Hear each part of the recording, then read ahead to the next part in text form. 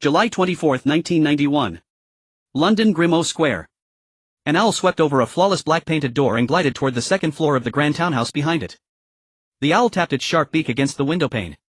A delicate child's hand pushed the window open and reached out to take the envelope tied to the owl's leg. A long thin snack was tossed out from inside the room. The owl snapped it up midair only to see the window swiftly shut. With the treat clutched in its talons, the owl glanced down at its prize and then back at the tightly shut window, uncertain whether it ought to be pleased or offended. After finishing the treat, the owl decided that the rich flavor was the finest thing it had tasted in a long while. It parted its beak as if savoring the taste once more. Then, with a few agitated beats of its wings directed at the resolutely closed window, the owl turned away and flew off into the distance. Inside the room on the second floor of the townhouse, a black-haired dark-eyed boy sat upright in a chair. He was about 11 years old and dressed in splendid clothing. His features were handsome, his skin fair, his face finely sculpted. Most striking were his dark eyes, deep as a void, drawing the gaze. That gaze lent him an air of innate nobility and elegance, as though he had been born for this life of luxury. He picked up the letter the owl had just delivered. The envelope was pale yellow, sealed with an emblem. The emblem was shaped like a shield, where a lion, an eagle, a badger and a snake encircled the initial H for Hogwarts. He broke the seal and opened the envelope. Inside were 2 sheets of paper. The first sheet was an admission letter. Hogwarts School of Witchcraft and Wizardry. Headmaster Albus Dumbledore. Chief Warlock of the Wisingamot, Grand Sorcerer, Supreme Mugwump of the International Confederation of Wizards. Dear Mr. Black. We are pleased to inform you that you have been accepted at Hogwarts School of Witchcraft and Wizardry. A list of required books and equipment was enclosed with the letter. Term was to begin on the 1st of September and they would await his owl carrying a reply by July 31st. The letter was signed by the Deputy Headmistress Minerva McGonagall. The second sheet contained the full list of books and equipment required for first-year students. One line was specially emphasized: first-year students may not bring their own broomsticks. Arthur Black set down the admission letter and took a blank sheet from a drawer. With courteous phrasing he wrote to acknowledge the term dates and requirements and to express his anticipation for his forthcoming studies at Hogwarts. He placed the finished letter into an envelope and then tapped a small bell hanging from a wooden stand on the desk. Dingling dingling, the clear sound rang twice and then faded away. A door opened slowly and a short figure dressed in a neat suit stepped inside. It bowed slightly and asked respectfully what the young master required. Arthur, seated at the desk, slid the finished envelope to the edge of the tabletop. He instructed that it be sent to Hogwarts and the suited servant agreed at once. Being entrusted with the task seemed to delight the small servant. Holding the envelope, it walked to a nearby side table fitted with many drawers. The servant opened one of the drawers and took out a small spoon. After placing a few measured contents into the spoon, it held the utensil ready. It extended its other hand and pointed at the spoon. At once the contents within turned into a black liquid. Then the servant traced a slow circle over the envelope with the spoon. The black liquid seemed guided by an invisible force, forming a perfect ring upon the envelope. Next the servant took out a seal from another drawer and pressed it lightly into the black ring on the envelope. Soon it lifted the seal away. The black liquid, which had gathered like a ring of raindrops, was compressed into a round black disc now bearing the impression of the seal. The seal took the shape of a shield decorated with 3 emblems, 2 5-point stars, a mountain-like symbol and a short sword. On either side of the shield reared 2 greyhounds. Beneath the shield a ribbon bore the family motto in French: toujours pour, always pure. It was the crest of the Black family. The ancient and noble Black family was among Britain's largest, oldest and wealthiest pure-blood wizarding families, counted as one of the Sacred 28. Many British wizarding households were connected to them by closer or more distant blood ties. Arthur Black was now the sole legitimate heir of the Black family. He carefully put away the Hogwarts letter and then walked up to the top floor of the townhouse, the 5th floor. Climbing from the 4th to the 5th floor, the first sight was a small garden wrapped around both sides of the stairhead. Beyond the garden lay a very spacious bedroom, more accurately a suite. The suite contained a bedroom, bathroom, gym and other rooms, taking up half of the entire 5th floor. The other half was the garden he had just walked through. The Black townhouse had not always looked this way. Several years earlier, at Arthur's command, the building had been extensively rebuilt. For the original townhouse had been too dilapidated, steeped everywhere in a gloomy, dark atmosphere. Only the basement had been left structurally untouched, and the renovation for it housed every book the Black family had collected since its founding. Such an heirloom was something Arthur refused to let others meddle with. Still, he instructed the family's house elf to replace all of the basement's decor. The old kitchen in the basement was moved up to the 1st floor. Such sweeping changes to the ancestral townhouse naturally drew opposition from the resident house elf and from Walburga Black. Yet before the only legitimate heir of the Black family, Arthur Black, the protests of a single portrait and a single house elf carried no weight. From that time on, the house elf Creature abandoned Walburga Black's cause and served Arthur Black completely. Arthur had promised Creature that when the house elf's life was over, his head would be affixed to a plaque and hung up like his mother's as an honor. From then on Arthur became the Black family's sole heir who, though not the family's head in name alone, wielded the authority of one. After the renovations were complete, Arthur had Walburga Black's portrait sealed away in a small room in the basement, a chamber converted from the original kitchen. He even had Creature install soundproofing within the room. Arthur had no wish to hear Walburga Black's loud scolding day after day. Because of Arthur's own bloodline and status, Walburga's portrait would never address him as harshly as in certain tales. But her constant loud complaining still tried his patience, so he had the portrait sealed and left it there. Arthur also had another landmark feature of the Black townhouse: relocated the wall of plaques bearing the heads of house elves. It was moved to the innermost room at the end of the first floor corridor, Creature's room. Arthur personally named this wall and inscribed upon it, "Black Family Honor Wall of House Elves." Below he wrote in smaller letters, "In gratitude to the house elves who have made great contributions to the Black family." After writing this, Arthur promised that when Creature died his head would hang at the very top of the honor wall. The promise nearly moved Creature to tears. From then on he could fall asleep each night with the honor wall in sight, dreaming that after his death his head would hang at its highest point. It was to him a happiness and an honor beyond measure. In that moment Creature felt Arthur Black to be the greatest figure in the Black family. To him Arthur was greater even than Regulus Black and Capricorn Black. Capricorn Black, third son of Orion Black. Younger brother of Sirius Black. Twin brother of Regulus Black. This was the change Arthur Black brought to this world. Arthur Black was a transmigrator. Before transmigration he was a Chinese man named Lei Yongxin. At that time he was playing a game based on Harry Potter. After easily completing it he was not satisfied with the original game characters. So he downloaded a Thunder Emperor mod from a forum which allowed the game character to cultivate lightning magic. This was a rarely touched magic in Harry Potter. But the attribute of lightning held an extraordinary status in Chinese culture. With the Thunder Emperor mod, Lei Yongxin successfully created a wizard who cultivated lightning magic. While leveling up his character to max and soloing Voldemort, he shouted with thunder, "Shatter the darkness." Overexcited, he knocked over a can of soda on the table and electrocuted himself. Then he transmigrated into the world of Harry Potter, possessing the template of the lightning magic wizard character he had played in the game. Age 11, height 150. 3 centimeters, weight 42. 3 kilograms, magic power 688, skill 46, spells discharge 7, stupefy 4, finite incantatum 1, shield charm 2, levitation charm 5, summoning charm 6. Alchemy, ancient runes 3, wood carving 4. Transfiguration, form change 1. Special occlumency 3. The attributes above were from the game before transmigration. Magic power represents the amount of magic within a wizard. Although in this world a wizard's magic recovers quickly and generally does not run out of mana, some extremely large-scale spells still require vast amounts of magic to sustain them. With the same spell, the more magic input, the greater the power, provided one can control it.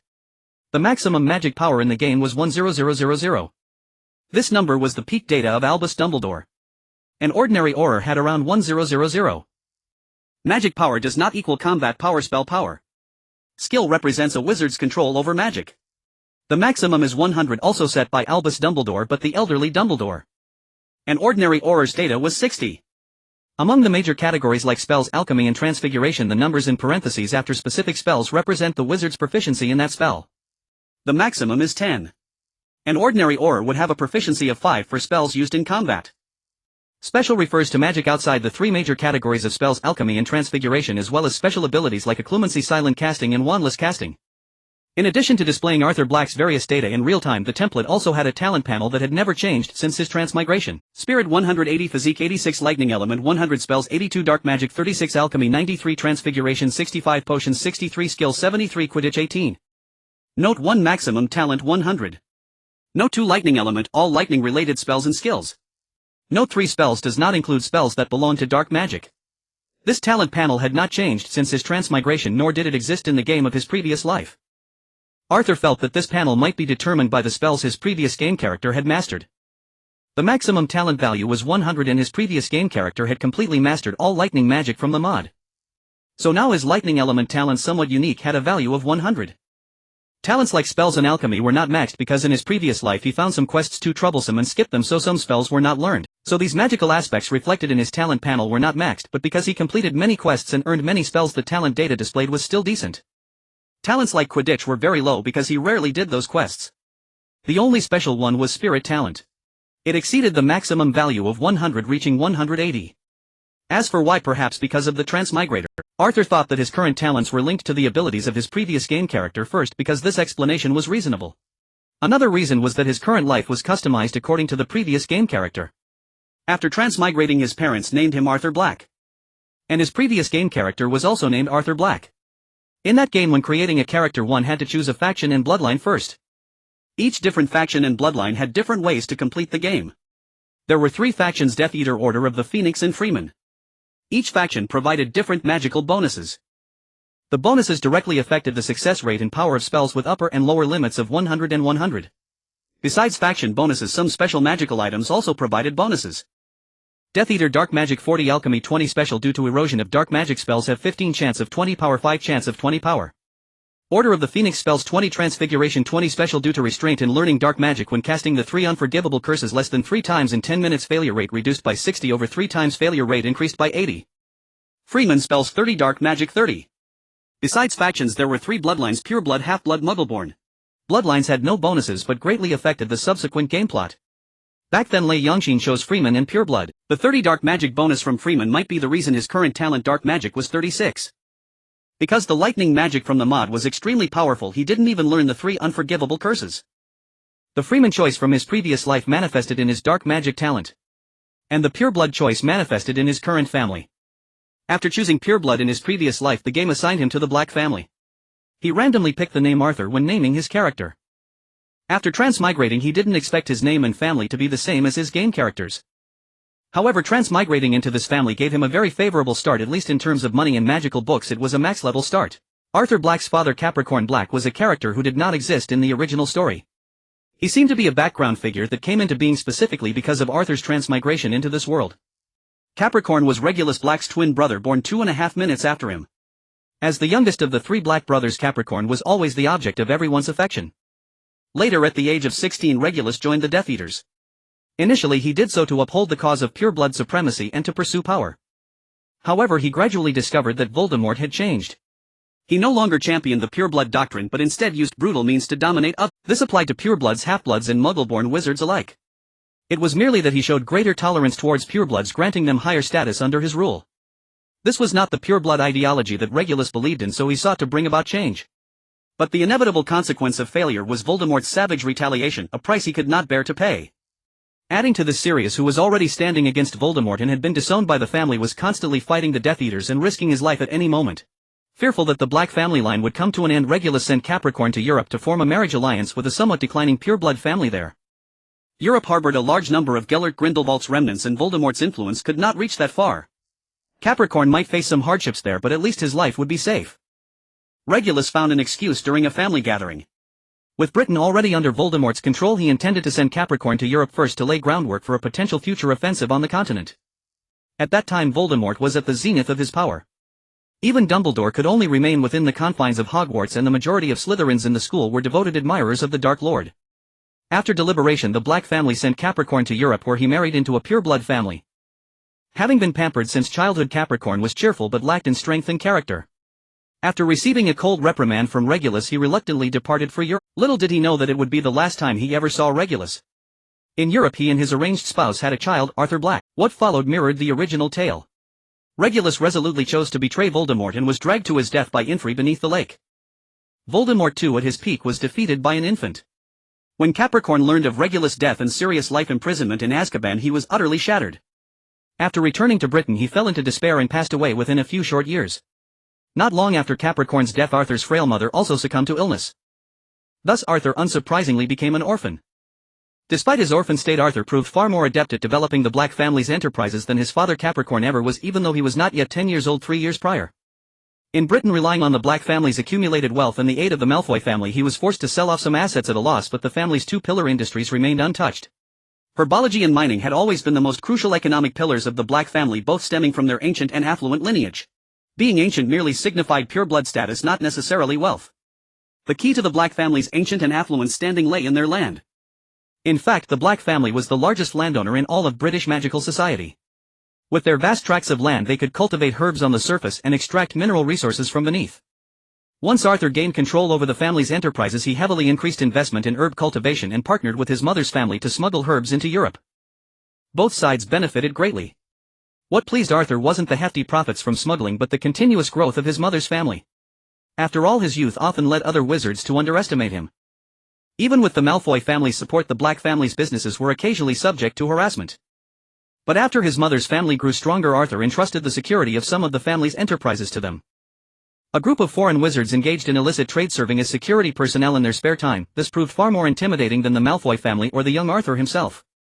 After that, the number of troublemakers targeting the Black family dwindled significantly. Lucius Malfoy also began to regard Arthur with greater respect and initiated collaborations with him. In the wizarding world, cooperation wasn't sealed by mere verbal agreement. This world had magical oaths. Although ordinary partnerships didn't typically invoke vows as lethal as the unbreakable vow upon breach, any oath once broken would inevitably exact a tremendous cost. It was precisely because the Black family had established oaths with many other families in the past that Arthur, even as the sole legitimate heir, could hold on to the family's vast empire. Otherwise he would likely have lost it all, and perhaps his life along with it. However, this was a world of magic. Through his collaborations with the Malfoy family and his mother's family, Arthur had already amassed more wealth than the family had before he took control. To this end, he had even purchased 2 house elves, one named Lucy and the other Baru, to manage the Black family's affairs in Britain and Europe respectively. As for Kreacher, his talent lay in cooking. House elves differed in abilities, some excelled in combat, others in culinary arts. Kreacher's aptitude was squarely in cooking. When Arthur first gave him Chinese recipes, it took Kreacher just a week to master the preparation of most Chinese dishes. When Arthur purchased Lucy and Baru, Kreacher was quite upset, angry with himself, believing his own inadequacy had prompted Arthur to acquire additional house elves. Arthur felt powerless to change the mindset of house elves. Getting Kreacher to clean himself daily and wear a proper butler's uniform was already his greatest achievement. Previously, whenever Arthur contradicted him, Kreacher would inevitably bash his head against the wall, often leaving himself bloodied and bruised. Arthur then told him that such behavior would damage the household furniture. After that, Kreacher stopped doing it. What Arthur hadn't anticipated was that Kreacher subsequently found a perfectly shaped, sized and suitably hard oval stone from outside. Whenever a problem arose, he would bash his head against that stone. From then on, Arthur gave up trying to change the house elf's mindset. Good intentions don't always lead to good outcomes. Instead, Arthur directly altered the punishment for house elves. Whenever Kreacher believed he had done wrong and required punishment, he was to go to the basement and crush ores without using magic. Those ores were materials Arthur needed for his alchemy practice, and this also provided Kreacher with some physical exercise. The typical appearance of house elves simply didn't appeal to Arthur's aesthetic sensibilities.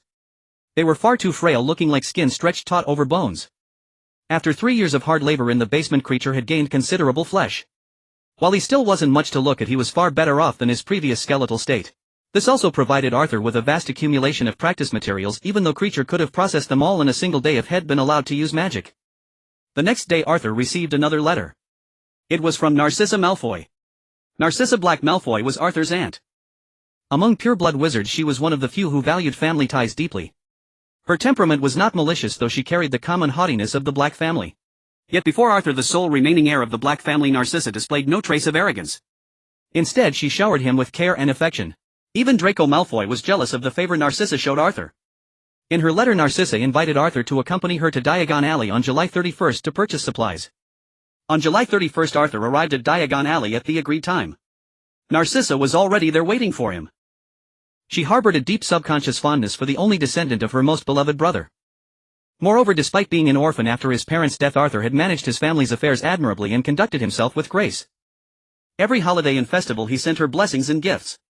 Sometimes even Lucius Malfoy would forget amidst his busy schedule, but Arthur never once missed. As for Draco, Narcissa believed that Arthur, having lost his mother, had come to see her, the older woman he interacted with most, as a maternal figure. This made Narcissa even more tender towards Arthur, to the point of doting. Had Arthur not refused, she would have wanted him to live at the Malfoy Manor. As for Narcissa, Arthur's feelings were mostly those of fondness, a simple sense of reciprocating kindness. In essence, Arthur's personality remained the same as before his transmigration. He cherished solitude.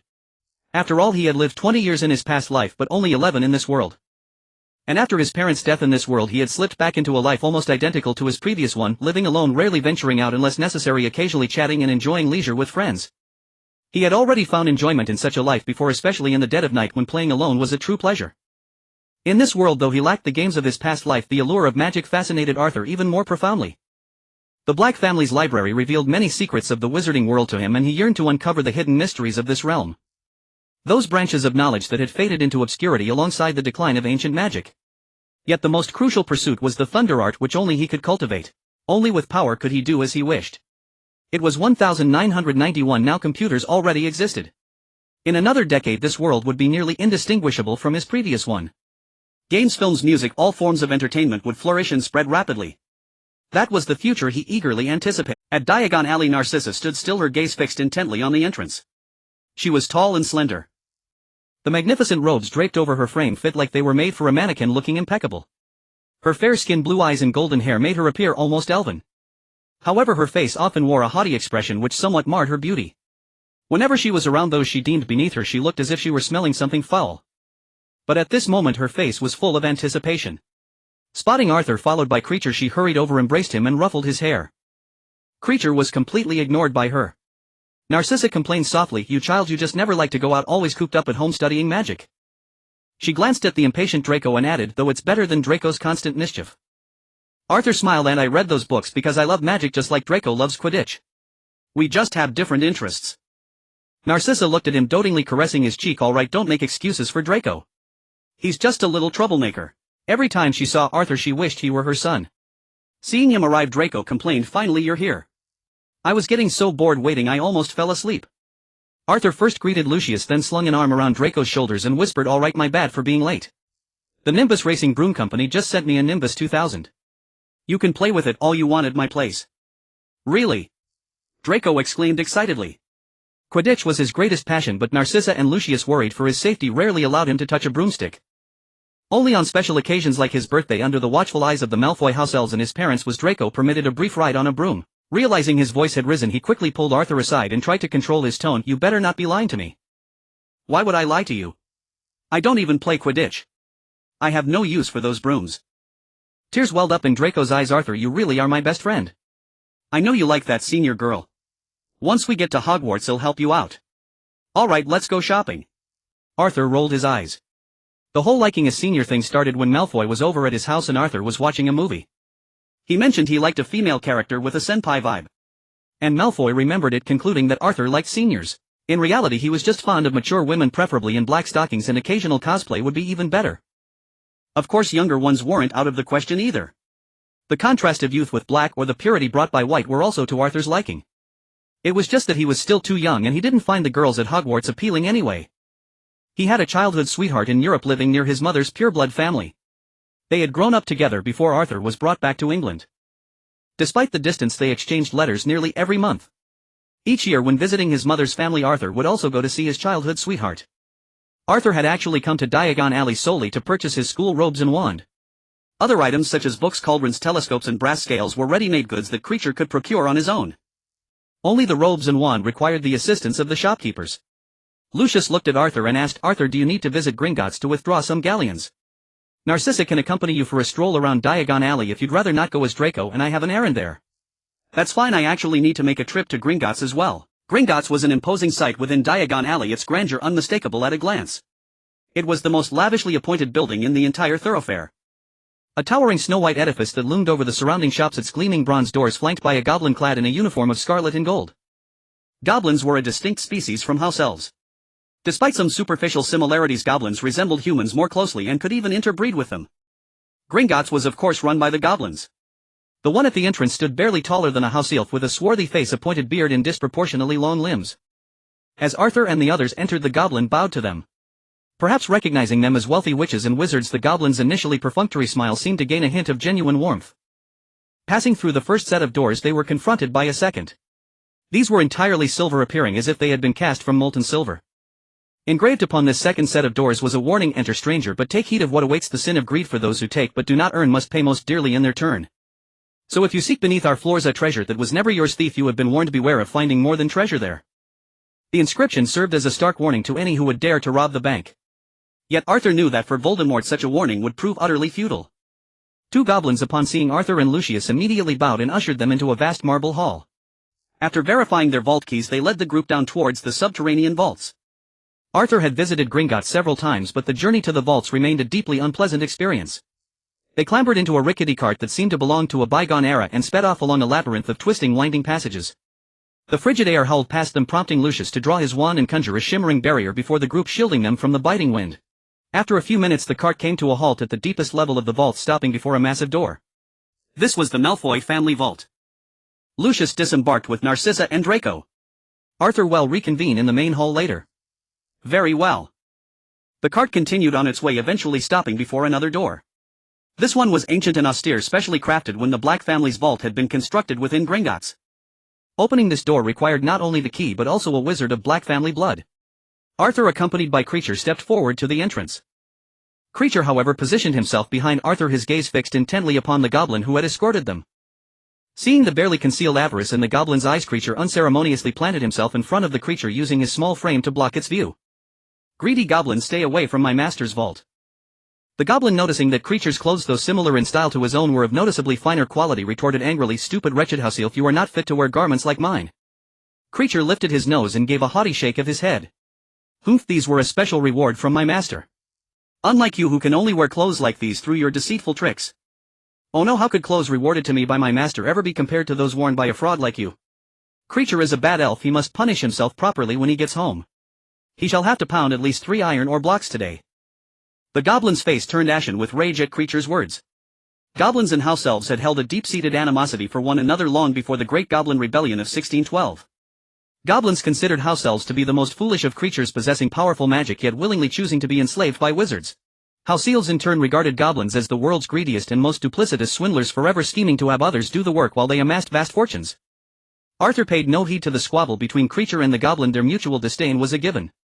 As long as it didn't escalate into a brawl, it was of no concern to him. He inserted the key into the door and gave it a gentle turn. Click. Clack. A circular protrusion slowly emerged from the lower middle section of the door. As Arthur placed his hand upon it, the gems embedded around it gradually began to glow, finally forming a complete luminous circle. As the last of the gems flared to life, the door swung slowly open. Beyond it lay a breathtaking sight, a series of small mountains, each one meticulously piled high with galleons.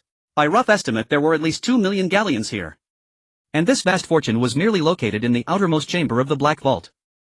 The treasures stored deeper within, be they antiquities, contracts, or magical artifacts, were the truly priceless items. The Black family had even commissioned a colossal bookcase filled to the brim with all manner of contracts. Those were the family's most precious possessions. For now, however, Arthur was simply there to withdraw some galleons. Once he returned to school, he wouldn't have the leisure to visit Gringotts so frequently. So he was withdrawing a sum of money to be managed by Creature. Should the house elves responsible for the British and European estates Lucy and Baru require funds, they could apply directly to Creature. Arthur would never have trusted another wizard to manage the Black family's affairs. House elves, however, were a different matter entirely. Now that he was their master, their loyalty was absolute. A house elf like Dobby was a rarity that might appear only once in a century. Arthur produced a leather trunk enchanted with an undetectable extension charm and had Creature fill it with 2,000,000 galleons. This would serve as the operating capital for the Black family's various enterprises. He himself took out a separate smaller money pouch and filled it with roughly 1,000 galleons. This substantial sum of 1,000 galleons would be more than enough to cover all his school supplies and living expenses for the year ahead, far exceeding any anticipated costs. After all, most wizards would be hard-pressed to spend 1,000 galleons over their entire 7 years at Hogwarts. With the gold secured, Arthur closed the vault door. He then followed the goblin back to the main hall of Gringotts, the entire journey punctuated by the goblin's furtive glances at the leather trunk Creature was carrying. Within that trunk lay a veritable mountain of galleons. When Creature had entered the vault, the goblin had stolen a glance and seen the elf sweep a mountain of gold into the trunk. The sight made his mouth water. Were it not for the fact that he couldn't defeat a wizard, he would have resorted to outright robbery. Upon reaching the main hall, Creature swung the trunk, knocking the goblin aside and cornering him against the wall, allowing Arthur to pass. Once Arthur had departed, Creature shot the goblin a venomous glare before leaving Gringotts and heading back to the Black Manor. Lucius and the others who had returned to the main hall first saw Arthur coming up as well and set off together for Madame Malkin's robes for all occasions. It was the finest clothing shop in Diagon Alley, offering not only Hogwarts school uniforms but also custom tailoring, including self-running, self-repairing and extra-large sizes. When they entered, Madame Malkin looked at Arthur and Malfoy and said, "Here for Hogwarts school robes, dear." Madame Malkin was a squat jolly witch in purple robes with a warm smile. "Yes, Madame Malkin." After Arthur nodded, Madame Malkin promptly produced a robe and pinned it to fit Arthur's height, then proceeded to measure Malfoy. Once the measurements were done, Arthur asked, "Madame Malkin, do you offer custom tailoring for your robes?" Noting Arthur's fine attire and his surname, Madame Malkin sensed a lucrative opportunity. She invited Arthur into a more luxurious room where the fabrics on display were far more exquisite than those in the main shop. Particularly striking were the thicker fabrics, some adorned with varying lengths of downy fur that appeared extraordinarily likely sourced from magical creatures. Seeing Arthur's interest, Madame Malkin promptly explained this as a XX classified material from the Ministry of Magic, crafted from swift feathers. "It's the finest in the shop for both warmth and waterproofing. The best in the shop." Arthur touched it again. Seeing his enthusiasm, Madame Malkin continued, "Of course, for winter garments, not just here but across all of Britain, swift feathers are the finest legal material available. The outer side uses the Swift's contour feathers, the inner side it's down. For both waterproofing and insulation it's unmatched. Arthur sampled other materials, but though he lacked expertise, the Swift feather fabric felt superior, especially the soft down lining the inside of. It was also the most expensive fabric in the shop. Alright, use this for the winter robes plus the self-ironing and self-repairing features. Madame Malkin smiled and nodded. And the other garments? Overwhelmed by the array of fabrics, Arthur simply said, never mind the cost. Just pick whatever feels most comfortable. Very well. Madame Malkin scribbled on a piece of paper, then placed several fabrics before Arthur. Would you like to try these? After Arthur approved everything, she quickly wrote on the paper and slid it to him. The 534 at the bottom had been crossed out and replaced with 530. That comes to 530 galleons. As these are custom orders, they'll take some time. Would you be able to pay a 200 galleon deposit? Once completed, we'll deliver them to the address you provide. We'll also include 10 free alteration vouchers, so if anything isn't to your liking, just send them back for adjustments. No problem. Arthur withdrew 200 galleons from his wallet. Spending over half of his 1000 galleons, he couldn't help but muse on how far galleons could go. He usually had creature handle such purchases and had little grasp of galleons' purchasing power for luxury goods. Madame Malkin pocketed the money and cheerfully saw him out. Outside, Arthur found Draco chatting with a boy, though it was mostly Draco talking while the boy responded with growing impatience. Madame Malkin spotted the new student and called him over. The boy's face lit up as he hurried toward her. As he passed Arthur, their eyes met. Turning his head, Arthur caught a glimpse of a scar half hidden beneath the boy's messy black hair. Though he couldn't see the full mark, the scar, the small build, the dark hair and the glasses, together they made it obvious to Arthur this was Harry Potter. Looking at Harry's clear yet somewhat naive eyes, Arthur offered a polite smile. Harry paused, hesitated for a brief moment, then smiled back. They passed each other. Watching the boy walk away, Harry felt a pang of envy. That boy was a head taller than him and looked strong. Most importantly, the couple had seen earlier and the other boy had been chatting with, they were probably that boy's family. What would it be like to have a real family? Harry glanced back and saw the boy laughing warmly with the couple. Longing filled his eyes until he spotted Hagrid approaching from the distance holding a massive ice cream cone. His heart lightened instantly. Meanwhile, Draco, now outside Madame Malkin's shop, kept glancing back. He tugged at Arthur and pointed at Hagrid. Look at that giant over there. I wonder what kind of broomstick could even lift him. Arthur studied the towering figure of Hagrid closely. Though he knew of Hagrid's giant heritage and towering stature, seeing him in person was still striking. After a moment's thought, he figured Hagrid's mother was likely a giantess. Seeing Arthur's fascination, Draco went on, see what I mean? Huge, right? I bet his finger's as big as my head. And that ice cream he's holding, probably smaller than his front teeth. One bite and it's gone. That's probably for the other boy from the robe shop. Oh right. A spark of excitement lit up Draco's face, a look Arthur had never seen before. In telling you, that kid's definitely not ordinary. When he walks, he's jingling. I'd bet my ears on it, that's the sound of galleons clinking together. Arthur countered, doesn't everyone have galleons? What makes him so special? He was genuinely curious why Draco was so fixated on Harry. Draco pulled Arthur aside away from his parents and whispered, his clothes are all ragged and too small, that means his family's broke.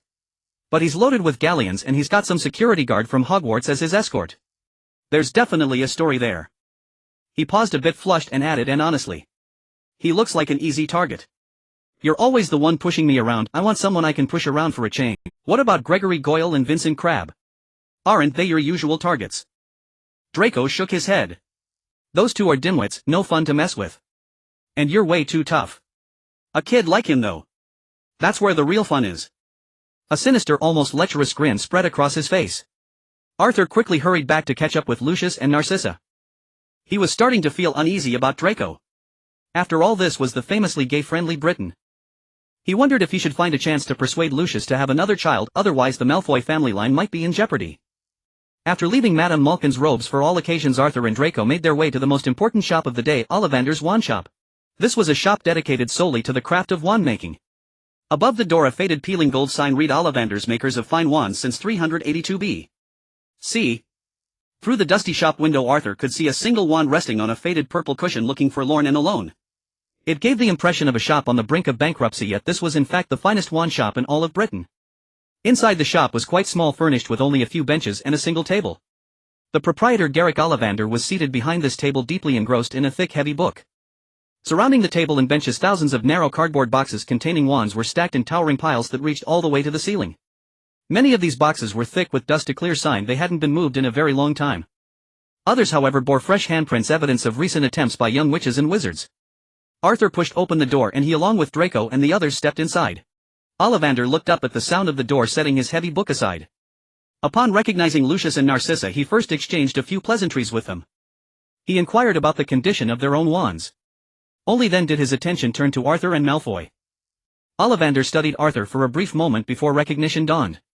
"Ah, I know who you are. You must be Arthur Black. Your features are remarkably similar to your father's when he was your age, the same noble bearing and handsome visage. I remember your father's wand well, willow wood with a core of dragon heartstring 13 inches. Excellent for casting charms. Thank you, Mr. Ollivander." A very polite child, Ollivander remarked, pulling a tape measure with silver markings from his pocket. "Which is your wand arm?" "Am accustomed to using my left," Arthur said. He hesitated slightly, for his true dominant hand was his right.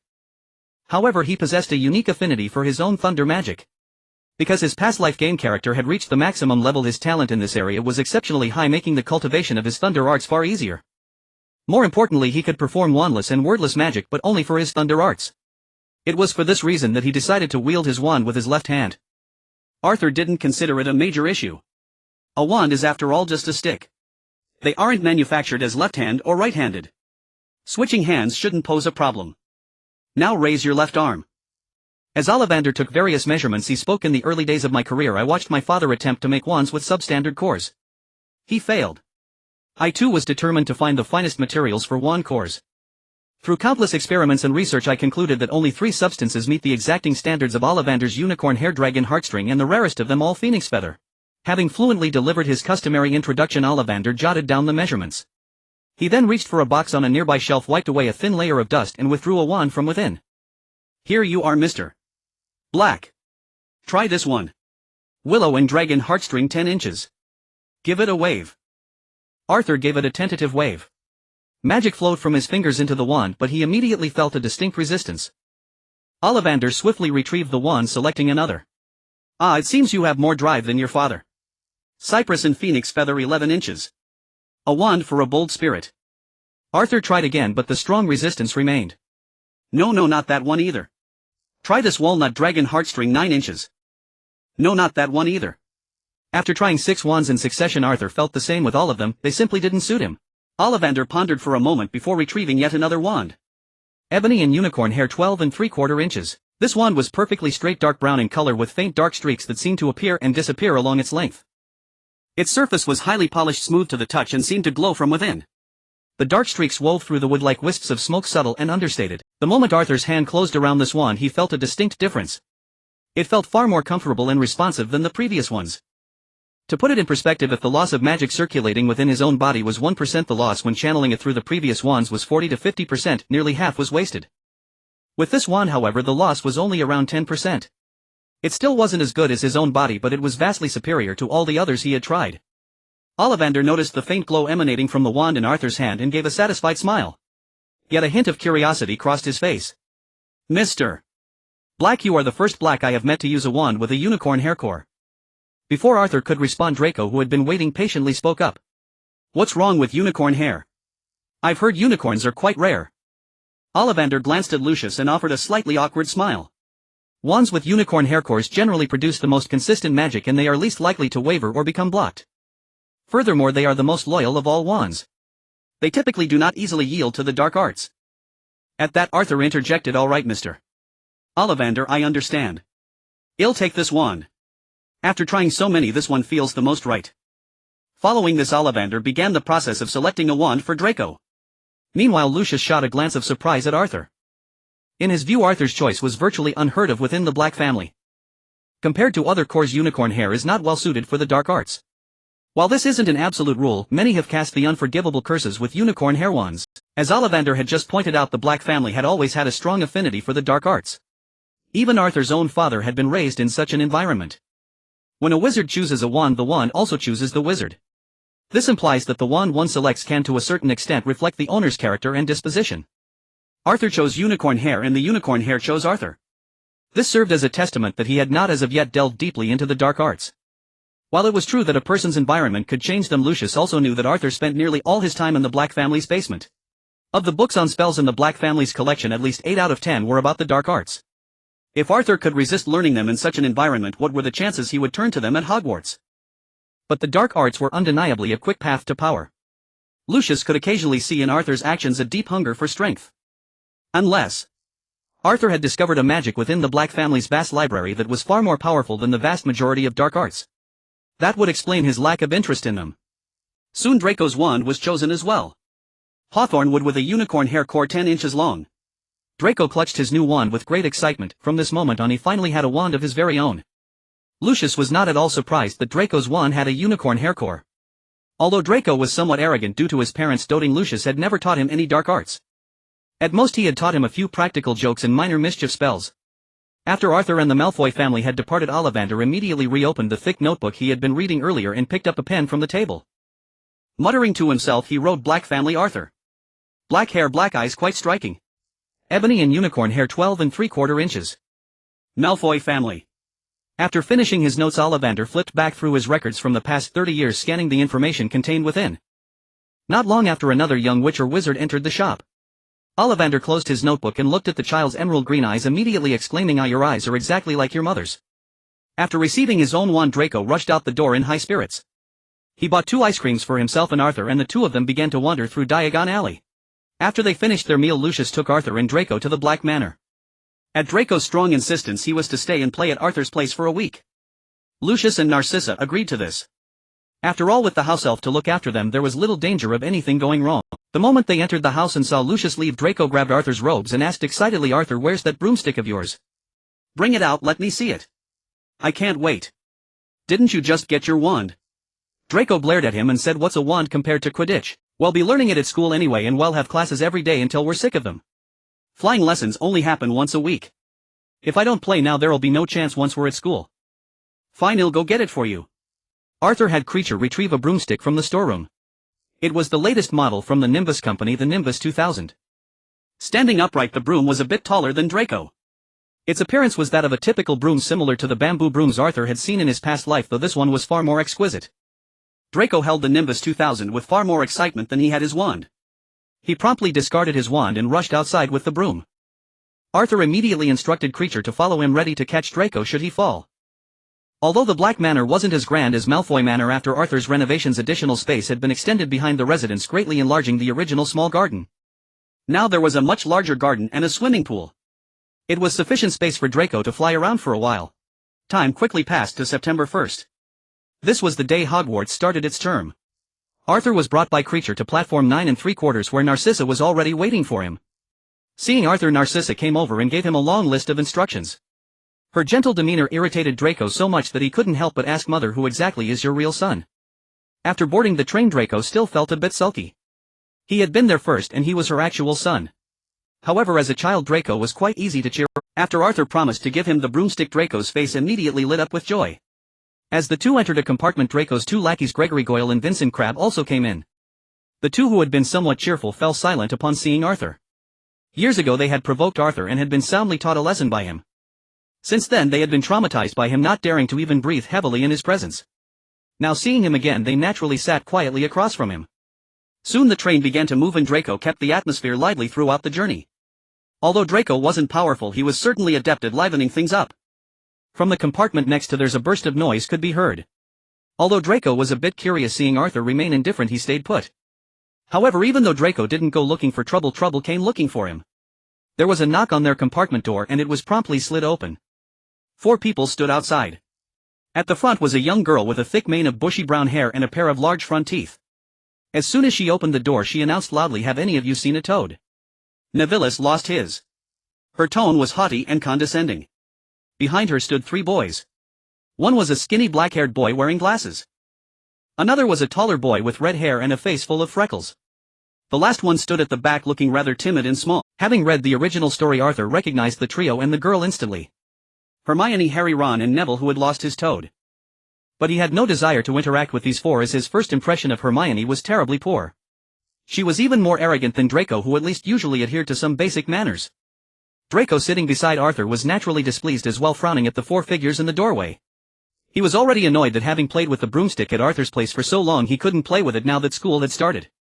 The atmosphere in the compartment was also somewhat heavy and he was racking his brains to find a topic to discuss. Then suddenly a few people barged in, looking down at them with arrogant expressions and speaking in a condescending tone without even a simple greeting. Before he met Arthur, he used to walk around with his nose in the air every day. Even though he had changed somewhat because of Arthur, his inherent arrogance remained only kept in check when he was in Arthur's presence. He looked at Hermione, his tone equally hostile, and said with a sneer, "Humph, who are you? Didn't your parents teach you any manners?" "You," Hermione began, but was immediately pulled back by Harry. "Hermione, let's go. Let's ask somewhere else." Harry himself thought Hermione's approach was inappropriate. If someone had closed their compartment door, their privacy should be respected. If it were him in such a situation, he would feel uncomfortable too. Having grown up in his aunt's house, he was sensitive to such things. Sensing the hostility from the people in the compartment, he immediately tried to pull Hermione away. But Hermione didn't see it that way. "Harry, their compartment is right next to ours. The chances of Neville's Toad being here are the highest." As the two were tugging at each other, Draco clearly caught the name Harry. He had recognized the skinny boy among the four as the one he had met at Madame Malkin's robes for all occasions. He just hadn't expected this boy to be Harry Potter. "You're Harry Potter." Draco looked at Harry, his eyes lighting up. Harry instinctively nodded. He was somewhat numb to the reactions people had upon learning he was Harry Potter. Earlier on the train, many people had come in to see him. Or rather, to see the lightning bolt scar on his forehead. Everyone who saw it wore an expression of astonishment. Just like the boy who was now asking if he was Harry Potter. The other two burly boys in the compartment, who looked like bodyguards, also stared at him intently. Only the boy sitting furthest inside, after Harry confirmed his identity, slightly raised his head, gave him a once-over with his gaze, and then returned to his. Harry also recognized him. He was the boy he had met at Madame Malkin's. At the time, he had looked at him with a heart full of envy. Draco showed some interest upon seeing Harry and dropped the matter of Hermione's earlier rudeness. "Oh, across from me sit Crabbe and Goyle." He then turned sideways. "His name is Arthur, and him Malfoy, Draco Malfoy." Ron let out a soft cough beside him, clenching his jaw to suppress a grin. Draco in Latin means dragon or serpent and is also the name of a constellation. Malfoy in French Malfoy signifies evil or harmful, and its pronunciation echoes the word malform. So when Draco introduced himself, Ron perceived it as a haughty boy declaring, "Hello, I am the evil dragon." Or perhaps, "Hello, I am the malformed dragon." Draco noticed Ron's stifling laughter. "You find my name amusing, do you? No need to ask, I know who you are. My father told me that all Weasleys have red hair, freckles, more children than they can afford, and live in a tumbledown house." He turned to Harry. "You'll soon discover there are vast differences between wizarding families, Potter. You'll gain nothing befriending wizards like these." "I think I can tell who the good ones are for myself," Harry said coldly. A faint flush crept up Draco's cheeks, clearly stung by Harry's retort. "Oh, is that so? Then I hope associating with outcasts like the Weasleys turns you into the good person you aspire to be, rather than having to bail them out with your parents' vault." Ron surged forward, his face as red as his hair. He glared at Draco, drew his wand and pointed it menacingly. "Say that again."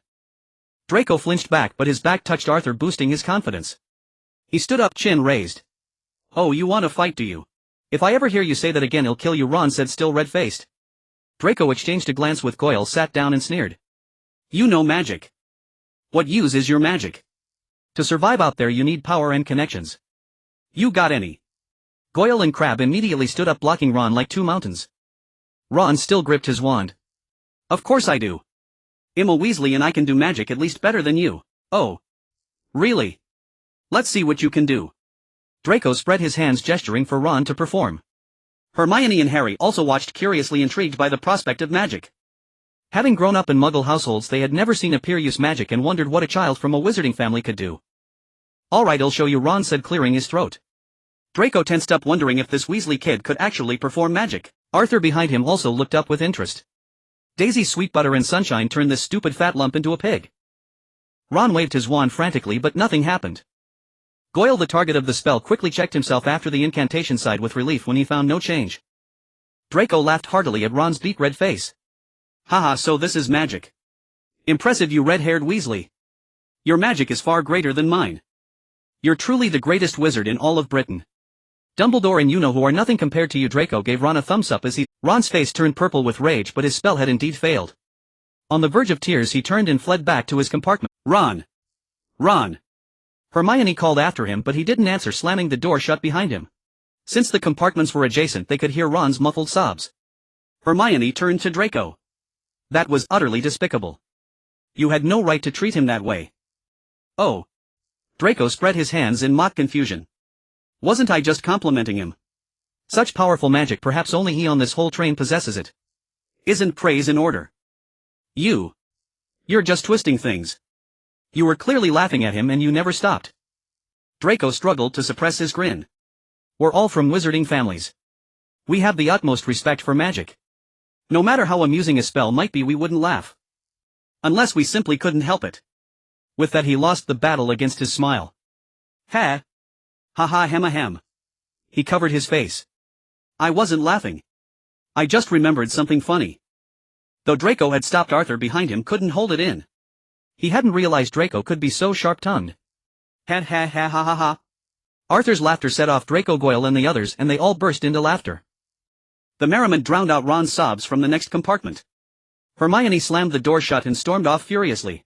Arthur was also puzzled by Ron's behavior. Ron had grown up in a wizarding family with his parents and brothers. His parents must have demonstrated magic beyond simple household charms. And if not them, his older brothers would have used magic at least occasionally. Since their parents were adult wizards, the ministry wouldn't interfere when his brothers used magic at home during holidays. How could Ron believe in such a silly spell? But it didn't matter much. Though this first meeting with the trio hadn't left a good impression. It wasn't like his survival depended on them. Apart from Harry Potter's destiny to kill Voldemort, they held no significance for Arthur's future. Why bother being a sycophant? It was far more entertaining to watch the drama unfold between Draco and Harry. Perhaps in the future he could write a book about the untold story between the Chosen One and a Death Eater. Such a book would surely sell like hotcakes.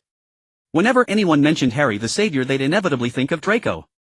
In the compartment adjacent to the one occupied by Arthur and his three companions, the group had abandoned their search for Neville's toad in the wake of the earlier commotion. Hermione encountered the witch selling snacks and informed her of Neville's lost toad. The vendor assured her that she would alert the relevant authorities and that the toad would be found when the luggage was inspected upon the train's arrival. Upon returning to their compartment, they found Ron's tears had ceased, though his eyes remained red and appeared swollen as if they had doubled in size. Hermione, observing Ron's state, spoke with a hint of irritation. We are only just at the age of entering Hogwarts. Failing to perform a simple spell and succumbing to discouragement at the first hurdle, how will we ever become accomplished wizards with such an attitude? Ron felt a pang of shame at Hermione's words, especially having performed so poorly in front of everyone like a bumbling clown whose act had failed. This only deepened his existing insecurities. He had previously felt a sense of pride being from a wizarding family compared to Hermione and Harry, who were not. Now that pride was utterly shattered, replaced by nothing but humiliation. Seizing the opportunity to change the subject, Harry asked Ron, "Do you know who those people are?" "I saw them once in Diagon Alley." "Oh, them." Ron pondered for a moment. "I don't know who the two big fellows are, but Malfoy is the only son of the Malfoy family. I've heard about his family. After the Dark Lord vanished, his father was among the first to return to our side. He claims he was bewitched, but my father doesn't believe it. He says if the Dark Lord ever returns, Malfoy's father would switch allegiance to the dark forces without needing any excuse. As for the person next to Malfoy..." Ron frowned, thinking hard for a moment before continuing, "That might be Arthur Black, the last remaining member of the Black family." "Black?" Harry asked, surprised. "Isn't he with the Malfoys?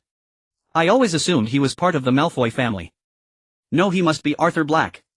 Malfoy only has one child.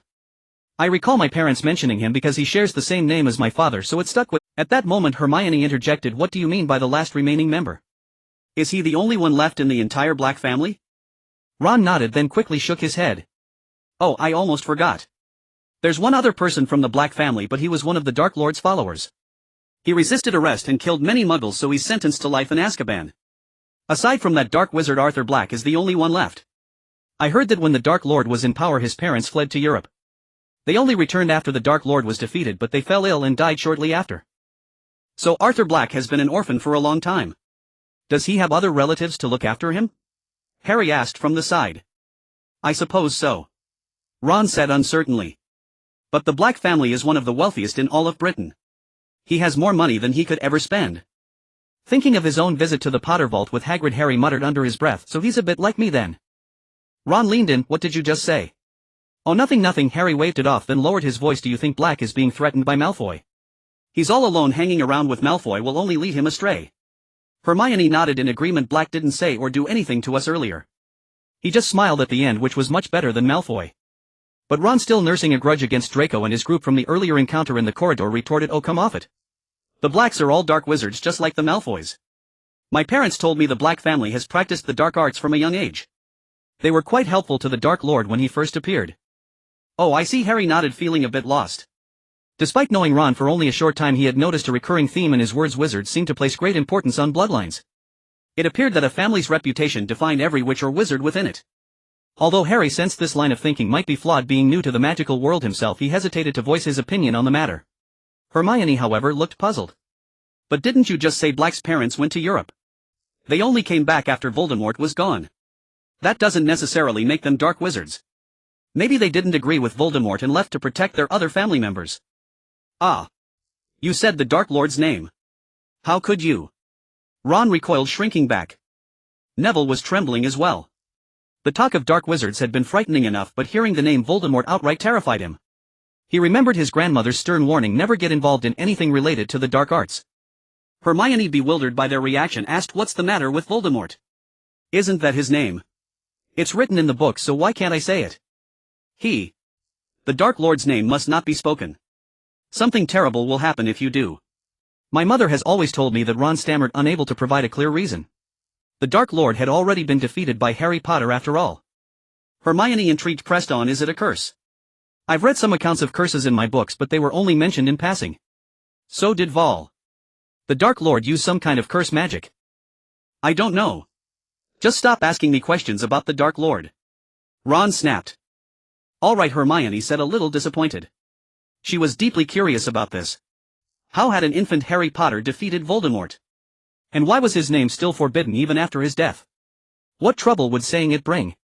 But since Ron refused to elaborate and she had no one else to ask, she resolved to search the school library once they arrived. She had learned so much about the magical world from books, surely she could find answers about Voldemort there as well. Ron, finally recovering from the shock of the Voldemort discussion, turned his attention back to Hermione's earlier defense of Black. Why were you sticking up for Black earlier? His whole family are dark wizards.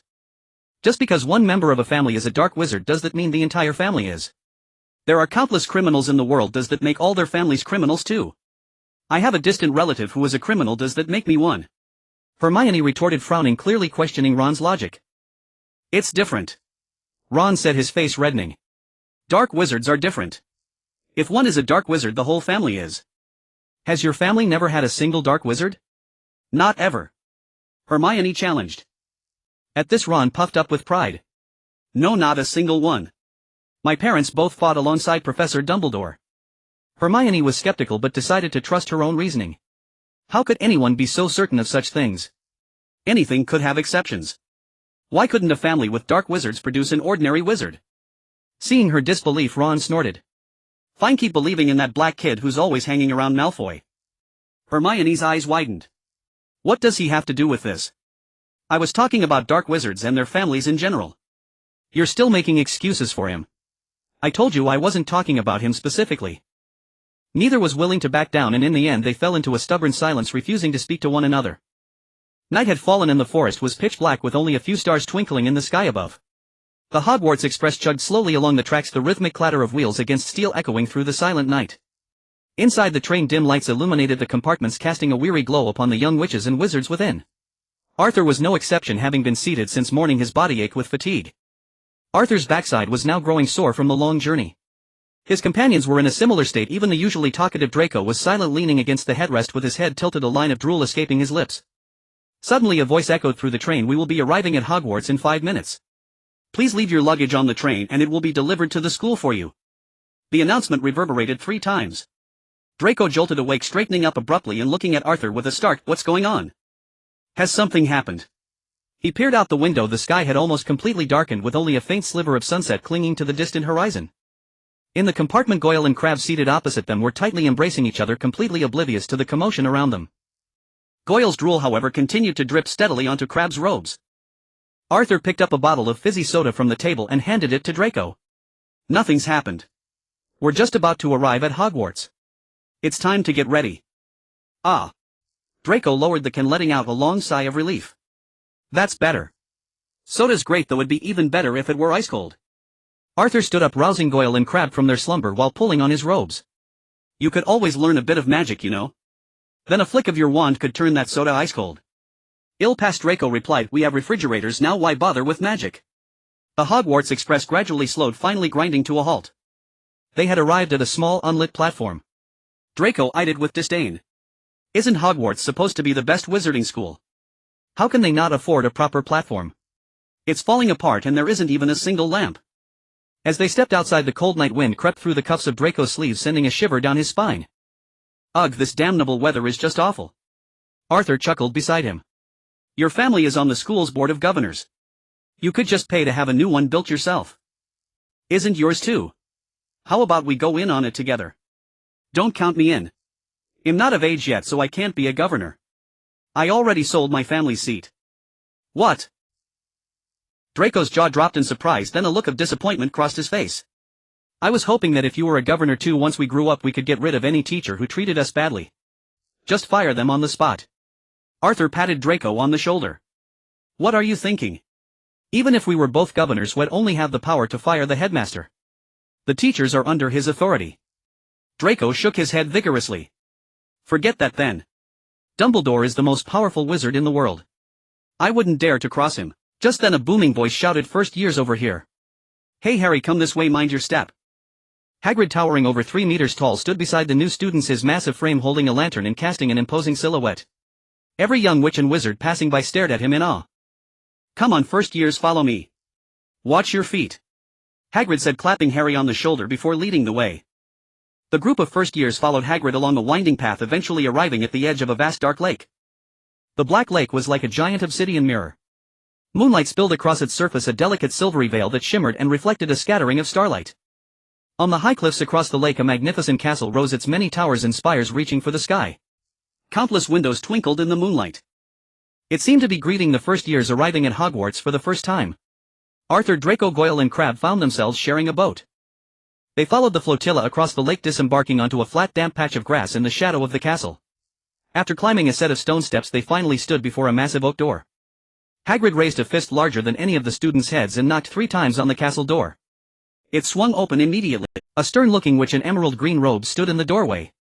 These are the first years, Professor McGonagall, Hagrid said. Thank you, Hagrid. I'll take it from here. Professor McGonagall led the group inside, and after a brief wait she guided them into the Great Hall.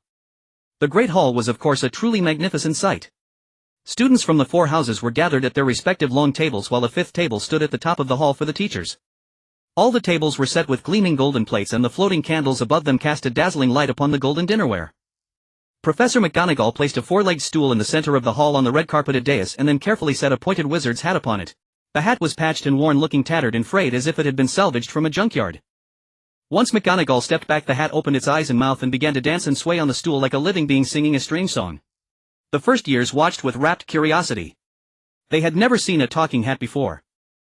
Arthur stared at the hat with equal fascination, but his mind was on the founders of Gryffindor or Hogwarts, wondering how they had managed to create such an artifact. A hat with independent thought and creative power, almost as if it possessed a life of its own. At the front of the hall, Professor McGonagall unrolled a long scroll of parchment and began calling names. Each student who sat with the sorting hat on their head would have their house announced. Hannah Abbott. Hufflepuff, the hat declared after only a moment. Susan Bones. Hufflepuff, the hat shouted again. Susan quickly scurried over to sit next to Hannah. Arthur Black. Professor McGonagall called out next. Hearing his name, Arthur pushed through the crowd and walked towards the stool with the hat. It's him. He really is Arthur Black, Harry said, watching Arthur's figure. Ron grinned smugly. I knew I was right. I hope he doesn't end up in Gryffindor. I wouldn't want to share a dormitory with someone like him. Harry opened his mouth as if to say something, but in the end he remained silent. Arthur reached the stool and picked up the sorting hat. The hat didn't look dirty, but it was covered in a layer of dust like an antique that had been sealed away for years. He gave it a gentle shake, sending a cloud of dust spiraling into the air. Suppressing the urge to shake it clean, Arthur sat down slowly. He used declumancy to shield his thoughts about his lightning magic and his origins as a reincarnated soul before placing the hat upon his head. The moment it touched his head, a voice echoed in his mind. I can sense a great deal of curiosity and a thirst for knowledge. Oh my, the talent overflowing from you. There's no doubt you are an unparalleled genius. And your bloodline. So ancient. Fascinating. Where should I put you? Arthur sat on the stool, asking silently, where were you thinking of putting me? Gryffindor. Slytherin. Or perhaps Ravenclaw. What about Hufflepuff? Hufflepuff. Let me see. You do enjoy small animals and your temperament is quite steady. That could work. So do you want to go to Hufflepuff? Of course not, better go to Slytherin, Arthur murmured to himself. Alright, no problem, are you sure? Once chosen, there's no turning back. I'm sure. For Arthur, it made no difference which of the 4 houses he ended up in as long as he didn't share a dormitory with Harry and following those 2 would mean spending every moment either on the way to detention or in detention. In Slytherin, at least Draco was someone he knew, making things more convenient others wouldn't serve as his shield. Then it's settled. The Sorting Hat declared loudly, Slytherin. Setting down the hat, Arthur rose and noticed Dumbledore smiling at him. He returned a polite smile towards the staff table. He wondered whether Dumbledore's smile was merely out of courtesy or something more. After all, in this world prophecies and seers existed. The only known seer was Grindelwald, Dumbledore's closest friend. Noticing Arthur's gaze, Snape, seated beside Dumbledore, also forced a stiff, awkward smile. Below, Ron heard the Sorting Hat call out Slytherin and said to Harry, "See, I told you he was Slytherin." After a while, Professor McGonagall called out Draco Malfoy. Draco adjusted his robes and strutted up to the Sorting Hat. The moment it touched his hair, it shouted, "Slytherin." He set down the hat and glanced triumphantly at Arthur. Then he walked over to the Slytherin table. "Arthur, why did you take so long? Look at me, sorted into Slytherin in an instant." "Nothing much, just had a chat with the Sorting Hat." "Oh, Merlin's trousers!" Draco exclaimed. "That old hat can talk. I thought it only said the house names and sang songs." "Of course it can, it's a relic of Gryffindor." Soon the sorting ceremony reached its climax. The fate of Harry Potter. As the savior who defeated the Dark Lord, Harry Potter was arguably the most anticipated first year in decades. Students from every house hoped Harry would join theirs. Even most young Slytherins were no exception. Like Draco, who had approached Harry to befriend him upon learning of him. So when Harry stepped forward, many students craned their necks like giraffes to get a better look. Draco also stretched his neck, peering out like a schwanwu. He glanced at Arthur, who remained unmoved, and asked, "Aren't you curious which house he'll be in? What if he ends up in Slytherin? Once he becomes my friend, he'll realize what a mistake it is to befriend the Weasleys." Arthur looked at Draco, who couldn't stop thinking about Harry, and said helplessly, "No need to watch. The Sorting Hat respects a wizard's own choice. After what happened on the train, it's certain he won't come to Slytherin." "How do you know?" "The Sorting Hat asked me just now." "Oh well." Draco's face fell and he sat down with a dejected air, as if abandoned by a lover. This display alarmed Arthur, who edged away slightly. If Harry hadn't chosen Slytherin and Draco reacted this way, it would be a disaster. After a long wait, the Sorting Hat finally shouted, "Gryffindor." The result sparked the loudest cheers of the night. The Weasley twins jumped onto the table shouting, "We got Potter! We got Potter!" It took a stern glare from Professor McGonagall to quiet them down. After a while, the last first-year Blaise Zabini was sorted into Slytherin. Professor McGonagall rolled up the parchment and left with the Sorting Hat and stool. Dumbledore then rose to his feet. Beaming at the students below, he said, "Welcome to Hogwarts for the new school year. Before the feast begins, I'd like to say a few words, and they are nitwit, blubber, oddment, tweak, thank you." As he sat back down, nearly all the young witches and wizards erupted in applause and cheers. For golden plates before them had filled with a variety of dishes. Boiled potatoes, roast potatoes, chips, fish and chips, beef pies, fried eggs, sausages, grilled tomatoes, grilled mushrooms and more. Of course there were also roast beef, pork chops, steaks and so on. Despite the abundance, Arthur barely touched most of the food. After the main course came a round of desserts. Compared to Arthur and Draco's relatively refined eating, Goyle and Crabbe beside them were exceptionally ravenous. Draco even moved away from them, his face full of disgust. Once desserts were done, Dumbledore stood up again and the hall gradually fell silent. "Now that everyone is full, the feast is coming to an end. Before we conclude, let me say a few more words. First years must heed this: the forest on the school grounds is off limits to all students. It's filled with magical creatures you're not yet equipped to handle. Secondly, Mr. Filch, the caretaker, has asked me to remind you that magic is not permitted in the corridors between classes. It's against school rules and will result in detention if caught. Additionally, tryouts for the Quidditch teams will begin in the second week of term. Students in second year and above who wish to play for their house team should contact Madam Hooch. Lastly, I must tell you all, anyone who does not wish to meet a painful, untimely death should avoid the corridor on the right side of the 4th floor. Draco brightened at the mention of Quidditch but said regretfully, "Too bad first years can't join. You'll have to wait another year. You could become headmaster of Hogwarts one day and change that rule." Draco's eyes lit up. "That's not a bad idea. Arthur, you'll have to help me then." Arthur replied casually, "Sure, when the time comes I'll do my best to support you." After the sorting ceremony, the Slytherin prefect led the young witches and wizards sorted into Slytherin to the Slytherin common room. Leading the group was the 5th-year Slytherin prefect Marcus Flint. A pure-blood wizard, yet his appearance was somewhat unsightly and he was extremely burly. Many privately called him a troll. He led everyone downwards to a somewhat dim and damp location. The Slytherin common room was situated at the very bottom of Hogwarts Castle, adjacent to the Black Lake. It could be reached by descending from the right side of the marble staircase on the first floor into the dungeons, then traversing a labyrinth of gloomy corridors. The entrance was a rather ancient-looking stone door adorned with 2 large serpents and numerous smaller snakes coiled around it. Flint called out to the stone door, "Glory." The door slowly opened, revealing the Slytherin common room within. Flint turned to the young wizards and said, "This is our Slytherin common room and the dormitories are inside as well. The password I just said, 'Glory,' is what opens the door.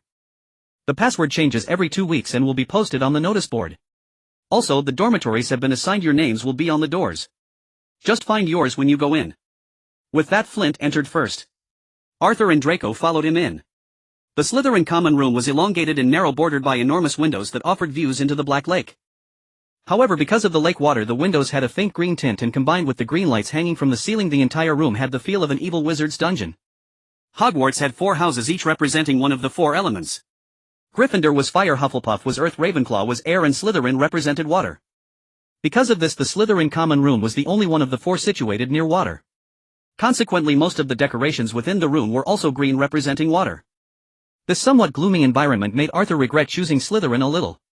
He couldn't understand why, when all wizards studied the same subjects and learned the same magic. It wasn't like the sects in the games from his past life where one's element determined the magic they learned. Although Slytherin represented the water element, this dark, damp environment was no help to young wizards who didn't particularly study water-related magic. If anything, perhaps it would lead to a bunch of old wizards suffering from rheumatism. However, Arthur felt much better once he reached the dormitory. It seemed extra magic had been added to the dormitories, as the environment there was very comfortable, unlike the dark and damp common room. The beds at Hogwarts were all the same traditional 4-poster beds, but the colors of the bedding differed for each house, reflecting their house colors. In Slytherin, green silk curtains were hung, the bedspreads were embroidered with silver thread, and silver lanterns hung from the ceiling. These silver lanterns were much brighter than the green ones outside and didn't have that sinister feeling. In the dormitory, one could also hear the sound of waves from the lake lapping against the windows. The sound seemed to have been magically modified, as it was very gentle, like a lullaby. There were 4 people in this dormitory. As Arthur had expected, the other 3 were Draco, Goyle, and Crabbe. Just as Harry was paired with Ron, perhaps their every move on the train had been observed by the professors. Being assigned to the same dormitory as Arthur, Draco was very excited, chattering endlessly about his future plans. As for Goyle and Crabbe, they had eaten their fill tonight and had already fallen asleep, lulled by the gentle sound of waves coming through the window. Though they were Draco's followers, Arthur had quite a bit of contact with them. While both were gluttons, there was a slight difference between them. Crabbe was fatter than Goyle and also a bit smarter, though still very stupid. Even Draco clearly recognized their stupidity. Moreover, compared to Goyle, Crabbe harbored a hint of hidden cruelty within him. That was why he was later able to learn the Fiendfire curse. Goyle, on the other hand, was truly stupid, and beyond being stupid, he was just stupid. Aside from eating and sleeping, he would simply do whatever Draco told him to. From this perspective, as long as he was used correctly and wasn't given tasks of high difficulty, Goyle was relatively useful as a subordinate. On the second day of school, classes began at Hogwarts. On the first day, the Slytherins had a simple schedule, only one history of magic lesson in the afternoon. However, the professor for this course was a bit unusual. It was Professor Binns, Cuthbert Binns. Professor Binns was already quite old when Hogwarts School of Witchcraft and Wizardry was founded. Due to his vast knowledge and sharp mind, he was invited to be the history of magic professor at Hogwarts. Until one day he forgot to bring his body to class and subsequently died. But he didn't cease his teaching career and became the only ghost professor at Hogwarts School of Witchcraft and Wizardry.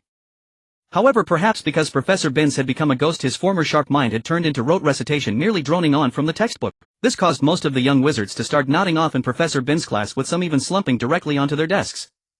Arthur wasn't particularly interested in the content Professor Binns was teaching. Ever since he arrived in this magical world and mastered English, he had read a vast amount of magical knowledge in the Black family's basement. As the oldest family in Britain, the contents recorded in the Black family's books were far more comprehensive and detailed than those in publicly sold textbooks. Some accounts were even completely different from the textbooks. Arthur merely treated these discrepancies as stories to read. However, Arthur was quite interested in Professor Binns himself. He had read about Professor Binns in Hogwarts, a history, a textbook the school required them to buy. If the information recorded about Professor Binns was true, then this ghost professor must possess extraordinary abilities. Remember, Hogwarts, a history recorded that Professor Binns forgot his body, his soul went to teach, his body died, and he was forced to become a ghost from that. What Arthur saw in this wasn't the drama of Professor Binns' death, but his ability to separate his soul from his body. Combined with the era Professor Binns lived in, the same era as the Hogwarts founders, it stood to reason that he must possess extraordinary magic related to the soul.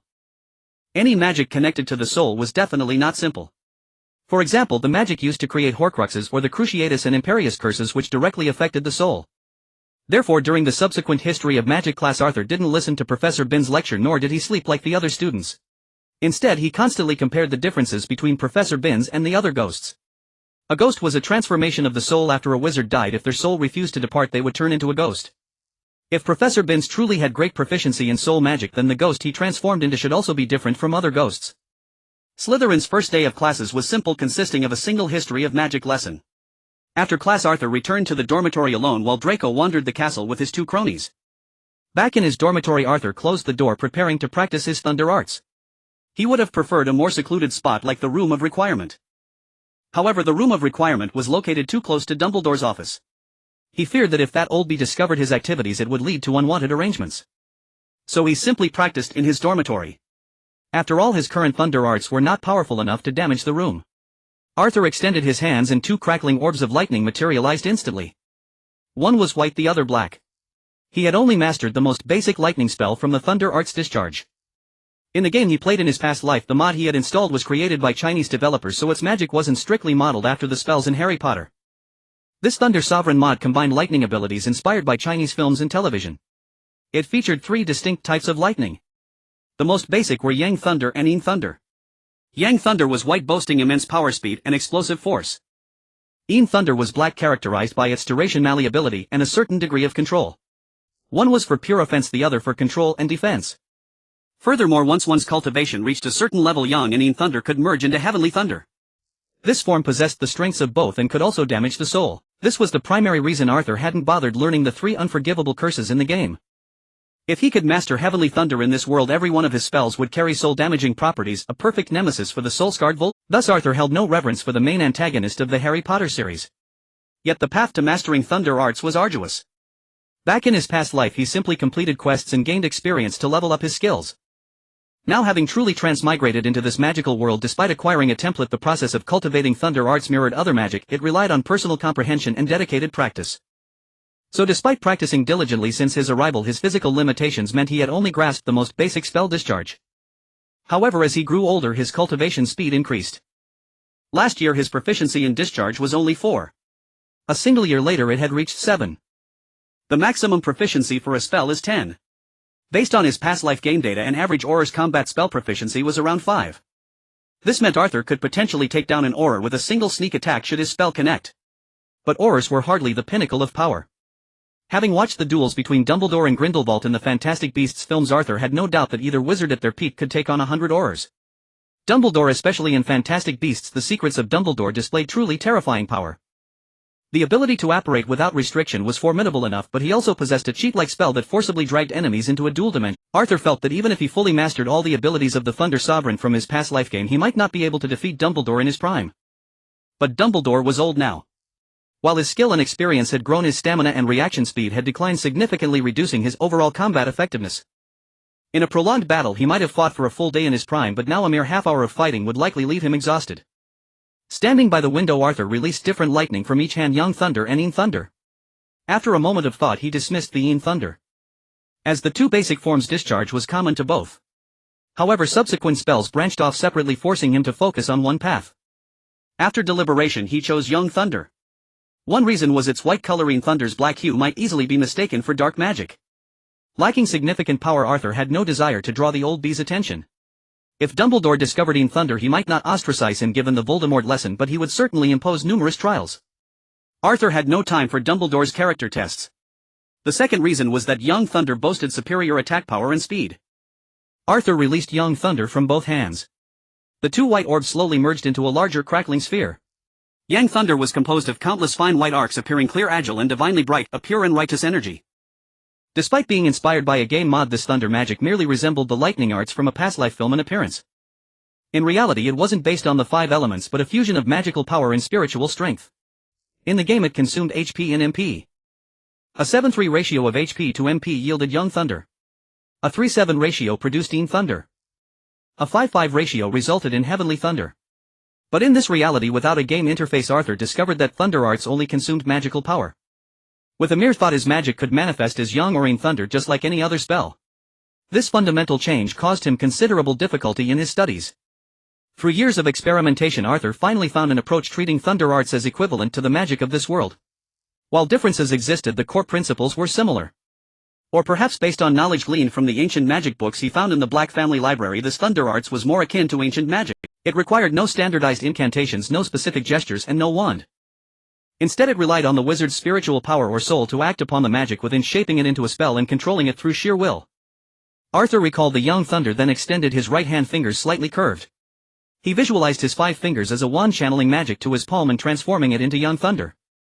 5 white arcs crackled in his hand, intertwining and coalescing into a dense solid sphere of lightning in his palm. This sphere was far more substantial than the one formed by simply merging 2 earlier. Its core appeared solid without the myriad of gaps seen before. So this is the palm thunder. Arthur smiled at the orb in his hand. He had finally mastered his second thunder spell, and a highly aggressive one at that. Nurmengard, Austria. This is the prison where Gellert Grindelwald is incarcerated. In truth, he was imprisoned here only after his defeat in the duel against Dumbledore in 1945.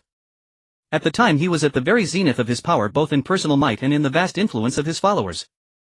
Consequently, even after his defeat and imprisonment, his organization, the Confederation of Wizards, while partially purged, retained a significant amount of its strength. With their assistance, Grindelwald was spared inhumane treatment within Nurmengard's walls. Instead, he was able to read the daily newspapers and stay abreast of events in the outside world. One day, as was his custom, Grindelwald received the newspaper from a guard.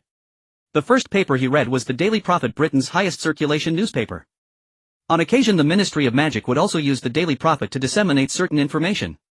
It was Grindelwald's favorite paper, as it sometimes contained news of those he wished to see. While this particular issue of the Daily Prophet did not feature anyone he knew, one story did pique his interest. Latest report on the Gringotts break-in. The investigation into the break-in at Gringotts on the 31st of July is still on. It is widely believed to be the work of unknown dark wizards. Gringotts goblins have reaffirmed today that nothing was stolen. In fact, the vault that was searched had been emptied earlier that very day. A goblin spokesperson stated this afternoon, "What was in the vault is not a matter for public discussion. It is best not to interfere." An attempted robbery of Gringotts was no ordinary occurrence. He closed his eyes, his mind connecting this event to the futures of those involved. Grindelwald was a seer gifted with the inner eye to foresee the future. As he closed his eyes, countless images flashed through his mind, finally settling on one particular vision. This vision concerned the future of those connected to the Gringotts break-in. Within his mind's eye appeared a noseless wizard clad in black robes. His ugly, arrogant visage filled Grindelwald with disgust, a clear sign of a countenance ravaged by dark magic. He of course knew who this wizard was, Voldemort the Dark Lord, as he was known to many. Voldemort's Death Eaters had once sought to expand their influence in Europe, but the vast majority had been repelled by Grindelwald's own confederation. In his vision he saw Voldemort leading a large host of dark wizards against Hogwarts Castle. Every one of them raised their wands, unleashing curses of various colors upon the ancient fortress. But all these attacks were repelled by a single wizard. It was a young wizard still wearing the Hogwarts school uniform, appearing to be barely of age. Though tall of stature, his face still held a hint of youthful innocence. Riding a magical creature reminiscent of a thunderbird, he hovered in midair, facing Voldemort from a distance. Voldemort's face was livid as he stared at the young wizard. His already pale complexion was marred by bulging blue veins, making him even more repulsive to Grindelwald. The young wizard, noticing this, hurled taunts that twisted Voldemort's face further in fury. Finally, the young wizard raised both hands and golden lightning erupted all around him.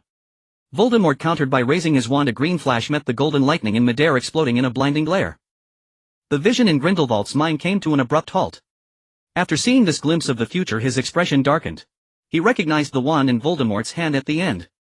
It was the Elder Wand, the legendary wand, and one of the Deathly Hallows. That wand had once been his. After Dumbledore defeated him, the Elder Wand had passed into Dumbledore's possession. The Elder Wand is the most unfeeling, cold, and ruthless of wands. It holds no loyalty to its master, only to their power. Once its master is defeated, the Elder Wand will choose a new master without hesitation. In the vision he had just witnessed, the Elder Wand was in Voldemort's hand. This meant that Dumbledore had already met his end before the events of that vision, and given Dumbledore's age, it was likely he had died. Grindelwald felt a flash of anger, but considering his own age and Dumbledore's, he sighed and let the feeling pass. Knowing Dumbledore as he did, he was certain that even if Voldemort obtained the Elder Wand in the future, it would be part of a trap Dumbledore had set. The young wizard he had seen facing Voldemort was likely the successor Dumbledore had chosen. He and Dumbledore were both old men. Though they knew at least a dozen ways to extend their lives by another century, they did not fear death. On the contrary, they almost looked forward to it. At least that was his current thought. After death he could once more journey with Dumbledore, just as they had in the beginning. Still, he was rather curious about the successor Dumbledore had selected. Before seeing this vision, he had assumed Dumbledore would choose the legendary boy who lived as his heir. But it seemed that was not the case. Instead, the chosen one was a young wizard who appeared to be of pure-blood lineage. His handsome noble bearing reminded Grindelwald of himself in his youth, utterly captivating. And so Grindelwald wrote a letter and had it delivered to Dumbledore. Simultaneously he ordered his followers to gather information on all the current students at Hogwarts. Since Dumbledore's chosen successor was not the boy who lived, a boy whose future Grindelwald already knew to be rather unremarkable, but rather someone capable of confronting Voldemort directly and even gaining the upper hand. He too decided to leave a mark upon the future of the wizarding world. Inside Hogwarts, Dumbledore sat in the headmaster's office leisurely eating cockroach clusters. One by one he mercilessly sent the crawling cockroaches into his mouth, cruelly crunching them with his teeth and bursting their juices. Suddenly a massive breathless owl flew in through the window. It pulled a letter from its small pouch and collapsed onto the desk. Dumbledore patted the exhausted owl, placed the cockroach clusters before its beak and began to read the letter. Unexpectedly the owl pecked at the cockroaches scurrying across the desk, then turned its head away in disdain, repeatedly wiping the juice from its beak on the table. Seeing this, Dumbledore took a piece of jerky from his drawer, broke it into small pieces and set them before the owl. It was a gift from someone earlier, but at his advanced age such tough food was difficult for him to manage. For the owl, after flying for a day and a night, the jerky was far better than the cockroach clusters.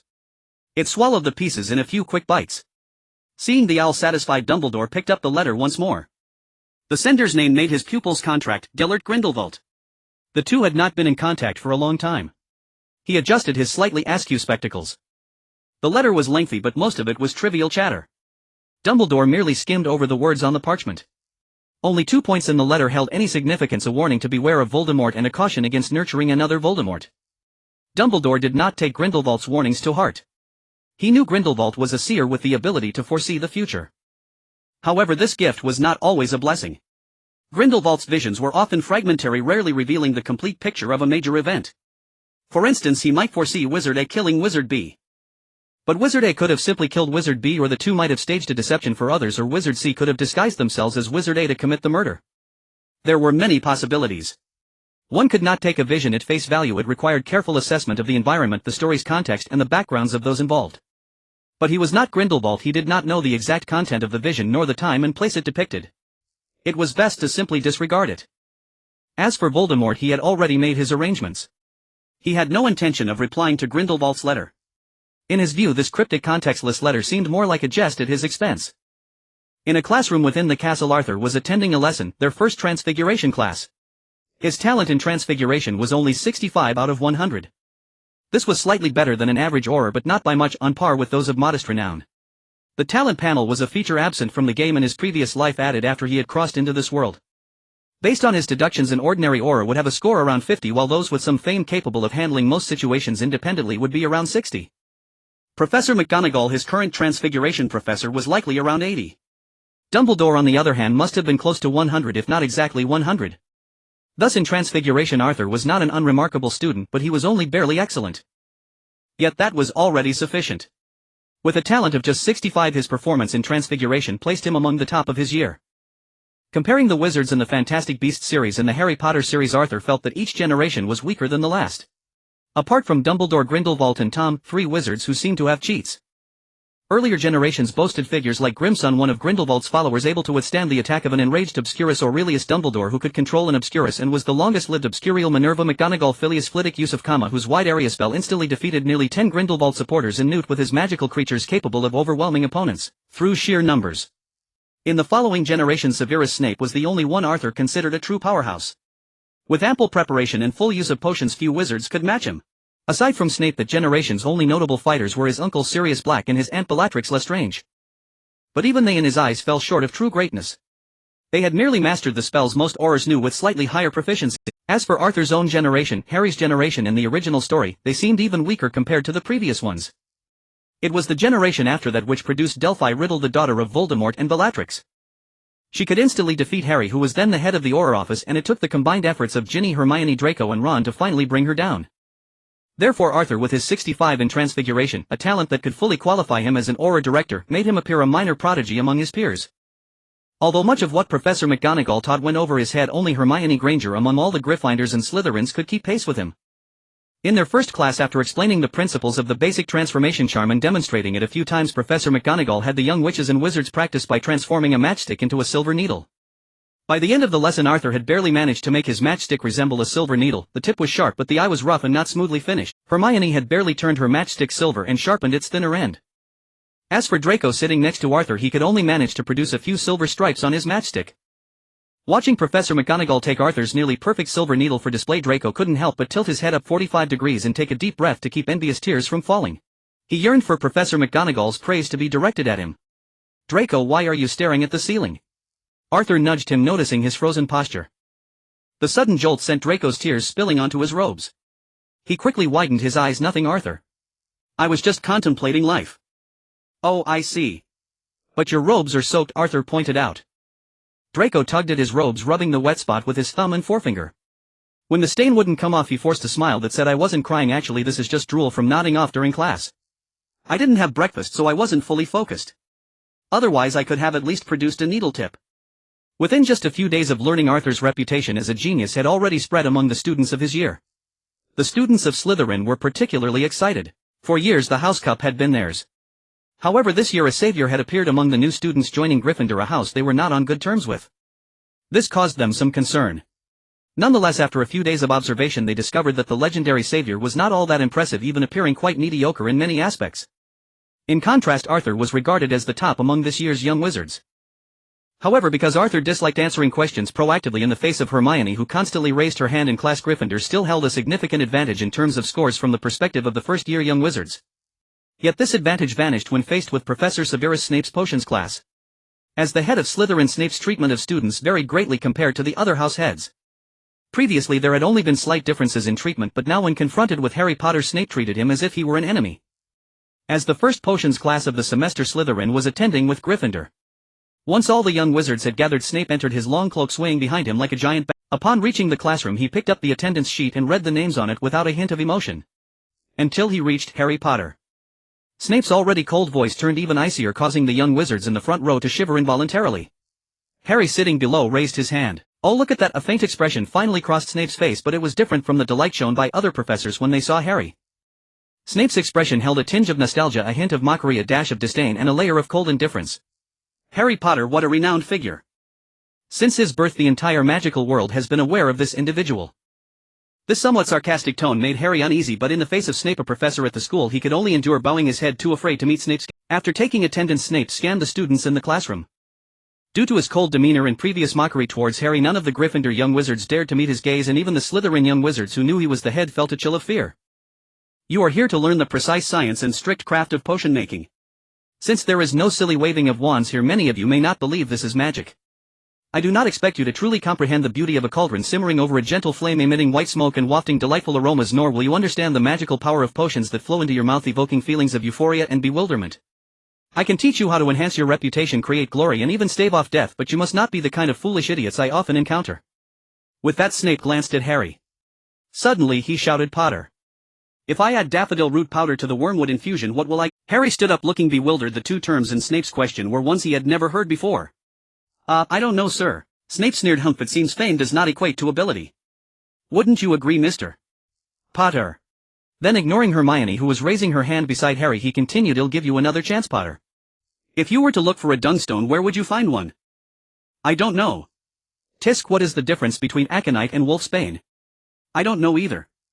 Harry looked at Hermione, who was still raising her hand, and quietly said, "I think Hermione should know the answers to these questions. Why don't you ask her?" With a loud bang, Snape slammed his hand down on the desk. Don't know, nothing at all." "Potter. You expect others to help you answer. Do you think you can let someone else take your exam?" After scolding Harry, Snape turned his gaze to Arthur. "Mr. Black, please answer the 3 questions I just posed." Arthur stood up somewhat helplessly. "Daffodil root powder mixed with wormwood can create the elixir of life. Dunstone can be found in the stomachs of goats. As for aconite and wolfsbane, they are the same plant, collectively known as monkshood." "Very good, take a seat, Mr. Black. Slytherin earns 3 points.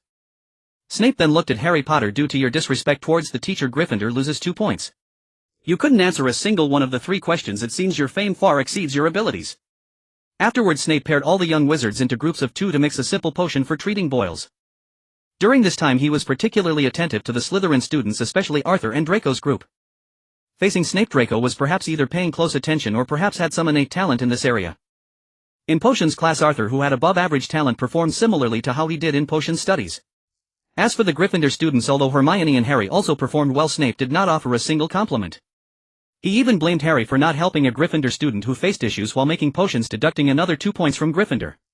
Due to Snape's differential treatment after class, the Gryffindor students hurriedly left, some young wizards even running out in tears.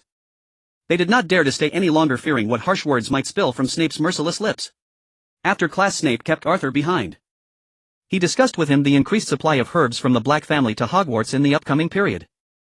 As the largest herb supplier in all of Britain, Hogwarts not only relied on self-sufficiency but also procured herbs from the Black family's enterprise. Snape, being a major consumer of herbs, was naturally aware of this, which is why his attitude towards Arthur was relatively good.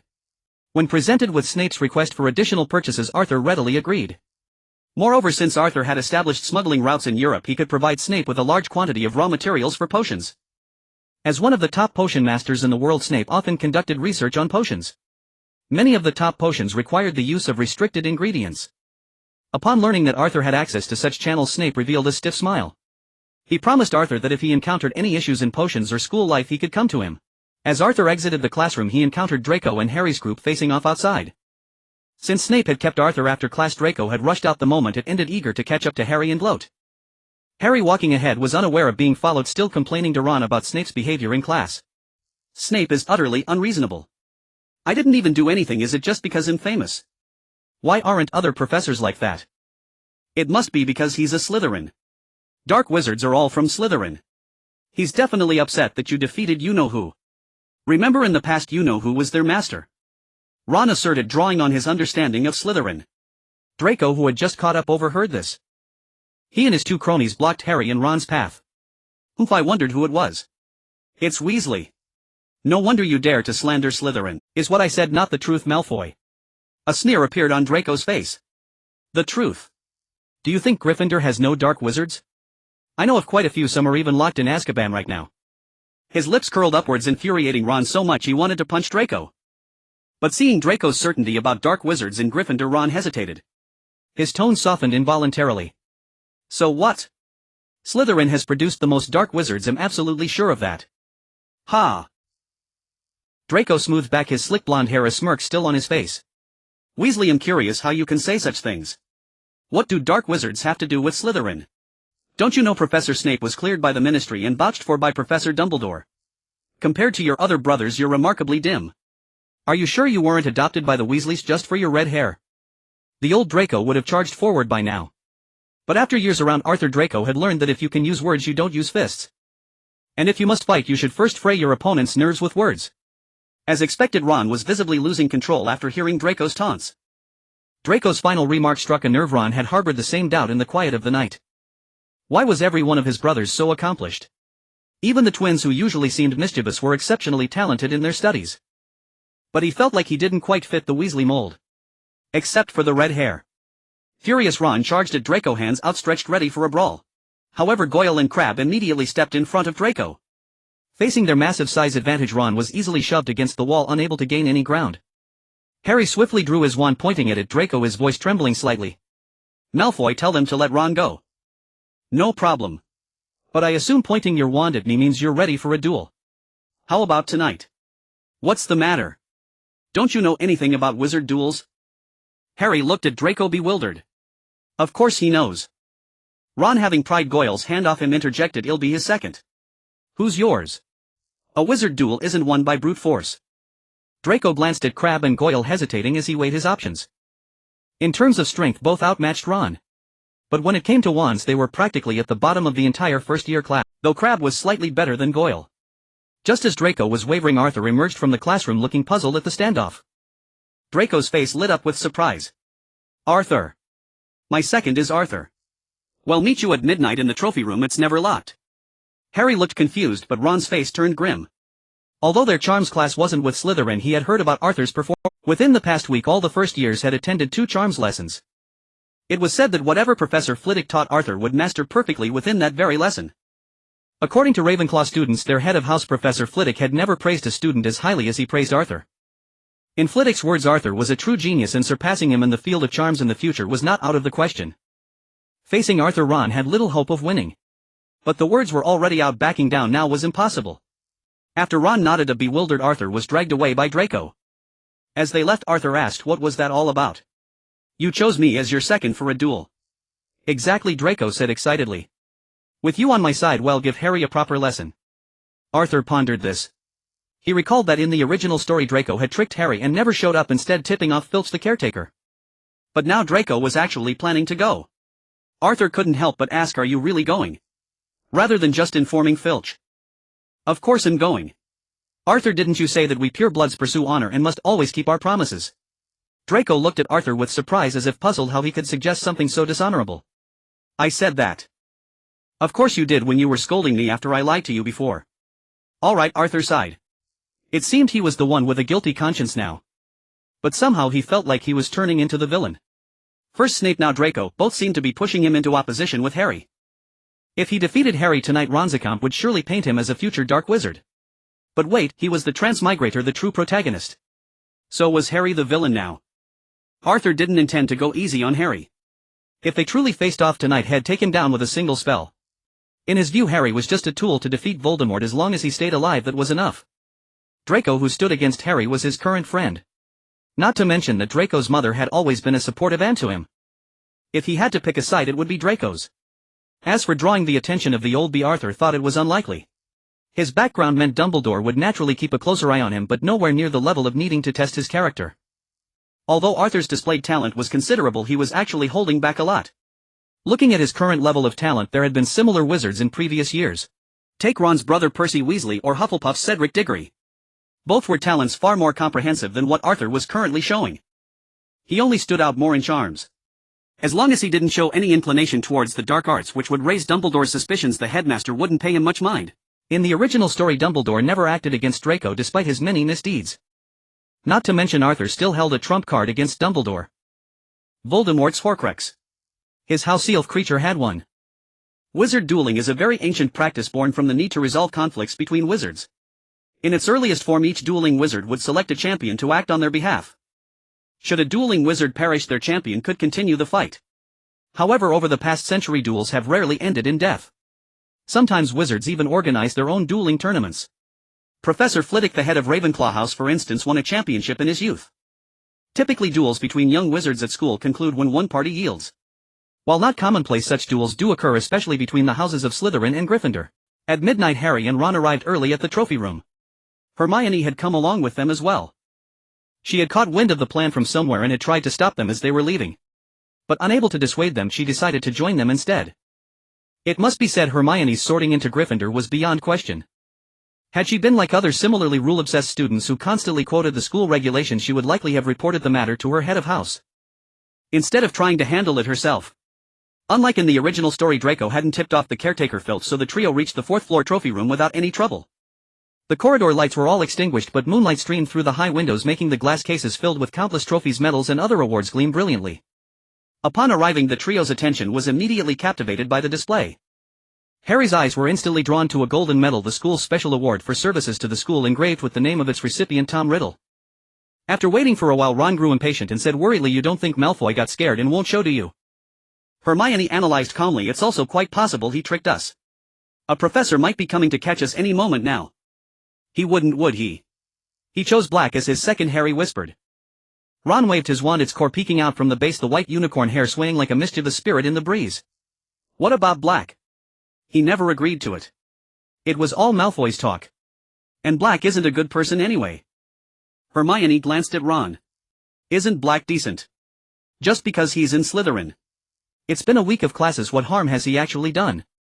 He hangs around with that Malfoy fellow." "I think you're just biased against Slytherin and biased against black," Hermione retorted, eyeing Ron's wand. In her view, Ron was simply envious of everything black possessed. As a member of the pureblood black family, he was exceptional in appearance, talent, and everything else. Ron, despite also being from a pureblood family, was somewhat lacking in certain areas.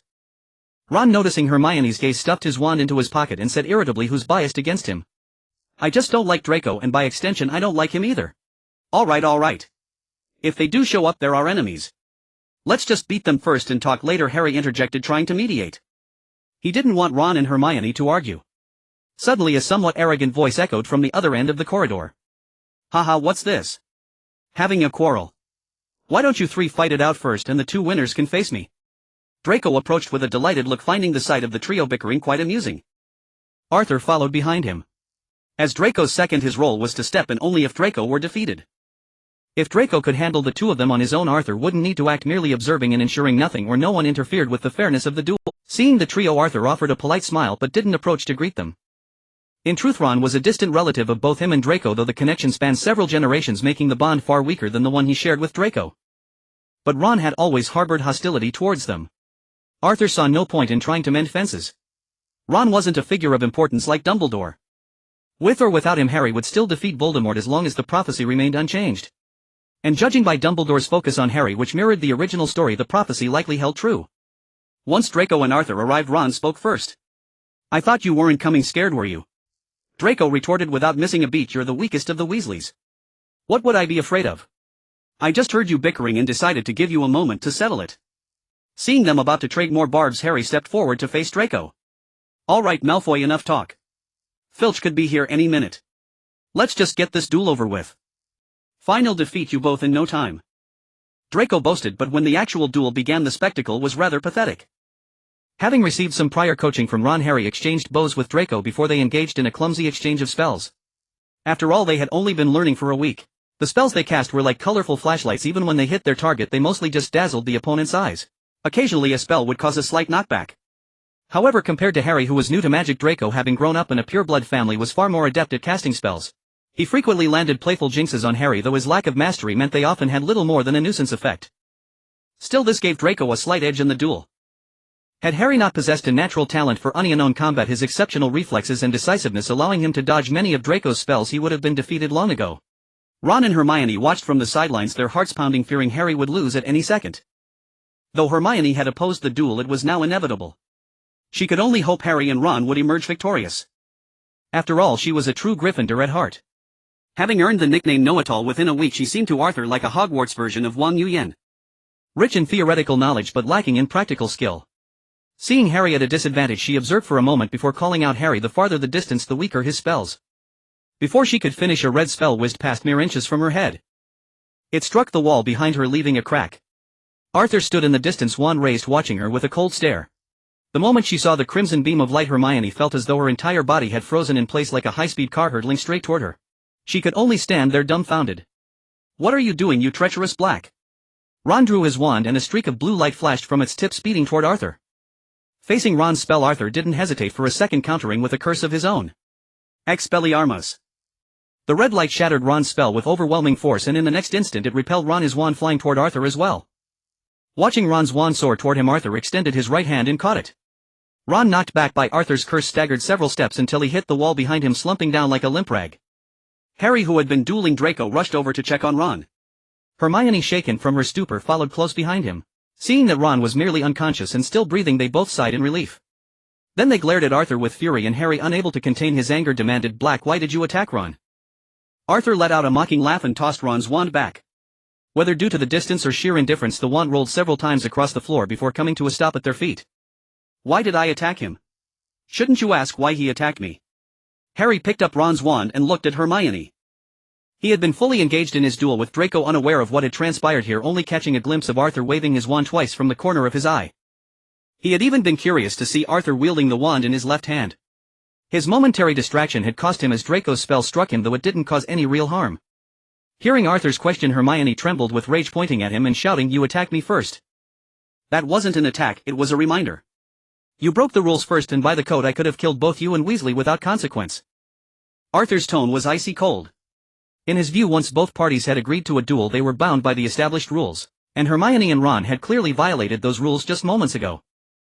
Seeing the confusion on Harry and Hermione's faces, Arthur continued, "During a duel, the second's primary duty, beyond stepping in if the duelist falls, is to ensure the duel proceeds fairly."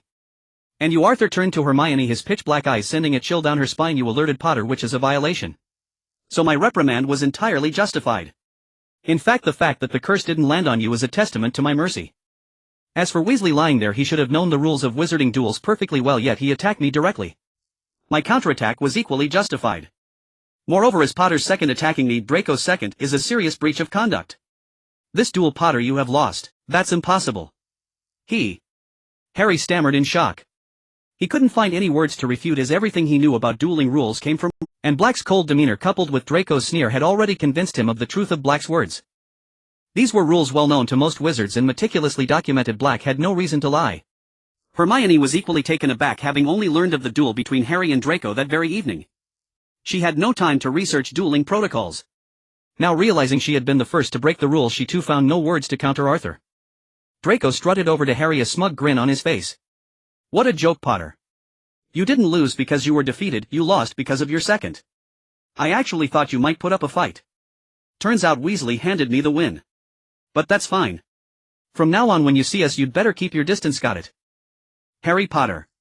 He. Draco, elated by his victory over Harry, began to skip and sing as he headed for the door. "Potter, Potter, I beat Harry Potter. Potter, Potter, I beat Harry Potter. Potter Pot, oh Merlin's beard. Arthur. Just as he reached the doorway, Draco let out a shriek and dashed back to Arthur. "What's wrong?" Aside from Arthur, Harry and the others also looked at Draco in confusion. Hadn't he been singing merrily? Was it Filch the caretaker outside? Or perhaps a professor? Harry, who had been fuming at Draco's song, quickly hoisted the unconscious Ron to his feet, and he and Hermione stared nervously at the entrance. They were the only two from Muggle families and they feared expulsion the most. Outside of school they'd have no access to magic. Not to mention Harry's dread of his aunt's household being forced to live there instead of Hogwarts would be worse than death. Draco stood before Arthur trembling and speechless. The source of his terror had already stepped into the room. It was a colossal dog. It had 3 heads each, seemingly with its own mind constantly scanning Arthur and the others. Perhaps spotting its prey, all 3 of its gaping maws swung open, drool cascading like small waterfalls, quickly pooling into a puddle at its feet. "It's that thing." Draco clutched Arthur's robes, pointing at the 3-headed dog whose heads nearly brushed the ceiling. Arthur was equally stunned by the sight. He recalled that in the original story this creature was supposed to be locked away. How had it gotten loose now? Harry and Hermione, pressed against the wall, were also frozen, having never encountered such a massive beast face-to-face. Hermione immediately pinched Ron's waist hard, twisting it. "Ah. Ron jolted awake from her assault and Harry quickly clamped a hand over his mouth. They dared not provoke the enormous 3-headed hound before them. Since it hadn't attacked them yet, the best course was to stay silent and avoid drawing its attention. Unlike Harry and the others, who were paralyzed with fear, Arthur, though not entirely certain he could slay the 3-headed dog, was confident he could escape unscathed. His mind raced. Who had released this beast? Was it Hagrid, careless in his duties and failing to secure the lock? Or the old bee Dumbledore himself? Or perhaps it was Professor Quirrell, the one possessed by Voldemort? Among all the possibilities, Quirrell seemed the most likely suspect. But it had only been a week since term began, with just 2 defense against the dark arts classes held. Would Quirrell really unleash the creature on such flimsy grounds? Was he not afraid of being killed? Or perhaps his target was never Arthur but Harry all along? Did he intend to eliminate Harry outright? Or was his goal to divert Dumbledore's attention towards Harry, allowing him to secretly investigate what the beast was guarding? Arthur's mind churned with possibilities, but before he could reach a conclusion, the 3-headed dog began to advance on them. The creature's colossal frame made the floor tremble with each step, a foreboding drumbeat of doom that made Draco, Harry and the others' hearts pound in unison with its movements. Then the central head of the beast swept its gaze over the group before locking its eyes intently on Harry, and it immediately lunged towards him. The other 2 heads, however, seemed utterly bewildered, yelping in panic as they were dragged along by the dominant central head. Perhaps due to the conflicting intentions of its heads, the creature's movements were awkward and uncoordinated, stumbling every couple of steps as it ran. "Run, Draco! Stick close to the wall and move slowly," Arthur whispered without looking back. Harry was unlikely to be harmed, but Draco's fate was far less certain. If Dumbledore were preoccupied or lured away, he would surely have left a safeguard like Fawkes the Phoenix to protect Harry. The same could not be guaranteed for the others. Any contingency might not fully shield them. Draco swallowed hard, stiffly shuffling over to the wall before cautiously beginning his escape. Arthur, however, chose to stay. Since he possessed the potential strength to defeat the beast, he felt compelled to try rather than flee. To do otherwise in Dumbledore's eyes might mark him as the next Voldemort. He had no desire to become a hypothetical adversary in Dumbledore's grand schemes, a threat to be countered by nurturing another wizard or someone to be saved at the cost of another's life. Seeing the 3-headed dog lunge clumsily with jaws agape towards Harry and the others, Arthur swiftly raised his wand. Levi Corpus. Instantly Harry, Hermione and Ron were flipped upside down, dangling precariously from the ceiling. The dog's bite met only empty air and it slammed its snout into the stone floor, yelping in pain as it clutched its injured nose. Shaking its head, it spotted the 3 dangling wizards above and snapped upwards. Perhaps the central head's aggression had ignited the feral instincts of the other 2, for this time all 3 heads lunged upwards simultaneously. Libera Corpus. Seizing the moment, Arthur flicked his wand and Harry, Hermione and Ron came crashing down. The dog saw them fall, but its heads were already committed to their upward strike, smashing directly into the ceiling. The nose is a fragile, unprotected area, and the impact was agonizing enough to make even a magical beast like this whimper. The central head in particular had now taken 2 brutal hits to its snout. With a chorus of pain howls, all 3 heads cried out in unison. The beast collapsed writhing on the floor, its hind legs kicking helplessly in the air. Seeing the creature temporarily incapacitated, Arthur gestured for Harry, Hermione and Ron to make their escape. A wave of complex emotions washed over Harry. He hadn't expected Arthur to stay and help when the beast had targeted him. He quickly grabbed Hermione and Ron and dashed for the exit, only to find the door to the trophy room firmly sealed shut. No matter what they tried, the door wouldn't budge. "Let me try," Hermione said, pointing her wand at the keyhole. Alohomora. A flash of light struck the door, but it remained unmoved. Seeing the three-headed dog stagger back to its feet, Harry shouted anxiously, "Black, the door's locked. We can't get it open." Arthur had noticed them lingering by the door, and now he understood why. Who could have orchestrated this? Professor Quirrell. What was the purpose of such a trap? Was the goal truly to kill Harry? But if Harry were in mortal danger, why hadn't Dumbledore intervened by now? Ron whispered, "Could it be Malfoy?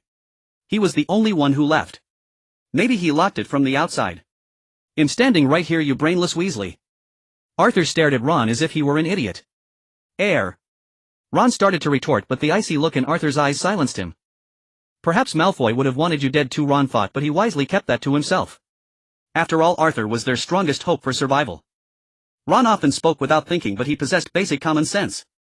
Their best chance of getting out alive rested on Arthur's shoulder. If they could just hold out for a while, maybe a professor would come to their rescue. With that thought, Ron suddenly hoped that Draco hadn't locked the door so he might bring a professor back. Realizing the door was a dead end, Harry made a decisive choice.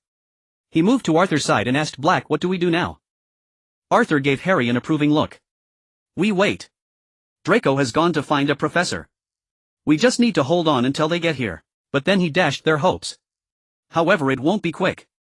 Tonight's events were clearly premeditated. The dog's target was obviously you, Mr. Savior.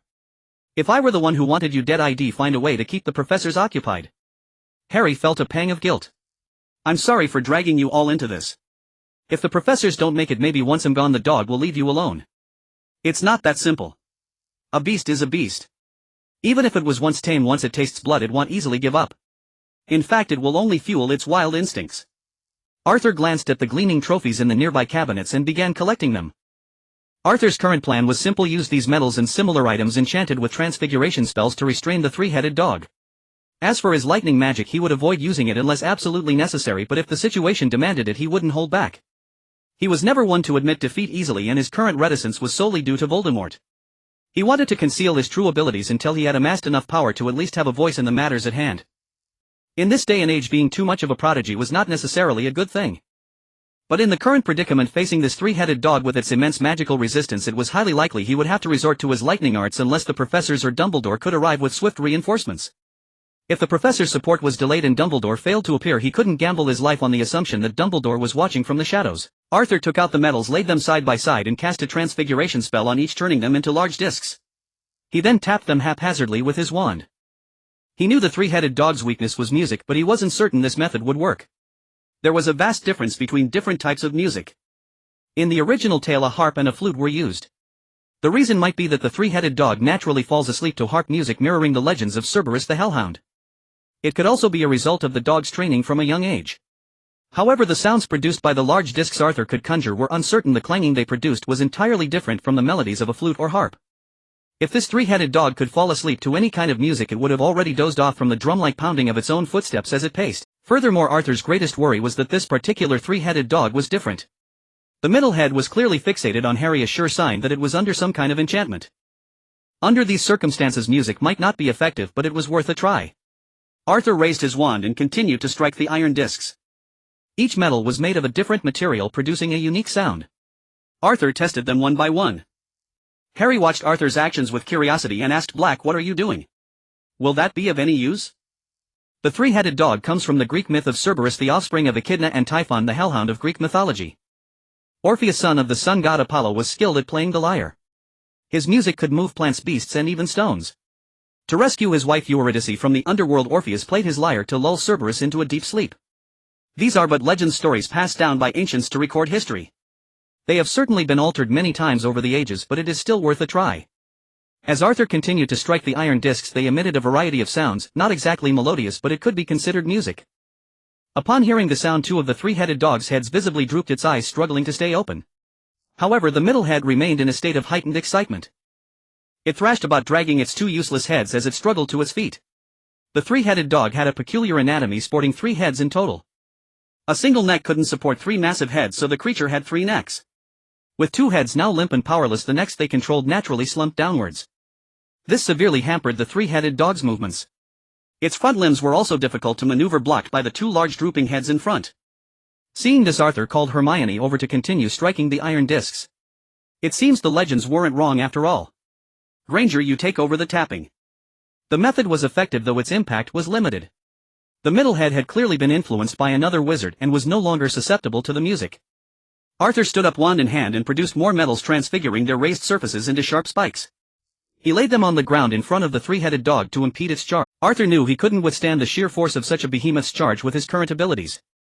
He was a traditional wizard in every sense, high offense, low defense, with very little room for error. Arthur approached Harry and said, "When the moment comes, aim for the eye of its middle head.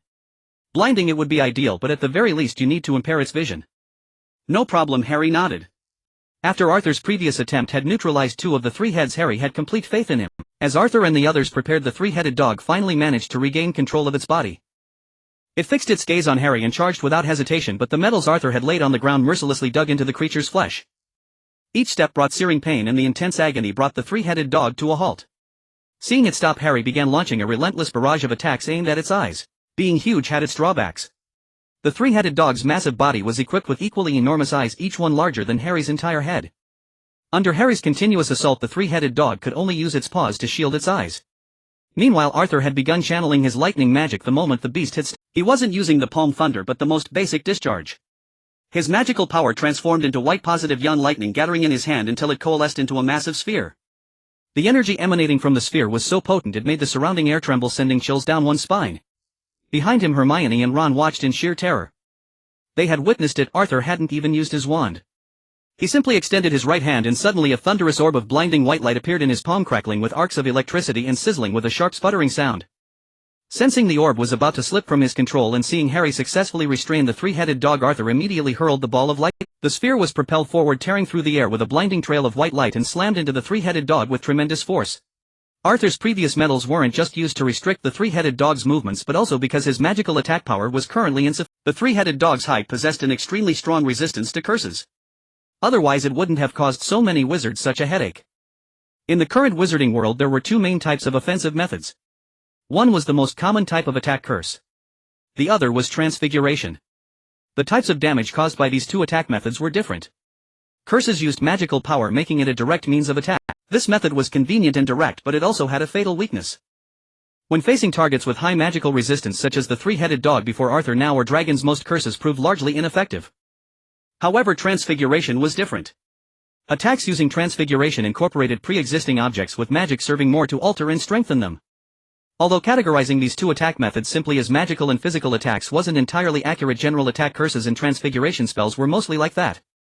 At Arthur's current level, only his palm thunder could breach the three-headed dog's defenses, but its effect was minimal. So he directly used a transfiguration spell to alter some hard metals to pierce through its defenses. Then he used his lightning magic to attack the beast. These metals not only helped break through its defenses, but the metal within them also conducted the lightning directly into the three-headed dog's body, affecting its internals. Amidst the crackling sound of the lightning orb, countless arcs of electricity surged wildly into the three-headed dog's body along those metals. The intense pain roused the other 2 heads from their slumber, and all 3 dog heads began to roar incessantly, its body uncontrollably rolling on the ground. Many metals were still scattered on the ground, not yet embedded in the creature. Now most of them were forced deep into its flesh. Some were crushed flat. Seeing this, Arthur pressed his advantage, continuing to output lightning after releasing the orb. White arcs of electricity danced between the metals on the beast and Arthur's hands. A continuous sizzling sound filled the room. Some metals even began to melt. Meanwhile, the trio of Harry, Ron and Hermione stood frozen in shock. Especially Harry and Hermione, who had grown up in the Muggle world and knew the power of lightning all too well. At this moment, under the relentless assault of Arthur's young lightning, a faint aroma even began to emanate from the creature's wounds. Though curious about Arthur's magic, the trio breathed a sigh of relief upon smelling the scent. However, looking at Arthur's cold gaze and the faint smile on his lips, a deep uncontrollable fear rose within their hearts. After a few minutes, Arthur ceased his magic. Panting, he glanced at his status panel. Magic power 258705. After a week of studying magic, his magical reserves had increased from 688 to 705. The continuous attack had consumed most of his magical power. Expending so much magic in such a short time had indeed left him feeling somewhat drained. Harry looked at the fallen beast, then at Arthur, and asked cautiously, "Is it dead?" Arthur glanced at him. "Don't you see its nose still twitching? How could such a magical creature die so easily?" Harry let out an awkward laugh. How was he supposed to know? In his view, with that thick wand-like bolt of white lightning Arthur conjured, even an elephant from the Muggle world would be dead after being hit continuously for several minutes. He could smell a tantalizing aroma even from several meters away. Having been under immense tension, now that he had relaxed, he did feel a bit hungry. Hermione and Ron, standing beside Harry, were avoiding Arthur, not daring to speak. Ron especially was terrified that Arthur might hit him with lightning after seeing what he had done. He had provoked Arthur earlier. If Arthur decided to kill them all and blame it on the three-headed dog, it wasn't impossible. Seeing that the trio wasn't initiating conversation, Arthur leaned against the wall, resting while waiting for the professor to arrive. However, just as everyone began to relax, the three-headed dog staggered back to its feet. After Arthur's assault, the central head seemed to have recovered, now looking no different from the other two. No longer focused on Harry, all three heads now glared at Arthur, the young wizard who had just tormented them. Arthur was somewhat surprised to see it get up again.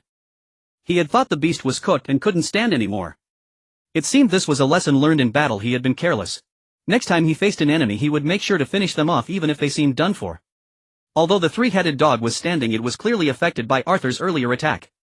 It walked like a puppet on strings, swaying unsteadily. Arthur gathered young lightning in his hand again and slowly advanced towards the beast. This time he didn't use the discharge spell from before, but the newly learned Palm Thunder.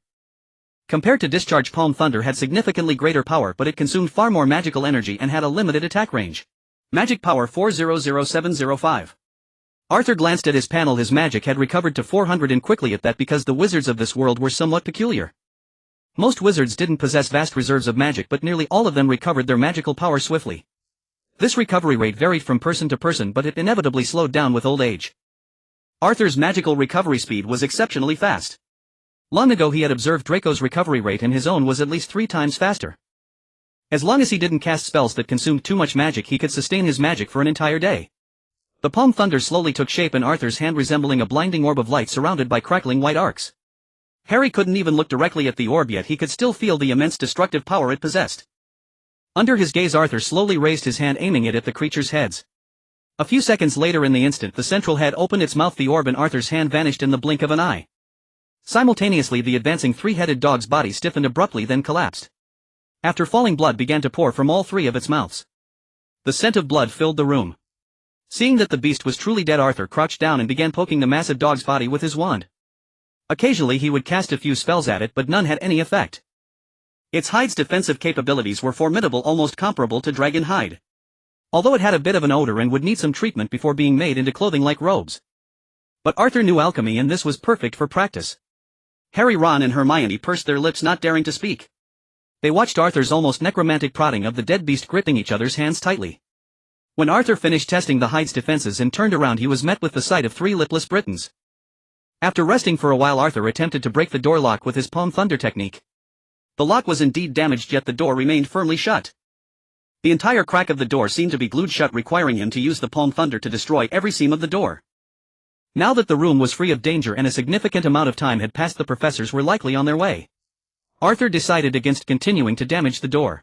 Later, in a tense atmosphere, the 4 finally awaited the arrival of the professors. The door was slowly pushed open and Dumbledore entered, holding his old wand. Behind him followed Professors McGonagall, Snape, Quirrell, and Draco. Seeing that Arthur was unharmed, Draco waved his hand from the... After stepping outside, he hadn't walked far when he heard the sound of the door closing. However, he couldn't open it and couldn't hear any sounds from inside the room. Realizing something was wrong, he immediately went to look for Snape, only to find that Snape was absent. He continued searching for Professors McGonagall and Flitwick, but they were also nowhere to be found. In the end, he had no choice but to find Professor Quirrell. Although Quirrell wasn't very impressive in class, he was still an adult wizard and a professor of defense against the dark arts. Upon arriving at the door, Professor Quirrell tried various methods but could not open it. Finally, Professor Quirrell explained that due to the chaos in the Forbidden Forest, Dumbledore and Professor McGonagall had gone there, instructing Draco to find a professor in the forest and bring them back. He himself stayed behind to see if there were any other methods to break the door.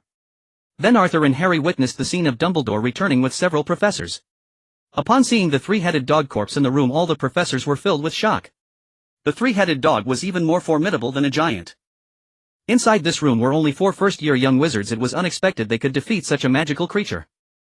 Dumbledore surveyed the chaotic scene in the room, first waving his wand to restore the damaged cabinets, trophies, and other items. The trophies that Arthur had transformed also returned to their original state. Professor Dumbledore, there is still a trophy here, it belongs to Tom Riddle. Harry said quietly, holding up a trophy. Dumbledore paused for a moment, surprised at the connection between Harry and Tom. Oh, good child, give it to me. He waved his wand again and Tom Riddle's trophy returned to its place. Seeing Dumbledore act as if nothing had happened, Professor McGonagall could no longer contain herself.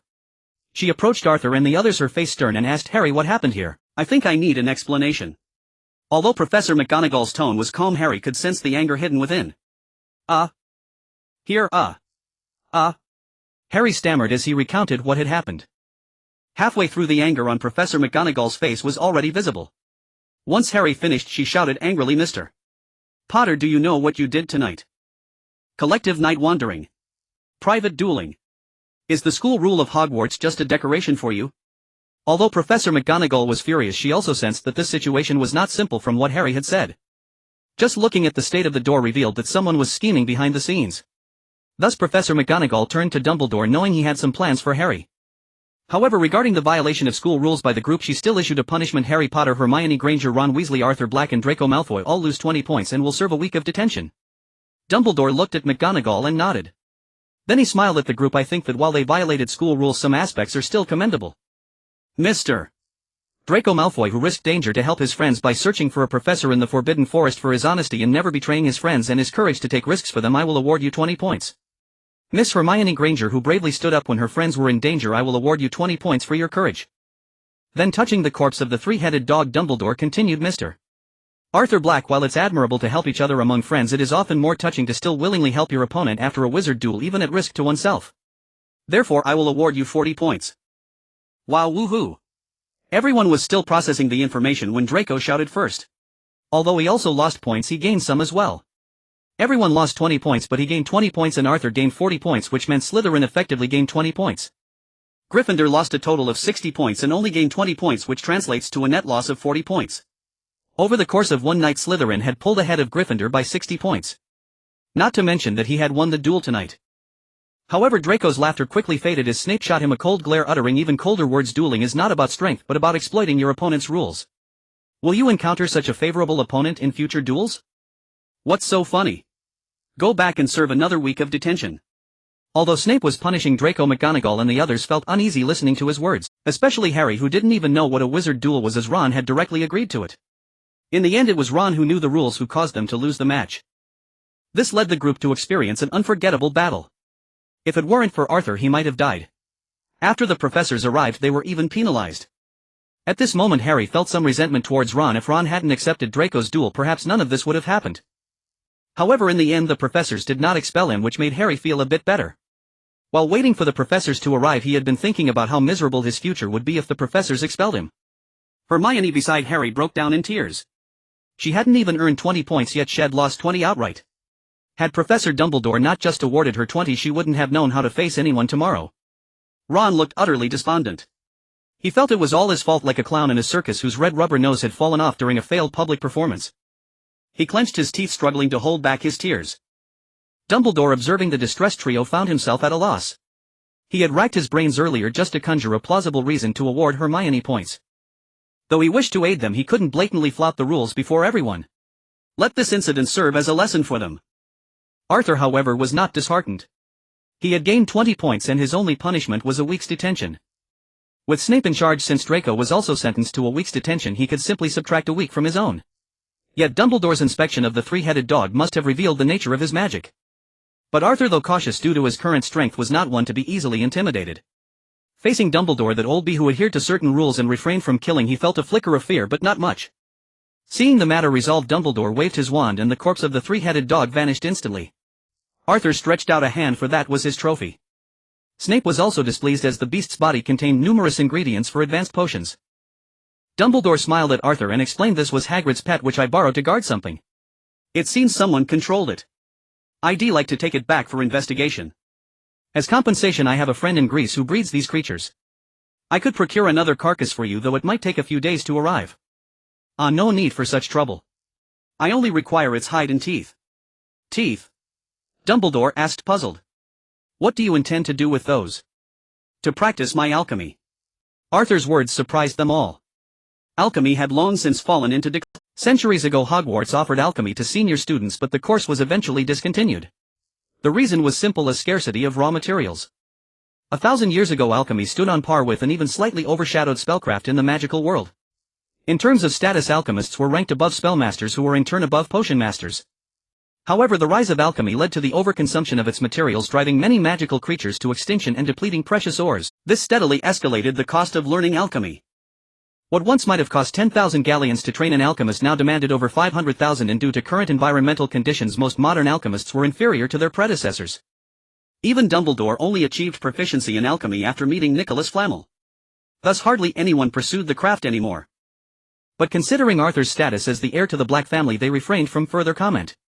Wealth afforded such whims. Learning of Arthur's intent to practice alchemy, Dumbledore generously offered, "I have a substantial amount of dragon hide I have no use for. Would that serve as suitable compensation?"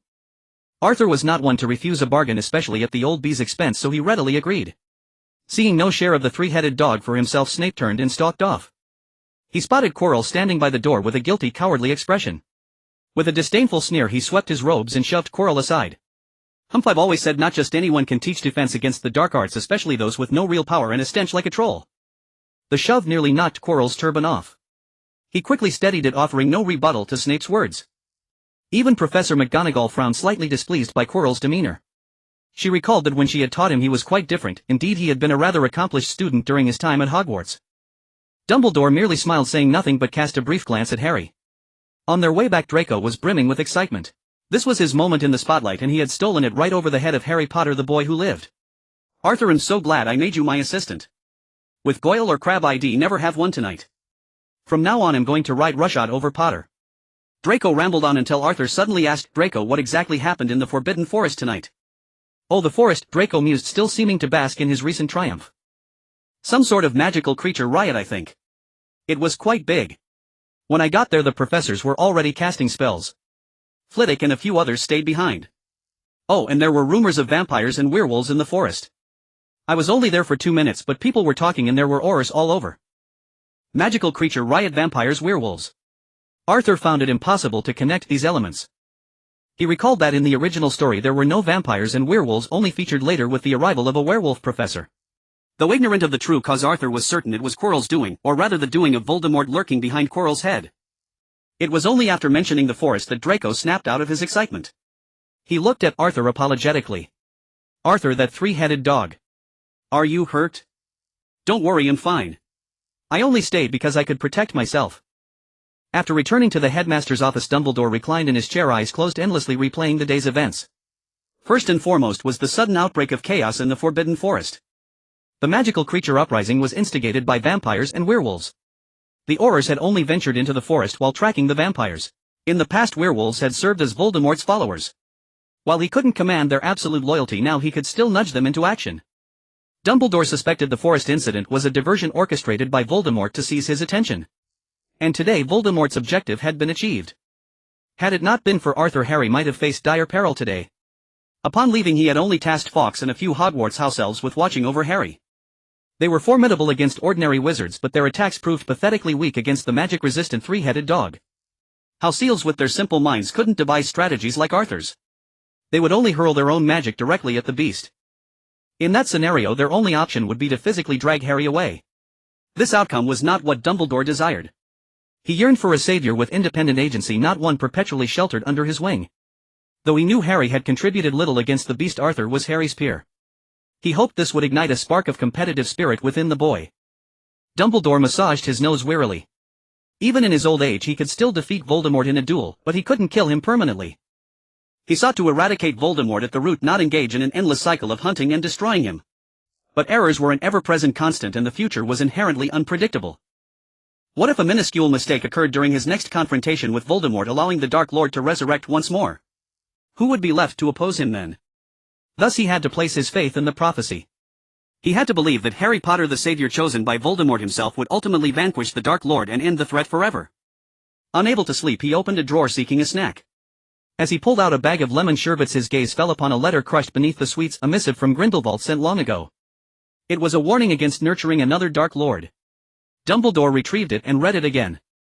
The first time Hed read it, he assumed Grindelwald was cautioning him against molding Harry Potter into a Dark Lord. That of course was an impossibility.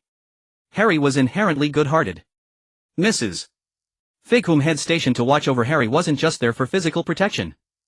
But judging by tonight's events, he suspected Grindelwald might have meant Arthur Black. Ancient bloodline Slytherin striking looks prodigious talent. The more Dumbledore pondered, the more unsettling the parallels became. This mirrored Tom Riddle's beginnings, and Arthur possessed far greater resources than Tom ever had. You've given me quite a puzzle again, Dumbledore muttered, removing his glasses with a pained expression and gently stroking Fawkes perched on a nearby stand. What he knew for certain was that Arthur Black's future was destined for greatness. Grindelwald wouldn't have taken notice otherwise. But whether that future entailed becoming a Dark Lord, that he couldn't be sure. He knew Grindelwald harbored remorse for his past actions. If Arthur were truly destined to become the next Dark Lord, Grindelwald wouldn't have settled for such an ambiguous warning. But if Arthur weren't destined for darkness, why write at all? Dumbledore felt a throbbing headache coming on. When Head examined the three-headed dog's corpse, he couldn't identify the magic Arthur had used, but he knew it was extraordinary. Neither he nor Grindelwald nor Tom possessed such power in their first year. He and Grindelwald weren't from Muggle families, they'd been immersed in magic since childhood.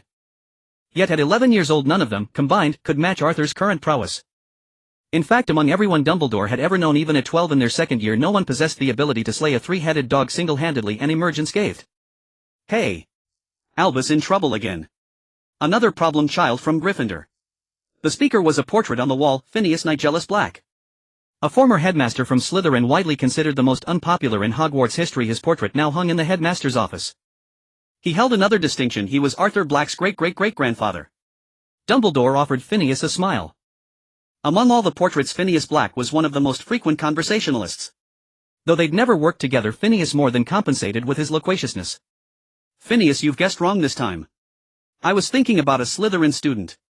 Ah. One of mine. Indeed. Your own descendant, Arthur Black. Arthur. That rascal. Phineas nodded, unsurprised. Hearing his tone, Dumbledore grew curious. Has he done something? He knew Phineas had portraits in the Black family home as well, allowing him to travel between the two locations. Phineas' tone was a mix of exasperation and faint amusement. Oh, nothing much. He locked his grandmother up. What? Dumbledore's eyes widened in shock. Why so surprised? Phineas said dismissively. His grandmother's portrait never stops ranting. I'd rather not visit that site anyway. Locking it away is fine by me. Should the living be constrained by the dead? Though I must admit I'm a bit miffed he tore down the house. I'd put considerable effort into decorating parts of it. Dumbledore slumped back into his chair, exasperated. Has Arthur done anything else? Ha! Albus trying to pry information from me. He is a Black after all. Though I suppose there's no harm in telling you. Aside from rebuilding the house, he just reads all day, a bookworm. If the Black family had other options, I certainly wouldn't endorse him as heir. From another portrait, a witch brandishing a thick, elongated wand stirred. Rebuilt. Isn't that a good thing? What does it look like now? The Black mansion you built was like a prison. Prison. It was a grand manor. One gloomy dark little room after another, only missing the Dementors to rival Azkaban. If that's not a prison, what is? The witch pressed her wand against Phineas' frame. Phineas raised his hands in mock surrender. Fine, it was a prison. Now tell me, what does it look like now? Well, it resembles a garden now. I asked the house elf. He occupies the top floor, half of it is living quarters, the other half is filled with flowers. Doesn't seem like a child of the Black family at all. Hearing this, Dumbledore breathed a quiet sigh of relief. Head feared Arthur might create an Azkaban-style fortress consumed by the dark arts. Nevertheless, he would need to keep a closer watch on Arthur from now on. Dumbledore popped a lemon sherbet into his mouth to ease the tension. He was over a century old after all, his energy was no longer what it used to be. On the morning after the midnight duel, young witches and wizards were merrily making their way into the Great Hall for breakfast. The first-year Gryffindors in particular were still feeling rather sore after enduring Snape's potions class the previous Friday. Today marked their very first weekend at Hogwarts, and they were naturally eager to explore the castle thoroughly. Furthermore, word had spread that a Quidditch training match involving the older students would take place today. The older students had painted vivid pictures of soaring freely through the sky on broomsticks, filling the younger ones with great anticipation. Yet amidst the playful chatter and breakfast, one young lion found himself staring somewhat dazed at the hourglass, counting Gryffindor's house points. The House Cup was Hogwarts' annual accolade awarded to the house with the highest total points at the year's end, a prestigious honor indeed. The hourglasses track each house's score in real time. The moment a professor uttered words of addition or deduction, the hourglass would reflect it instantly. Each of the 4 hourglasses was not only a different color but contained different gems, with each gem representing a single point. Slytherin's hourglass held emeralds, Gryffindor's held rubies, Ravenclaw's held sapphires, and Hufflepuff's held diamonds. Today the rubies in the Gryffindor hourglass had dwindled dramatically, losing a full 40 points. Meanwhile, Slytherin's emeralds had suddenly increased by 20 points. Typically, house points were gained or lost based on classroom performance, usually by just a point or two at a time. Beyond that, winning the Quidditch Cup brought bonus points, while getting caught breaking school rules resulted in deductions. Last night Gryffindor had held 48 points. Now they were down to a mere 8, perilously close to falling into negative numbers. Such a massive deduction outside of class hours could only mean one thing: someone, or rather several someones, had been caught roaming the castle after hours. As soon as one young lion spotted the change, the news spread like wildfire among all the Gryffindors present. They began to speculate about who was responsible for the lost points. Some also noticed Slytherin's 20-point gain, which only deepened their sense of injustice. Meanwhile, Harry and his friends sat silently at the table, not daring to speak. They were the ones responsible for the deductions. Harry leaned closer to Hermione and whispered, "Hermione, what do we do now? They'll find out eventually that it was us who lost so many points. Maybe we should just confess now." Hermione's hand trembled as she held her spoon. She had never imagined such a situation could arise. Losing 40 points in one go felt like the time back in Muggle school when she, who always topped the class, suddenly scored near the bottom. It was unbearable. Hermione's eyes were red and swollen, her face haggard. "Let's tell them. We can't escape it." Harry nodded, but looking at the crowded hall his courage faltered. "Let's wait until we're back in the common room to tell everyone. There are other houses here. Oh.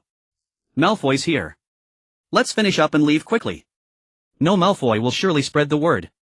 "Then what do we do? Are we doomed?" Harry was in a complete panic. The thought of being ridiculed in front of so many people was terrifying. He couldn't imagine how he'd ever sleep again. This was his first real mistake. Little did he know, as time went on, more mistakes and more point deductions would follow, and eventually he would grow accustomed to it. "Doomed. What have you done?" asked a tall red-haired boy as he approached. It was George Weasley, one of Ron's older brothers. He had noticed Ron's gloomy demeanor when he came down for breakfast. Though they didn't always show it and often teased Ron, they couldn't help but notice when something was clearly troubling him. Fred Weasley, George's identical twin, also walked over, looking at Ron, who sat in sullen silence. "What's up? Don't tell me you three pulled off something big last night. Were you the ones who lost Gryffindor those 40 points? Seeing Harry and the others remain silent with guilty looks on their faces, the twins knew they had hit the nail on the head. Even they had never lost 40 points at once. Usually when they got caught out of bed it was 10 points each. George pulled up a chair and sat opposite Harry, asking eagerly, "So what did you do?" "Get on the wrong side of a professor. We had a wizard's duel with Malfoy last night," Harry confessed after a moment's hesitation. If he didn't say it, Malfoy certainly would. "Whoa!" the twins exclaimed in surprise, drawing the attention of the surrounding Gryffindors. As the crowd grew, Harry lowered his head. Hermione meanwhile had buried her face in her arms on the table as if crying. "So? What was the result?" George asked impatiently. Well, we lost." Fred noticed Harry fidgeting like a nervous girl and offered some comfort. "It's all right. Malfoy's had more time to learn magic than you. You'll beat him next time." Harry remained silent, and Ron beside him was cowering in fear. Seeing Harry quiet, the other Gryffindors pressed on. "And then? What happened next? Which professor caught you? Why did Slytherin get points?" After that, a three-headed dog appeared. A three-headed dog. Like a Cerberus. One as big as a troll. A troll. I'd never seen one, but this dog's heads touched the ceiling. One head was bigger than my whole body. And then.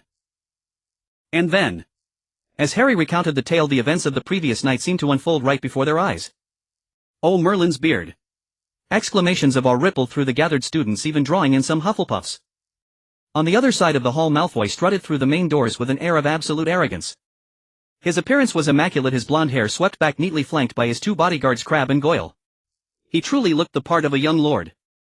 Arthur was absent today. He knew the events of last night would stir up trouble. Even if Harry kept quiet, Draco, that attention-seeker, would surely boast about it to everyone. He simply didn't have the energy to deal with these energetic young wizards. Leaving it to Draco to be the center of attention was the easiest course. Being surrounded and bombarded by dozens of chattering children was torture for Arthur, but for Draco it was the highest honor. Without even bothering to eat breakfast, Draco immediately stood on the Slytherin table upon entering the hall. Once he had gathered a sufficient audience, he began his performance. However, due to Arthur's prior counsel, he didn't hide Harry's contribution from the night before. In fact, he embellished it somewhat. If Harry were a weak wizard and their duel had been inconclusive, wouldn't that make him weak too? The stronger Harry seemed, the more impressive Draco's victory over him would be. Though Draco exaggerated his own role in Harry's, no one could overshadow Arthur's performance that night. By the end of that morning, Arthur's reputation was truly cemented. Everyone would regard Arthur Black as the most powerful first-year wizard of their year. He was becoming the Cedric Diggory of the first years, just as the Hufflepuff third year was. Time swiftly passed into November following the duel. The weather turned abruptly cold and the mountains surrounding the school were cloaked in a veil of pale white. Each morning the ground was covered in biting frost, its chill seeping to the bone, and many young witches and wizards suffered injuries from it. In this season nature seemed to grow silent and solemn, as if preparing for the arrival of winter. Yet within the halls of Hogwarts the students' anticipation was not for winter but for the Quidditch match. Harry was diligently preparing for it, as he was the first-year student in history to participate in a Quidditch game. Indeed, Harry was incredibly fortunate to have a friend like Hermione. Without her he would have been at a loss to complete his mountain of homework. His grades in many subjects were already less than stellar, and now he had to dedicate precious time to Quidditch practice. Recently Hermione had lent him a book titled Quidditch Through the Ages, which allowed him to learn many of the sports rules. The three of them, Harry, Hermione and Ron, found a spot to rest in the outer courtyard. Hermione conjured a magical flame which kept them surprisingly warm against the cold. From within the castle, Snape spotted Harry and approached with a sneer. "What have you got there, Potter?" Harry reluctantly showed him the book. "Library books are not permitted to leave the school. 5 points from Gryffindor." Harry muttered indignantly, he just made that rule up on the spot. At that moment Ron, staring at Snape's retreating back, voiced his suspicion. "Do you think it was Snape who leaked the news about our duel with Malfoy last time?" Although the incident had somewhat diminished Ron's standing in the eyes of Harry and Hermione, creating a slight rift between them, they remained friends who had met upon first arriving at Hogwarts and did not fall out. However, since Harry had helped Neville during their last flying lesson, he had been finding more opportunities to talk with him. Ron was aware of this and secretly regretted his own past actions. He was also actively trying to discover who had revealed the details of their duel. "At the time we were in Snape's potions class. He even kept Black behind. Black came out eventually, but we never saw Snape leave. He could have been hiding, eavesdropping on our conversation." The more Harry spoke, the more convinced he became of his theory. He still vividly remembered the three-headed dog's murderous intent, its ferocious gaze promising to devour him, a look he would never forget for the rest of his life. And now nearly half the school year had passed, and among all the professors Snape was undoubtedly the most hostile towards them. Before they could finish their discussion, the Slytherin bat had flown off, no longer watching Harry. But then the young master of Slytherin, Draco, made his appearance. He had perfectly inherited Snape's mission centering on Potter. Draco, flanked by his two bodyguards, swaggered up to Harry and declared arrogantly, "Potter, I hear you're playing in tomorrow's Quidditch match. Mind your own business." Ron shot to his feet, glaring at Draco. Although Draco had summoned the professor on the day of the duel, Ron still harbored suspicions about him. After all, it was Draco who had proposed the duel, and the door had only been locked after he had left. Holding on to this belief, Ron remained openly hostile towards Draco. "It's none of your business. I was asking Potter, not you." "Potter. Or is your name Ron Potter?" Seeing Ron, Draco shot back. Over the past few months the two had exchanged countless insults. However, Ron always seemed to come out on the losing end. Under Arthur's influence, Draco had become quite skilled, at least in the art of verbal sparring. Harry also stood up. "What do you want, Malfoy?" "Oh, nothing much. Even though you're my defeated rival, you're still the boy who lived after all. Our Slytherin Quidditch team takes you quite seriously. Arthur and I generously donated 7 Nimbus 2001 broomsticks to the team. These are brooms you couldn't possibly afford." Having said his piece, Draco left cheerfully. The faces of Harry and his friends, however, darkened. Having Harry play as a first year had already put immense pressure on the Gryffindor Quidditch team. Now their opponent Slytherin had maxed out their most crucial equipment, the broomsticks. Harry's burden felt heavier than ever. Draco chuckled gleefully, finding daily amusement in taunting Harry. But after his fun was over, his own mood soured. He was being forced by Arthur to practice magic every day like it was homework. He loathed it, but he couldn't defeat Arthur in a fight. Arthur was also incredibly elusive. Sometimes Draco would wake up and find Arthur's bed empty. That was one thing that brought him some joy. He wished he could go days without seeing him. As for Arthur, he was currently in the Room of Requirement, located on the 8th floor of Hogwarts Castle opposite the tapestry of Barnabas the Barmy. Since the wizard's duel, he had been training his lightning arts even more diligently. The result was that the dormitory could no longer withstand the commotion caused by his practice. Only the reinforced charms classroom could handle it. But he couldn't very well use that classroom every day. So he turned to the Room of Requirement, a place that could absolutely withstand his training. Initially he had worried about Dumbledore coming to find him. But over a month had passed and Dumbledore hadn't sought him out, much to his relief. Perhaps it was due to his age. Having just turned 11, his power was growing at a much faster rate than before. With the same effort, what used to take a month to increase his magical power now took only a week. Seeing tangible results from his hard work, Arthur became even more devoted to his magical training. He wasn't the type to possess unwavering perseverance. If he invested a great deal of time and energy into something without seeing any returns, he would abandon it. Arthur would not continue his efforts. Instead, he would cut his losses unless the matter was a matter of life and death. During his recent studies, Arthur mastered another lightning magic spell, the lightning whip. For now, this spell required his wand as a conduit. Of course, given his absolute affinity for lightning, he could cast it without one, but without the handle of the lightning whip it was difficult to control. The lightning whip was no simple spell, it was a divine technique that integrated offense, defense, and control.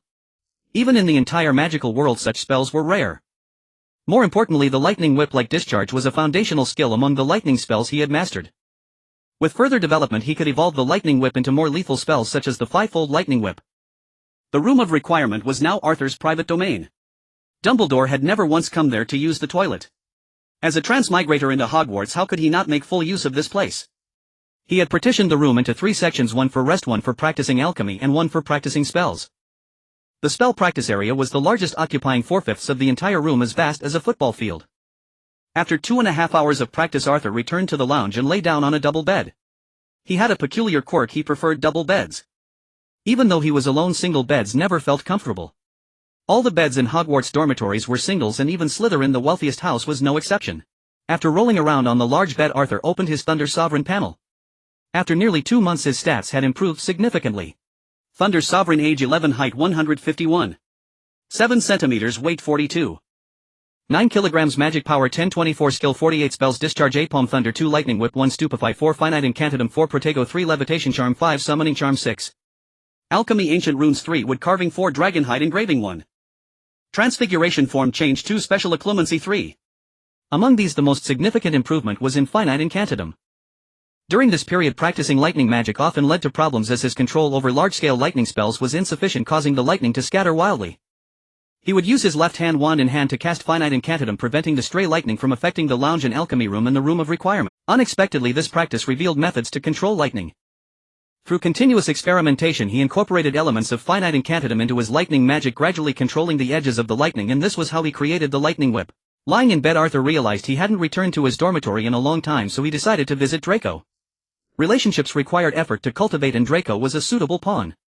Back in the Slytherin dormitory, although Draco claimed he didn't want to see Arthur, he was visibly excited. "Arthur, you're finally back. If you stayed away any longer, some would think you dropped out. It's fine, isn't that why I have you?" Feeling valued, Draco was even more pleased, though he still said you should interact with them more. "We're all purebloods. Father said that after graduation good relations with them make everything much easier." Arthur had no desire to mingle with those young wizards, especially some Slytherins. They were deeply influenced by their fathers and held extremely twisted worldviews. It was no exaggeration to say that upon graduation they could easily become Death Eaters. The Malfoy family, however, was different.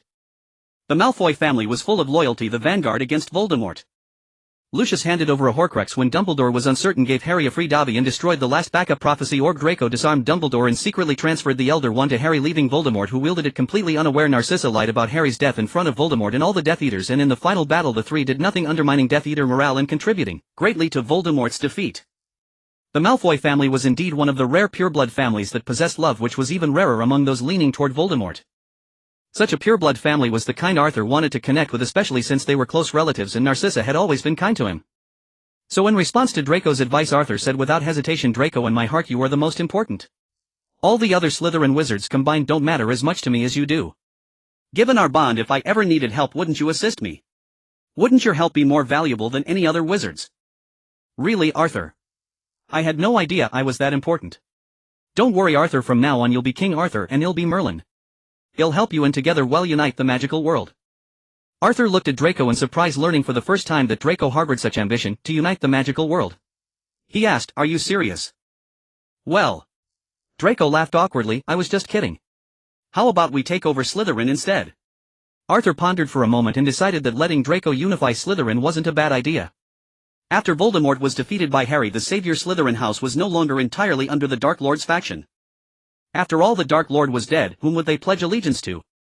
Thus the Slytherin students now each held their own political leanings, and there was no wizard like Tom Riddle of old who had become the undisputed leader in all their minds. However, after the midnight duel incident, everyone held expectations for Arthur Black. This was why Draco spoke as he did. Alright, no problem. Go ahead, I'll support you from behind. Arthur agreed after a moment of thought. Seeing Arthur agree, Draco was overjoyed, feeling that he had finally found his life's purpose. His father had always told him that to survive in the magical world and enjoy supreme power one must either possess great strength or find someone with such talent. To pledge allegiance, to draw close, to offer support, this way in the end he could share power with those who stood at the pinnacle of the wizarding world. Through their years of acquaintance and Arthur's outstanding performance at Hogwarts, Draco knew that Arthur was the one he was meant to follow. It was just a pity he had no sisters or cousins to introduce to Arthur. His father had said that marriage was a highly effective way to bind interests together. As for unifying Slytherin, Draco had a clear understanding of his own abilities. Compared to other young wizards from pureblood families in Slytherin, he had only his wealth to boast of. In other aspects he could not compete. Are you not going to step forward? I fear I cannot handle it all alone. Arthur patted Draco on the shoulder and said, it's fine. If any problems arise, I will intervene. Oh, very well then. Rest assured I will accomplish it. Draco's tone was resolute. He now realized that Arthur was a man of great ambition. With Dumbledore's power prevailing, the unification of Slytherin under a figure like Voldemort was certainly something Dumbledore and his followers would not want to see. And Arthur, being the prodigious wizard he was, would inevitably be under intense surveillance by Dumbledore due to his origins. So Arthur had him act as the public leader of Slytherin while he remained hidden behind the scenes, giving Arthur the freedom and time to grow. What a clever scheme. Had he not been so astute, he wouldn't have grasped Arthur's hidden meaning. Draco praised himself heartily, thinking he was a genius. I will absolutely do it, Arthur. Rest assured I will never betray you. Dumbledore will not discover our plan. Arthur was quite puzzled. What does Dumbledore have to do with this? This is a matter for Slytherin itself. Even if he knew, he would likely approve. Draco was stunned for a moment, but a knowing smile quickly spread across his face. Right, Arthur, you're correct. Even if Dumbledore knows, he won't interfere. Having obtained Arthur's consent, Draco was brimming with enthusiasm and dashed out immediately. Arthur meanwhile remained in the dormitory contemplating the implications of this for himself. This matter could certainly not be hidden from Dumbledore, but Arthur felt it would not significantly increase Dumbledore's suspicion that he might become the next Dark Lord. Dumbledore was not like the ancient emperors, plagued by paranoia and quick to kill. Rather, he was a stickler for rules. Even if he harbored suspicions without evidence, he would not act. Moreover, Dumbledore knew legitimacy and could easily rid the minds of young wizards. He rarely used it on people, but Arthur doubted Dumbledore would refrain when it came to matters concerning the Dark Lord. As long as Arthur refrained from teaching dark magic to the wizards who pledged themselves to him, Dumbledore might even see this as a positive development. The madness of the Death Eaters was intrinsically linked to the dark arts. The more one used dark magic, the greater the toll on a wizard's mind, and some spells could even corrupt one's physical appearance. If the younger wizards of Slytherin ceased their excessive study of dark magic and were guided properly, perhaps the current toxic atmosphere within Slytherin could be transformed. Dumbledore might even plan to send someone to guide them in the future. Despite this reasoning, Arthur was not particularly invested in this endeavor, as it would only benefit the Slytherin students after Voldemort's downfall. It would be of little help to others. In this magical world, power was ultimately what mattered most. After Dumbledore and Grindelwald died, Voldemort's strength was in a league of its own among all living wizards. It was just unfortunate that in the final battle Harry managed to defeat Voldemort through sheer plot armor. Arthur still couldn't comprehend it. Didn't Voldemort know how to perform wandless magic? Harry had stood right before him and declared that the Elder Wand's allegiance now belonged to him. Yet Voldemort still insisted on using the Elder Wand. A man who cherished his life above all, knowing he had only one Horcrux left, still chose to wield the Elder Wand against its true master. Even if Voldemort insisted on using the killing curse, and even if he couldn't cast it wandlessly, he could have simply grabbed any Death Eater's wand instead. Besides, given Harry's skill level at the time, Voldemort could have easily won using only flight spells. Furthermore, Voldemort had a plethora of transfiguration spells at his disposal. Hogwarts was in ruins, surrounded by broken walls. Wasn't that the perfect environment for transfiguration? Harry Potter's victory over Voldemort was pure luck. When tormenting Harry's corpse, he didn't use the killing curse, and the person sent to verify Harry's death happened to be Narcissa, one of the few Death Eaters willing to lie about the outcome. Most importantly, Voldemort lost his mind in the end. His brains had likely leaked out entirely unhindered by a nose. Arthur, however, was not about to pin all his hopes on Harry to defeat Voldemort. He was determined to make his own preparations. Even if he couldn't match Voldemort's power, he at least wanted to have the ability to escape from Voldemort when the Dark Lord was resurrected. Even if these Slytherin students pledged their undying loyalty to him, they would be of little use against Voldemort. And Slytherins were inherently selfish. It was unrealistic to expect unwavering loyalty from all of them. His agreement to help Draco unify Slytherin was born out of sheer boredom. Apart from researching magic, he had little else to occupy his time. At present, Arthur felt a sense of aimlessness. Ever since Arthur agreed to Draco's request, Draco had been exceptionally diligent. Time had now flowed into December and Christmas was fast approaching. This was one of the more significant holidays for Hogwarts students, comparable to a national celebration. What Arthur couldn't fathom, however, was why wizards celebrated Christmas at all. Especially those of pure blood lineage. The month had passed without major incidents save for the punishment meted out to the Weasley twins. They had enchanted several snowballs to relentlessly chase Professor Quirrell, finally pelting him on the back of his head and sending him fleeing in disarray. For this, Professor McGonagall deducted 20 points from each of them and publicly reprimanded them, ensuring the entire school learned of the twins' assault on the back of Professor Quirrell's head. This incident utterly shattered whatever prestige Quirrell the Defense Against the Dark Arts professor had left. Although Professor McGonagall had punished the twins, she never offered Quirrell a kind look thereafter. The young wizards in turn completely disregarded Quirrell, behaving with reckless abandon during his classes. Quirrell displayed remarkable weakness, never deducting points from the students who tormented him even under such provocation. This emboldened the young wizards to bully him further. Yet Arthur knew this meek facade was not the true Professor Quirrell. His knowledge wasn't due to being a transmigrator, but because Professor Quirrell had sought him out privately. This was an unexpected turn of events for Arthur. He knew Voldemort was parasitically attached to Quirrell, but he had anticipated Dumbledore approaching him first, not Voldemort. Logically, shouldn't Voldemort hold a grudge against him for killing the three-headed dog and thwarting his plot to kill Harry? On a night in early December, nightfall brought a flurry of snow, gradually cloaking the castle in a pristine white blanket as serene and beautiful as a fairy tale. A biting wind howled, whisking up loose snowflakes into the air, carrying a chill. Arthur received a note delivered by an unknown Slytherin student. Mr. Arthur Black, please come to the Defense Against the Dark Arts professor's office on the 3rd floor tonight. Awaiting your arrival. Quirinus Quirrell. Arthur knew upon reading this note that it was Voldemort summoning. Perhaps he was interested in his lineage and talent. Did he intend to recruit him into the Death Eaters as an inside agent at Hogwarts? Regardless, going there would provide the answers. Before leaving, however, he took precautions. Arthur summoned Draco and handed him a button. This is an alarm I made. There are two, this one is for you, the other is with me. If I press my alarm, yours will light up. When that happens, go find Professor Dumbledore and tell him to come to Professor Quirrell's office, understand? Arthur hadn't assigned him a task in a long time. Draco looked worried. Arthur, what are you planning to do? Why involve Dumbledore? Is there danger? Don't worry, there's no danger. Professor Quirrell just wants to see me. All right, he'll listen to you. After Arthur left, Draco felt something was amiss. How could Quirrell, the most unpopular defense professor in history, pose a threat to Arthur? Draco felt he could easily defeat Quirrell himself. After months of classes, he had never seen Quirrell cast a single spell. He merely read stories from the textbook. With his contingency plan in place, Arthur arrived at Quirrell's office on the 3rd floor. Knock, knock, knock. Come in.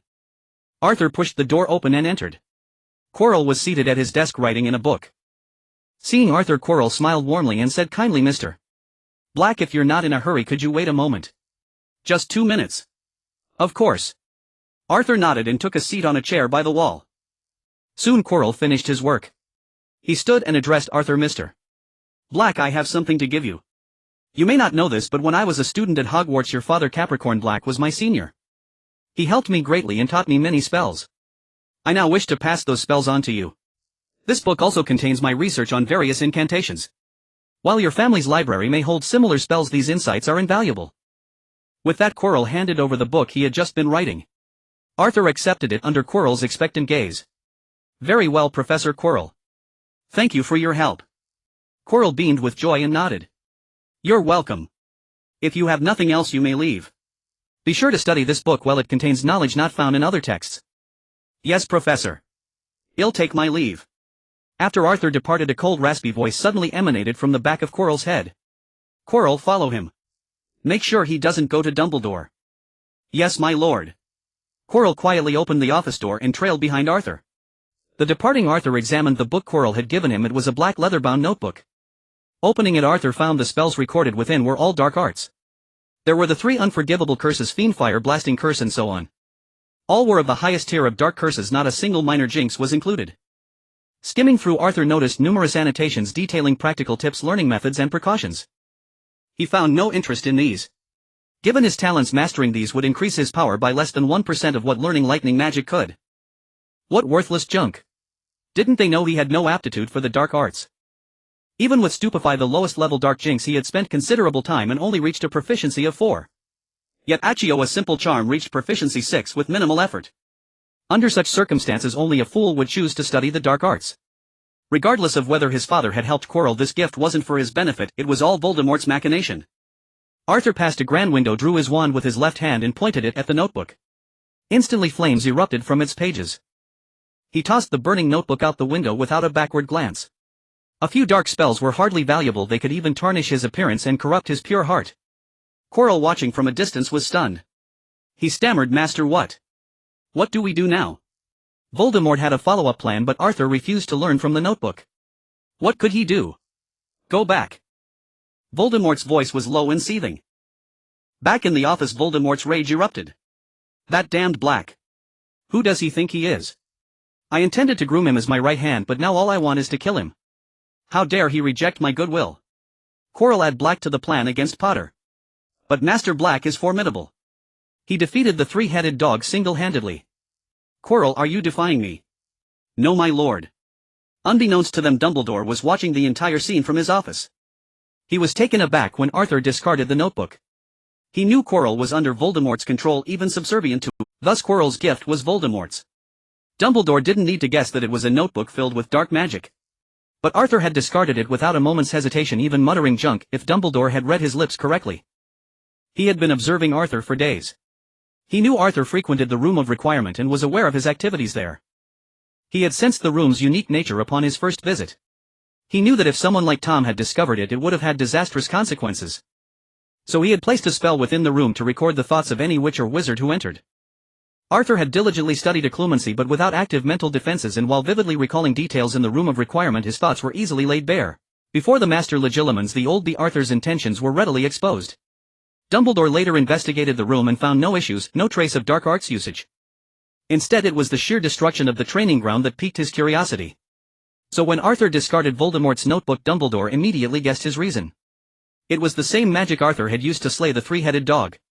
Remembering the sensation when he touched the beast's corpse, Dumbledore couldn't help but shudder. To this day, Dumbledore has not returned the three-headed dog's corpse to Hagrid. He sensed traces of ancient magic upon it. While lightning-related spells were plentiful in ancient magic, they are exceedingly rare in modern spellcraft. Moreover, modern spells of this nature typically require suitable weather conditions to cast and lack the sheer power to slay a three-headed dog outright as Arthur did, unless wielded by a wizard of comparable caliber. Consequently, he stored the corpse away. In essence, modern magic is a simplified iteration of ancient magic. If one were to master both paths to their culmination with sufficient magical reserves, their power would be equivalent. Take the stunning spell, for instance, a modern charm that young witches and wizards can learn in a short time. Its effect is simply to render the target unconscious. Its ancient predecessor before simplification required extensive study and placed significant demands on the practitioner's talent and magical capacity. Yet once mastered, its effect was far more devastating, not merely stunning but shattering a wizard into fragments. Ancient magic demands far more to cast. If Hogwarts were to teach only ancient arts, only a handful of students could manage to produce such spells. In bygone eras, many wizards spent their entire lives mastering just a few spells. Thus, when modern magic emerged, it naturally garnered great attention from those with lesser innate talent. Coupled with the advent of the wand, which grants wizards superior control over their externalized magical energy, modern magic grew increasingly favored. Conversely, ancient magic gradually waned. In the earliest days of the magical world, all studied ancient magic. Due to its immense difficulty, whenever a prodigy arose, others would flock to them, establishing noble families in their name. These families would then inherit and preserve the prodigy's unique ancient magical knowledge. This is how long ago one noble house after another came into being. These families relied upon their inherited ancient magic as their very foundation, and thus they guarded these secrets fiercely, never sharing them with outsiders.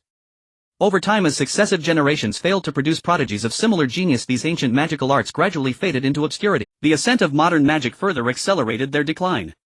Today, ancient magic is largely lost to the magical world, with only a scant few spells surviving. The Fidelius Charm and the Unbreakable Vow are prime examples of such surviving ancient spells. Their survival is chiefly due to their nature as oath or contract-based magic, a domain where modern simplification has imposed significant limitations. Beyond these, only certain specialized branches like divination and alchemy have endured, though much of their crucial knowledge has also been lost. Divination in particular has deteriorated to the point where practitioners capable of making true significant prophecies are virtually non-existent. At its best, modern divination might predict the weather for the coming days, and even that is often unreliable. Even at Hogwarts, perhaps the finest institution of its kind, Sybil Trelawney, the last descendant of the renowned Trelawney seer family, produces predictions that are entirely spurious. Only under extraordinary circumstances, when she herself loses control, can she tap into genuine prophetic ability. Alchemy, in contrast, has fared somewhat better thanks to luminaries like Nicholas Flamel the alchemist, who created the Philosopher's Stone. Though its overall stature has diminished, a considerable body of alchemical knowledge has survived. Spellcraft has suffered the greatest loss. Apart from contract-based spells, nearly all ancient battle magic has vanished. Even Dumbledore, the most powerful wizard of the age, commands only a limited repertoire of ancient magic. This is partly because his current power is so immense that his modern spells rival ancient magic in might. Another significant factor is his lack of access to such knowledge. Recalling that Arthur belongs to the most ancient black family in Britain, Dumbledore surmised that this might be the deep-seated heritage of an old noble house. His own family, for instance, had forged a pact with a phoenix long ago. Nevertheless, he remained intensely curious about the seemingly ancient magic Arthur had wielded. The primary reason for ancient magic's decline was its sheer complexity.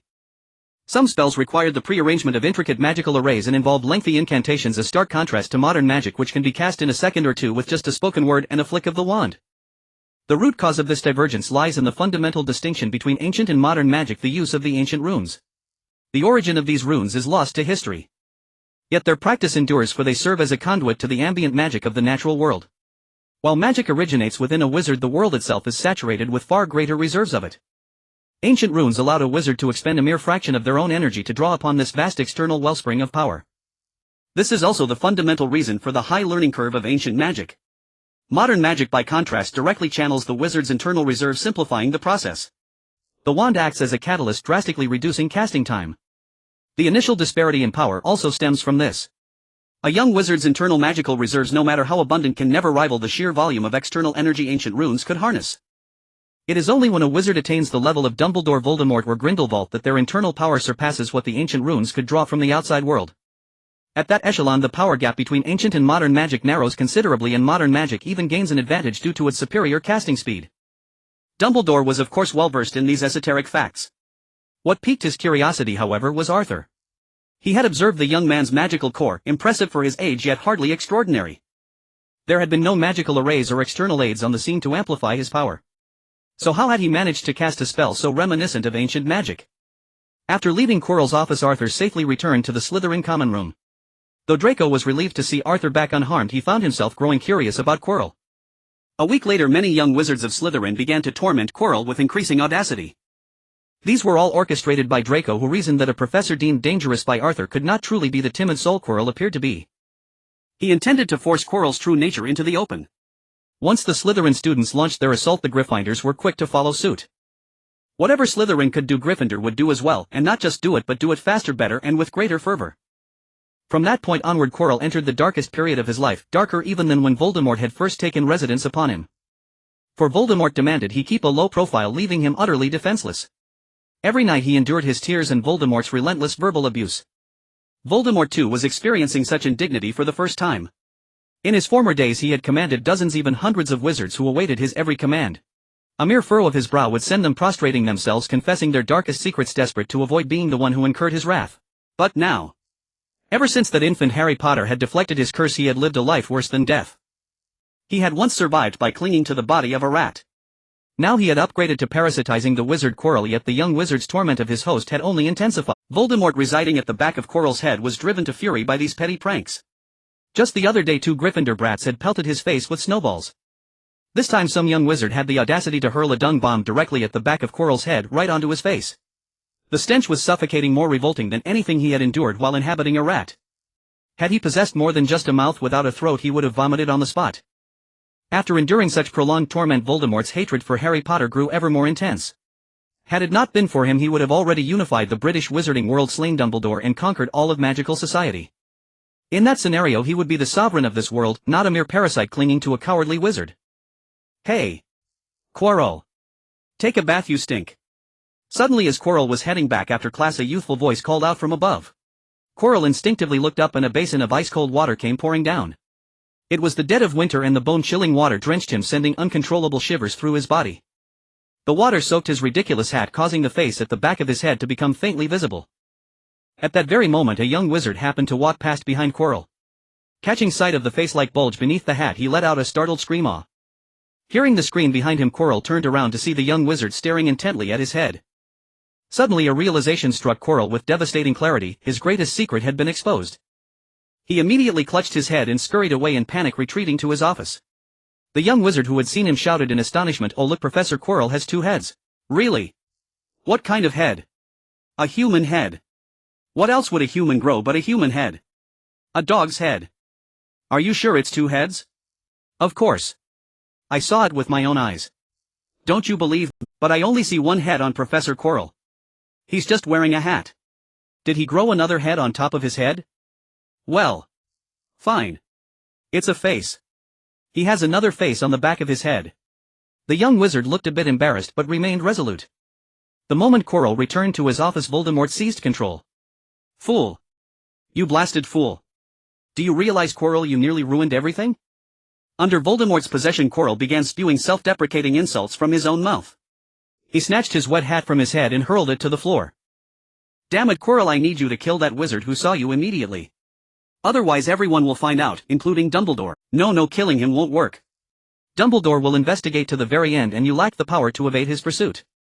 Curse it all, this is your fault, Quirrell. At that moment Quirrell felt utterly aggrieved. He believed Voldemort had lost his mind.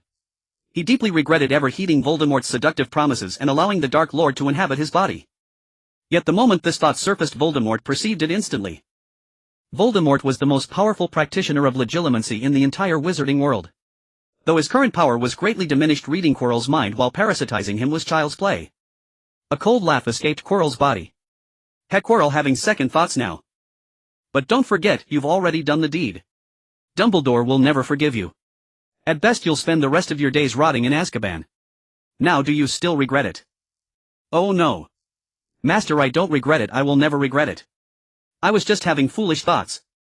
I will do everything you command. Please spare me, Master. Quirrell pleaded desperately in his mind. That's better. Now follow my instructions. Harry Potter and Arthur Black, those 2 brats both deserve to— In the end, the rational Voldemort decided against having Quirrell eliminate the young wizard who had witnessed his secret. That young wizard subsequently spread the tale far and wide. Though many dismissed it as nonsense, from that day forward Quirrell acquired a new nickname, Two-Face. As the young wizards continued their relentless pranks on Quirrell, his hat became a primary target. What those children didn't realize was that they were living through the pinnacle of their lives. For they had successfully attacked the Dark Lord Voldemort himself, and he dared not retaliate, enduring their assaults in silence. Soon Christmas will arrive. Hogwarts is also preparing for the Christmas party. Not only the young wizards but even the professors are actively decorating the school's Great Hall. Before long, with the help of the professors, the Great Hall was transformed entirely, becoming far more beautiful and spectacular than usual. The walls of the Great Hall were adorned with cascading garlands made of holly and mistletoe which rustled softly in the gentle breeze. In the corners stood 12 towering Christmas trees, standing tall like guardians of the Great Hall. It was evident that Professor McGonagall greatly enjoyed decorating these Christmas trees, spending most of her time on them. Some trees were adorned with sparkling icicles that glimmered in the sunlight, resembling strings of dazzling jewels. Other trees were draped with hundreds of candles, emitting a warm and gentle glow akin to the stars in the night sky. Many young wizards, captivated by the beauty of the decorated Great Hall, found themselves reluctant to leave. However, they had already signed consent forms which could not be changed unless something special occurred. With just 1 day left until the Christmas holiday, during dinner Draco looked at the splendid Great Hall and asked Arthur, "Arthur, are you really not going back for Christmas? My mother said she would love for you to come over and spend Christmas together." "Forget it, I'll stay at school. I'll visit your house next holiday." Draco was a bit curious, as it seemed ever since Arthur defeated the 3-headed dog he had become somewhat strange, not like a first-year student but more like a graduating one. "Are you staying at school to do something?" "Not really, just to study some magic. The school has a place specifically for training where I can be more at ease." "Oh, so you've been going there these days? You didn't even tell me." Draco's eyes widened as if he felt Arthur had betrayed him. "Then I'll take you with me next time." Draco cheered up again. "No problem, I knew you were my best friend. By the way, where is that place? Didn't anyone find out about you?" "It's next to the headmaster's office." Arthur glanced at Dumbledore while munching on a chicken leg. Dumbledore's perception was keen. He immediately looked at Arthur and smiled. Upon hearing Dumbledore's name, Draco felt that the food in his hand had lost its taste. Dumbledore, the headmaster of Hogwarts, the most powerful wizard in the world. Draco thought that practicing magic near Dumbledore's office was best left alone. "Dumbledore, you should go alone then." Soon Christmas Day arrived. After the holiday, the day before, all the young wizards except those staying at school had returned home. However, some professors remained at school. Arthur was the only one in his dormitory, and early in the morning many packages piled high in the entire dormitory. Owls kept flying in continuously. The Slytherin dormitory, unlike Gryffindor and Ravenclaw, was built underground. The only window was by the Black Lake, so the owls could not fly in. Instead, they waited at the entrance of the Slytherin common room. As the first Slytherin young wizard opened the door in the morning, countless owls rushed inside. Among them, half of the owls were delivering packages for Arthur. Most of the contents were gifts of candy from wizarding partners. Arthur had previously sent a letter to Creature asking him to prepare these polite Christmas gifts for others. In addition to these gifts from commercial partners, there was a particularly large package, and two owls carrying it were much bigger than ordinary ones. Arthur opened them one by one. The large package was a gift from the Malfoy family. Narcissa sent a handmade sweater, Draco sent a big bag of candies, and Lucius sent a set of exquisite wand maintenance tool. The gifts Arthur had prepared for them included beauty potions, broom care tools, and hair conditioner. Additionally, there were two large owls. Arthur was quite familiar with these two owls as they had delivered packages to him every Christmas. Arthur took out many snacks to feed the two owls, allowing them to rest after their long flight from France across a strait. The two packages were from Arthur's childhood friend and his uncle. His uncle's name was Antoine François, the current head of the François family. The François family is a historically significant family in France. However, several decades ago their ambitious ventures failed. This led to a gradual decline in the family's power, especially in terms of industry, suffering a severe blow, making their financial situation similar to that of the Weasley family. However, the Weasley family had to support many children. They truly had no money. After the Black family married into them, their lives improved significantly, but unexpectedly both individuals in the marriage soon passed away. Fortunately, Arthur later partnered with them in business. Thanks to the enormous profits from smuggling, the François family quickly developed again, and branches that had been split off returned to the François family. Additionally, with the recruitment of some wizards, Antoine François established a stable French wizarding black market within a few years. Thanks to Arthur's strong support, this black market is arguably the largest in France, if not the largest overall. Antoine was very grateful to Arthur, and their relationship was quite good, especially since Antoine had taken care of him since he was very young. At least for Arthur, Antoine François was far more important than Sirius Black, a person he had never met. Antoine gifted Arthur a book, knowing that Arthur loved reading, especially ancient collections. Such items are rare in the outside world but occasionally found in the black market, as some former nobles are unable to survive. However, Antoine had never sent anything related to dark magic. This particular book was about alchemy. Antoine also included a letter extending Christmas wishes and mentioning that many books on alchemy are currently for sale in the market, and they are not unique but newly printed. He consulted an alchemist, and the knowledge within was not found in the typical alchemy textbooks. It could be considered ancient family secrets. Once he collects all the available books in the market, he will send them to Arthur together. In addition to Antoine François' gift, Arthur also received a gift from his childhood friend, though they weren't exactly childhood sweethearts, as Arthur had returned to England later. However, their connection had never been severed. Arthur's childhood friend is a character from novels Fleur Delacour. She inherited the Vila bloodline from her grandmother, giving her 1/4 Vila heritage. Her appearance is stunning, with waist-length silver hair and slightly shimmering blue eyes. She also has a sister named Gabrielle, but Arthur was not very familiar with Gabrielle as he returned to England before she grew up. Fleur Delacour with 1/4 Vila blood looks far more beautiful than the film characters Arthur saw in his previous life. Like an elf, she resembled a model from Arthur's past life, Savannah Blade, who was mistaken for a CG character due to her cosplay. Fleur's gift to Arthur was quite special, Vila hair, which was her own hair. This was something Arthur specifically requested, intending to include it in his future alchemical experiments. As for the gift Arthur gave Fleur, it was a spellbook containing some insights he had compiled from the Black family's collection. This knowledge was absent in the Delacour family and would greatly assist Fleur, helping her avoid many detours while learning spells. If the Triwizard Tournament were to be held, Fleur's strength would definitely surpass that in the original story. Arthur's intention was to enhance Fleur's abilities to prepare for potential dangers in France. Perhaps this world is somewhat different, or perhaps Arthur's perspective in watching Harry Potter was solely from Harry's viewpoint, with little description of Europe. Currently, the magical world in Europe is quite chaotic, much more so than in the British magical realm, as the natural strait serves as a barrier. In Harry Potter, the descriptions of dark magical creatures are mostly limited to what is mentioned in textbooks, along with Remus the werewolf professor, and during the final battle there is a werewolf army among Voldemort's followers. However, in Europe these magical creatures truly exist and frequently appear. The werewolves and vampires have the largest influence, and their power has been expanding in recent years. Vampires have even taken control of some Eastern European countries, while werewolves mostly gather in Northern Europe. Of course, they also operate in other parts of Europe, but due to the strength of wizards their activities are relatively small in scale. As a major magical nation, France previously deterred vampires and werewolves from entering. However, due to Grindelwald's actions, the magical ministries across Europe have faced certain levels of disruption, and France is no exception. As wizards who followed or opposed Grindelwald gradually died over the years, the succeeding wizards raised during peaceful times have weakened the overall power of the European magical ministries compared to their predecessors. This has created space for werewolves and vampires to operate, and they have transformed many people in recent years. Wizards, due to their relative lack of strength and some wizards' desire to explore extraordinary powers in the Muggle world, have turned a blind eye to these activities as long as they do not cause significant destruction. Beyond these partners and close acquaintances, Arthur was surprised to also receive gifts from Harry Potter and Hermione Granger. Both sent a bag of candy. Perhaps it was because he had slain the three-headed dog and saved the two of them.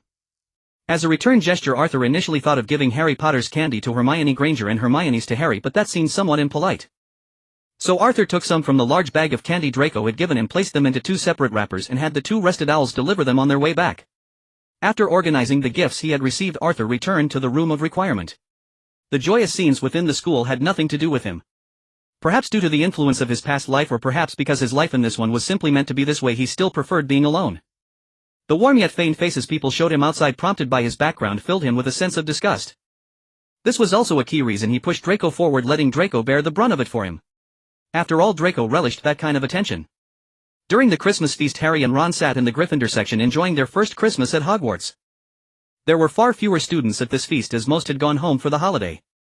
Ron was happily devouring a large turkey leg when he noticed Harry glancing repeatedly at the Slytherin table. Curious, he asked Harry, "What are you looking at?" "Malfoy." Harry was startled and quickly dropped his fork. "Oh no, Ron, why would I be looking at that Malfoy fellow?" "I was looking at Black." "Black?" Ron scanned the hall and shook his head. "Black stayed at school too. He's not in the Great Hall." "He did stay. I heard the girls talking about it," Ron said with a hint of discomfort, those girls fancying Black from their very first year. "It's rather vexing. Come on, Ron. Black saved our lives. If not for him, we might have been eaten by that three-headed dog. Besides, he's from a good family, handsome and powerful. Isn't it natural for the girls to like him?"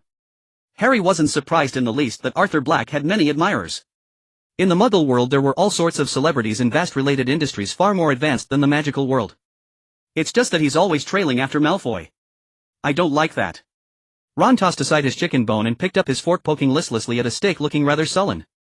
Harry felt Ron wasn't telling the whole truth, but he didn't want to press the matter. Dropping the subject of Black, they chatted about the day's amusing events, and the atmosphere grew lively once more. The professors at the staff table were also full of laughter and cheer. Perhaps it was the influence of the wine, but they seemed much more relaxed than usual. Hagrid, his face flushed, planted a kiss on Professor McGonagall's cheek. She didn't resist blushing as she let out a soft, giddy laugh. Snape, however, remained as stoic as ever, and Quirrell beside him wore his usual timid expression. One might have thought Snape was bullying Quirrell. Harry also spotted Dumbledore smiling warmly, chatting merrily with Professor Flitwick over a glass of wine. Noticing Harry's gaze, Dumbledore gave him a gentle smile, then glanced towards the Slytherin table before returning his attention to his cheerful conversation with Flitwick. Back in the dormitory, Harry shared a bag of candy with Ron. "Oh my! Who gave you this, Harry?" "This is a 3-galleon box of candy, a special Christmas edition. I read about it in the Daily Prophet. You've got at least 3 boxes worth here." "What? This candy is that expensive?" Harry was astonished. Having been in the magical world for a while, he had a good grasp of the value of its currency. Hagrid had once taken him to the Potter family vault. Though it contained a pile of galleons, it wasn't a vast fortune, perhaps around 10,000 in total. Moreover, that sum was fixed. The Potter family fortune originated from the magical shampoo invented by Harry's grandfather, Fleamont Potter. Upon retirement, Fleamont had sold the shampoo business in one go, quadrupling the family's total assets. But unlike other ancient families with continuous streams of income, this money was finite, dwindling with every use. 3 boxes of this candy would cost 9 galleons, and for so— "Hey Harry, who gave this to you? How come I didn't see this in the morning?" Ron tore open the wrapper and popped a Christmas tree-shaped candy into his mouth. Instantly a wave of sweetness flooded Ron's tongue. The candy was soft and springy, yielding gently to the bite, its smoothness and delicacy apparent. As the candy slowly melted in his mouth, its sweetness intensified, enveloping his entire palate. The flavor was truly unique. It wasn't cloying, but stimulated the taste buds with perfect precision, like the faint scent of osmanthus drifting from afar, evoking a sense of pure joy and contentment. Ron felt utterly transported. Mum. No wonder it cost so much. He knew that the Weasley family vault couldn't yield a single gold galleon. Harry also took a candy and ate it. "This is from Black. Maybe he didn't expect a Christmas gift from me, so his owl only delivered it after you'd left. It's delicious. There must be some kind of potion in this, it's the only way to justify the price." Black. Hearing the name, Ron wanted to spit the candy out. But as his tongue brushed against it, the sweetness spread instantly, and he found he couldn't bear to part with it. It was just too good. After finishing the candy, Ron, exhausted from playing with the Weasley twins all day, quickly fell asleep on his— Harry, however, lay awake for a long time. This was the best Christmas he had ever experienced. He could eat delicious food, sleep in a soft bed, and not have to hide in a cramped cupboard cautiously nibbling on scraps Dudley didn't want. After tossing and turning for a long while, Harry finally crawled out from under the covers. He dressed in draped over his shoulders a gift he had received that morning, the invisibility cloak. Under the cloak he passed by a mirror and saw no reflection at all. Then he began to wander the castle. As he passed a certain door he suddenly heard voices from within, 2 of them. But no light spilled from beneath the door. The room beyond was pitch black. Harry pulled the cloak tighter around himself and crept towards the door. Drawing near he could finally make out the scene inside illuminated by the moonlight. The 2 people speaking were familiar to him, Dumbledore and Black. They were both standing before a magnificent towering mirror. Arthur did not attend the Christmas party, choosing instead to spend the evening alone in the room of requirement. However, he did not deprive himself of comfort visiting the kitchens to ask the house elves to prepare a lavish dinner for him. It was just a shame he had no phone or other such device to while away the hours. Arthur could only pass the time with biographies and similar tomes. Though it was somewhat dull at first, he soon found himself intrigued once he reached the more interesting passages. He was reading Voyages with Vampires by Gilderoy Lockhart. He knew that Gilderoy Lockhart was a fraud and that the stories he wrote were stolen from the experiences of other witches and wizards, but this particular book contained a true story. Even if the true protagonist of the tale had written it, the account could not have been better than Lockhart's. Lockhart was a gifted writer, his stories always gripping the reader's heart and making them worry for the characters within. The events in Lockhart's Voyages with Vampires took place in Eastern Europe, and the book contained a wealth of information about vampires. The vampires of this world were similar to those in the stories Arthur had known in his previous life, yet they differed significantly. The first difference was their lifespan. Generally, even the most long-lived vampires only reached 100 years or so, with most having lifespans comparable to ordinary humans. The second difference concerned their magic. Vampires possessed magic of their own, much like Vila. Along with Vila, they were among the magical creatures most accepted by wizards in this magical world. A minority of wizards would intermarry with these 2 magical beings and produce offspring. Unlike Vila, however, the offspring of vampires and wizards could not learn wizard magic. Though they possessed magical power within them, they could only use the blood magic exclusive to vampires. Blood magic was the magic of controlling blood. Vampires could manipulate blood into various shapes for attack or defense, much like a wizard using transmigration. Furthermore, vampires were far superior to wizards in all aspects of physical prowess. Most importantly, vampires had their own organization, the Vampire Council. In this regard, vampires fared much better than their mortal enemies, the werewolves. The werewolves had no unified organization, operating more like ancient tribes with a succession of chieftains. They only united when engaging in large-scale conflicts with vampires. But such a hastily formed and loose alliance was naturally no match for the vampires, which is why the werewolves were driven into Northern Europe. In the eyes of the various magical creatures in the magical world, Northern Europe was a desolate wasteland. Vampires looked down on it, and wizards did too. 1,000 years ago, Northern Europe served as a place of exile for wizards who had committed crimes but were too troublesome to kill. For instance, if a wizard from a pureblood noble family violated wizarding laws and was sentenced to prison, but the prison couldn't hold him and he could escape at any time. Some wizards devised a solution: exile such wizards to Northern Europe. If other wizards found them appearing outside of that region, they could kill them on the spot and claim their property. Over time, those wizards forced to go to Northern Europe established their own wizard villages. After continuous development, their descendants eventually founded the Durmstrang Institute. Because their ancestors were mostly criminals, Durmstrang Institute had a high tolerance for the dark arts, even offering dedicated courses in the subject. It also refused to admit students of Muggle-born heritage. This situation only changed in the 15th century after prisons like Azkaban, which could effectively confine escaping wizards, were established. Arthur spent the whole night reading and finally finished Voyages with Vampires. Midnight had arrived. He left the room of requirement, intending to return the empty plates to the kitchens. At this hour, the halls of Hogwarts were no longer bustling with noise, only silence remained. Sparse candles flickered on the walls, casting faint glimmers of light, making the entire castle feel exceptionally desolate. Ancient portraits hung on the corridor walls, but they brought no warmth or life. Instead, they were emblematic of the castle's long and weathered history. Arthur walked slowly along the path. Some figures in the portraits opened their eyes, glanced at him briefly, and then closed them again. To them, seeing students out of bed after hours was a common occurrence. However, on Christmas night, most of the young witches and wizards had exhausted themselves with festivities during the day, so few were wandering the halls at night.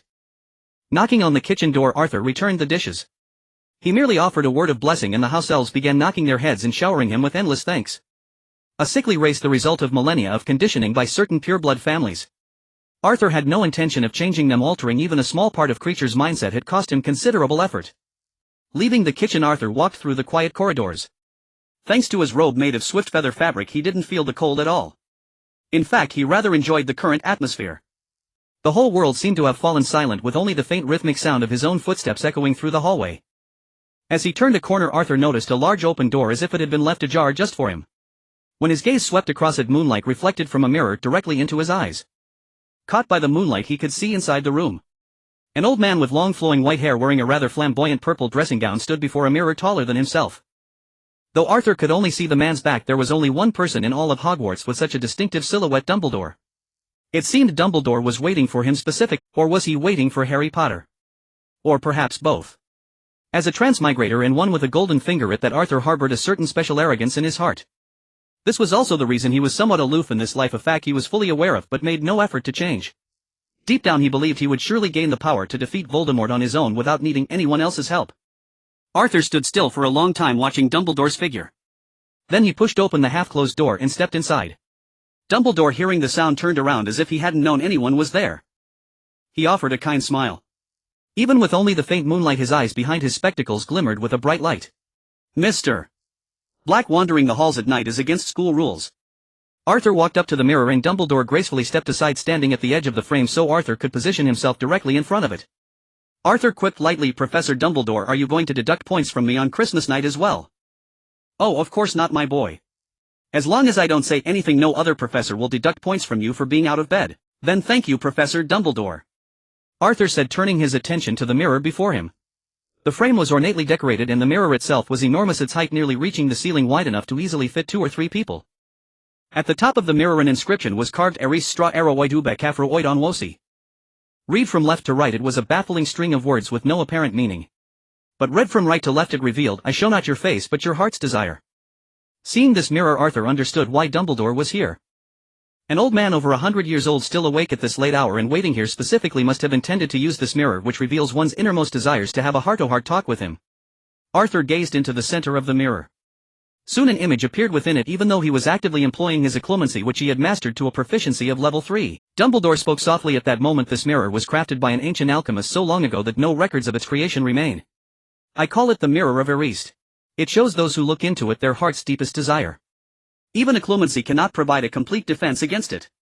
Arthur wasn't paying full attention to Dumbledore's words, for he was intently watching the image forming in the mirror. It was the true desire of his heart. The image showed an adult, tall and handsome, with features resembling his own, perhaps what he would look like when he grew up. This person was in a room that looked like the one from his previous life before he had transmigrated, filled with all sorts of high-tech equipment.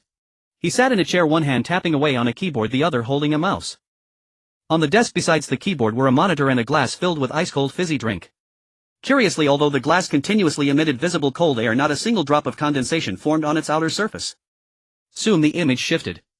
A woman with long silver-white hair and an alluring figure embraced him from behind, and they seemed to be talking. Then he stood up and walked with the silver-haired woman to a dining table already laden with a variety of steaming, delicious-looking dishes. It was warm, cozy, and full of life. Arthur watched the scene in the mirror, a slight smile curving at the corners of his mouth. Clearly his mood now was not as cold and calm as usual. "Mr. Black, you have a rather pleasant smile.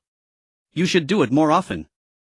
Dumbledore placed a hand on Arthur's shoulder and continued, "The Mirror of Eris shows us our deepest desires." "What did you see, Mr. Black, that could coax such a rare smile from you?" Arthur turned his head to look at Dumbledore. "Professor, are you really this interested in the privacy of an 11-year-old boy?" Dumbledore paused for a moment, then narrowed his eyes with a smile. "I suppose that could also be called a dream, couldn't it? I could tell you what I see in exchange. How about that?" "Of course, no problem, Professor." Arthur turned back to gaze at the image reflected in the Mirror of Eris and said slowly, "What I see is quite simple. It's me in the future as an adult, alone in a room playing on a computer and drinking cola. Then a grown woman calls me over to eat and the dining table is already laden with steaming hot dishes." This time he did not use occlumency and truthfully revealed what he saw.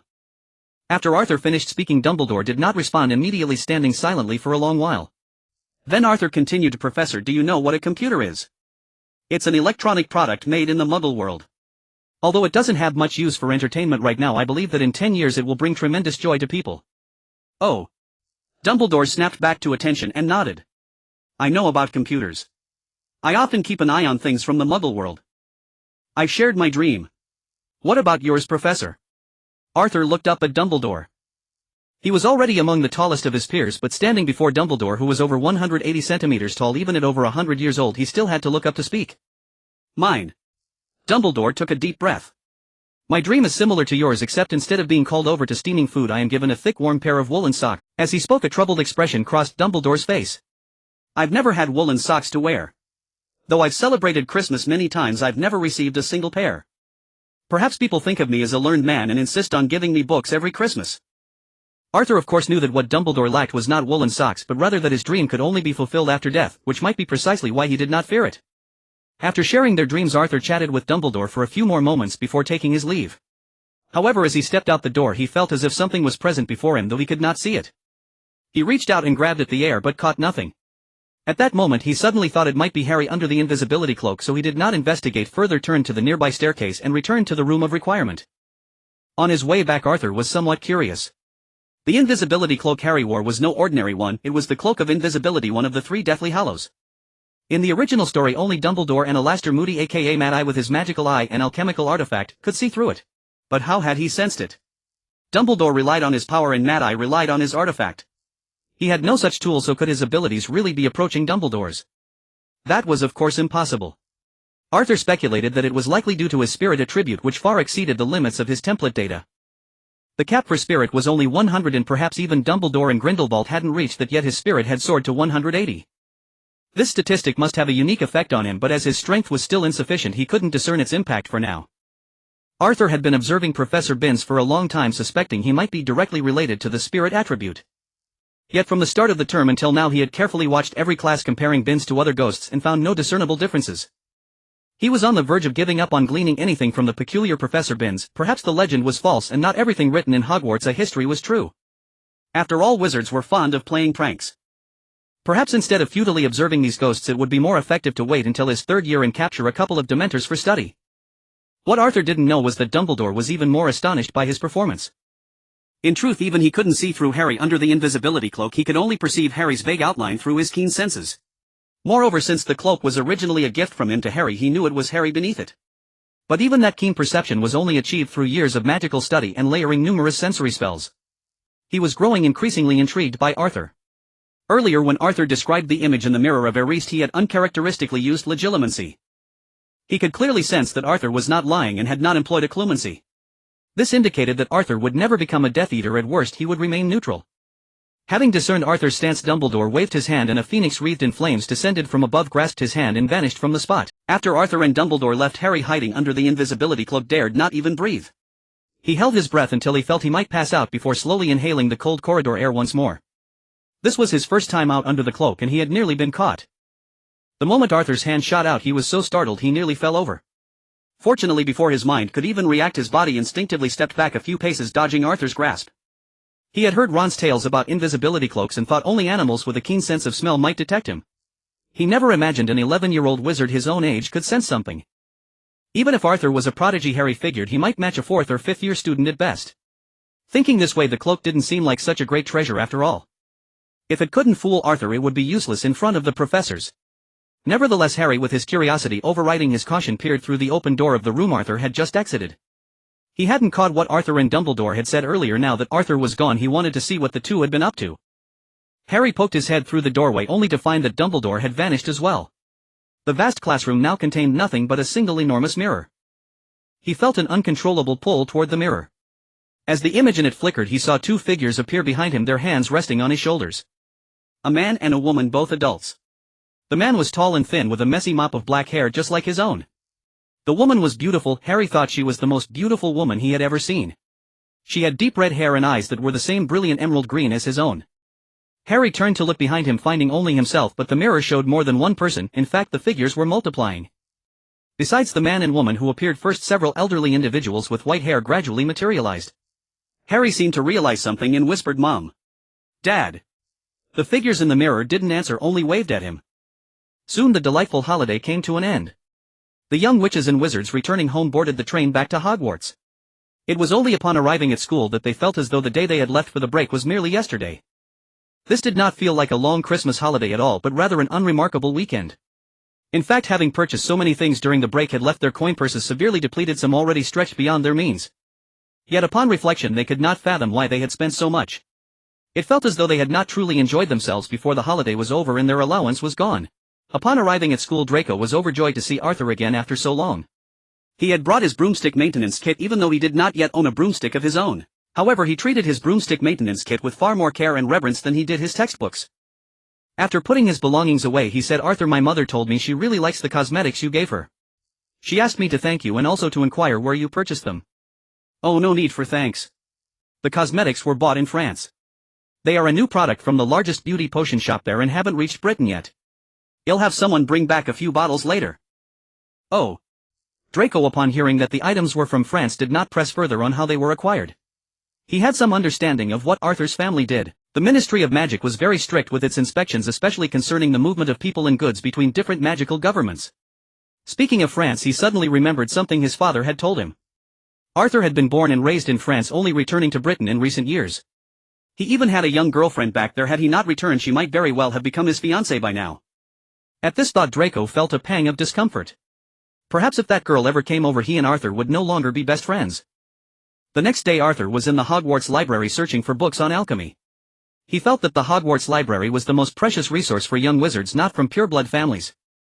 The library housed many texts that even the Black family did not possess, let alone other families. Moreover, many pureblood families had already fallen into decline. The Potter family was relatively fortunate.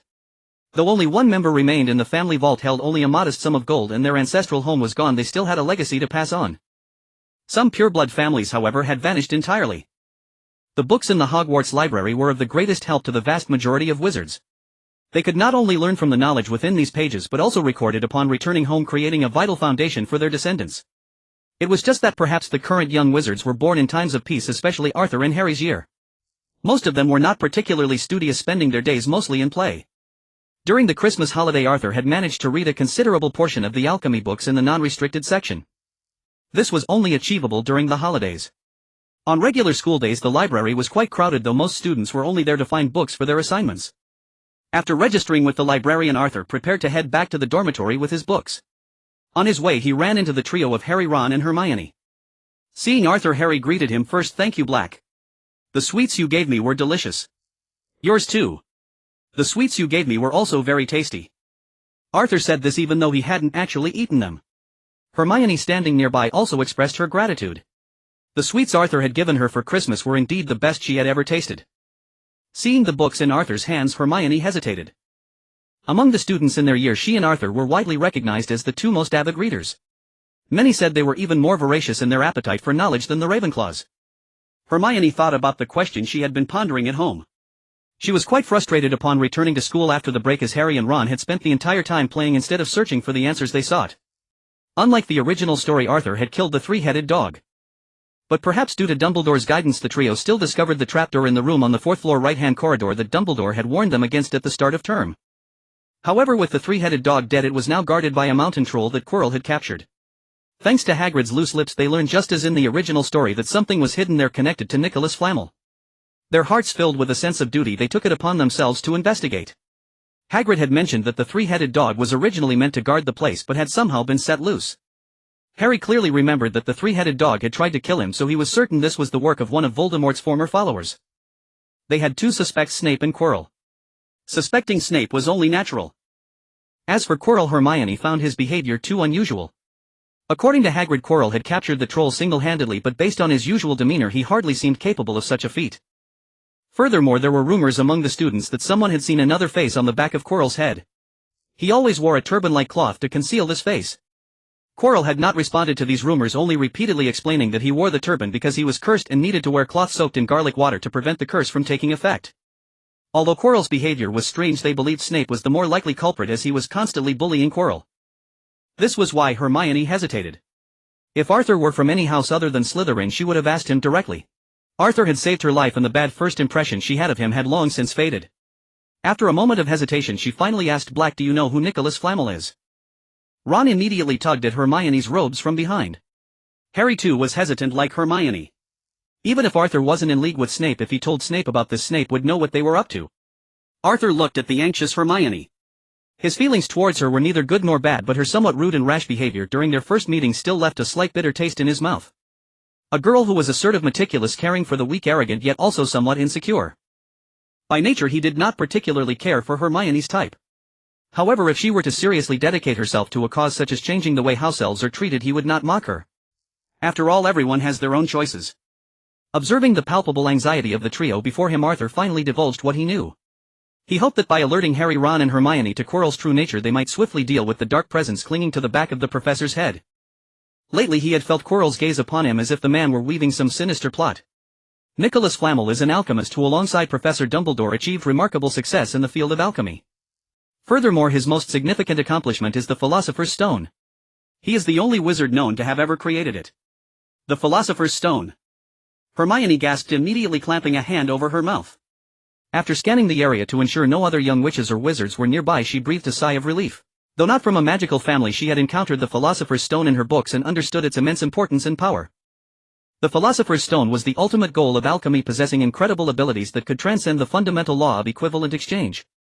With it, a wizard could transmute any metal into pure gold and brew the elixir of life, granting immortality to whoever drank it. Harry's eyes widened. In that moment he recalled where he had seen the name Nicholas Flamel before. It was printed on Dumbledore's chocolate frog card. Armed with this new information, Harry thanked Arthur and hurried off with Hermione and Ron towards the library to research everything they could find on Nicholas Flamel. Having nudged events along and delivered the crucial intel to Harry, Arthur felt a flicker of satisfaction. Yet the feeling was fleeting. Quirrell, like a snake lurking in the shadows, kept watching him, a constant source of unease. One can guard against a thief for 1,000 days, but it is impossible to guard against one for a lifetime. And as the saying goes, what you fear will come to pass. A few nights later, Arthur was climbing the stairs towards the room of requirement as usual. Perhaps owing to his exceptionally high spirit stat of 180, he sensed something different about the castle that night. Recently the castle had grown cold due to the weather, but tonight, beyond the chill from the wind outside the windows, Arthur felt an inexplicable shiver run down his spine. As he passed a corner on the staircase, the suits of armor decorating the hall seemed to serve as a silent omen, warning him of the danger that lurked this night. Adding to his concern, Dumbledore was absent from the school. He usually dined in the Great Hall, but Arthur hadn't seen him there for any of the 3 meals that day. He concluded that Voldemort was behind this. Had he become an obstacle? But shouldn't Voldemort's hatred be focused on Harry? Killing him wouldn't serve Voldemort any significant purpose. However, Arthur had no more time to ponder. As he stepped from the staircase onto the 4th-floor corridor, the door to one of the rooms suddenly burst open. Before he could even see what was inside, a putrid stench hit him, like rotten tomatoes mixed with excessive chili and fermented sugar, nearly making him vomit his dinner. He hastily cast the bubblehead charm on himself, creating a protective bubble of air around his head. Though typically used for underwater excursions, it proved perfect for this situation. The bubble filtered out the foul odor emanating from the room, allowing Arthur to breathe again. He didn't need to guess what was inside. A stench so foul could only mean one thing: a troll. In the entire magical world, no other magical creature stank as badly as a troll, and few could endure such an odor for long. For most magical beings, dealing with a troll stench during a fight was often more challenging than defeating the troll itself. But if it was just a troll, Arthur thought, Voldemort must be losing his mind. An ordinary troll was no match for a 3-headed dog, and he had already slain one of those. Why would he fear a mere troll? Voldemort must have an ace up his sleeve. Wielding his wand in his left hand, Arthur pointed it at the open door. Under the influence of his transfiguration spell, the door slammed shut, fusing seamlessly into the wall. This would temporarily contain the troll, though if it was under Voldemort's control, its brute strength might eventually break through. His transfiguration skills were still at a basic level, unable to alter the material itself, only its shape and appearance. Leaning against the wall, Arthur scanned his surroundings for the hidden Voldemort, or rather Quirrell, when he suddenly felt a presence similar to how he had sensed Harry under his invisibility cloak. He couldn't see anything, but he could feel another creature nearby. Suddenly his heart seemed to stop as a wave of intense danger washed over him. He threw himself to the side, his movements clumsy and desperate. Fortunately, he managed to evade. The very next second, a deafening crash echoed from the stone wall where he had just been standing, leaving a shallow crater as if struck by a charging rhinoceros. In that instant, Arthur realized this was a threat he couldn't overcome unscathed. Even if he managed to defeat this invisible creature, he would likely sustain serious injuries. Wizards were notoriously fragile. Once an enemy got close, it often meant death or severe injury with little room for error. This was why Arthur had always been so cautious. He hadn't expected this Voldemort to be so different from the foolish one in the original story.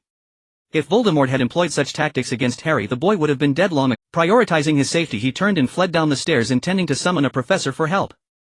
But after only a few steps, he felt his wand being yanked from his control, pulled in the opposite direction. No matter how hard he tried, he couldn't pull it back. After a moment's thought, Arthur decisively let go of his wand. What was a wand compared to his life? A wand was like a well-worn coat, replaceable if lost. But if he lost his head, he couldn't come back to life like Voldemort. Arthur continued his escape without his wand. He managed to get a few more steps than last time, but was again restrained by an unseen force, this time more powerfully. He felt himself being lifted, suspended in midair, and dragged along by some invisible power. Before he could even attempt to use his lightning magic, he was sealed inside a confined dark space. Then he heard chaotic, thunderous footsteps. The sound of shattering glass followed.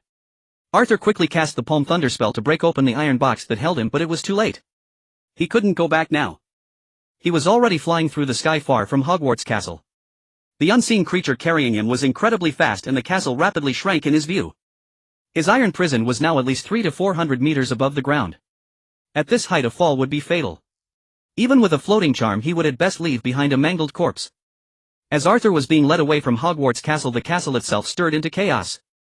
The troll that Arthur had previously locked away broke through its door and lumbered out. The stench so vile that even a month later the mere memory of it would churn one's stomach began to seep and spread relentlessly through the castle corridors. Young witches and wizards who had not yet retired for the night heard the thunderous commotion shortly after their meal and rushed to investigate. Their curiosity was further piqued when they witnessed a metallic box smash through a window pane and soar out into the night sky. But as they drew nearer to the source of the disturbance, an indescribable odor assaulted their senses. The Hufflepuff students whose stomachs had been pleasantly full moments before felt their appetites vanish instantly, adding a sharp acrid edge to the already nauseating smell. Harry, Ron and Neville, drawn by the noise, joined the Hufflepuff group. Hermione, suppressing her own revulsion, hastily cast a few calming charms over them. This disastrous day would later be recorded by the students as the day of vomiting. The troll, now free, gazed upon the throngs of succulent flesh before it, its mouth agape, and licked its teeth with eager delight. An even more potent wave of stench washed over the students and several more succumbed, collapsing weakly, unable to rise. Noticing that some of the food had stopped moving, the troll raised its moss-covered club, intending to bludgeon the morsels into stillness before feasting. Seeing the troll raise its club, Cedric Diggory, a third-year student present, held his breath and pointed his wand. Wingardium Leviosa. The slimy surface of the club reduced the friction against the troll's grip. As the troll swung it into the air, the levitation charm wrenched it from its hand. The club spun once in the air before crashing down heavily onto the troll's own head. A loud hollow thud echoed through the corridor, a sound like striking a wooden fish, proving that the troll was indeed a creature devoid of brains. The troll swayed unsteadily before toppling over onto the stone floor. Many students, slow to react, scrambled to their feet and fled towards the lower floors. Moments later the professors arrived. Upon seeing the troll, Snape looked at Quirrell with undisguised fury and dripping sarcasm, his contempt so blatant that even Goyle could perceive it. Quirrell, what a truly competent defense against the dark arts, Professor. You are unable to keep a mere troll contained within the castle walls. Is it because the repulsive stench emanating from your head rivals that of the troll, leading you to mistake it for a kindred spirit, and thus you couldn't bear to place a single chain upon it? Quirrell, perhaps accustomed to Snape's barbs, offered only a stiff, humorless smile and stood silently against the wall, offering no defense. After hearing the students' accounts of the incident, Professor McGonagall looked approvingly at Cedric Diggory. Well done, Mr. Diggory. 20 points to Hufflepuff. With Dumbledore absent, the deputy headmistress took charge. Escort all students to the Great Hall. We shall remain there for the night. And take a roll call to see if anyone is missing. Having heard the students' tales of a black box flying from the castle coupled with the troll's appearance, McGonagall deduced that someone was seizing Dumbledore's absence to orchestrate mischief.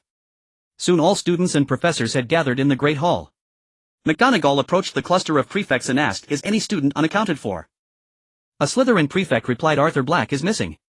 "I asked Malfoy. He said Arthur is sometimes absent from the dormitory, but he doesn't know where he's gone either." McGonagall's brow furrowed deeply. A plot unfolding tonight and Arthur Black conveniently absent. It was hardly a coincidence. She pressed her wand to her throat and her voice boomed, "Has anyone here seen Mr. Arthur Black tonight?" Upon hearing of Arthur's disappearance, Snape's expression also grew grave. He was running low on certain ingredients and had hoped to procure more from his supplier. But with the proprietor gone, would his subordinates not be in an uproar? Harry, ever suspicious of Snape, watched him and Quirrell closely from the Great Hall along with Hermione and the others. Seeing Snape's face visibly darken at the mention of Arthur Black, a daring thought formed in Harry's mind. He leaned close to Hermione and whispered, "Hermione, what if Snape has captured Black? Black was the one who told us about Nicholas Flamel the other day." Hermione shuddered, shooting Harry a sharp look. After scanning Snape's face, she edged away slightly and frowned. "If Snape knew Black had told us about Flamel, why wouldn't he just come after us directly? Black wouldn't have known the stone was on the 4th floor. Harry hesitated. Maybe Black figured it out from our questions and went to the 4th floor alone. And Snape ran into him and had no choice but to lock him up. Professor Snape was just eating in the Great Hall. He came with Professor Sprout. They must have been delayed by something. He can't be in two places at once, Hermione retorted, looking at Harry as if he were daft. Then who? If not Snape? Maybe it's Professor Quirrell. Didn't you hear Snape? He's the one who brought the troll into the castle. And Snape was right, there wasn't a single ring or chain on that troll. If it had been leashed, there would be at least a collar or shackle. Harry wavered at Hermione's reasoning. If Snape had an alibi and Quirrell didn't, perhaps Quirrell was indeed the culprit. Across the hall, Draco was panicking. Arthur was gone. What was he to do now? Arthur was his only friend, his dearest, closest ally, a brother in arms. His mother would surely kill him when he returned home. Moreover, he had rallied many Slytherins to their cause based on Arthur's ambition. The Malfoy fortune alone wouldn't secure their lasting loyalty. He needed Arthur's formidable power. Suspecting that Arthur Black might be inside the black box that had flown out of Hogwarts Castle, McGonagall dispatched Professor Snape and Flitwick to search in the direction the box had vanished. Meanwhile, Arthur, believed to be missing by everyone, was carried by the black box deep into the Forbidden Forest. It came to a halt in a clearing surrounded by towering trees. Arthur cautiously extended his hand out of the box, waving it in the air as the powder in his right hand drifted away slowly. This powder was ground from the fragments he had shattered with his thunder palm while inside the box. Under the control of the levitation charm, the powder hovered in midair. Though Arthur was not yet adept at wandless magic, he could manage simple spells to control such light objects as powder.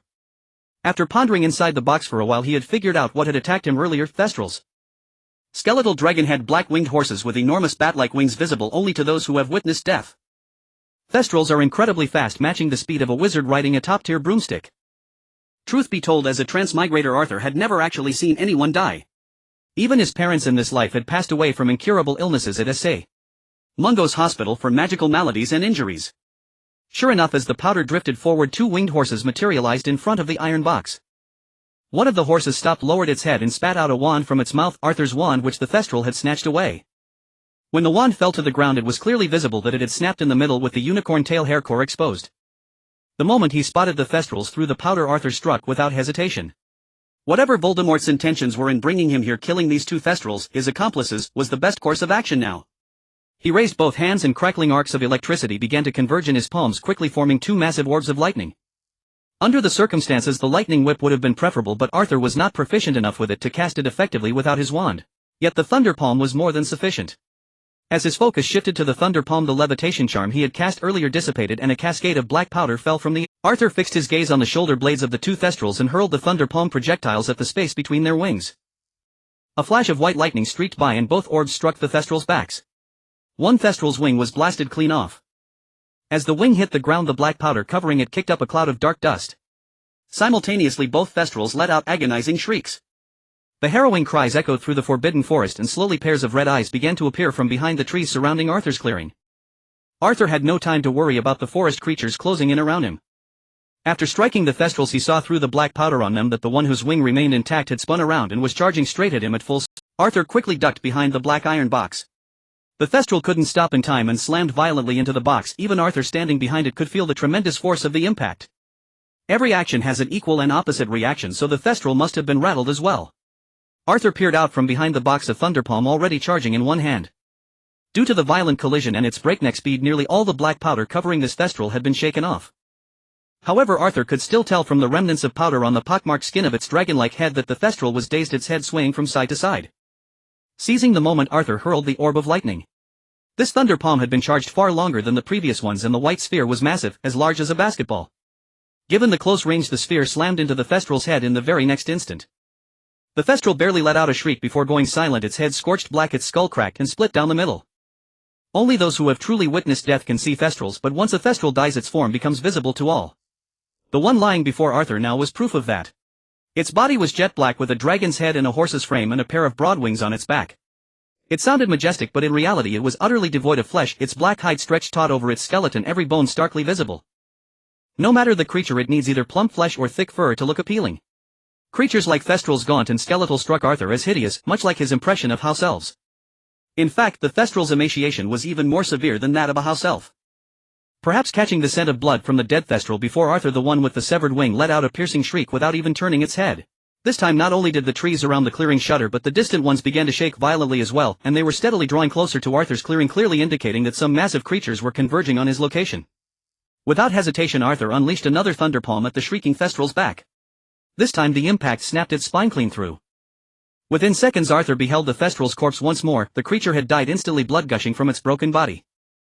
Now, with the forest around him teeming with countless blood-red eyes, Arthur sprinted forward and snatched up his broken wand from the ground. After tucking the exposed unicorn tail hair back into place, he tore some hair from the Thestral's head and tightly wrapped it around the broken section of his wand. This way his wand would be serviceable for the time being, enough to help him survive the current predicament. As Arthur remained vigilant against potential attacks from the forest's creatures, the environment of the clearing where he stood began to shift abruptly. The ground beside the black iron box suddenly swelled and a perfectly flat slab of earth flew out, followed by a unicorn drenched in blood emerging from beneath the soil. A unicorn is a creature with a coat of pure snow-white fur and a single long horn upon its head. Because of its unique and beautiful form, it represents nobility, pride and purity in the eyes of wizards. Yet the unicorn standing before Arthur appeared utterly feeble, covered in blood, with both hind legs bent at unnatural angles as if they had been broken. Around her neck was an iron collar bristling with spikes on both the inner and outer surfaces.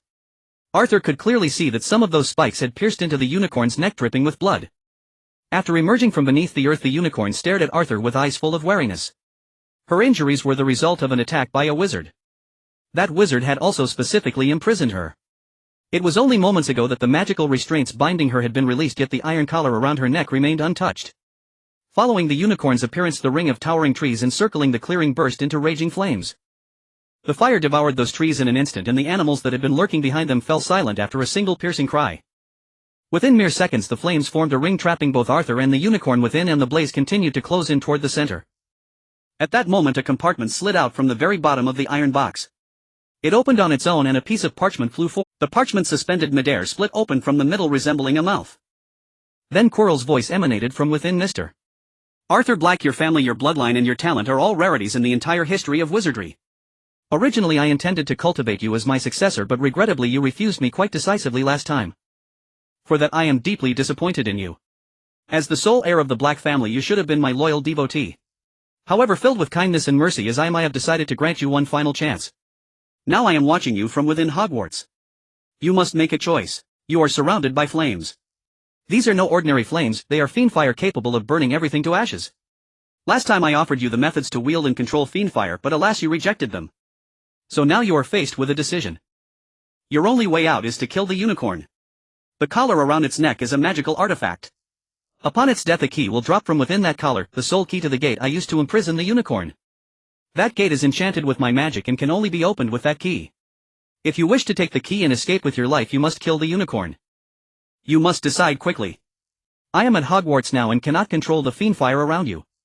As Quirrell's voice ceased, the parchment ignited in midair, crumbling into a pile of ash. Arthur fell silent, gazing at the fiend fire surrounding him. He had never imagined that Voldemort would resort to such measures against him, nor that Voldemort was far more cunning than the one depicted in the original story he knew. Frankly speaking, even if Voldemort had intended to kill him outright, he would have been powerless to resist. He turned to look at the unicorn. His only option was to kill her. Suddenly he noticed a mirror lying on the slab of earth that had flown up earlier. Within the mirror was the figure of Quirrell, who was watching him with a smile. A surge of inexplicable fury welled up within Arthur. He raised his wand and unleashed a streak of red light, shattering the mirror in an instant. He was seething with anger, not because Voldemort had set a trap forcing him to kill a unicorn, but because he had fallen for it. Due to the influence of both Dumbledore and Voldemort, he had strived diligently to become a cautious young wizard, but lately he had grown somewhat complacent. Perhaps because he had entered the main storyline, he couldn't help but adopt a god's eye view, believing that dealing with Voldemort was no great challenge. He had begun to let his arrogance get the better of him. Take the time Quirrell had given him the dark magic notebook, he had simply burned it without a second thought. But had he been truly cautious, lacking the power to face Dumbledore and Voldemort alone, he should never have burned that notebook the moment he left Quirrell's office, no matter the circumstances. The fiend fire drew closer and Arthur could already feel the searing heat radiating from the flames. He glanced at the unicorn, then descended into the hole she had emerged from, attempting to use magic to open the gate leading to the underground passage. But whether he used the unlocking charm or his lightning magic, he failed. The gate remained utterly immovable. The surrounding earth had also been reinforced, and his transfiguration spells could not alter the terrain in the slightest. Let alone Voldemort, he couldn't even counter the transfiguration cast by Quirrell, a Hogwarts graduate. Left with no choice, Arthur returned to the unicorn's side, feeling as though he was the one who had doomed her. In the next moment he might be forced to kill the unicorn to save himself. By now the unicorn had collapsed from her severe wounds. Seeing Arthur approach, she struggled to lift her head and gaze at him. She knew that the young wizard before her was no dark wizard. Through her keen sense of smell she could even tell that he had barely touched dark magic and his soul was remarkably pure. Had they met in the wild under normal circumstances, even though Arthur was male, she would not have shied away from his approach. Unicorns are magical creatures, not ordinary beasts. She could understand human speech, and she had heard every word Quirrell had spoken through the parchment with perfect clarity. She knew her life was at its end. Yet what the kind and proud creature found hard to accept was that she would bring ruin upon this young wizard, one who did not wish to kill her but was compelled to do so to survive. A wizard who slays a unicorn is cursed. Killing one to preserve one's own life brings an even graver curse, and drinking its blood to survive invites the most severe of all, a curse almost certainly fatal. Because so many creatures can kill them without even realizing it, their curse has become a passive ability, one they cannot consciously control. If Arthur killed her, he would inevitably be cursed. Though he wouldn't drink her blood, sparing him the most lethal curse, the curse of a unicorn, would still be an unbearable burden for an 11-year-old wizard. To survive after killing the unicorn, Arthur would have no choice but to study and master dark magic, using it to resist the curse. That was precisely Voldemort's goal, to force Arthur Black, the sole heir of Britain's oldest family, into embracing dark magic and being corrupted by it. Arthur slowly walked up to the unicorn. She made no move to harm him, only letting out a series of mournful whinnies as tears streamed from the corners of her eyes. Now there was only one way left for her to help Arthur. The unicorn struggled to rise on her forelegs, and the silvery white blood within her body began to flow, gradually converging toward her single horn. As it flowed, the silvery white blood slowly transformed into a deep red with thin black threads visible within the liquid. Soon her horn was stained a dark crimson. When it had turned completely dark red, she slammed the side of her horn violently against the ground. With a crisp crack, the horn snapped off at its base. Then, using her mouth, the unicorn placed the broken horn before Arthur and let out two soft plaintive cries. She knew Arthur couldn't understand her speech or her intentions, but she was certain that a powerful wizard at Hogwarts would comprehend. As long as the young wizard before her survived, that powerful wizard would surely come to his aid. Arthur looked at the unicorn's actions with confusion, but he knew full well that she meant him no harm. He gazed at the dark crimson horn before him and picked it up. Seeing Arthur take the horn, the unicorn gave a slight nod, but even that small motion sent fresh blood gushing from the broken base. The searing pain made her whimper softly twice. Enduring the agony, she turned her hindquarters toward Arthur and began to swish her tail. Unbeknownst to Arthur, the tail hairs had also turned a dark crimson. Arthur looked at the broken horn in his hand, then at the unicorn's behavior, and asked hesitantly, "You want me to take your tail hairs as well?" The unicorn nodded. Arthur stepped forward and with his wand carefully severed the unicorn's tail hairs. After this was done, the unicorn lay down, presenting the collar around her neck toward Arthur, and slowly closed her eyes. Arthur knelt before the unicorn. All he could do now was ensure her passing was as painless as possible. A dark shadowy lightning began to gather, seeping into the unicorn's body and numbing her senses. Then he raised his wand and brought it down near the collar. Blood flowed slowly from the wound, and a minute later the key that could save Arthur's life dropped into the pool of blood. The unicorn was dead. A wisp of black energy invisible to Arthur seeped from the unicorn's body into his own, causing him to shudder inexplicably. Then he felt the scorching heat of the fiend fire closing in once more. Knowing time was running out, Arthur used the levitation charm to lift the unicorn's body, which floated behind him as he swiftly fled the place through the underground passage. After traversing a tunnel over 100 meters long, Arthur finally emerged from it. By now the sky outside, which had been dim, had transformed entirely into a fiery crimson. The uncontrolled fiend fire was not merely consuming the clearing where Arthur had been, it was also spreading outward. It had now nearly reached Arthur's current location. He swiftly led the unicorn to a remote spot at least 1,000 meters away, found a relatively scenic area, and buried the creature. The unicorn's bloodstained horn and tail hairs were placed into his small enchanted bag, which had been expanded with an extension charm. The fiend fire raging in the Forbidden Forest was starkly visible against the dark night. Professor Snape and Flitwick, dispatched by McGonagall to search for Arthur, spotted the massive blaze from a great distance. Filled with anxiety, they hurried over. Upon witnessing the spreading fiend fire, they abandoned their search for Arthur, knowing they must extinguish the inferno without delay. Snape and Flitwick exchanged a glance, then simultaneously drew their wands and drove the tips into the ground. "Finite incantatem," they shouted in unison. Twin streams of golden light surged from their wands into the earth. Cracks split the ground, and the golden light raced along them toward the fiend fire. Within moments the golden radiance enveloped the fiend fire, clashing relentlessly with the flames trapped within its ring. Each collision diminished the fiend fire's size, yet the golden light, sustained by the unyielding magical output of the two Hogwarts professors, showed no sign of weakening. After a series of clashes, the fiend fire was finally extinguished. This blaze was far smaller than the one in Paris, and Snape and Flitwick merely caught their breath after withdrawing their wand. Snape then immediately scanned his surroundings. The fire he had just quelled was no natural wildfire, it was fiend fire, a spell only a wizard could conjure. The sudden eruption of such a massive fiend fire in the usually tranquil Forbidden Forest was undoubtedly the work of the wizard who had brought Arthur here, so Arthur must be nearby. Yet his greatest fear was that Arthur had perished in the flames. Before the two professors could search for long, Arthur found them himself. Voldemort would never return to extinguish the fiend fire he had left behind, so after burying the unicorn, Arthur had made his way toward them. Upon seeing Snape and Flitwick, he let out a sigh of relief. "Professor Snape. Professor Flitwick." Hearing Arthur's voice, the visible anxiety on the two professors' faces eased considerably. As long as no student had died, they believed Dumbledore could handle the rest. Moreover, Hogwarts itself boasted the finest potions, master healing experts, and other professors capable of mending a young wizard's injuries. Seeing that Arthur was alive and that the blood on him was not his own, Snape's face flickered with a smile for less than a second before returning to its usual cold, impassive mask. He looked at Arthur and asked, "Mr. Black, do you know who the wizard was that brought you here?" "Of course, it was Professor Quirrell." "Quirrell? Why? What did he want with you?"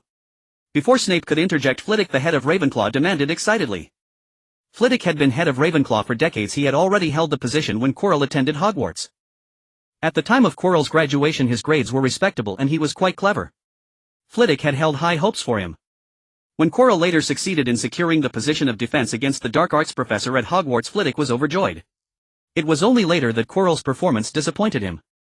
But no matter how he racked his brain he could not fathom why Quirrell would kidnap a first-year student or unleash such a lethal piece of dark magic as fiendfall. Had he and Snape not arrived in time, the unchecked flames might have consumed a tenth of the Forbidden Forest before anyone within Hogwarts Castle even noticed. In response to Flitwick's question, Arthur naturally could not reveal the true reason. The fact that he had been forced by Voldemort to kill a unicorn was something he would only share with Dumbledore. Had the unicorn not given him its blood-stained horn and tail hairs, items he didn't recognize, he wouldn't have even told Dumbledore. But if the Black family library lacked information on such matters, he would have no choice but to seek Dumbledore's counsel. So he crafted a plausible explanation, one that was in fact highly likely. Professor Quirrell might be trying to steal the Philosopher's Stone hidden on the 4th floor of the school. With Professor Dumbledore away today, he kidnapped me deep into the Forbidden Forest to draw you professors away, minimizing Hogwarts' defenses. This scenario was entirely plausible. Voldemort had forced him to bear the unicorn's curse, and after that Arthur had no intention of shielding Quirrell. Seizing this moment to steal the Philosopher's Stone and kill Harry Potter, the prophesied savior, would be the optimal move. Merlin's beard. How do you know about the Philosopher's Stone? Flitwick shouted in disbelief. Today had delivered far too many shocks and they were overwhelming. Even during the First Wizarding War he had never encountered events that left him so repeatedly astounded. Regarding the Philosopher's Stone, Arthur unhesitatingly threw Harry under the bus. For Harry, who was about to officially embark on his savior's journey, this was nothing more than a trivial inconvenience. Earlier when Harry Potter came to ask me questions he accidentally let it slip. He missed Granger and Mr. Weasley asked me about Nicholas Flamel and I pieced it together. At the mention of the Potter surname Snape grew impatient. Humph, Mr. Potter is just like that, he gets wind of something and can't help but broadcast it to the world, desperate for everyone to know how extraordinary their savior is. A newborn baby defeated the Dark Lord, so it's only fitting that Mr. Potter is so remarkable. Enough, Severus. We must return to Hogwarts at once. Quirrell must not get the Philosopher's Stone. I know, but Potter must lose points. Very well, he did make a mistake this time. The news of the Philosopher's Stone should never have been divulged. As Arthur, Snape and Flitwick began their return journey, chaos had already begun to brew within Hogwarts. It all started after Professor McGonagall instructed all the young witches and wizards to remain in the Great Hall. She dispatched Snape and Flitwick to search for Arthur. She then ordered several professors to patrol the castle, checking for any other dangers lurking within. Quirrell, the defense against the dark arts professor, though usually underperforming, was naturally among them. After leaving the Great Hall he returned to his office, remotely monitoring Arthur's actions. After Arthur shattered the mirror he had placed, Quirrell could no longer see his actions, but his plan was already set in motion. Arthur Black, the sole heir of the Black family, had already been led astray by him. His intention to cultivate Arthur as his successor, the heir to the Dark Lord, was not mere talk. He genuinely harbored this plan. His failure in the First Wizarding War had left him with severe repercussions. During his rise to power he had shifted from advocating pure-blood supremacy, a belief from his Hogwarts days, to championing the supremacy of power. Though he never explicitly stated it, the wizards of pure-blood families were not foolish. They sensed this shift and were no longer aligned with Voldemort, only submitting due to his formidable power at the time. However, when Harry Potter, an infant barely out of the cradle, defeated Voldemort, regardless of how this infant savior managed it, Voldemort's prestige suffered a devastating blow. Therefore this time he sought to launch another war after his resurrection. Securing the support of Arthur Black, considered by pure-blood families across Britain as potentially the wizard of the most noble lineage, was of paramount importance. Arthur Black could also provide him with substantial financial resources. Combined with the Malfoy family's wealth, money would be the least of his concerns once he regained his power. Simultaneously, choosing Arthur Black as the Dark Lord's next heir could secure the loyalty of many pure-blood wizards. After all, his half-blood status was now known to many wizards. Of course, this talk of a Dark Lord heir was merely a ploy. With his Horcruxes ensuring his immortality, what could an heir possibly inherit? Once he unified the wizarding world he could simply find a pretext to eliminate him. Seated in his office, Quirrell smiled as he watched a lamp on the table flicker to life. This lamp was connected to the entrance of the passage he had set for Arthur. The lamp would only light up when that door was opened. To lure Arthur into darkness he had exhausted all the magical artifacts he could find from the First Wizarding War. Watching the lit lamp, Quirrell asked curiously, "Master, how are you so certain Black will kill the unicorn rather than choose to die in the fiend fire?" The face on the back of Quirrell's head smiled. "The Sorting Hat does not err in the house it assigns. Once a Slytherin, always a Slytherin. As a Slytherin who knows how to read the room and protect himself, why would he give up his life for a mere unicorn? He is not a foolish Gryffindor. Master is truly brilliant. It seems Black is destined to be a Death Eater." Voldemort let out his signature laugh. "Ha ha, rest assured. Severus and Flitwick have already gone to find Black and Dumbledore is away. Minerva is the only one here with real skill. You can proceed with my plan to retrieve the Philosopher's Stone. His laughter was unrestrained, completely shedding his previous hidden demeanor, the demeanor that wouldn't dare make a sound even when slapped in the face. Master, wasn't Snape one of your followers? Why send him away? Severus, ha. A turncoat. He defected to Dumbledore immediately after I fell. Now that my power is diminished, he might betray us again. He is not to be trusted until I am truly resurrected. Understood, Master. I will begin the plan immediately. Quirrell hurried out and cast Fiendfire in the courtyard from the second floor. The blazing fire attracted McGonagall's attention. As soon as she extinguished the Fiendfire before she could even search for the culprit, a chorus of howls echoed from the Forbidden Forest. One by one werewolves emerged as if they knew the Fiendfire in the Hogwarts courtyard was a signal and began charging towards the castle. At that moment McGonagall looked up and saw the full moon in the sky. Under the moonlight several werewolves had already breached the school grounds. Quirrell stood behind a window on the second floor smiling at the scene unfolding before him.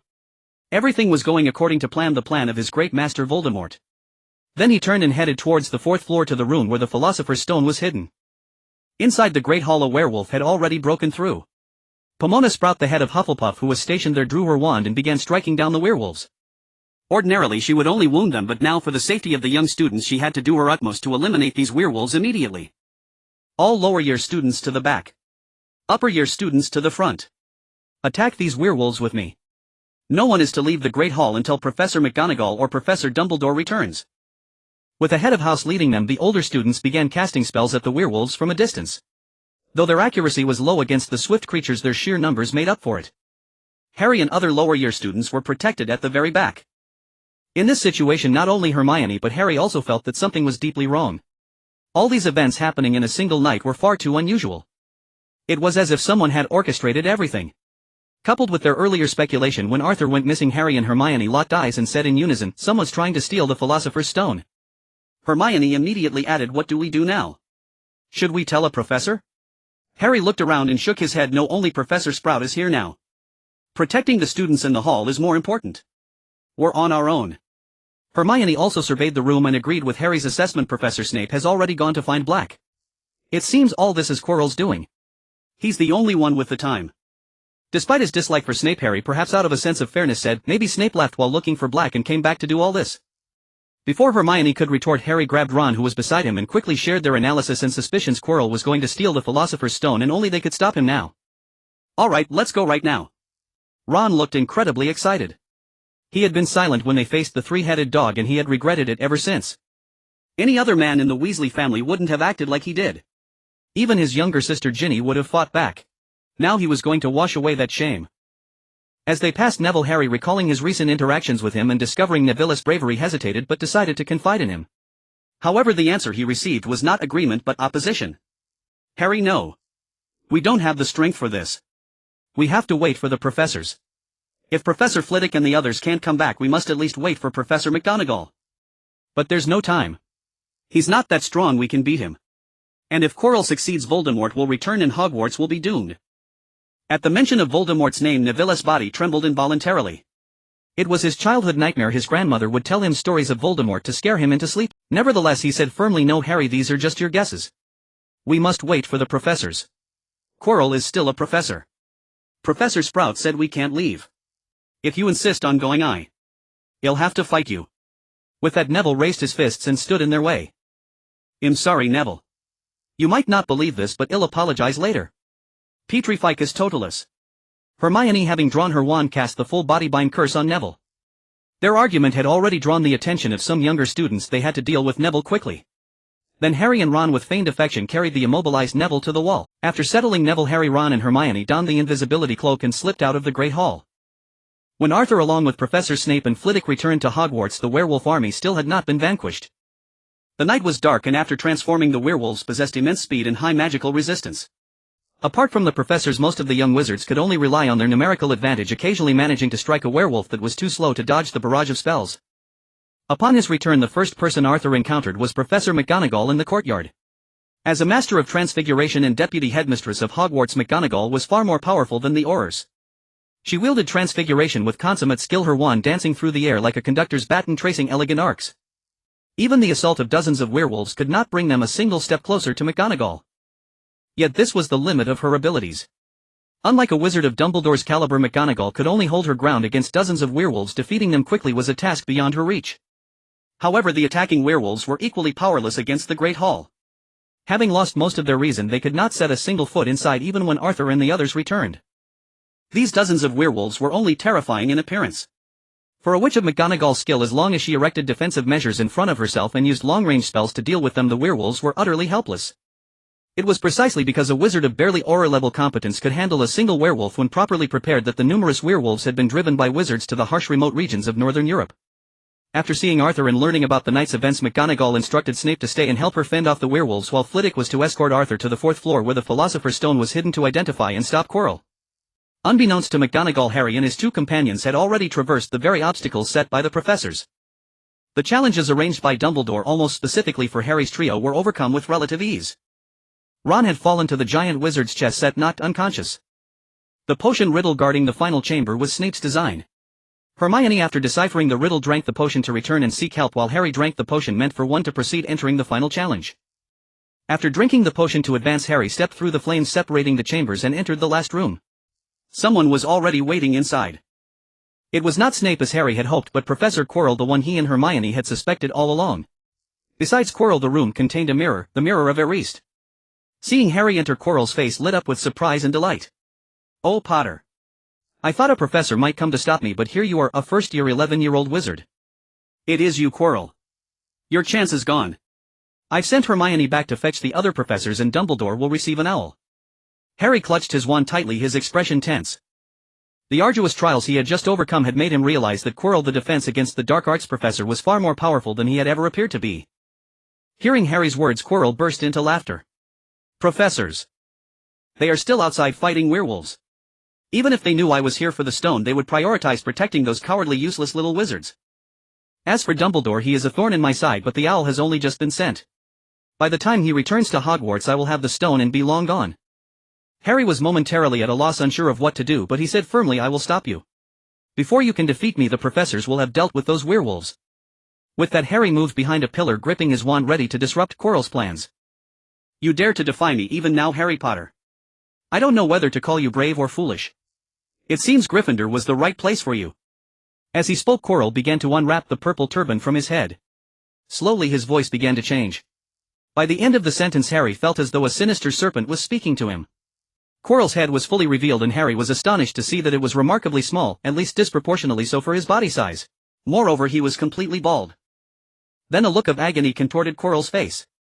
Though Harry couldn't see the back of his head, he could see the veins on his bald scalp bulging as blood rushed from the back of his skull to the front. This reminded Harry of an old legend he had heard, that Quirrell was a two-faced man and someone had seen another face at the back of his head. Quirrell spoke through the pain. "Oh no, Master, you have used too much of your power already and you haven't recovered yet." A cold, sharp voice replied, "It matters not. Spending some power to deal with Black was worth it. Soon we shall have the Philosopher's Stone.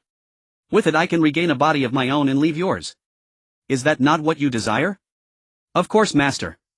My body is yours to command," Quirrell quickly protested. "Spare me your vows of loyalty. Your occlumency is weaker than that Black boy's. You cannot hide your thoughts from me." Quirrell fell to his knees. Though the pain brought tears streaming down his face, he pleaded, "Master, forgive me. I am truly loyal to you." "Enough. I know what you have done for me this year. When I am reborn, I shall restore your body, make it stronger than before.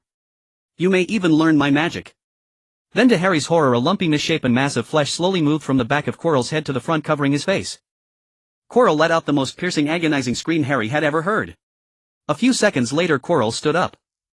His face had completely transformed, becoming utterly hideous. His features were crushed together, his skin was as pale as chalk, his eyes were like red beads, and where a nose should have been there were only two thin slits. At the same time, wisps of dark smoke emanated from the bizarre face. Harry felt it was more repulsive than any creature he had seen in horror films, and a single glance was enough to make his skin crawl. "Harry Potter. Look at what I have become. This is all because of you. Now you will repay me by helping me get the stone so I can create a new body for myself." Quirrell walked stiffly toward Harry. A shiver ran down Harry's spine as a chill seemed to travel from the soles of his feet to the back of his head. He darted behind another pillar, stammering in disbelief, "You're Voldemort. You're not dead. And what did you mean about Black? Did you kill him?" "Why? He was innocent. Oh, of course. The old black is dead. The new black will be a far superior one. As Voldemort spoke, he pointed his wand, and Harry, who was trying to flee, was instantly frozen in place. He could only move his eyes, the rest of his body was completely immobile. Now dear Harry Potter. Come and see what magic this mirror holds. Voldemort waved his wand towards the mirror of Erist, and Harry was levitated to stand before it. Well. What do you see? Is it the stone? Voldemort's mouth was close to Harry's ear, and his breath, cold as ice, made Harry tremble uncontrollably. Unable to close his eyes, Harry could only stare at the mirror. In it he saw a figure that looked exactly like him. The figure reached into its trouser pocket, pulled out a bright red stone, and then placed it back inside. As the figure completed this action, Harry felt a heavy object drop into his own pocket. He had just obtained the Philosopher's Stone that Voldemort so desperately craved. Of course he couldn't tell Voldemort that. But he had seen it before he knew what a wizard normally saw in the mirror. He fabricated a vision. I see Gryffindor defeating Slytherin and winning the House Cup. And then Dumbledore shakes my hand. You lie. You cannot deceive me. Don't you know that? Voldemort's cold, sharp voice cut through the air again. Fear rose unbidden in Harry's heart.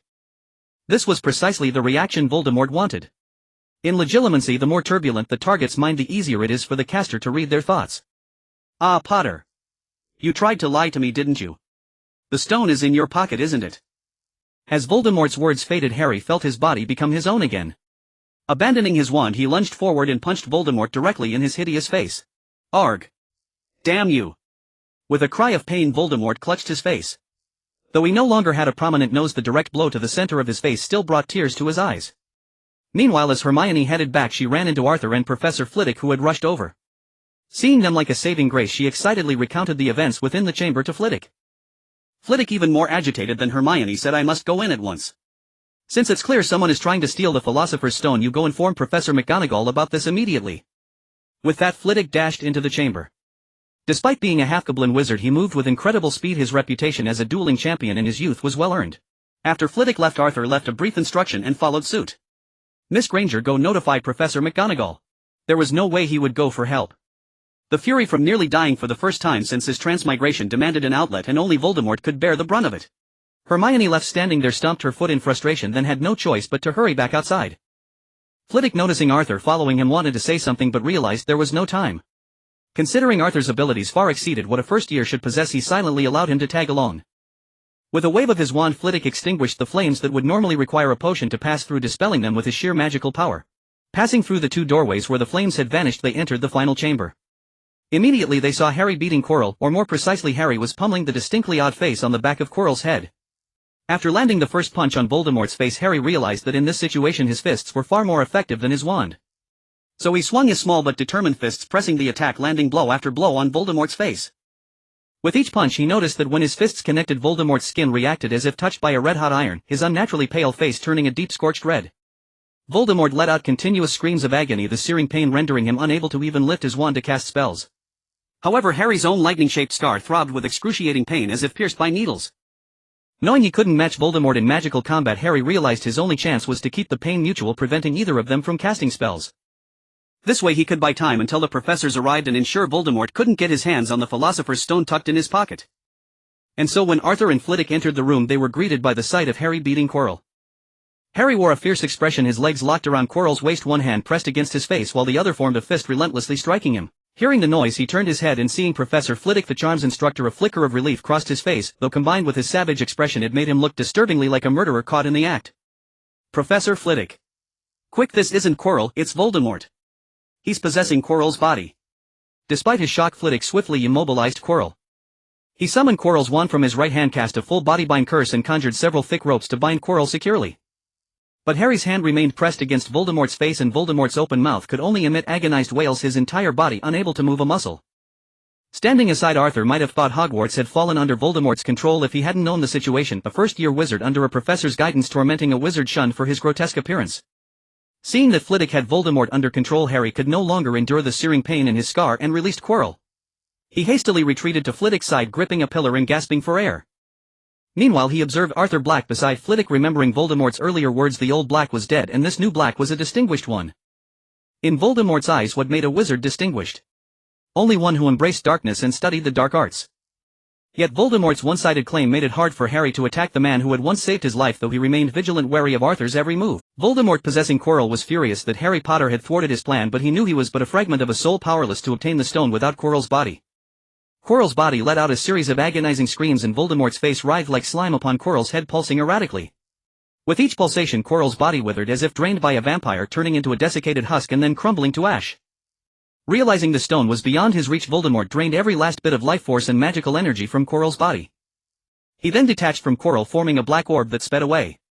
As he passed Harry, he deliberately swerved and sent the boy flying. As a master of charms, Flitwick had studied soul-related magic, but since most such spells were dark, he hadn't delved too deeply into them. Now seeing Voldemort's soul, he aimed his wand and sent a barrage of brilliant beams, chanting incantation after incantation. The beams struck Voldemort's soul, visibly repelling it, though they didn't cause any severe damage. Arthur, standing beneath Voldemort's soul, hesitated. His current lightning magic was merely ordinary yin and yang lightning, lacking the power to harm a soul. In his previous lives game, it was only when those two merged into heavenly lightning that they could damage souls. Now in this real world, he wasn't sure if ordinary lightning carried any trace of heavenly lightning's properties. If he failed to destroy Voldemort's soul and Voldemort learned of his unique magic, would he become a target later? Having been burned before, Arthur hesitated. Just then an idea struck him: the bloodstained unicorn horn left behind before the unicorn's death could harm Voldemort's soul. Seeing Voldemort's soul about to flee, Arthur quickly produced the bloodstained horn and thrust it forcefully at Voldemort. The moment the horn touched him, Voldemort let out a piercing wail so agonizing that it caused a sharp pain in the minds of everyone present. Voldemort's soul visibly shrank dramatically from a basketball-sized black orb to a mere ping-pong ball. Simultaneously his soul became tinged with a bloody red glow, seemingly seeping into the very core of his being. Even as the black orb darted frantically through the air, the crimson light clung to him relentlessly. Seeing the orb shrink, Flitwick intensified his assault. Perhaps due to its reduced size, Flitwick's spells now had a much more noticeable effect on Voldemort's soul. The tiny black orb was repeatedly slammed against the walls, growing smaller with each impact. In a final impotent rage, Voldemort cast one last glance at the three in the room before his pea-sized soul slipped through the window glass, vanishing from their sight. After witnessing Arthur grievously wound Voldemort, Harry ceased to dwell on the Dark Lord's earlier words, his vigilance once more fixed upon Arthur. Yet he would have no further chance for such concerns. Seeing that the Philosopher's Stone had not been seized by Voldemort in the end, Harry handed the Crimson Stone from his pocket to Professor Flitwick before collapsing into unconsciousness. Though curious about the dark red unicorn horn Arthur had produced after Voldemort's escape, Flitwick refrained from inquiry, knowing that the Black family, being one of Britain's most ancient houses, would naturally possess peculiar and potent magical artifacts.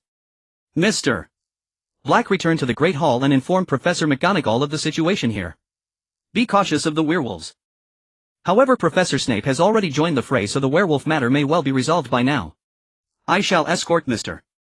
Potter to the hospital wing for treatment. Certainly, Professor. With that, Flitwick departed, carrying the unconscious Harry. Arthur descended slowly. Passing a window on the stair landing, he glanced down to see numerous werewolves bound and immobilized upon the ground. The courtyard no longer flashed with the light of spells, suggesting the werewolves had been subdued. Upon reaching the second floor, he encountered Professor McGonagall and Professor Snape ascending with Hermione. McGonagall asked anxiously, Mr. Black, what is the situation above? Did Quirrell succeed? No, Professor McGonagall. When Professor Flitwick and I arrived, Mr. Harry Potter was engaged in combat with Quirrell. He held out until Professor Flitwick's arrival, preventing Quirrell from succeeding. The Philosopher's Stone is now with Professor Flitwick. Mr. Potter, however, fainted from the ordeal and is being taken to the hospital wing by Professor Flitwick. Arthur spoke with an air of ease, standing upon the stairs. His robes, enchanted with self-pressing and self-repairing charms, had already shed the blood and grime, appearing as pristine as if freshly laundered. His composed and genteel demeanor made McGonagall feel that her own agitation was somewhat unseemly for an experienced professor and deputy headmistress. McGonagall recomposed her stern expression. Very well, let us go to the hospital wing to see Mr. Potter. There are matters only he, having been there first, would know. Snape meanwhile cast an approving glance at Arthur. Though not a deputy headmaster like McGonagall, he was privy to certain intricacies beyond her knowledge. He knew that Dumbledore, with his partiality, would undoubtedly award points to those brainless Gryffindor whelps to nurture Harry Potter, the so-called chosen one. Yet with Arthur's involvement, Slytherin might still claim the House Cup, securing an unprecedented 8th consecutive victory and etching their name further into Hogwarts history. Thus, to safeguard Slytherin's opportunity from Gryffinder's interference, Snape, ever the dutiful head of Slytherin, acted decisively. The moment he entered the hospital wing and saw Harry awake, he declared in a cold tone, Mr. Potter, for revealing the secret of the Philosopher's Stone, Gryffindor loses 20 points. Harry, just roused from his bed, stared at Snape in utter disbelief. Snape in turn found himself averting his gaze from those piercing green eyes. Snape, when did I ever reveal anything about the stone?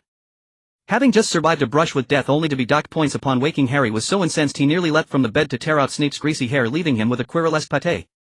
Perhaps then, should he dream of this ordeal, he could at least relish the fantasy of thrashing Snape in his sleep. Did you not inquire about Nicholas Flamel? Any wizard who attends classes and reads their books knows that in this day and age the name Nicholas Flamel is synonymous with the Philosopher's Stone.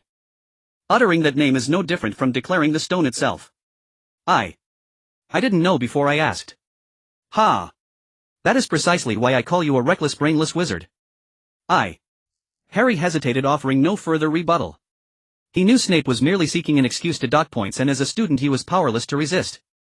Hermione, standing nearby, felt a pang of guilt, for it was she who had first posed the question to Arthur. Yet with Harry already penalized, the points would not be restored. If she were to be penalized as well, Gryffindor would suffer a double deduction for a single transgression. Harry, aware of her worry, gave a subtle shake of his head. He had already broken enough school rules tonight, a few more points hardly mattered. McGonagall cast a mildly reproachful look at Snape but did not intervene to stop the deduction. In her view, a small loss of points might teach Harry a lesson, preventing future escapades of such magnitude. She gave no thought to the House Cup implications, having long abandoned any hope of Gryffindor winning it. Gryffindor currently held the lowest score, trailing Slytherin by a staggering 127 points. With this additional 20-point deduction, the deficit had grown to 147. McGonagall surmised that Snape's harshness towards Harry stemmed from old grudges. Having taught at Hogwarts since Snape's own school days, she was not entirely unaware of the history between Snape and Harry's father. Not long after Dumbledore, absent for some time, reappeared within the castle walls. Even the students, still shaken by the werewolf attack, felt their anxieties dissolve at the sight of him. Such was Dumbledore's standing. Having vanquished Grindelwald, one of the most perilous dark wizards in history, and defeated the Dark Lord, as many believed, he was without contention the foremost wizard of the age. His presence alone rallied both students and faculty alike. Arthur alone remained skeptical, suspecting that Dumbledore, though ostensibly absent, had been secretly orchestrating events from the shadows all along. In truth, however, Dumbledore had not merely been lurking in the shadows, as Arthur suspected. He had genuinely left the castle. Voldemort was no fool. Having devised a plan to lure Dumbledore away, he naturally had to ascertain that the headmaster had indeed departed. Thus Dumbledore had truly gone abroad. Yet he did not travel to the place Voldemort had intended for him. Instead, he went to bid a final farewell to two friends, Nicholas Flamel and his wife Perenelle Flamel. The couple had survived for over 6 centuries by relying on the Philosopher's Stone, but such longevity was not without its dire drawbacks.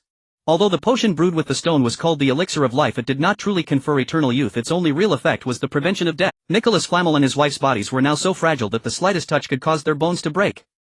Continued use of the elixir might sustain them for a few more decades, at most perhaps a mere 30 or 40 years. So when Dumbledore came to them requesting the Philosopher's Stone as bait for a trap set for Voldemort, they had already resolved to cease using it to brew the elixir of life. In the final months, or perhaps a year or two of their lives, they would retreat to a place where no one could find them, and there they would quietly await their end. Dumbledore's visit that day was to see them for the last time, and also to destroy the Philosopher's Stone. The stone he had placed within the school was of course not the genuine article, it was merely a replica crafted from the true stone. Nevertheless, this replica possessed many useful properties, such as transmuting other metals into pure gold, though it was incapable of producing the elixir of life. After destroying the stone, Nicholas Flamel placed its fragments into a box and handed it to Dumbledore. He then produced a book and said, "Albus, please deliver these 2 items to Mr. Arthur Black." Oh, as he lifted the heavy tome, the bones in his fingers audibly cracked. Dumbledore quickly took the items. For Nicholas Flamel, a friend who was both mentor and companion and had aided him greatly, he would certainly fulfill this final request. However, he could not help but ask why. Is it because you have chosen him as your heir in alchemy, or have you foreseen something? As a venerable being who had lived for 665 years, Nicholas Flamel had achieved extraordinary mastery in countless fields of magic. In the art of divination, for instance, he could gaze into a crystal ball and glimpse visions of the future. Nicholas Flamel smiled. "I have seen certain visions. He will need this in the days to come. As for your other point, I have indeed entertained the thought since learning of him. But alchemy has now fallen into decline. As for its future, it is best left for the younger generation to decide." By the time Dumbledore took his leave of the Flamels and returned to Hogwarts, the crisis had for the most part been resolved. What had caught him off guard, however, was that Voldemort had also summoned a pack of werewolves to attack the school. This of course was not a significant matter, as several professors easily dealt with them. The Stone Guardians of Hogwarts and the House Elves had not even been deployed, they were contingencies he had left in place. During his absence, Minerva McGonagall as deputy headmistress held the authority to cast the spell Pyre Totem Locomotor to awaken the stone statues within the castle. He also carried Fawkes with him, enabling a swift return at a moment's notice. In fact, upon his arrival he found Harry in the midst of pummeling Voldemort, each successive blow reshaping his perception of the boy. He was grateful that Harry as the prophesied chosen one had displayed such courage, ultimately preventing the Voldemort-possessed Quirrell from obtaining the stone even if it was merely a counterfeit. Yet what troubled him deeply was the discovery that Arthur Black, a young man he had held in high regard, was afflicted with a curse. But with the matter resolved, the customary celebratory feast was still in order. An abundance of delicious food would help the young witches and wizards recover their spirits more swiftly. Although the werewolves had not physically harmed them, for those students with more fragile psyches the ordeal had been a profoundly traumatic experience. Take for instance the esteemed young Lord of Slytherin, Draco Malfoy. Upon seeing Arthur he burst into tears. "Arthur, why, you're alive. I thought you were dead. Thank goodness you're back. I hadn't even figured out how to tell Mother about this. And those werewolves. They just waltzed right into the school and Dumbledore wasn't even there. When I get home I'm going to tell my father and I'm going to lodge a complaint against him." Arthur sighed, doing his best to console the distraught Draco. As the sole wizard of his generation in the Malfoy family, one of the most prestigious pureblood lineages, Draco was by the standards of his Slytherin house somewhat lacking. This was largely a consequence of the overly indulgent upbringing provided by his father Lucius Malfoy. Such an upbringing had both its merits and its flaws for Draco. From Arthur's perspective, however, an emotionally vulnerable Draco was far preferable to some of the more cold-blooded members of Slytherin. As the following day was a weekend, the feast extended late into the night. Throughout the evening Snape appeared to be in exceptionally high spirits. Perhaps due to Arthur's influence, Voldemort did not adhere to the original timeline's leisurely approach where Harry would steal the stone only after finishing his exams at the end of term.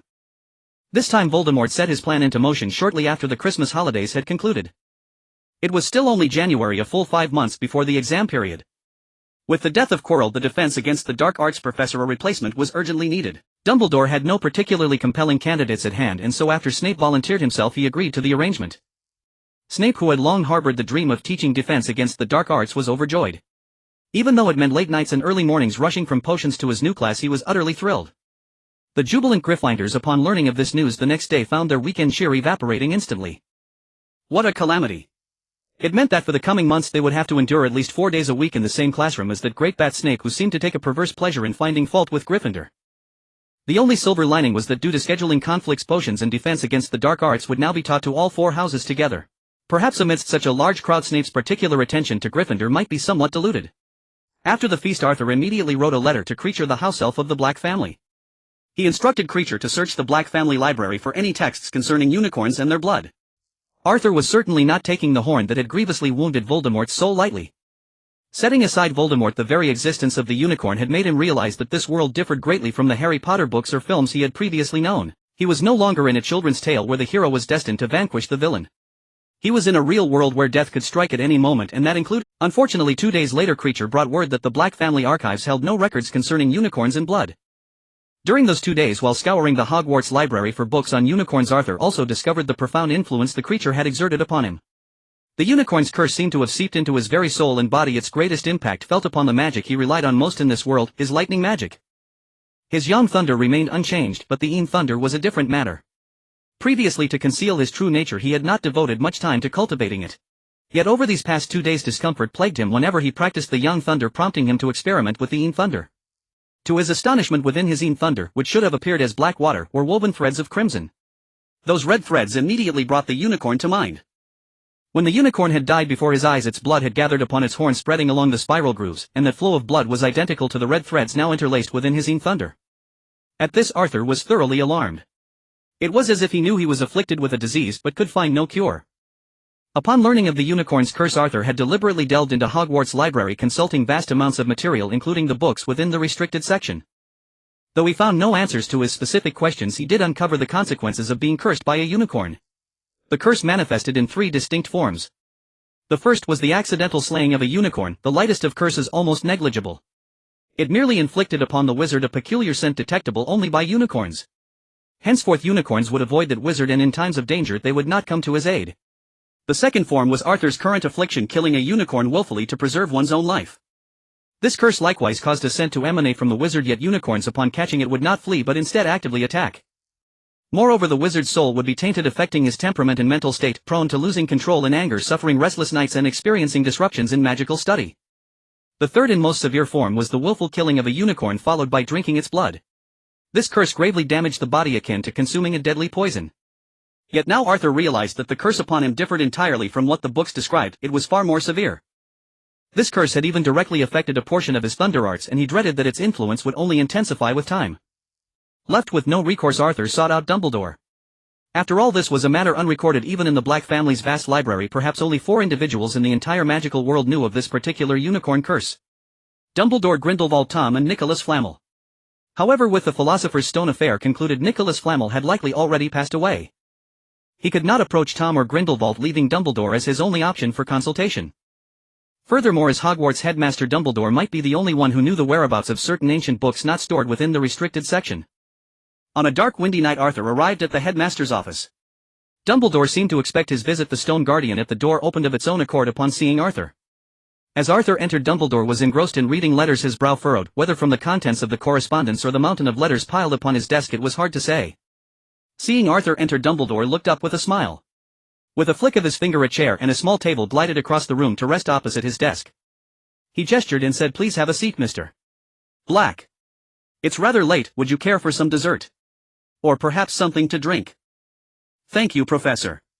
A glass of iced lemonade with a bit of fruit syrup, if you please." "Oh. Quite a unique preference." Soon a glass of iced lemonade materialized on Arthur's table. After a sip, he found it palatable, though the lemon was slightly astringent. A better variety would improve it. Seeing Dumbledore still occupied with his letters and writing replies, Arthur sat quietly savoring the complimentary lemonade of Hogwarts. Admittedly, the magical world was quite comfortable. Though the glass contained no ice, the water remained perpetually cold and no condensation formed on the outer surface. As he neared the end of his drink, Dumbledore set down his quill, pushed up his glasses and rubbed the bridge of his nose. Then with a hint of vexation he said, "Though Quirrell's affair has been resolved these past 2 days, my own troubles remain unresolved. Due to the incidents involving the werewolf and Quirrell, the former professor of defense against the dark arts, many parents have written to me and the Ministry of Magic has sent letters of inquiry." Arthur drained the last of his sweet and sour lemonade. "Professor Dumbledore, could you not simply ignore those letters? Wouldn't that suffice? You need only publish the account of these events in the newspaper and the vast majority of wizards will believe your words. That approach would indeed work." Dumbledore agreed at first, then continued, "When I was young I would have thought the same. But now with age I hold different views. Many wizards are indeed irrational and cannot offer us substantial assistance, yet we must not disregard their voices. We can use them to restrain our own ambitions." Dumbledore's constant impromptu lessons were truly befitting of Hogwarts headmaster. Arthur wished for another sip of lemonade, but his glass was empty. Raising it, he shifted the topic. "Professor Dumbledore, might I have another glass?" "Of course. I believe I shall try one myself as well." As Dumbledore spoke, Arthur's cup was refilled with lemonade and an identical glass appeared on the headmaster's own desk. After a tentative sip, Dumbledore took another generous gulp. He never refused sweet delicacies. A faint fragrance with a touch of tartness and a subtle sweetness on the finish. The chilled water makes it quite delightful. Though for an old man of over 100 years it's a tad too cold for my liking. After savoring the lemonade, Arthur ceased to veil his intentions and spoke. "Professor Dumbledore, I came here to inquire about my condition." Dumbledore's expression turned slightly more solemn. "Could you recount everything that has happened to you?" Facing Dumbledore, Arthur divulged nearly all his experiences without reservation save for his lightning magic. Having listened to Arthur's tale, Dumbledore furrowed his brow. The curse afflicting this mere 11-year-old wizard was far more intricate than he had imagined. Upon his return, the moment he laid eyes on Arthur, he had sensed a curse upon him. Initially he suspected Voldemort, a wizard well-versed in curses, but it turned out to be a consequence of slaying a unicorn. After deep contemplation he recalled a book he had read long ago that documented a case remarkably similar to Arthur's, complete with explicit explanations. He strode to a nearby cabinet and retrieved an ancient dust-laden tome. Dumbledore gently wiped away the dust, then opened the book, searching as he spoke. This book was written by Merlin. In his era the wizarding world was far more chaotic than it is now. It is for this reason that many books and magical creatures have vanished. Arthur's curiosity was piqued at the mention of Merlin. Merlin. Is it true what the Slytherin welcome letter says about Merlin being a graduate of Slytherin? This was a question he had long yearned to ask. If true, Merlin's lifespan must have rivaled that of Nicholas Flamel. Oh, certainly not. I have researched this matter before. It originated when Hogwarts was first founded. There was another wizard named Merlin who attended Slytherin, and he was indeed a powerful wizard. If it's a misunderstanding, why doesn't the Slytherin welcome letter correct it? Dumbledore pondered for a moment, then explained, "Well, wizards are fond of the absurd and the peculiar. It's like how Ravenclaw claims no outsider has ever passed their eagle ring, or how Hufflepuff boasts that no outsider has ever seen their common room in 1,000 years. I see." Arthur thought to himself, "They all mention the other 3 houses but conveniently omit Gryffindor, the one you belong to." After flipping through the pages for a while, Dumbledore suddenly spread the book open. "I remember correctly now. Something remarkably similar to your situation has occurred before. A rare smile graced Arthur's face. With the precedent of past experience as a guide, he felt far more confident in resolving his predicament rather than floundering like a headless fly. Dumbledore adjusted his spectacles and asked, "What do you know about unicorns?" Arthur was slightly taken aback.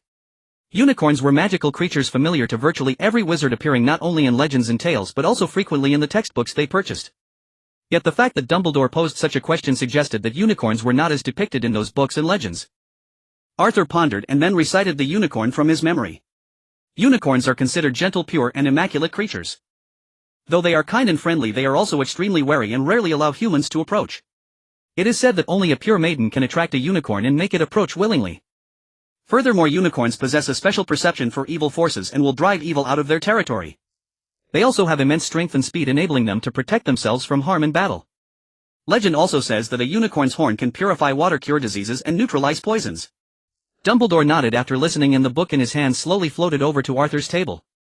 "What you said is quite accurate, but that is a romanticized version, or rather the nature of unicorns today. In the distant past, unicorns were not as they are now. Though they were benevolent as magical creatures surviving in the wild, they naturally possessed a wild side and their own unique magic. It was only after losing battles against wizards and subsequently serving as their allies, combined with their distinctive appearance and their disposition of not attacking wizards unprovoked, that they evolved into the unicorns of today." Arthur took the book and examined the records within. This was written by the Merlin of King Arthur's era, a travelogue of sorts containing a story about unicorns. Originally unicorns roamed the plains, but numerous conflicts with wizards arose. After being defeated or tamed by powerful wizards, they were forced to retreat into the forest. Due to the battles against them, some wizards developed magic to counter unicorn curses. However, as the principle relied on fighting poison with poison, the methods were classified as forbidden curses. Some wizards resorted to Voldemort's tactics to ensnare others. Upon encountering such incidents, Merlin journeyed to the forests where unicorns congregated. As the most renowned wizard in history, hailed as a spell expert and the prince of wizards, Merlin resolved this issue then and there. Merlin was the most astonishing animagus of all time, capable of transforming into a vast array of animals, including magical creatures. After communicating with the unicorn herds, he utilized his animagus abilities to transform into a unicorn and refine the magic, or rather the curse, that unicorns possess. From that point forward, when a unicorn encountered a wizard using another unicorn to harm a fellow wizard, it would not employ the original curse but rather the new curse created by Merlin. It would sacrifice its own life, using its blood to defile its most vital horn to unleash a far more potent curse upon the one who truly slew it. The wizard truly cursed would have a crimson light affixed to their soul, much like Voldemort. This red light would slowly erode the wizard's soul, and only by severing the afflicted part could the curse be lifted. Upon reading this, Arthur sighed. He knew that Voldemort possessed a special magic, Horcruxes. This magic allowed Voldemort to split his soul without suffering the severe damage typical wizards endure, instead greatly enhancing the power of his dark arts. In this light, the curse's impact on Voldemort was minimal, merely signifying the future destruction of one of his Horcruxes. Arthur continued reading. The following text detailed the effects of Merlin's curse on the victimized wizard. After defiling itself with its blood, the unicorn would perish and the bloodstained horn would be bestowed upon the victim. Concurrently, the victim bore the obligation to slay the wizard who orchestrated the nefarious scheme. During this process, the unicorn's lingering soul would attach itself to the victim, serving as an ally. However, should the victim fail to fulfill the unicorn's final wish, their own soul would begin to erode. The specific time frame was determined by the residual soul attached to the wizard.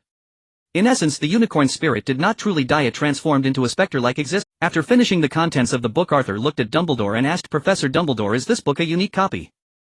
Dumbledore, discerning Arthur's thoughts, replied, "Of course. After all, this is one of the few surviving books penned by Merlin himself, and it was Salazar Slytherin's Merlin who expended great effort to locate it. It was never placed in the library, not even in the restricted section. It has always been kept in the headmaster's office. You needn't worry about Voldemort learning of this. For now, he likely believes you are merely suffering from a common unicorn curse." Perhaps because he knew Arthur's character and background differed vastly from Harry Potter's, Dumbledore did not resort to being cryptic or evasive when dealing with him. He was always straightforward. This approach was indeed very agreeable to Arthur, who detested riddles and cryptic speech. Nevertheless, the curse still weighed heavily on him.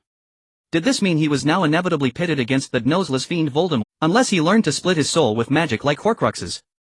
Seeing Arthur's displeased expression, Dumbledore smiled. Through his observations over the past few days, it was rare to see such an age-appropriate reaction from Arthur. An 11-year-old wizard, when faced with a problem he couldn't solve, shouldn't have to bear it alone in silence. He was genuinely pleased that Arthur had come to him for help. Arthur's usual demeanor was likely shaped by his family circumstances. After all, his parents were dead, and although some relatives offered support, it could never replace the love of one's own parents. Dumbledore himself had been much the same as a child. When he was 10, his 6-year-old sister Ariana had inadvertently performed magic in front of 3 Muggle boys. They, deeming her a monster, attacked her. This inflicted a deep psychological wound, turning her into an obscurial. Their father Percival, enraged, attacked the 3 boys in retaliation and was forever imprisoned in Azkaban. When Dumbledore was 17, his mother Kendra died in a tragic accident caused by one of Ariana's magical outbursts. Subsequently, a chaotic duel erupted between him, his brother Aberforth, and his lover Grindelwald. In the midst of the conflict, Ariana was struck, causing her Obscurus to rage out of control and ultimately leading to her death. It could be said that Dumbledore's own youth was profoundly tragic and unfortunate. But he still had a brother despite their fraught relationship. More importantly, he had once had a lover. Arthur, however, had nothing.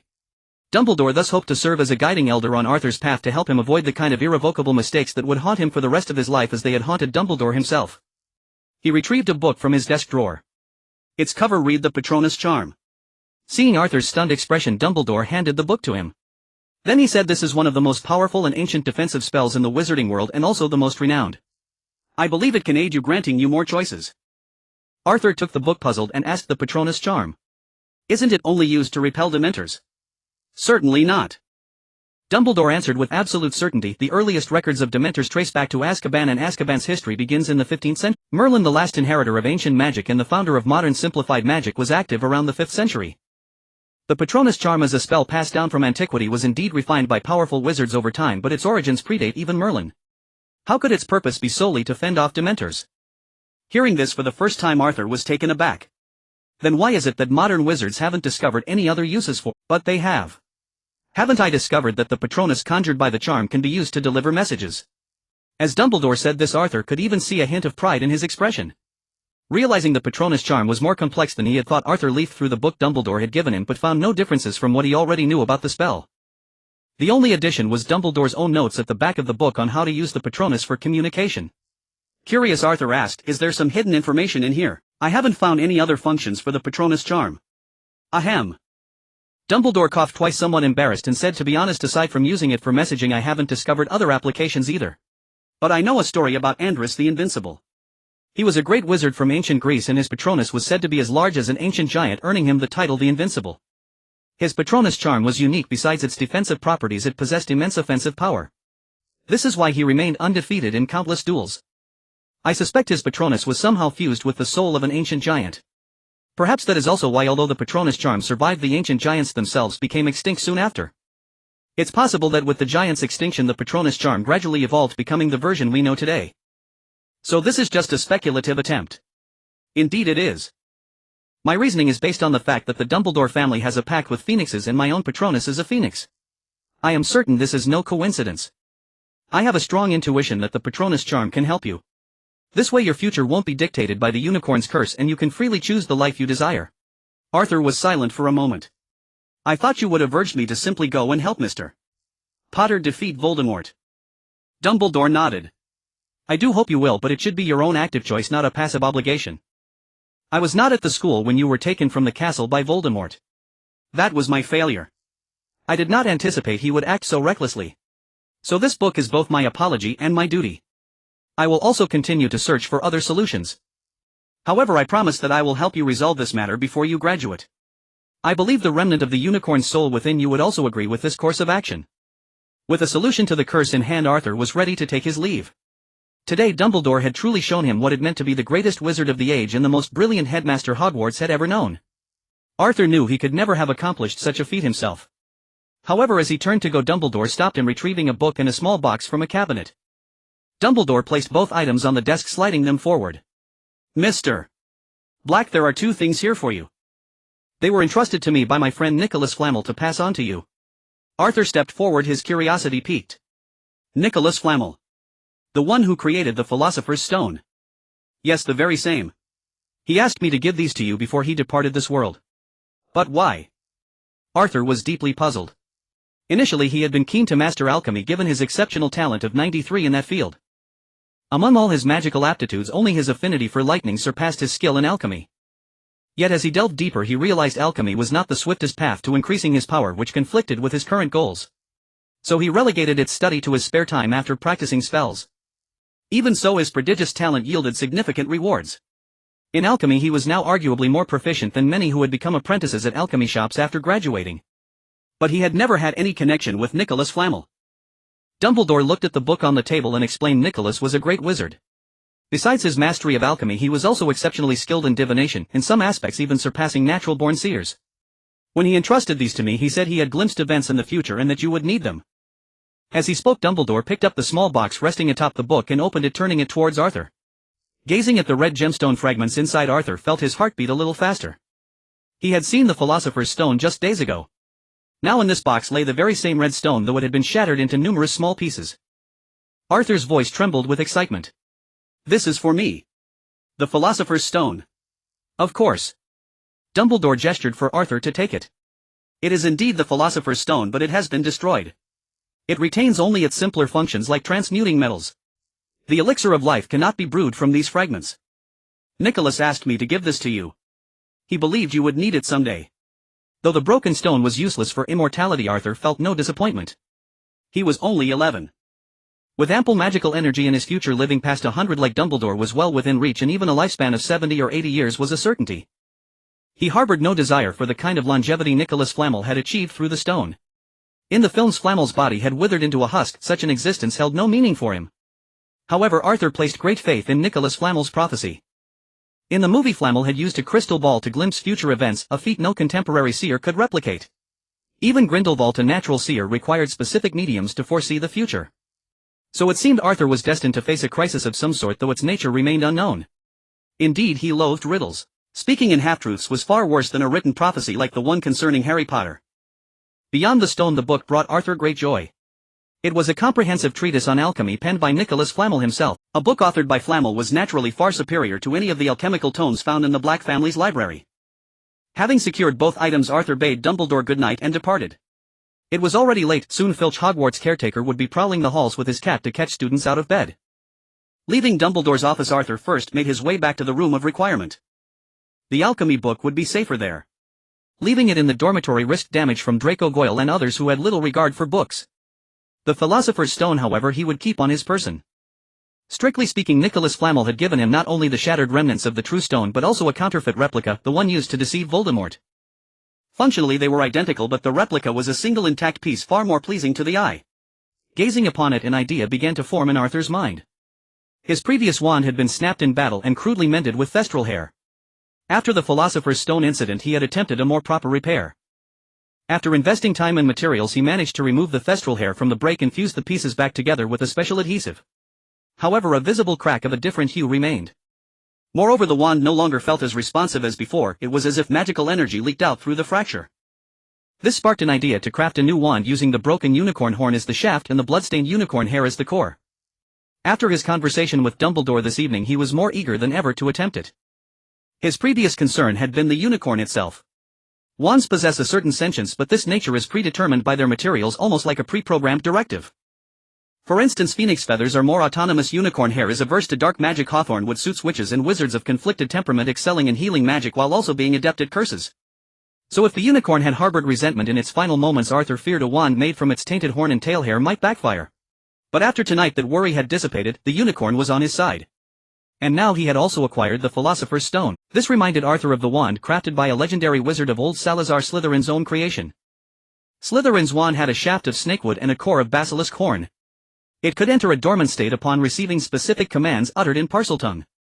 Compared to ordinary wands, Salazar Slytherin's was undeniably more intelligent. Arthur suspected the primary reason was the core, basilisk horn, which could be commanded by Parseltongue. Additionally, Slytherin likely employed unique crafting techniques. Nevertheless, Arthur was confident he could forge a wand superior to Salazar Slytherin's with the materials at his disposal. The unicorn residing within him, though not a complete soul, possessed an independent consciousness much like a ghost. If that were the case, could he use the unicorn's remains to create a wand that would obey his commands? By affixing the Philosopher's Stone to the base of the wand, it could supply magical power, acting as a proxy for the wizard's own magic. Could such a wand animated by the unicorn's lingering spirit cast spells autonomously? Arthur believed it was possible. And even if it failed, the tainted unicorn horn and hair were such rare precious materials that the resulting wand would be exceptional regardless. The days without Voldemort's interference passed swiftly. Arthur hoped that in every year to come the defense against the dark arts professor would stir up trouble at the start of term, leaving Harry Potter to resolve it. This way life would be nearly as peaceful as if Voldemort had never existed. A month had now passed since the Philosopher's Stone incident. Although Arthur had conceived the idea of crafting his own wand, he encountered numerous difficulties when he actually set out to make it. Fortunately, he received a gift from Nicholas Flamel. Within that book detailing every aspect of alchemy, the method for crafting wands was unsurprisingly recorded. Arthur abandoned his previous alchemy study plan without hesitation. To learn alchemy, one must naturally follow in the footsteps of Nicholas Flamel. Nicholas Flamel was, according to current magical records, the greatest alchemist of all time without equal or qualification. Even Albus Dumbledore, hailed as the greatest wizard, had the prefix contemporary attached to his title. Without that prefix, the greatest wizard would be Merlin himself. Besides studying wand crafting, Arthur did not abandon his practice of the Patronus charm. Since Dumbledore, the most experienced living wizard, had deemed it a viable solution, after careful consideration Arthur naturally wanted to test its validity. If it proved ineffective, he could then seek alternative methods. However, while he learned other spells with remarkable speed, his progress with the Patronus charm was fraught with difficulty. Beyond a solid foundation in magic, the most crucial aspect of casting the Patronus charm was focusing on a happy memory during the incantation. Arthur possessed a solid magical foundation, but he had no truly happy memories in this world, nor had he in his past life. His joys were fleeting, like watching amusing short videos in his previous life, laughed at and forgotten in an instant. Arthur genuinely couldn't find a solution to this problem. It was like facing a math problem he didn't understand. He could only write down the word solve and then stare at a blank page. Now facing the Patronus charm, it was the same. He could utter the incantation Expecto Patronum, and then nothing, not a wisp of light, not a single spark emerged from his wand tip. Consequently, Arthur's mood had been quite foul lately, making the already difficult charm even harder to cast. Perhaps the curse from the unicorn's residual soul was influencing his temperament.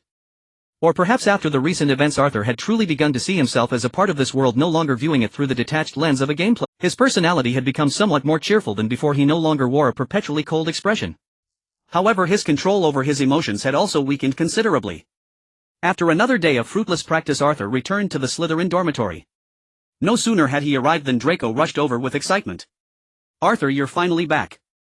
Arthur, who had just stepped inside, found Draco's words oddly unsettling, making him feel like a scoundrel. "Draco, has something happened?" "Of course. You have no idea how hard it's been for me lately. Some Slytherins are unhappy with you, and it nearly came to blows with me." Arthur looked bewildered. "Who are they? And why would they come after you because of me?" While not all Slytherins were purebloods, the leaders of most small factions within the house were almost always purebloods. One reason was that wizards from pureblood families generally had a deeper understanding of the magical world. Another was that most pureblood families, while not necessarily as wealthy as the Blacks or the Malfoys, were at least moderately well off. The Longbottom family, for instance, was comfortably middle class, though currently managed frugally by Neville's grandmother. The Abbott family also owned the highly profitable Leaky Cauldron. The Weasleys, of course, were the exception, with their numerous children, 7 in total, 6 boys and 1 girl, all close in age. One child hadn't even graduated before the next was starting school. It was a burden most families couldn't bear. However, they were all pureblood families. Particularly within Slytherin, there was an unspoken code among purebloods. Generally, everyone kept to themselves, adhering strictly to the house's principle of self-preservation. Take Arthur and Draco's situation, for example. Despite being close friends, if Arthur offended someone, that person wouldn't typically target Draco, unless Draco actively intervened when the confrontation occurred. There was another exceptional circumstance where conflict could spread to others, such as the subordinate relationship Draco had with Goyle and Crabbe. So generally speaking, even if another Slytherin held a grudge against Arthur, they wouldn't take it out on Draco. At Arthur's question, Draco looked a bit embarrassed. The reason some were targeting him was that he had recently consolidated influence over most of the first and second year Slytherins. Some of the upper year Slytherins were displeased by this. Draco Malfoy, as a member of one of the most powerful pureblood families, arguably without the one of, had attracted their. If Draco had merely sought a sense of being the center of attention as in the original story, the older Slytherins wouldn't have bothered him. But now Draco was actively trying to build his own power base among the younger students, which directly encroached on the interests of the upper year Slytherin. The most significant difference between Slytherins and students from other houses during their schooling was their tendency to form tight-knit cliques within the house itself. These groups might form due to parental connections, like Arthur and Draco, whose fathers knew each other, leading to a natural bond from childhood that continued at school. Others formed around a particularly prominent student, with others gravitating towards them during their time at Hogwarts. For example, Tom Riddle in his youth had leveraged his handsome looks, exceptional talent, notable reputation, and the banner of pureblood glory to form the largest faction in Slytherin at the time. That group later became the prototype for his Death Eaters after he became Voldemort. Such factions were an accepted, enduring tradition among all Slytherin students. With different factions came inevitable competition. As the saying goes, when the top 2 dogs fight, it's the third one that gets hurt. It was the same in Slytherin. When the upper year factions clashed, it was the younger students who suffered the consequences. Over time, an unspoken rule had developed: younger students had to endure oppression from the upper year students for 2 or 3 years, and only those who performed well were then invited to join the older students' factions. Of course, a more significant factor was that as the oldest students graduated, their positions were filled hierarchically from the year below. Those who had once been oppressed upon gaining power naturally transformed from slaves under the dragon's yoke into the dragon itself, bullying the newly arrived students. Draco's current actions were encroaching upon the interests of the upper-year Slytherins.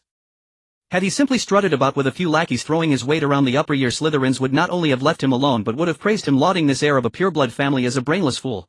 However, his recruitment of numerous lower-year students had deprived them of underlings to order about, and this did not sit well with them. They had all been subjected to bullying by upper-year students during their own early years. Though it never quite amounted to outright torment, their self-proclaimed noble sensibilities found the current situation intolerable. The upper-year Slytherins who used to hold sway had either graduated or were now preparing for their N.E.W.T. examinations, nastily exhausting wizarding tests roughly equivalent to final exams, the results of which served as credentials for most witches and wizards seeking employment after graduation. Now they had just filled those vacant positions and were beginning to savor the taste of power, only to find that Draco, a mere first year, was brazenly defying them. Though Draco believed himself to be discreet, his little schemes were known to virtually all the other Slytherins save for reclusive sorts like Arthur or those with limited intellect like Goyle. Only Draco himself had been preening with self-satisfaction for the past few days. Even Snape, the head of Slytherin House, was aware of it. However, as this was a Slytherin tradition, a method they deemed proper for cultivating young wizards by thrusting them into a miniature society where those with true talent could be directly identified, Snape chose not to intervene. He had endured the same ordeal in his own youth. In fact, given his half-blood status and reclusive nature, he had faced considerable trouble back then. Compared to that era where physical confrontations were common, the present age was far more peaceful. It was only that Draco currently lacked the strength to oppose the upper-year Slytherins. Had it not been for the considerable influence of his father Lucius, he would have been beaten long ago. Draco gave Arthur a rough account of the situation, though he omitted the fact that he had occasionally invoked Arthur's name when dealing with wizards who looked down. Upon learning of Draco's actions, Arthur was rather speechless. Could it be that the strength he had displayed had gone to Draco's head? In the original story, Draco was merely a petty thug leader spending his days either harassing Harry Potter or playing Quidditch. Though he had been aware of Draco's ambitions and had agreed to help him, Arthur had never anticipated Draco would act with such haste. He had assumed Draco wouldn't make any major moves until at least his third year. Nevertheless, as Draco was his sworn brother and dear friend, he could hardly stand by and watch him be bullied. When it came to securing the Black family assets, there were certain matters a mere child like him could not have handled without the Malfoy family's assistance. Before his uncle in France had risen to prominence, the Malfoys had been a great help to him. He was not one to forget a kindness, and he had already promised Draco his aid in unifying Slytherin. Arthur clapped Draco on the shoulder. "Don't worry, Draco. Arrange a meeting with the representatives of the upper years. I'll teach them how to be proper Slytherins." With Arthur agreeing to step in, Draco's anxieties immediately dissipated. He had already written to his father after witnessing Arthur single-handedly defeat the three-headed dog. Judging from his father's reply, even an Auror would find it exceedingly difficult and likely fatal to take on a three-headed dog alone in such a confined space as a room. Thus Draco possessed ample, even blind, confidence in Arthur's abilities. His fighting spirit reignited. "Don't worry, Arthur. Once you defeat those upper-year bastards, the future of Slytherin is yours." Arthur looked at Draco, who seemed utterly enthralled, and said with some concern, "Draco, this is your power base. Just think of me as your enforcer. I have no desire to deal with those fair-weather friends. When real trouble strikes, they're unreliable. You should be cautious of them as well." He mused that while Dumbledore hadn't treated him as a second Voldemort, perhaps Draco was casting him in that very role. Arthur had no wish to become Voldemort nor to command a force like Voldemort's, especially one born from the House of Slytherin. The Slytherin ethos of self-preservation was not merely lip service. Nearly every Slytherin would share in prosperity with anyone, but none would share in adversity. A family like the Malfoys, who would stand by their kin in times of hardship, was considered among the more affectionate within Slytherin. Yet they were also quintessential Slytherins. When a true crisis arose, they would flee faster than anyone. Not only that, but they would even meticulously arrange an escape route for themselves. Bellatrix Lestrange, who killed her own cousin Sirius without hesitation, exemplified the common Slytherin of the present day. If one truly sought loyal followers within Hogwarts, the brave little lions and the loyal little badgers were the optimal choices. "Rest assured, Arthur. I will keep them in line," Draco said with some conviction. Seeing Draco like this, Arthur realized the boy had likely misunderstood his meaning. Still, it was of no great consequence. In a couple of years, once Draco matured, he would come to understand the misunderstanding himself. Nevertheless, observing Draco, Arthur couldn't help but lament inwardly, wizards truly are deteriorating with each generation. Slytherins of the previous generation like Lucius were wicked but not foolish. This generation of Slytherins, however, was not only wicked but also stupid, even producing intellectually deficient wizards like Goyle. Inbreeding was truly inadvisable. With Arthur's backing, Draco quickly reverted to his swaggering ways. Yet as Arthur watched him from behind he mused that if Draco ever mastered the Patronus charm his Patronus would surely take the form of a fox. Under the provocation of Draco's slick-back blonde hair and his infuriating habit of looking down his nose at everyone, the upper-year Slytherins could endure no more. They challenged him to a wizarding duel in the Slytherin common room on Saturday morning. Even though it seemed like bullying a younger student, they simply couldn't stand it any longer. It was no different from having a billywig that wouldn't stop farting buzzing around in front of them. Draco's attitude, "I may not be able to beat you but you wouldn't dare hit me," disgusted them. However, in a wizarding duel even if they injured Draco, Lucius would have no grounds for complaint.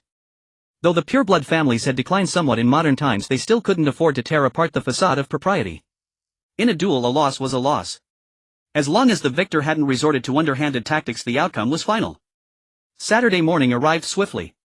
Draco's commotion this time was considerable, even drawing Snape into the fray. As the head of Slytherin House he could tacitly condone these traditions, but he was also obligated to ensure the safety of the young wizards. In his view, Draco was utterly unqualified to duel with upper-year wizards. Among the lower years only Arthur Black had a chance of defeating an upper year, and even then it was merely a glimmer of possibility.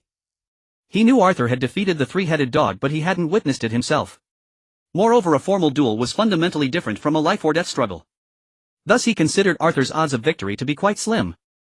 For the lower-year faction to triumph, Arthur would have to single-handedly defeat every participating upper-year wizard, as the other younger students were vastly outmatched in skill and power. To Snape, this duel, which seemed nearly unwinnable for the lower years, was a trivial nuisance that disrupted his rest. He was now also teaching defense against the dark arts, and the combined pressure of two core subjects was making him regret taking the post he had once desperately coveted. So upon seeing Arthur, handsome, talented, and of ancient blood, he sneered, "Mr. Black, are you about to take your first step as the Dark Lord's heir?" Seeing Snape's disrespect towards him, his own supplier, Arthur retorted with a sneer, "Professor Snape, why not just say the Dark Lord's name? Voldemort, isn't that right? He was defeated by Harry Potter, the boy who lived." Snape's already sallow face grew even darker. He ceased his verbal sparring with Arthur and strode directly into the Slytherin common room. Seeing the mocking glint in Arthur's eyes, he feared that if Arthur learned of his youthful follies from Lucius Malfoy and voiced them now, he dared not imagine how he would. In any case, since the Black family was his supplier, he would let this Black heir have this one victory. After breakfast, nearly all of Slytherin gathered in the common room. This unusual commotion surprised even students from other houses, as the Slytherins were not typically so animated. Through the various houses' intelligence networks, it was ultimately Hufflepuff, the most amiable of the four houses, that uncovered the reason. A young Hufflepuff exclaimed in shock, "The Slytherin lower years are fighting the upper years." The other students grew excited as well. Unfortunately, the Slytherin common room was underground, so they couldn't see anything. If it had been in Ravenclaw Tower, the Gryffindors would have risked losing points to fly up on their brooms for a look. While squabbles between individual Slytherins were common, outright conflict between upper and lower years was rare. In fact, no student from any other house had ever witnessed a confrontation of this scale. Despite their many flaws, Slytherins did have their virtues. They were typically united against external threats. Their pride in Slytherin honor was not merely for show. Of course, when no external enemy existed, they could be equally ruthless to their own. After finishing his breakfast, Arthur quickly made his way to the Slytherin common room with Draco and the others. Draco's entourage these days included his two original cronies as well as Pansy Parkinson, a sharp-tongued haughty girl who resembled a pug. Arthur certainly didn't care for her, and neither did Draco. But Pansy insisted on tagging along, and Draco couldn't refuse due to their father's close friendship. This was another unique aspect of Slytherin, setting it apart from the other houses. Most of the Sacred 28 families were sorted into Slytherin. The concept of the Sacred 28 was formed in the 1930s when a group of families united to select 28 families, proclaiming them to be truly pure-blooded with no Muggle lineage. In reality, however, all pure-blood families had some Muggle ancestry, including the Black family, which claimed to be the oldest in Britain. This notion was merely a way for those who espoused pure-blood ideology to glorify themselves at the time. Yet, driven by shared interests, most families on this list eventually allied and intermarried. One could say that within Slytherin everyone was related to everyone else. At this moment, Arthur faced descendants of three of these families: Wolfgang Roll, Raymond Selwyn, and Harold Flint. Among them, Wolfgang Roll and Raymond Selwyn were staunch believers in pure-blood supremacy, likely influenced by their parents. Harold Flint, perhaps because his parents weren't Death Eaters, did not subscribe to the pure-blood ideology and maintained a neutral stance. He wished to preserve the current advantages of purebloods but did not look down upon Muggles. These three were the chosen representatives of the three largest factions among the Slytherin upper years. The inclinations of these three also revealed that after Voldemort's downfall, some pure-blood families were genuinely weary of further conflict. Combined with the families that had never wanted to stir up trouble, there was considerable opposition to pure-blood supremacy even within Slytherin itself. Snape stood to the side. Seeing that both parties had arrived, he waved his wand, transfiguring several large sofas into a 20-meter-long dueling platform in the center of the common room. He then stood coldly at one side of the platform, his gaze sweeping over the participants, wishing he could end this farce immediately. The agreement for this wizard duel was for each side to field 3 champions, as the upper years had 3 major factions. Draco, representing the lower years, had proposed a rule: the victor of a duel could continue to face the next opponent from the opposing side. He was confident that Arthur could take on all 3 by himself. The upper years readily agreed, not believing for a second that Arthur Black could defeat them all. Under everyone's gaze, Arthur was the first to step onto one side of the dueling platform. The upper years sent forth Wolfgang Roll, a pure-blood zealot with a few screws loose. Perhaps due to inbreeding and his upbringing, Wolfgang Roll was prone to violent fits of rage over the slightest provocation. So upon seeing Arthur take the stage, he was quick to claim the first match for himself, beating the other 2 representatives to the punch. Looking at Arthur, who was a head shorter than him across the platform, Wolfgang Roll didn't bother to hide his contempt. "Black, you'd be wise to surrender now. Otherwise I fear the noble Black family line might just end here. I'd hate to see your precious bloodline severed today." Amused by Wolfgang's bluster, Arthur looked at him as if he were an idiot and replied with dripping sarcasm, "A fallen pureblood house, Wolfgang Roll. Has your troll-sized brain forgotten that the Roll family is now worse off than many half-blood families you look down upon? I highly doubt your family vault could produce 1,000 galleons. If your ancestors could crawl out of their graves, I have no doubt they'd crack open your skull to see what's inside that's even more foolish than a troll's brain." A profound silence fell over the common room after Arthur's speech. Even Snape, the master of sarcasm, standing beside the platform, looked at Arthur with astonishment. He hadn't expected Arthur to have mastered not only his potion brewing skills but also his biting sarcasm. Arthur's words hung in the air, a masterful blend of insult and truth that left the entire common room stunned. Enraged by Arthur's taunt, Wolfgang Roll erupted in fury. No one had ever spoken to him like that, not even his own father. Ignoring the fact that they stood upon the dueling platform, he raised his wand. "Arthur Black, you will pay for those words. Mr. Wolfgang Roll, please step to the center of the platform and bow." Before Wolfgang could continue his outburst, Snape's icy voice echoed through the common room. Cowed by Snape, Wolfgang suppressed his rage and strode to the center. Arthur followed, wand in hand. His face twisted with fury. Wolfgang snarled, "Last of the Blacks, your family line ends by my hand. A rabid dog like you, the Roll family, will end by mine." With that, Arthur bowed and turned away. Once both stood at opposite ends of the platform and turned to face each other, the duel officially began. Desperate to destroy Arthur, Wolfgang hurried to his side and spun around. The instant Arthur turned, a beam of light shot from his wand. As a representative of one of Slytherin's 3 major factions and a 6th-year prefect, Wolfgang possessed solid magical fundamentals. His spell flew straight at Arthur with blinding speed. But Arthur was faster. His extraordinary mental strength granted him a perception of his surroundings akin to Dumbledore's when he focused. With a slight shift of his body, Wolfgang's spell harmlessly missed its mark. Dodging the attack, Arthur raised his wand with his left hand and gave a subtle downward flick. A pillar of lightning 10 centimeters in diameter materialized above Wolfgang's head, grazed his nose and struck the floor. The dueling platform was blown clean through. Wolfgang, once fierce, stood frozen in terror. Fortunately, he lacked a large belly, or it might have been split in 2. Still, his robes were seared open down the middle with scorch marks around the tear. The searing heat from the torn fabric snapped him back to reality, and he howled in pain. "A true troll, no brains at all," Arthur said with disdain, then raised his wand and sent a flash of light that blasted Wolfgang off the platform. The spell he had just used was not from his Thunder Emperor template. It was a new magic he had created by blending this world's magic with his lightning affinity, Thunderfall. It gathered magical energy into a bolt of lightning that descended upon the target from above. This spell existed in this world, but it required specific environmental conditions such as a thunderstorm for a wizard to harness. Arthur possessed a talent that the wizards of this world lacked, and after his refinements the spell's environmental restrictions were removed. He had just cast it on a living wizard for the first time, but he intentionally aimed away from the target's head. Killing a wizard in front of so many at Hogwarts, including professors, would have caused unfavorable repercussions. Snape walked to the center of the platform and declared Wolfgang Roll eliminated. His gaze upon Arthur grew more serious. He recognized the spell Arthur had used. He had read about it in books. However, it required special environmental conditions to be effective, making it inefficient, so he had never pursued it. He never expected a newly enrolled wizard like Arthur to solve the spell's greatest flaw on his own. This elevated the spell's status to rival highly offensive curses like the Killing Curse and the Blasting Curse, even surpassing them in some aspects. When typical wizards defend against incoming spells with a shield charm, they usually conjure barriers in front of them. The area above their heads is often the most neglected. Wolfgang, who had fallen to the ground, finally snapped out of it. His face flushed crimson, then his eyes rolled back and he fainted. Seeing this, Snape summoned 2 Slytherins to carry him to the infirmary. Whether he had truly fainted from humiliation or was merely feigning unconsciousness to save face remained unclear. Draco, however, didn't dwell on it. All he knew was that Wolfgang Roll had been effortlessly defeated by Arthur. He looked down his nose at the older Slytherins. "Ha, is this the strength of a 6th-year prefect? So easily defeated. If I were you, I could represent you all. It wouldn't make any difference since you'd lose in one hit anyway. Draco, don't be so arrogant. Another representative from the upper years, Raymond Selwyn, stepped forward. He was a fifth-year Slytherin but not a prefect. The fifth-year male prefect was Marcus Flint. Though he leaned towards pureblood ideology, he was more focused on Quidditch and served as the captain of the Slytherin Quidditch team. For this reason he had a decent relationship with Draco and did not participate in this internal conflict. Raymond Selwyn believed his own abilities were slightly inferior to Wolfgang Rolls, who was a year above him. Facing Draco's smugness, his confidence wavered and his voice came out softer than usual. Although Draco's actual combat skills were lacking, he had spent years by his father's side.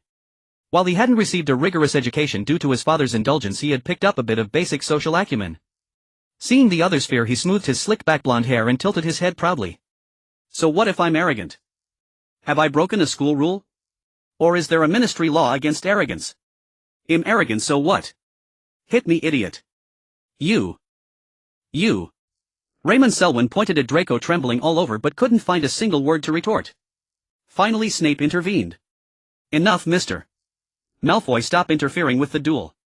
Seeing Snape, Draco immediately flashed a smile. Of course, Professor. I was just watching the show. I'll be on my way.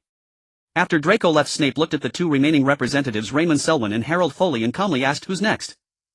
Let's not waste everyone's time. Earlier Snape had doubted Arthur's chances of winning, but after that single bout he knew Arthur possessed the strength of at least a seasoned Auror captain. Now not just within Slytherin but across all of Hogwarts there might not be a student wizard who could match him. Even the two upper-year representatives together probably couldn't defeat him, let alone one at a time. Harold Foley cast a contemptuous glance at Raymond Selwyn before stepping onto the dueling platform. As a neutral faction member of Slytherin, his stance was shaped not only by his family background but also by his disdain for the pure-blood wizards of the house, none of whom he deemed worthy of his respect. These individuals only preyed on the weak. When confronted by those stronger than themselves, they either fled or groveled, lacking any semblance of backbone. Though Slytherin prized self-preservation, it was not meant to be embraced at the first sign of difficulty. Harold Foley strode to the center of the dueling platform, raised his wand to his chest and bowed with reverence. His impeccable dueling etiquette softened Arthur's demeanor, sparing him any provocative remarks. Recognizing that the man belonged to a different faction than the previous two, Arthur held back slightly, allowing several exchanges before finally defeating Harold Foley with a well-placed descending thunder. After the duel, Arthur remarked with a stern expression, Mr. Harold Foley, I proclaim you the strongest sixth year in Slytherin. Before the duel, Draco had gathered intelligence on the opponent. Both Harold Foley and his earlier victim Wolfgang Roll were sixth-year Slytherins. Earlier, when the prefect had been selected, the two had clashed, ultimately resolving their rivalry through a wizard's duel. Regrettably, Wolfgang Roll's frenzied fighting style had earned him a narrow victory, costing Harold Foley the prefect position. Despite years of effort that had elevated his prowess beyond Wolfgang's, the prefect would not be reselected unless an unforeseen circumstance befell the incumbent. Though he sensed Arthur's deliberate leniency and underlying motives, Harold found the gesture flattering. His longtime rival Wolfgang Roll had barely lasted a single spell, while he had endured nearly 10, surely proof that he, Harold Foley, was the superior wizard. As Harold Foley stepped down, all eyes turned to Raymond Selwyn.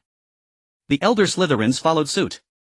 In truth, nearly half of Slytherin were half-bloods, and at least half of the pure-blood families had long since fallen into decline. Having witnessed Arthur's power, they could no longer dismiss the first-year wizard Arthur Black as insignificant. After all, they were not leaders themselves, serving under anyone was the same. Moreover, with the Black family's enterprises gradually regaining their former glory, they might one day find themselves working under Arthur after graduation. Allying with Arthur now would save them years of struggle. Such was the Slytherin tradition: assess the situation, preserve oneself, and prioritize victory above all. This ethos was on full display once more. Finally forced onto the platform, Raymond Selwyn trembled, barely able to hold his wand steady before Arthur. When Arthur raised his wand, Raymond's own slipped from his grasp and clattered off the platform. Arthur could only chuckle, turning his gaze toward Snape, who served as both head of house and referee. The elder Slytherins were even more pathetic than he had imagined, like oversized versions of Draco from the original story.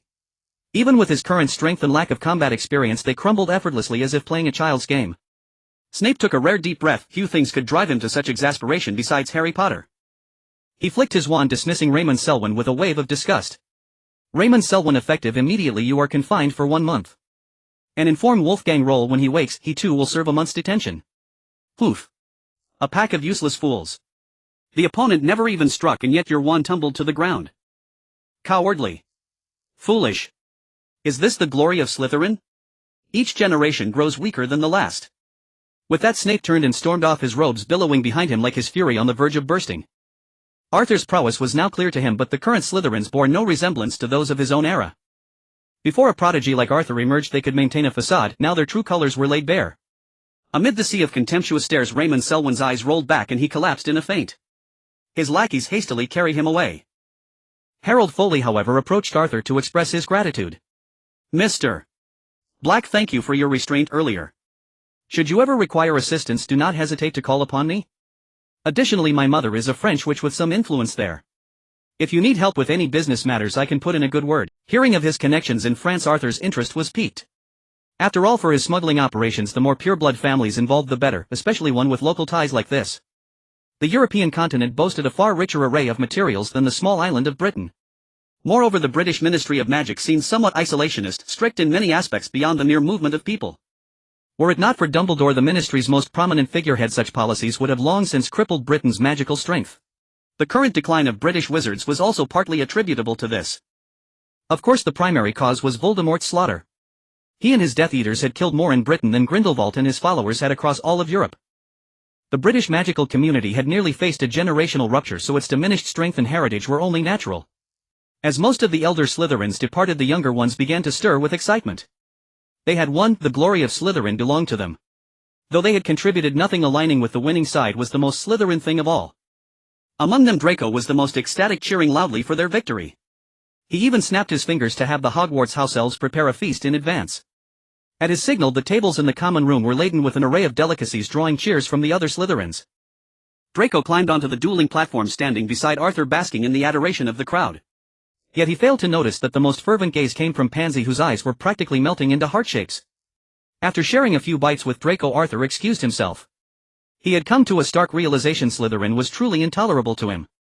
The first years were manageable, but those second year and above, upon learning that Arthur's childhood sweetheart was in France, displayed an overwhelming enthusiasm.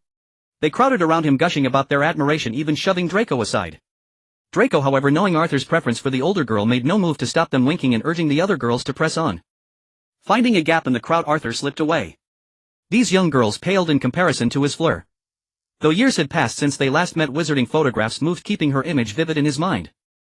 Fleur, with her Quarter Villa heritage, surpassed these Slytherin witches in every way. She had been crowned the school beauty at Beauxbatons almost immediately upon arrival. Not to mention Arthur's deep admiration for her brave, confident spirit.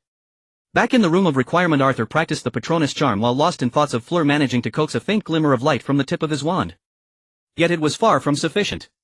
Later, while studying alchemy, a magical artifact suddenly came to mind: the Mirror of Eris. Could that enigmatic mirror hold the key to his dilemma? In the second week following the Slytherin Civil War, Arthur had become thoroughly renowned throughout Hogwarts, his fame nearly rivaling that of the savior himself, Harry Potter. Even many of the bookish scholars in Ravenclaw had come to know the name Arthur Black. As a first year, he had single-handedly defeated the 3 champions dispatched by the senior Slytherin wizards, leaving no Slytherin wizard capable of standing against him. Some wizards even confidently spread an insider rumor claiming that Snape had Arthur Black sit down and then berated all the other Slytherins who remained standing, calling them a pack of worthless good-for-nothings who bore no resemblance to true Slytherins. As the news spread further and wider, it grew increasingly absurd. Eventually, some wizards even suggested that Arthur Black was the next Dark Lord and that the professors should eliminate him immediately to avert a future catastrophe that would claim countless lives, much like the previous mysterious one. This led to a multitude of strange gazes fixed upon Arthur during Monday breakfast. The Slytherins mostly looked on with admiration, while the Gryffindors were predominantly filled with fear. Take Neville, for instance. Arthur held a considerable fondness for Neville, the future Sword Saint of Gryffindor. As he passed by, Arthur merely cast a single glance at him. Neville's body stiff and instantly frozen in place, his large roasted chicken leg held aloft in a daze. Because of Voldemort, the current generation of children from most non-Slytherin pure-blood families had grown up listening to tales of the mysterious one before bed. This had instilled a deep-seated terror within them for anything reminiscent of that mysterious figure. In their childhood, even their loudest wails would cease immediately at the mere mention of that name. Consequently, as the rumors about Arthur grew more outlandish, hardly any young wizard dared to meet his gaze. Draco was the exception. Ever since Arthur's victory in the recent Slytherin Civil War, more and more Slytherins had flocked to join Draco's faction. It could be said that Draco's faction was now the largest within Slytherin, bar none. Although it was built upon Arthur's strength, Draco still carried himself with an air of immense pride and arrogance. Arthur was so tempted to give him a couple of whacks. However, he soon found himself without the time to observe Draco's antics, nor even to seek out the Mirror of Eris. It was Monday and the Slytherins had a relatively light schedule with only one major class, History of Magic. Arthur had been curious about Professor Binns since the start of term, but he had discovered nothing out of the ordinary. Yet during today's lesson, a realization suddenly struck Arthur. Professor Binns seemed somewhat vacant. Initially he had accepted the common assumption that Binns was a rather rigid monotonous ghost who merely recited from the textbook, a sentiment echoed by nearly every wizard who had taken his class. So Arthur hadn't paid him much attention before. But today he noticed that Professor Binns' mind seemed to have some issues, though Binns was now a ghost. More precisely, it was Professor Binns' soul that had significant problems with memory. He remembered his life before death with perfect clarity. In fact, some wizards had even sought his counsel when compiling books on magical history. However, his memories from after his death were plagued by a sort of amnesia. Arthur hadn't noticed this before, as no student had ever posed a question to him. But today a young Ravenclaw wizard approached Professor Binns with a query. As a Professor Binns naturally had to address the student. Yet even after the student introduced himself, Professor Binns failed to remember the surname during subsequent conversation, getting it wrong. The student who asked the question paid no mind, and neither did the other wizards in the classroom, but Arthur, who had been watching Professor Binns closely, witnessed the scene with absolute clarity. Take any other ghost like the Bloody Baron, the resident ghost of Slytherin. Once a Slytherin student introduced themselves, the Bloody Baron would not forget them for at least several years, let alone forget someone immediately after their introduction. Thus Arthur grew increasingly convinced that something was wrong with Professor Binns. After all, he was a uniquely peculiar ghost. His soul had departed from his body, and then his body died before he became a ghost. So could it be that a part of Professor Binns' soul remained within his body, and by the time his soul realized what had happened, that fragment of his soul had died along with his physical form? And because of this, even as a ghost he was different from all others. Previously Arthur's interest in Professor Binns was driven by curiosity about the soul and about this magical world. But now his interest in the soul was no longer mere curiosity, it had transformed into a deep-seated yearning. Whether it was for enhancing his power, lifting the unicorn's curse, or preparing for any future threats from Voldemort, he needed to develop a profound understanding of the soul. Moreover, as his power grew, the lightning of the Thunder Sovereign would eventually manifest heavenly thunder, which inflicted additional damage upon the soul. Therefore Arthur decided to approach Professor Binns directly. After class he shook Draco awake, who had been dozing off beside him. Draco wiped his mouth and mumbled groggily, "What's up, Arthur? Is class over?" "Yes, class is over. You can go back and eat before you sleep. I'm going to see Professor Binns, so I won't join you." Draco snapped awake. "Professor Binns. The ghost professor who just taught us. What do you want with him?" "I have some questions to ask him. Perhaps he has what I need." "All right, then I'll go with Goyle and the others. Want me to bring you anything?" "No need. I don't know how long this will take. I'll just head to the kitchen later." With that Arthur took his leave. Professor Binns' office was located near the History of Magic classroom at the end of the corridor just beside it. As Arthur approached, Professor Binns had just entered, but the door was shut, as ghosts could pass through walls without needing doors. Arthur knocked on the somewhat aged wooden door. A slow drawling voice came from within. "Is there something?" "Come in. The door is unlocked." So Arthur pushed open the door, and a thick cloud of dust immediately billowed up as if it hadn't been cleaned in decades. A great deal of dust settled upon Arthur, but fortunately his robes were custom-made at great expense. He simply pinched his collar and gave it a light flick, and all the dust vanished without a trace. He had initially intended to clean the dust by the entrance, but the dust inside the room was even thicker. A heavy layer of dust blanketed the entire floor, cobwebs adorned the walls, and a film of gray covered all the furniture, casting the entire room into an eerie dimness. Coupled with a stale, musty odor hanging in the air, Arthur couldn't help but feel a sense of suffocating oppression. The only items in the room that looked relatively decent were the bookshelf and the desk, likely due to Professor Binns' occasional perusal. Professor Binns spoke in his usual slow, droning voice. "You were a student in my class just now. Do you have a question you wish to ask me?" "Oh yes, Professor Binns, I am Arthur Black. I have a question to ask you, but it's not about the lesson just now." Arthur finished speaking and walked further into the room. With each step he left a footprint in the dust on the floor, stirring up clouds of it that forced him to cover his nose and mouth. Seeing the dust swirling in the room, Professor Binns' tone shifted from its usual monotone to one tinged with apology. "I am a ghost now, so I haven't cleaned the room. I can't use magic anymore either. If you've learned the cleaning charm, Mr. Black, I would appreciate your help." Perhaps because Black is a rather simple and common surname, Professor Binns had no trouble remembering it. "No problem, Professor Binns." Arthur immediately responded, then drew his wand and cleaned away the dust, cobwebs and other grime from the room. Though his expertise in this area wasn't deep, he was more than capable of creating a tolerable environment for a wizard to spend some time in. After the room was mostly cleaned, Professor Binns asked, "So what did you wish to ask me?" Perhaps because it had been a long time since a student had come to his office seeking knowledge, he seemed more engaged than he did in the classroom. Arthur closed the door, sat down on a clean chair, and looked gravely at Cuthbert Binns. "Professor Binns, I feel that you seem different from the other ghosts." As Arthur spoke, he noticed a flicker of brightness in the professor's translucent eyes. He hadn't been mistaken.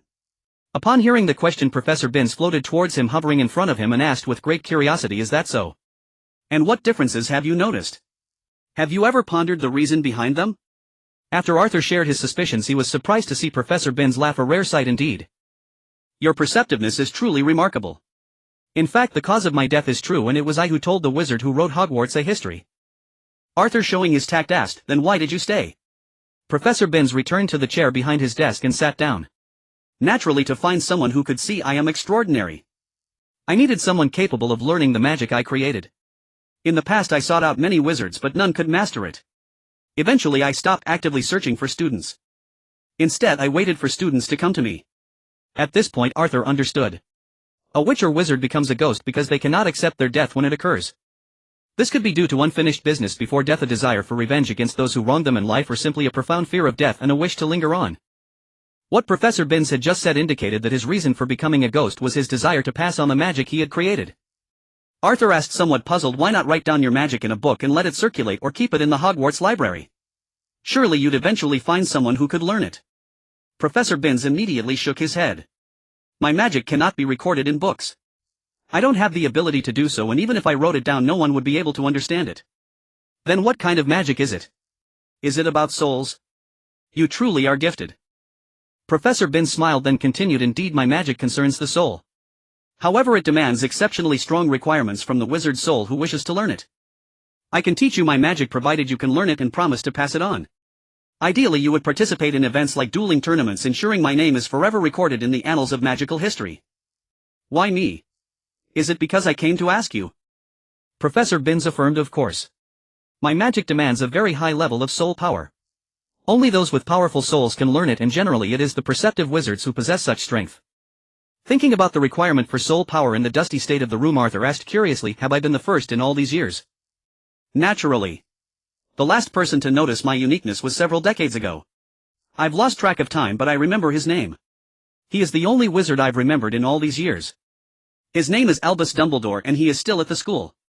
He was also a talented individual, but unfortunately even he could not master it. Hearing that even Dumbledore, currently the pinnacle of the magical world, had failed, Arthur felt a twinge of trepidation. Professor Binns, what kind of magic is it exactly? Professor Binns pondered for a moment before speaking slowly. It is a special form of soul magic, one I developed by drawing inspiration from the Killing Curse.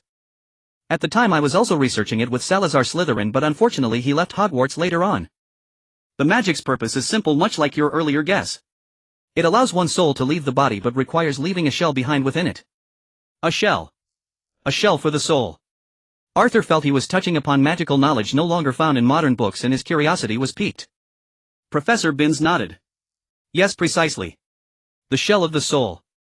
I discovered long ago that there is a unique substance between the soul and the body which keeps the soul securely anchored within. The Killing Curse attacks that shell, damaging the soul so it is forced to leave the body. And because it loses its connection to the body without magical support, the damaged soul cannot transform into a ghost. Arthur quickly connected the Killing Curse to Professor Binns' magic and ventured, so your magic creates an opening in that shell, allowing the soul inside to slip out. A wide smile broke across Professor Binns' face. He floated over, circling Arthur excitedly, and praised, exactly, that's it. Though it also requires the aid of some runes so complex that even I cannot fully explain them. Nevertheless, you are a genius. If only you had been born in my era. But it's not too late now. You are the most gifted wizard I have ever encountered. I have a strong feeling that you are the one I have been searching for. As he spoke, his translucent hand passed through Arthur's head. He then cried out in even greater astonishment, "Oh, Merlin's beard! Your talent is truly staggering, surpassing even Slytherin's. Ravenclaw pales in comparison to you." I am left utterly speechless with amazement. Arthur was curious about how Professor Binns could perceive his talent, but his mind immediately jumped to the one talent on his panel that had exceeded its limits. Spirit 180. Perhaps this was what Professor Binns referred to as the power of the soul. At the same time, it was the talent Arthur considered least helpful for his current magical studies. This extraordinary spiritual talent, far beyond the norm, seemed only to grant him a clearer mind the morning after a late night, of better memory and quicker thinking. Beyond that, it appeared to serve little other significant purpose. Arthur never expected that his spiritual talent would finally prove crucial under Professor Binns. More importantly, this unknown soul magic might even hold the key to breaking the curse upon him. At Arthur's urging, Professor Binns settled back down and began to explain his one-o-fakand magic. You guessed correctly before. My magic is quite simple. It involves opening a slit in the soul shell, allowing the soul within to slip. Though the process sounds simple, it is exceedingly difficult to achieve. The shell ultimately protects us in making a direct opening, and it would still have adverse effects on the wizard. One Christmas I came up with the idea of using a weaving method to solve this problem. After the soul departs, the slit is sewn shut only to be reopened when the soul returns. This way the wizard's body and soul remain unaffected. I researched numerous herbs and magical creatures, ultimately choosing phoenix tail feathers soaked in over a dozen healing herbs as the mending material. Later, with the help of Salazar Slytherin, I conducted an experiment on myself using the method I just described. Although the experiment succeeded, the direct mending approach unfortunately had its flaws. That was the cause of my death. Using external objects to mend the soul's shell was ultimately flawed. My shell began to slowly decay from that point onward. Even after I eventually devised a nearly perfect method, the decaying shell could no longer contain my soul due to the earlier damage. As he spoke, Professor Binns seemed to grow melancholic, his voice trailing off. Arthur could empathize. Putting himself in Binns' shoes, he understood the feeling. Professor Binns had originally created an incredibly powerful magic wand that might have rivaled the four great founders with further development. But it was all too late. In the end, he was left with no choice but to become a ghost, waiting for a wizard to inherit his legacy so that history and wizards might remember him. However, looking at Arthur before him, Professor Binns broke into a joyful smile. This was the young wizard who had come closest to his requirements in 1,000 years. He continued, later I created the perfect solution using ancient runes, a script capable of channeling external magic, to address the issue of the shell sustaining damage with each soul's passage in and out. It's still not flawless and the shell will gradually be affected, but it's the best solution I could devise. If the soul were to depart once every day using my method, the wizard's power would only begin to suffer at least 150 years later due to the shell's degradation. It would take 200 years for the shell to decay to the point of being unable to hold the soul. Given that our lifespans as wizards are generally around 120 years at most, this can be considered a near-perfect solution. After hearing this, Arthur was unconcerned. Even with daily use, his power would only start to decline after 150 years. Wizards naturally experience a decline in physical condition, reflexes and other abilities in old age anyway, leading to a drop in their overall strength. Besides, he was already 11 years old. Even if he learned this magic today, his power wouldn't wane due to it until he was at least 160. Whether he'd even live to 160 was another question. For wizards, this was already a perfect method. Thus Arthur looked at Professor Binns with longing. He still didn't know if the unicorn's remnant soul was attached to his soul's shell or residing within the soul itself. But if it were on the shell, Professor Binns' magic might directly help him resolve this curse. Perhaps he could even restore some of the unicorn's remnant soul, making it an ally in the future, or allowing it to accept death and move on rather than lingering like a strange ghost. That would be a fitting repayment for the unicorn's self-sacrifice. If it were within the soul itself, it wouldn't be a major issue either. While cutting the soul has never been a difficult task, precise cutting is exceedingly challenging. The main reason is that a wizard cannot see the entirety of their own soul, leaving the soul-cutting spell to freely take its course on their body. Under the spell's influence, the soul is guaranteed to be cut. However, the exact amount and manner of the cut remain unknown. With Professor Binns' magic, all of this becomes much simpler. Seeing the look in Arthur's eyes, Professor Binns naturally understood the young wizard's thoughts. But he shook his head and said, as I mentioned, this requires the aid of ancient runes, and it's tailored to each individual as every soul is unique. This is also why I didn't write it down and share it. To learn my magic, you must first master ancient runes, not only recognize every rune but also be able to write them. Hearing this requirement, Arthur felt it was almost as if the professor had made no request at all. He quickly replied, Professor Binns, I've already learned ancient runes. I've been very interested in alchemy and can already independently craft simple magical artifacts. Really? That's wonderful. This will save us several years at least. After saying this, Professor Binns spun joyfully in the air a few times, releasing his excitement. This was the closest he had been to fulfilling his dying wish in the 1,000 years since becoming a ghost. He floated to the top of the bookshelf and retrieved an ancient massive tome. Not only was the cover made of parchment, but so was every page within. This book alone must have cost the lives of dozens of lambs. Professor Binns handed the book to Arthur. These are some of my basic theories. You can look through them and ask me anytime if you have questions. Being a ghost has its perks, you know. Not sleeping for years has no effect on me now. Arthur took the book. On its cover was a title written in ancient runes, Soul Projection, a simple and clear description of the magic's fundamental purpose. The book's contents contained the basic theories of this magic and the specific ancient runes that might be utilized for it. The theory of magic was simple, essentially what Professor Binns had just explained. However, it was supplemented with a great deal of knowledge and specific procedures. For instance, the most crucial step involved inscribing numerous ancient runes upon the soul's outer shell. It was akin to drawing various patterns on a doll with a marker. Yet this process demanded a specific quality of ink. The shell had to be sourced from another being's soul, and while human shells were an option, those of magical creatures were also perfectly suitable. In fact, the soul shells of powerful magical creatures were even more effective. Professor Binns had documented in his book his own journey to a dragon's graveyard where he used magic to harvest the residual soul shell from a recently deceased dragon. Therefore, despite being a soul-targeting spell, its materials were the discarded soul shells of magical creatures, setting it apart from typical soul-based dark magic.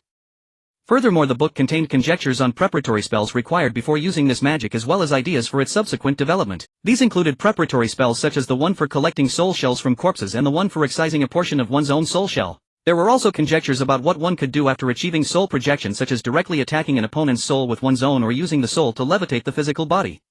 However, the most vital step, the specific method for inscribing the ancient runes onto one's own soul shell, was omitted, with only the necessity of doing so being mentioned.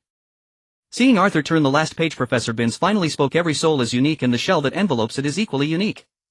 That is why I did not write down the method for inscribing the ancient runes. Even the slightest error could severely damage a wizard's own soul. The more powerful the soul, the larger it becomes, and the smoother its outer shell will be. Hence the number and speed of runes required for each wizard using my spell will differ. I cannot experiment on hundreds of wizards, so I must see the state of your soul shell firsthand before I can personally instruct you. Very well, I will be counting on you then, Professor Binns. Professor Binns replied with a smile. It's no trouble, it is also my aspiration. Having gained a general understanding of the spell, Arthur left Binns' office. According to the professor, he would first need to master the preparatory spells and gather the necessary materials. Instead of returning to his dormitory or the room of requirement, Arthur sought out Dumbledore once more. What Binns had just told him was only one side of the story. The spell was alluring, but it also carried potential dangers. So Arthur went to the wizard whom Binns had mentioned as the last to learn the soul projection spell, Dumbledore. Although many called Dumbledore an old coot, if one were to find a truly trustworthy wizard in this world, one who could be considered good, it would be Dumbledore. Even if he might scheme behind the scenes, it was often for the sake of those wizards who had to confront Voldemort. For instance, Snape, who was destined to seek revenge against Voldemort for Lily's death, or Harry Potter, who was fated by prophecy to have a life-or-death confrontation with him. As for other wizards, he adhered to the principle of free will. When Arthur had previously sought Dumbledore's help due to the unicorn's curse, Dumbledore could have claimed helplessness and pushed the promising wizard into direct opposition against Voldemort. However, he did not. Instead, he gave Arthur the freedom to choose. Arriving once more at the headmaster's office, the door was not open this time. Arthur, unaware of the password, could only knock on the stone gargoyle by the entrance. The gargoyle impatiently swatted Arthur's hand away, and shortly after the door slowly creaked open. Dumbledore, as usual, sat at the back of the office. He put down his quill, looked up at Arthur, and said affably, "Mr. Black, are you encountering difficulties with the Patronus charm? Or have you already found the answer?" Arthur shook his head. "No, Professor Dumbledore, I am here for a different matter concerning Professor Binns." "Professor Binns? What do you mean?" Dumbledore's voice rose slightly, laden with a complex mix of shock and anticipation. Arthur recounted to Dumbledore the gist of what Professor Binns had asked of him. As the previous wizard to have learned this spell, Dumbledore immediately understood what Arthur was referring to. He chuckled. "I didn't expect you to have an aptitude for this magic. If so, perhaps you can rid yourself of your curse without even needing the Patronus charm." Relieved that Dumbledore had not objected, Arthur let out a sigh.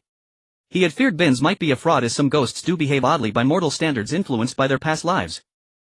Take the Slytherin ghost, the Bloody Baron, for instance. He has been staring up at the sky at a 45-degree angle for nearly 1,000 years now. Then Dumbledore retrieved a paper densely covered in writing from a cabinet and handed it to Arthur. He explained, "Professor Binns has been a ghost for over a millennium. His way of thinking has diverged from that of the living. He is solely focused on finding a talented wizard to pass on his spell without considering the potential harm it could cause. When I performed soul projection, my soul strength wasn't sufficient, but I had already used a spell to excise part of my soul shell, causing irreversible damage. It was only later that I developed a spell of my own to mend the fracture." Arthur looked at the paper, which detailed a method for using the soul shell of a magical creature to directly patch up fractures in one's own soul shell. He was immensely grateful he had come to see Dumbledore. Had he failed to learn the spell like Dumbledore had, he would have been in a self-inflicted predicament. He certainly lacked Dumbledore's prodigious talent for spell development. Dumbledore seemed to perceive Arthur's slight resentment towards Binns. "Mr. Black, remember, no wizard's life is without its trials. You will always encounter problems on the path of magical study." I too harbored resentment towards Professor Binns back then. However, the experience I gained from that soul projection later became a crucial lesson during my own research. When you face difficulties in your magical studies, you have the power within yourself to transform what seems like an obstacle into nourishment for your growth. Of course, if a difficulty is truly insurmountable, then it is time to seek the help of friends or mentors. Arthur was genuinely touched by Dumbledore's selflessness. He said respectfully, "I understand, Professor Dumbledore. Please feel free to call me by my first name from now on." "Of course, Arthur." Convinced of the authenticity of Binns' spell, Arthur left the headmaster's office, but not before borrowing the Mirror of Erist. Even though soul projection was well suited for his current situation, it was always wise to have more resources at hand. The Mirror of Erist held no more allure for Dumbledore, and he readily told Arthur where it was stored. It was in the Room of Requirements storage room, which he had placed there while Arthur was in class. Leaving Dumbledore's office, Arthur reflected on his recent experiences, things he had never even dreamed of before. He had originally imagined his life here would be like a game from his past life, steadily growing stronger, defeating the final boss, and then living a carefree and unconstrained life in this magical world. But perhaps because of his very presence, this was no longer the fairy tale world he had known. From the moment he stepped into Hogwarts, his student life was destined to be extraordinary unless he chose to live like Peter Pettigrew, skulking in the shadows and drifting through life. Indeed, he had quite a lot on his plate at the moment, crafting his own wand, learning the Patronus charm, and mastering soul projection. Thinking about these daunting tasks, Arthur felt a surge of irritation.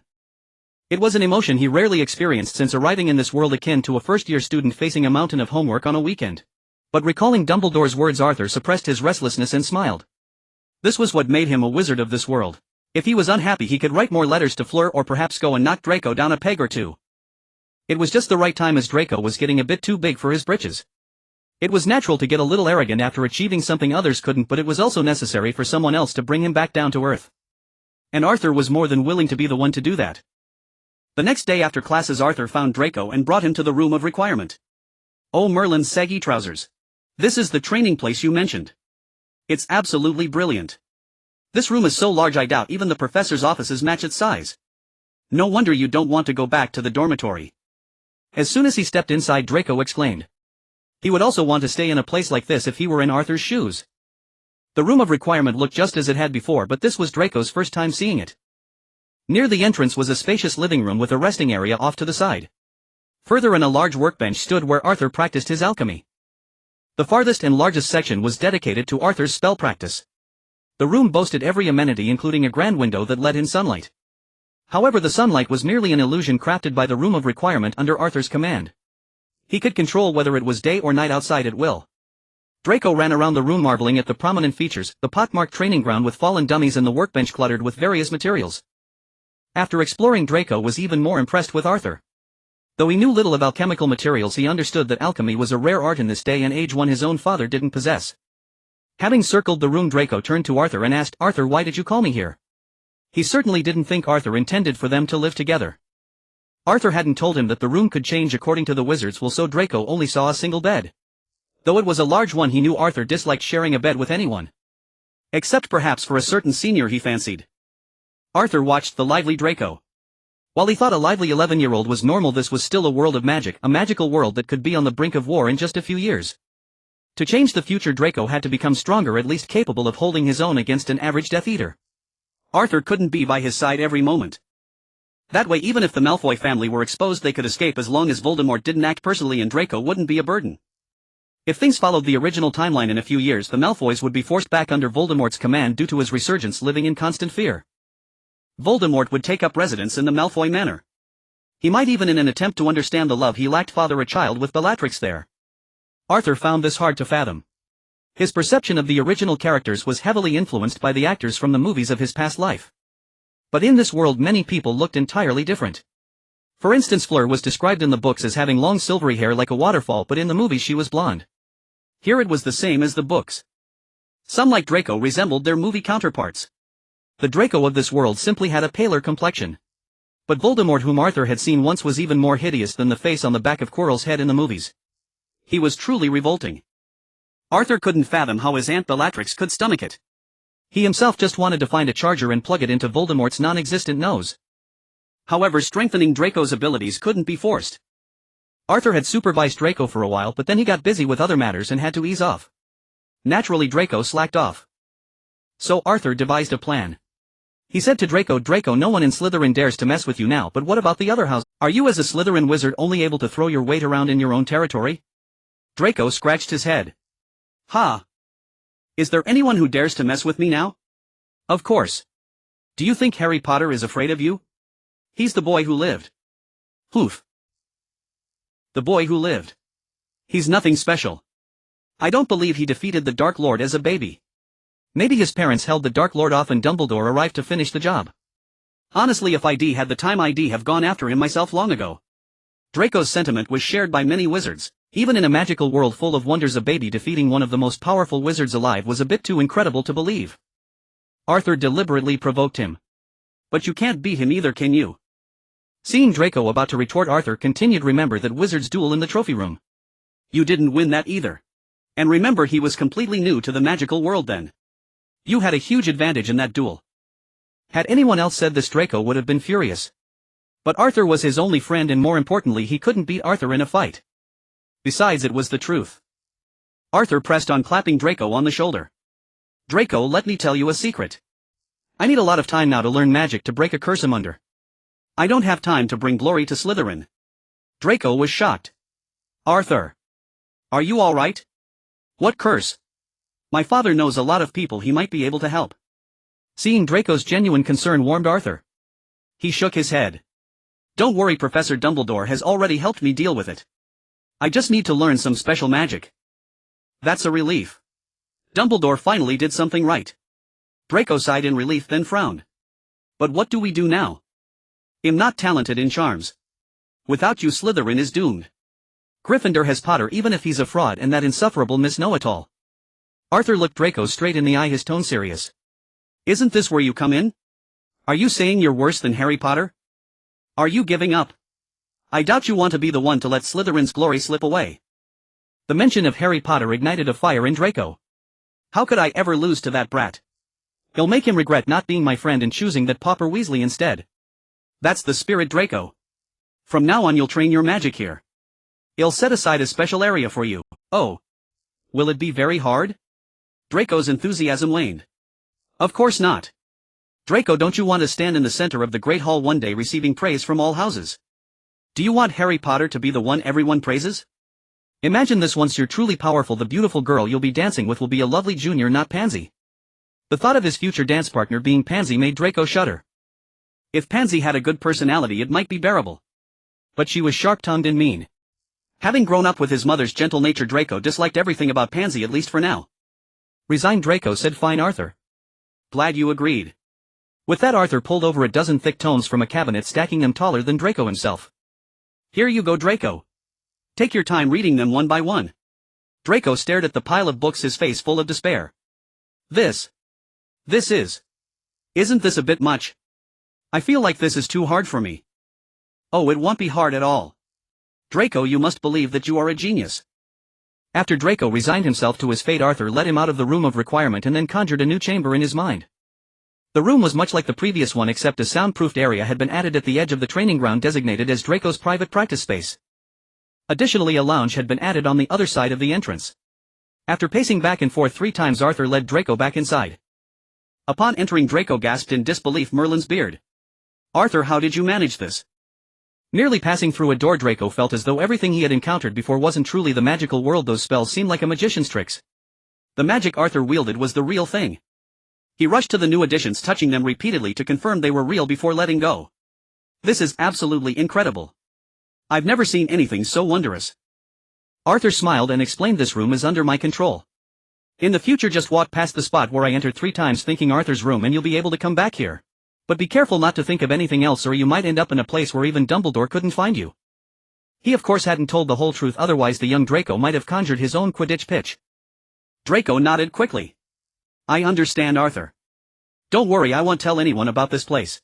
Perhaps inspired by his first glimpse of the Room of Requirements wonders, Draco hurried to his training area and began waving his wand with abandon. The practice dummies he struck would quickly recover.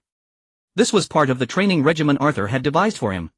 Some of the dummies were moving targets and a few bore an uncanny resemblance to Harry Potter, which made Draco all the more eager to hit them with his spells. Seeing this, Arthur continued studying the notes Professor Binns had given him, learning the magic within. When mealtime arrived, Draco came out to call him down for dinner. Arthur, however, showed no intention of leaving. He asked Draco, what would you like to eat? Ha! Can this room conjure food too? No, it's a simple device I created myself. Oh, I see. Arthur, you're truly brilliant. I'd like a steak, 2 chicken legs, a small portion of chips, and a glass of orange juice, please. All right. Arthur wrote down Draco's order on one piece of parchment and his own on another. Then he walked to the door and pressed a button on it. As Arthur opened the door, a house elf appeared before him. After handing the elf the parchment, it quickly returned with 2 trays laden with food. Saying thank you, Arthur took the 2 plates piled high with food. The house elf's face instantly lit up with an expression of overwhelming gratitude, tears welling in its eyes. Perhaps because it was accustomed to being at Hogwarts, it didn't resort to banging its head against the wall, but stood fidgeting repeatedly, thanking Arthur until it nearly prostrated itself. Arthur stopped it however and sent it on its way. Taking the food from Arthur, Draco asked curiously, "Does Hogwarts have house elves too? I thought it was all magic. And how did you get them to appear before us?" "Of course we do, they brought our luggage to the dorms at the start of term. As for how I summoned them, I went to the kitchens earlier to arrange it. I crafted a simple alchemical device. One part is placed on this door, the other in the kitchen. When I press this button here, the one in the kitchen receives the signal and they appear before this door." Draco marveled once more. "Arthur, you're simply amazing." Arthur had already surpassed the level of any wizard his age. While others were still worrying about their studies, Arthur was independently crafting alchemical devices. Time swiftly flowed to the end of the school year with only 1 week remaining until final exams. Many young witches and wizards were frantically cramming, desperately flipping through textbooks they hadn't touched since classes ended. During this period, Draco, though not training with Arthur daily, visited often. As a result, he was no longer as scrawny as before, having put on some flesh. He looked like he could hold his own in a fight now. Of course, he also continued to pester Harry Potter, constantly goading him into a rematch to prove who was the superior wizard. However, Hermione and Ron kept preventing such an event. The memory of their last duel was still far too vivid. Arthur, in the meantime, was far from idle. He diligently studied the magic from Professor Binns and utilized the Mirror of Eris to conjure a false vision of the future, hoping to master the Patronus charm more quickly. Even his progress on crafting his own wand was put on hold. He reasoned that if he could master Professor Binns' magic and awaken the unicorn's residual soul, it would be better to let it recuperate within the bloodstained horn. Regardless of whether the unicorn chose to stay or leave, it would be beneficial for both the creature and the wand made from its horn. Despite his focused efforts on the Patronus charm, he could only manage to produce a large orb of light at the tip of his wand. The corporeal Patronus remained elusive. Eventually, Arthur gave up on it. He suspected the unicorn's residual soul was interfering. After carefully studying the principles, he understood the Patronus charm works by channeling positive thoughts through the soul to guide magic into forming the guardian. His soul was likely being consciously influenced by the unicorn's remnant, preventing the Patronus from manifesting. However, he had mastered all of Professor Binns' preliminary spells as well as the contingency magic Dumbledore had provided. He also ventured into the Forbidden Forest, found the unicorn's corpse and collected the shattered soul shell within. This shell might be useful in the future when the residual soul is separated. As for the soul shells and other materials he needed for himself, he enlisted the help of the Black family and his uncle in France to procure them. To gather the soul shells, he had specially requested a leave of absence from Dumbledore one weekend, arranging for the purchase of several deceased Thunderbirds in America to be delivered to a warehouse owned by the Black family. For the soul shell needed to inscribe the ancient runes, Arthur chose the Thunderbird over the dragon Professor Binns had used. He had 2 reasons for selecting the Thunderbird. First, the Thunderbird possesses dominion over lightning. Second, it is related to the phoenix, making it highly compatible with the phoenix tail feather, another crucial material for the runes. The phoenix tail feather was naturally obtained from Dumbledore's fox. In preparation, Fox had almost all its tail feathers plucked well before its life was due to end. With everything prepared, Arthur made his way to Professor Binns' office. Dumbledore was also keeping a close watch, ready to intervene should any unforeseen situation arise. Taking a deep breath, Arthur stepped into Professor Binns' office. This time, however, the office had been meticulously cleaned, not a speck of dust anywhere in the room. Sunlight streamed in through the window, making the room seem far more habitable.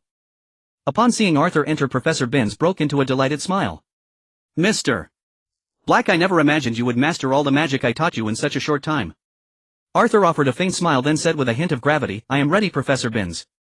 "Very well, then allow me to teach you the final step." Professor Binns drifted over to stand before Arthur and spoke slowly, "Release your soul." Arthur found a chair and sat down, focusing his consciousness within his mind. With his left hand holding his wand, he cast the spell for soul projection upon himself. As a flash of white light passed, Arthur guided it to find his soul's outer shell, then used the light to gently carve a small opening upon it. Finally, the soul encased within its shell slipped out through that small aperture. This was the first time Professor Binns had directly seen Arthur's soul. Previously, his examinations had only sensed the immense power of Arthur's soul, but when Arthur's soul truly materialized before him, he was still stunned. For Arthur's soul was immense, a testament to the sheer magnitude of his spiritual power. An ordinary wizard's soul is the size of their physical body. Even the souls of more powerful wizards are barely larger, yet Arthur's soul was nearly twice the size of his body. And as he aged, his soul's power would only continue to grow. In time, Arthur's soul might even rival that of a small giant. More importantly, in Professor Binns' eyes, Arthur's soul was profoundly unique, unlike any he had ever witnessed. Woven around Arthur's soul were threads of lightning, some white, some black. This was also Arthur's first direct glimpse of his own soul. Even in this world of magic, few wizards ever see their soul while still alive. Indeed, it was practically unheard of. After his soul had separated, Arthur could clearly perceive that his soul alone responded to his will, while his physical body seemed disconnected from his consciousness. Simultaneously, he sensed strange phenomena he had never encountered before. The entire world seemed suffused with a hazy mist. By attuning to this mist he could perceive things beyond the walls. It was like having X-ray vision though limited in range to about 10 meters. A pity that the view was in monochrome. Only Professor Binns standing before him was not rendered in black and white but appeared in shades of grey-black tinged with a hint of green. This wondrous perception was unsurprisingly what Dumbledore had spoken of. Even without mastering the spell itself, the experience of the soul's projection would prove a vital milestone for future magical study. The mist that pervaded everything was the natural magic of the world. As a soul, Arthur was exquisitely sensitive to it, feeling as free as a fish in water. He even attempted to use magic. Though the ambient magic gathered toward him, forming a small vortex, the visibly tangible energy simply passed through his spectral form. Professor Binns had been silently observing Arthur's soul. His own first projection had been much the same. A wizard's soul and body perceived the world in entirely different ways. Curiosity was only natural, much like a muggle who suddenly encounters the magical world for the first time. Only after seeing that Arthur's soul could not perform magic did Professor Binns speak. Mr. Black, a wizard cannot cast spells with only their soul. A vessel is required. Arthur nodded, already aware of this fact. After all, Voldemort had been in such a predicament. Following Quirrell's death, he could only futilely ram his soul against Harry in rage before fleeing in disgrace. Without a vessel like Quirrell, even Voldemort, one of the foremost experts on soul magic, could not cast a single spell. It was akin to an automobile. The soul draws magic, the fuel, from nature, the gas station, storing it within the wizard, the car. Then through the car the fuel's power is unleashed, propelling it forward, that is, casting spells. A soul alone, even by channeling magic, cannot directly cast spells. With the soul projection complete, Arthur's study of this magic had reached its final stage. And this was the most crucial step, the one Professor Binns had not yet taught him: how to inscribe ancient runes upon the soul's outer shell. Arthur slipped back into his body through the crack in his soul's shell. The sensation was peculiar. When he had emerged, it felt like breaking free from restraints, like finally shedding a tight-fitting suit. Returning was an entirely different experience. He felt as though he were passing through a barrier. His soul transformed from a gas into a liquid, then was drawn back in like water being sucked into a bottle, his soul's shell. Reclaiming his body, Arthur stood up and moved his limbs somewhat awkwardly. Soon he felt no different from before he had used the magic. He reached into his robe's pocket and pulled out a small pouch from which he took the materials needed for this task. One was a white soft membrane resembling a fish's swim bladder, though far purer, without a single blemish. This was the soul shell of a thunderbird. In a wooden bowl were dozens of phoenix tail feathers steeped in a green liquid. Professor Binns observed the materials and nodded in satisfaction. Then with a serious tone he said, "Mr. Black, this is our only chance. You must focus completely." Arthur nodded gravely. As the beneficiary, he naturally hoped the spell would succeed. In truth, he had already succeeded in his own way, using this opportunity to address the residual unicorn soul within him. But without Professor Binns' final lesson, he was mortgaging his future potential. The longer the crack in his soul's shell remained, the greater its toll on him. As for the unicorn's remnant soul, he could not eliminate it overnight. He needed time to familiarize himself with the power of his own soul. Only then could he confront the unicorn's remnant soul. Otherwise, if something went wrong, his own soul would suffer the injury, further damaging an already flawed soul shell. With the materials prepared, Arthur, at Professor Binns' signal, once again used his soul projection technique. Professor Binns began to study Arthur's soul shell. Arthur also observed from the side. Previously he had focused more on external perception and had not inspected his own body. He marveled to discover that his soul shell was a white unicorn, with each strand of its mane distinct and clearly visible. The only flaw was the blood-red hue marring the pure white body, almost entirely concentrated upon the long single horn. Perhaps that was the remnant soul of a unicorn. Seeing Arthur's astonished expression, Professor Binns explained this as normal. Nearly every wizard's soul shell is an animal. The Patronus conjured by the Patronus charm is essentially the reflection of one's soul shell. But isn't the Patronus form influenced by the wizard and thus subject to change? Of course, but it is actually the soul shell that changes first, and then the Patronus follows suit. The Patronus is simply a projection of the soul shell. The soul shell is merely a bridge connecting the soul and the body. The most crucial element is naturally the wizard's soul itself. It is the root of all change. This is a wonder unique to the soul. Unfortunately, many ancient magics and theories have been lost to time. Even before I became a ghost, I only had a partial understanding of it. Gazing at his unicorn soul shell, Arthur continued, "Then would it be better for me to inscribe the ancient runes using this unicorn soul shell?" Professor Binns shook his head. Generally speaking, like patronuses, the soul shells of most wizards are common animals, and their shells are often even incomplete. That is why I used a dragon's soul shell myself. I never expected yours to be a unicorn. In such a case, using the unicorn soul shell would naturally be the best choice. But there aren't many unicorns that die naturally. Unless you were to kill them and accept their curse upon you. Arthur coughed awkwardly. Let's stick with the Thunderbirds then. Professor Binns, what's our next step? We reconstruct a you. Reconstruct. Me. Professor Binns pointed at Arthur's unicorn soul shell. Yes, that's right. Because a person's personality and preferences can change in the future. If that happens, the ancient runes inscribed on the shell now would also change accordingly, and the soul shell might even self-destruct halfway. So we need to isolate your current soul shell, making it a mere conduit, and construct another shell for your soul to inhabit, connecting it to the current one. This way, even if you change in the future, your altered soul shell won't affect the current one. This step must be personally guided by another soul. Even a ghost won't suffice, it must be a ghost like me who has absorbed their own soul shell.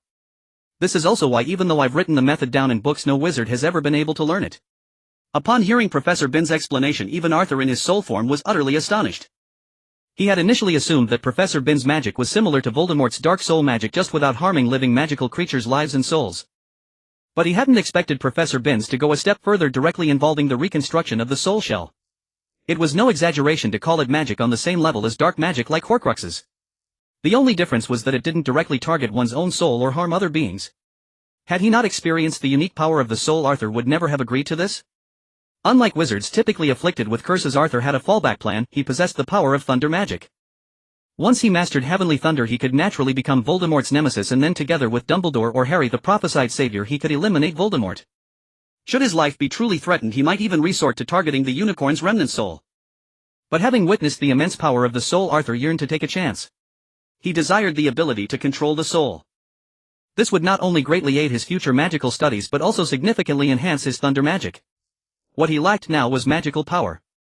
Limited by his body, there was no helping it. He couldn't just use the fragment of the Philosopher's Stone that Nicholas Flamel had given him every time he faced a tough opponent. According to the game he played in his past life, his character would challenge the final boss Voldemort at the age of 25, when wizards typically reach their peak strength. Even so, defeating Voldemort was an arduous process. After experiencing Voldemort's trap last time, Arthur had shed his contempt for the wizards of this world. In this real world, anything could change beyond the basic settings, like Harry Potter being the savior and Voldemort the great villain. Nicholas Flamel, whom he had never even met, had directly given him a fragment of the Philosopher's Stone. Consider this: a great seer like Nicholas Flamel, who had lived for over 600 years, would hardly care about the life of a mere young wizard like Arthur unless he had foreseen a crisis threatening the entire magical world. That was clearly impossible. Therefore Arthur felt that he would inevitably face a severe crisis in the future, perhaps from Voldemort or perhaps from someone else entirely. Thus he wished to master Professor Binns' magic. He also had a faint intuition that this was the right choice. At the same time, due to Nicholas Flamel's prophecy, Arthur felt a strange sensation in his heart, like a movie he had seen in his past life. What happens to a person who knows their own future? For instance, if someone knew they would die naturally at 80, wouldn't the worst outcome of anything they did before that only be something like becoming a vegetable but not death? So did Nicholas Flamel give him the Philosopher's Stone fragment because he knew Arthur would fail this time, weakening his future strength and thus had needed for that crisis? Or was it that even if he succeeded this time and grew stronger, he would still need the stone's aid in the future? Countless thoughts raced through Arthur's mind, and he couldn't discern which was true. Nevertheless, he wanted to try. The path of learning magic was never without danger. Perhaps because this was the real world, the template of the Thunder Sovereign he had obtained in the game might also differ. After all, the game from his past life didn't have a talent panel. Besides, Dumbledore had given him a spell to compensate for this magic's potential failure, meaning the worst-case scenario was just wasting a few months. So Arthur said to Professor Binns, "Professor Binns, let's begin." After revealing the final step of his spell, Professor Binns felt deeply anxious as Arthur hesitated. However, when Arthur finally agreed, a wave of relief washed over him. He then drew out a translucent membrane-like object from within his own being. "What is this?" Arthur asked, gazing at the strangely familiar thing. "This is the soul shell of my original body. I needed to see your soul shell clearly." But then Arthur trailed off. Professor Binns nodded, seemingly unconcerned about his own demise. "Indeed, this will cause my true death. But death is not the end for a wizard. You should know this well. I am also curious about the world beyond death. I have lingered in this world for 1,000 years, and for me that is a very long time. I truly wish to move on as long as this magic is passed on to someone." Seeing the earnest look in Professor Binns' eyes, Arthur's earlier resentment over his concealed final step melted away. Afterwards, Professor Binns' translucent form began to solidify slightly. He looked at Arthur's body and started guiding him on how to reconstruct his own soul shell. The process involved carefully cutting away most of the original soul shell, then using the treated phoenix tail feathers encased in the soul shell of a thunderbird to sew the severed pieces back together. The phoenix tail feathers, having been soaked in a concoction of various herbs for a month, were now as soft as fine yarn. Once wrapped in the thunderbird soul shell, they became nearly invisible. After the sewing was complete, the cut pieces of the soul shell had formed a hollow spherical shape resembling an egg. This would be Arthur's new soul shell in the days to come. Then under Professor Bin's guidance, Arthur used the remaining phoenix tail feathers and thunderbird soul shell to repair his original unicorn soul shell. It was meticulous work, less like magic and more like a form of needlework performed with magical assistance. Most of the time it was Professor Bin's spiritual power that aided Arthur, otherwise Arthur's own soul would never have managed to complete the task. Whenever his soul shell was damaged, Arthur felt like a drifting weed without roots, his very thoughts becoming clouded. No wonder another soul was needed to assist. Afterwards Arthur began trimming the edges of both shells using the scraps to construct a passageway between them. This passageway was under Arthur's own control. Through it he could freely move his soul in and out of his body with almost no damage. The final step was to inscribe ancient runes along the seams of Arthur's two soul shells. This step was relatively simple. With the notebook provided by Professor Binns and his personal instruction, Arthur completed it quickly. By then Professor Binns' ghostly form had become faint, almost completely transparent. The spiritual power he had stored within his soul shell was nearly spent. He was now no different from an ordinary ghost. He could no longer provide any soul or magical energy to himself. He looked at Arthur and said, "Now you can re-enter the soul shell you have just reconstructed. As a soul shell, once it fully connects your soul and body, it will naturally shape itself according to your soul's essence. From my own experience, this will take about a month. During this time you must not use your spiritual power." Seeing Professor Binns' increasingly transparent form, Arthur bowed deeply to him. He knew that in a few seconds Professor Binns would depart from this world. In his final moments, Professor Binns gave Arthur one last instruction. "Do not forget your promise. Let the world remember that I existed and made outstanding contributions to the development of soul magic." Then he began to look around as if trying to etch the ancient castle he had inhabited for over a millennium into his memory. He had been the professor of the history of magic since Hogwarts was founded, and it deeply saddened him that most of the ancient magic of this world had been lost to time. He did not want the magic he had developed himself to suffer the same fate. Perhaps if Salazar Slytherin had never left, he might have succeeded long ago. With a trace of regret and the satisfaction of having found a successor for his magic, Professor Binns finally departed from this world. Back in his own body, Arthur felt a strange sense of dissonance. He could still control his body freely, but there was a delay of less than a second. It was an extremely uncomfortable feeling. His soul could clearly perceive the issue, but he was powerless to change it. After packing up his things, Dumbledore appeared in the office. He already knew that Arthur had succeeded, and a relaxed smile graced his face. "Arthur, how are you feeling now?" he asked jovially. "I'm all right, Professor. It's a bit uncomfortable, but Professor Binns said it should resolve itself in about a month." "That's good to hear. But with final exams approaching, the departure of the history of magic professor is not a good thing. I will have to take over the classes for the remaining week." "Thank you for your trouble, Professor," Dumbledore said with a gratified smile. "It's no trouble at all. I can still do a great deal before you all grow into your full potential." As the previous wizard chosen by Professor Binns, he had experienced an out-of-body journey himself and knew the profound benefits this magic held for a wizard. He had once felt that Harry the Chosen One lacked the raw power to become nearly invincible in the magical world as he and Grindelwald had been. He was growing old, and having a young wizard like Arthur who had the potential to reach the pinnacle of wizardry was a good thing for the currently turbulent magical world. Moreover, in his view, Arthur's nature was not malicious despite a hint of Grindelwald's arrogance. After leaving the office, Arthur returned to the room of requirement. In his hand a red orb of light appeared. This was the horn from his previous soul shell, the remnant soul of the unicorn. Because it was not a typical unicorn curse, the curse had not directly entered his soul but had first attached itself to his soul shell. While helping him reconstruct his soul shell, Professor Binns had also managed to separate this remnant soul, which still carried a piece of Arthur's original soul shell. With the curse lifted, Arthur was ready to continue crafting his wand. This way the unicorn's remnant soul could slowly recover within the physical broken horn until it regained its own independent consciousness. Soon the final examinations arrived.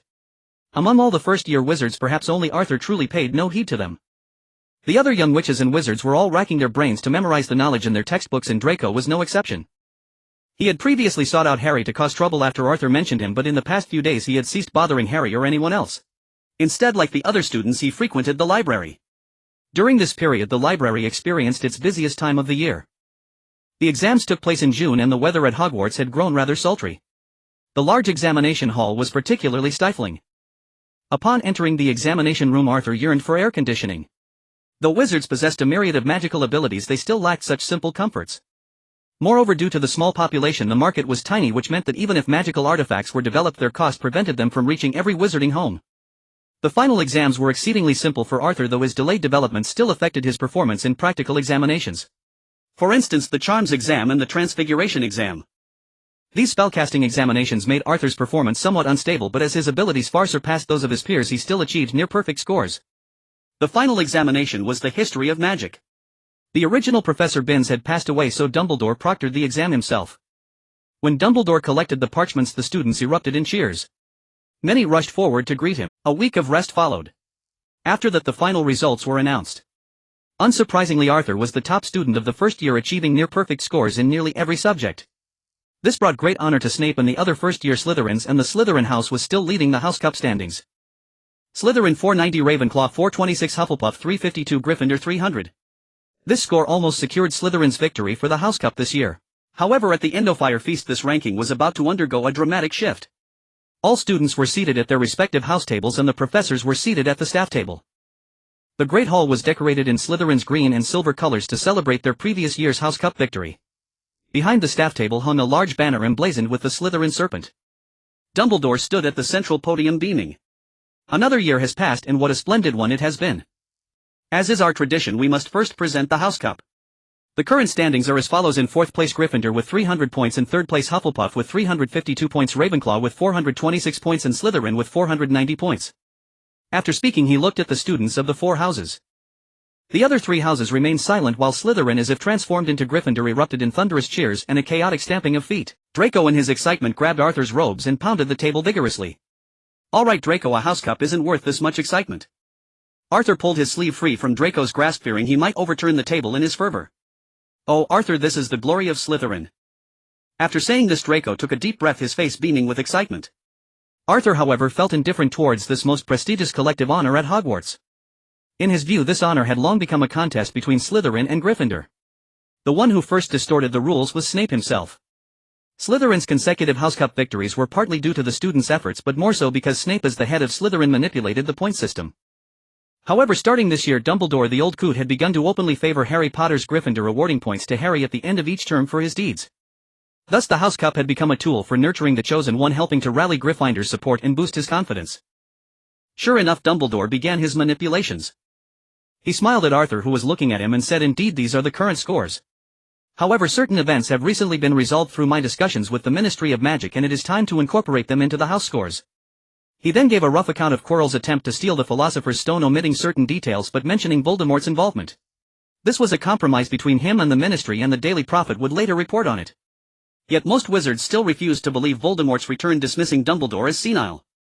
The hall fell silent and the smiles on the Slytherins' faces faded, sensing that Dumbledore's words boded ill. "I have a few more points to allocate.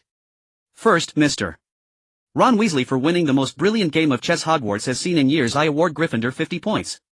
The Gryffindors' cheers were even louder than the Slytherins' earlier, nearly lifting the enchanted ceiling, and the stars above seemed to tremble in response. Second, Miss Hermione Granger. For her cool logic in the face of fire, I award Gryffindor 50 points. Third, Mr. Neville Longbottom. Courage comes in many forms. Facing enemies requires great daring, but standing up to friends demands equal bravery. For this I award Gryffindor 50 points. Fourth, Mr. Harry Potter. He displayed fearless courage and extraordinary valor, for which I award Gryffindor 60 points. The deafening uproar from Gryffindor echoed beyond the castle walls, startling the creatures in the Forbidden Forest into flight. The Gryffindors, tallying the points, realized they had gained 210 points, boosting their total from 300 to 510, surpassing Slytherin's 490. They had won the House Cup. The Slytherins' faces darkened, completely unable to accept such an outcome. Gryffindor had taken a whole year to earn 300 points, only to have 210 added in a matter of minutes, overtaking them, an outcome that infuriated the Slytherins to no end. Snape, seated at the staff table, shared their fury, glaring at the back of Harry's head as he was hoisted in celebration, his eyes filled with contempt. Dumbledore raised both hands and the hall gradually quieted down. Everyone looked at the headmaster, curious about what he would do next. Gryffindor's points have been added, but there is still one house whose points have yet to be counted. Dumbledore turned his gaze to Arthur, his eyes twinkling with amusement. Seeing Dumbledore's playful gaze, Arthur felt a jolt of surprise. Could it be that the savior was none other than himself? Was the old bee about to award him points? As everyone leaned in, Dumbledore continued, "Fifth, Mr. Arthur Black. It is not only courage that deserves praise, but also the perseverance and rationality with which one treads one's chosen path. There are always situations beyond your control, and there are always things you can hold fast to until the very end." Mr. Arthur Black, when confronted with Professor Quirrell's threats and traps, was able to analyze the situation rationally, and in the time that followed bravely and resolutely chose his own future. For this I award Slytherin 60 points. The previously disgruntled snakes erupted in cheers once more, everyone dancing with joy to celebrate their reclaimed house cup. Now they had won the Hogwarts house cup for 8 consecutive years, once again etching their names into history. All the little snakes gathered around Arthur as if he were the very heart of their house. Arthur's cheeks flushed slightly at Dumbledore's words. When he had faced Voldemort's trap before, he had been utterly powerless to counter it. It wasn't so much rationality as it was a resigned acceptance born of past arrogance, a helpless surrender when trapped in a dire situation. Truly the allure of language was captive. Now dozens of voices around Arthur were singing his praises, leaving him feeling overwhelmed. In the end he could only respond to each of the excited snakes in turn. Although Slytherin ultimately claimed the house cup, the atmosphere in Gryffindor was far from somber. They had come within a hair's breadth of victory. Indeed, a few young wizards harbored discontent, but the vast majority were thoroughly pleased with the outcome. This was the difference between Slytherin and Gryffindor. Unlike the glory-obsessed Slytherins, Gryffindors valued unyielding courage above all. In their eyes, Harry and the others had perfectly embodied the courage that Gryffindor stood for. This alone was worthy of their admiration and praise. With Slytherin and Gryffindor leading the charge, the whole of Hogwarts was filled with a jubilant atmosphere. Even Snape's lips twitched into a faint smile. This piece of Slytherin history had been forged under his watch. The feast that night lasted very late. Had there been any alcohol, Arthur felt he might have been thoroughly toasted. Even Dumbledore raised a glass towards him from the staff table. That evening he met nearly every Slytherin. Each face wore a smile, even those of the Death Eater descendants who usually harbored resentment towards him. For this was a glory belonging to all of Slytherin. After conversing with the vast majority of his housemates, Arthur suddenly realized that many Slytherins held surprisingly sound values, at least by the standards of the wizarding world. Within Slytherin, apart from the staunch pureblood supremacists, a small number of purebloods and most half-bloods still took pride in their magical heritage and looked down upon muggles and squibs, but this was to a degree understandable. Ravenclaw and Gryffindor also harbored their fair share of such wizards, particularly Ravenclaw. This was a common ailment among wizards, especially those who had never interacted with the muggle world. They naturally believed wizards were superior to muggles, much like most muggles considered themselves superior to monkeys. This was largely due to the near-total severance of communication between the two worlds. Some wizards had never even laid eyes on muggle appliances. If the Daily Prophet ever published images of a muggle nuclear explosion, most wizards would probably think muggles had invented the most powerful magic in history. At the very least, they would elevate muggles to a status comparable to humanoid magical creatures like vampires. When the summer holidays officially began the next day, Arthur boarded the Hogwarts Express with Draco to return home. He did not go to Malfoy Manor but instead returned to his own Black Manor. Upon seeing Arthur, Creature wept tears of joy. He could finally cook for his great master again. What a magnificent honor. The Hogwarts summer holiday was longer than others, a full 2.5 months. This time Arthur did not visit his uncle Antoine Francois or his childhood friend Fleur in France. Back home, Arthur devoted nearly all his time to studying wand crafting techniques and Professor Bin's soul projection magic. As the new term approached, he finally completed the unicorn wand. The wand was crafted almost entirely from materials gifted by the unicorn. The shaft was fashioned from the foremost section of its bloodstained horn and the core was spun from its bloodstained tail hair. Embedded at the very base of the wand was a whole Philosopher's Stone. Though it was a replica, it could still provide a vast reservoir of magical power. Furthermore, a unicorn's horn is not smooth but spirals in rings covered with numerous indentations. Arthur filled these indentations on the unicorn wand using Thunderbird tail feathers. He had purchased several entire Thunderbird carcasses previously, and even after using a good number of tail feathers for this wand, he still had a large surplus. Arthur planned to use the remaining feathers to craft garments in the future, though he had no time for that now. The completed unicorn wand was 15 inches long, matching the Elder Wand in length. Its entire body was a dark crimson, adorned with 3 golden filigree lines made from Thunderbird tail feathers and capped with a gem of the same dark crimson hue. The Philosopher's Stone was hidden within that gem. This served 2 purposes: protecting the stone and aesthetics, as the stone was too large to be mounted directly without making the wand look like a giant nail. So Arthur found a dark crimson gem matching the wand's color, cast the undetectable extension charm within it, and sealed the Philosopher's Stone inside. Now the 12-year-old Arthur, holding a 15-inch wand, looked like a small pony pulling a huge cart, appearing somewhat incongruous. Yet when casting spells it was remarkably adept, because the wand also contained a residual wisp of the unicorn's soul, which had recuperated within the broken horn for nearly 3 months. Though it still couldn't communicate verbally with Arthur, simple exchanges were possible. For instance, it could levitate the unicorn wand in midair on its own, trailing Arthur wherever he went. It could also nod or shake its head in response to simple questions Arthur posed. This interaction served little practical purpose, but it was undeniably cool. Even if Dumbledore offered the Elder Wand in exchange, Arthur wouldn't trade it. What is suitable is what is best. This wand, crafted by Arthur's own hands, was undoubtedly the most perfect wand for him. Not only did spells flow with effortless ease, but his lightning magic also received a certain boost thanks to the Thunderbird tail feathers adorning the wand. The summer vacation of the first year passed by quickly during the school term. Arthur went out only once to the Malfoy residence. Through a combination of coercion and persuasion, Lucius ultimately handed over the diary that Voldemort had given him to Arthur.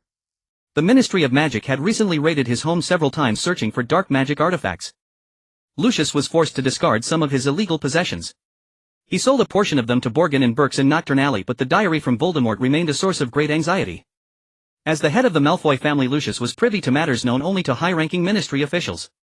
For instance, he knew of Dumbledore's claim that Voldemort was involved in the recent disturbances at Hogwarts. The Daily Prophet portrayed Dumbledore as senile, but Lucius did not share that view. Having interacted with Dumbledore on occasion, Lucius knew that the headmaster did not suffer from such ailments of the mind. Moreover, powerful wizards, unless they delved into dangerous dark arts, typically only experienced a decline in power with age, not madness. Lucius was thus deeply worried. Voldemort had entrusted this diary to him personally. If the Dark Lord were to return and find the diary missing, the Malfoy family would be doomed. However, the ministry's scrutiny was intensifying. If he didn't get rid of the diary soon and it was discovered, he would be sent straight to Azkaban. Just as he was fretting over this dilemma, Arthur approached him directly, demanding Voldemort's diary. Lucius still harbored some fondness for Arthur. He spoke earnestly. "Arthur, I don't know where you heard about this, but take my advice. You are a genius and will surely become a powerful wizard, but you are still too young. The currents here run deep, you cannot handle them." With the diary in Lucius' possession, Arthur couldn't just seize it by force. But if he waited until Lucius hid it with Ginny Weasley, the timing would be uncertain and mishaps could occur. So Arthur unhesitatingly invoked Dumbledore's name. "Lucius, you wouldn't want this to become known, would you? I am here on Professor Dumbledore's behalf. You know him. He does not wish to disrupt the peace of the wizarding world. He asked me to act as a mediator, hoping you would willingly surrender the diary." Given Dumbledore's prestige and the information Draco had provided him, Lucius believed Arthur's story without much suspicion. "Ah, so that's how you knew. Why didn't you say it was Dumbledore from the start? I'll get it for you right away." With a sudden smile, Lucius retrieved the diary and handed it over. He saw this as a perfect excuse provided by Dumbledore. Even if Voldemort were to reappear, he could sincerely claim he had done his utmost to protect the diary. It was simply that Dumbledore was too powerful to resist. He remained loyal to Voldemort at heart. At worst, he would grovel on the ground for a while, but at least the lives of the Malfoy family would be spared.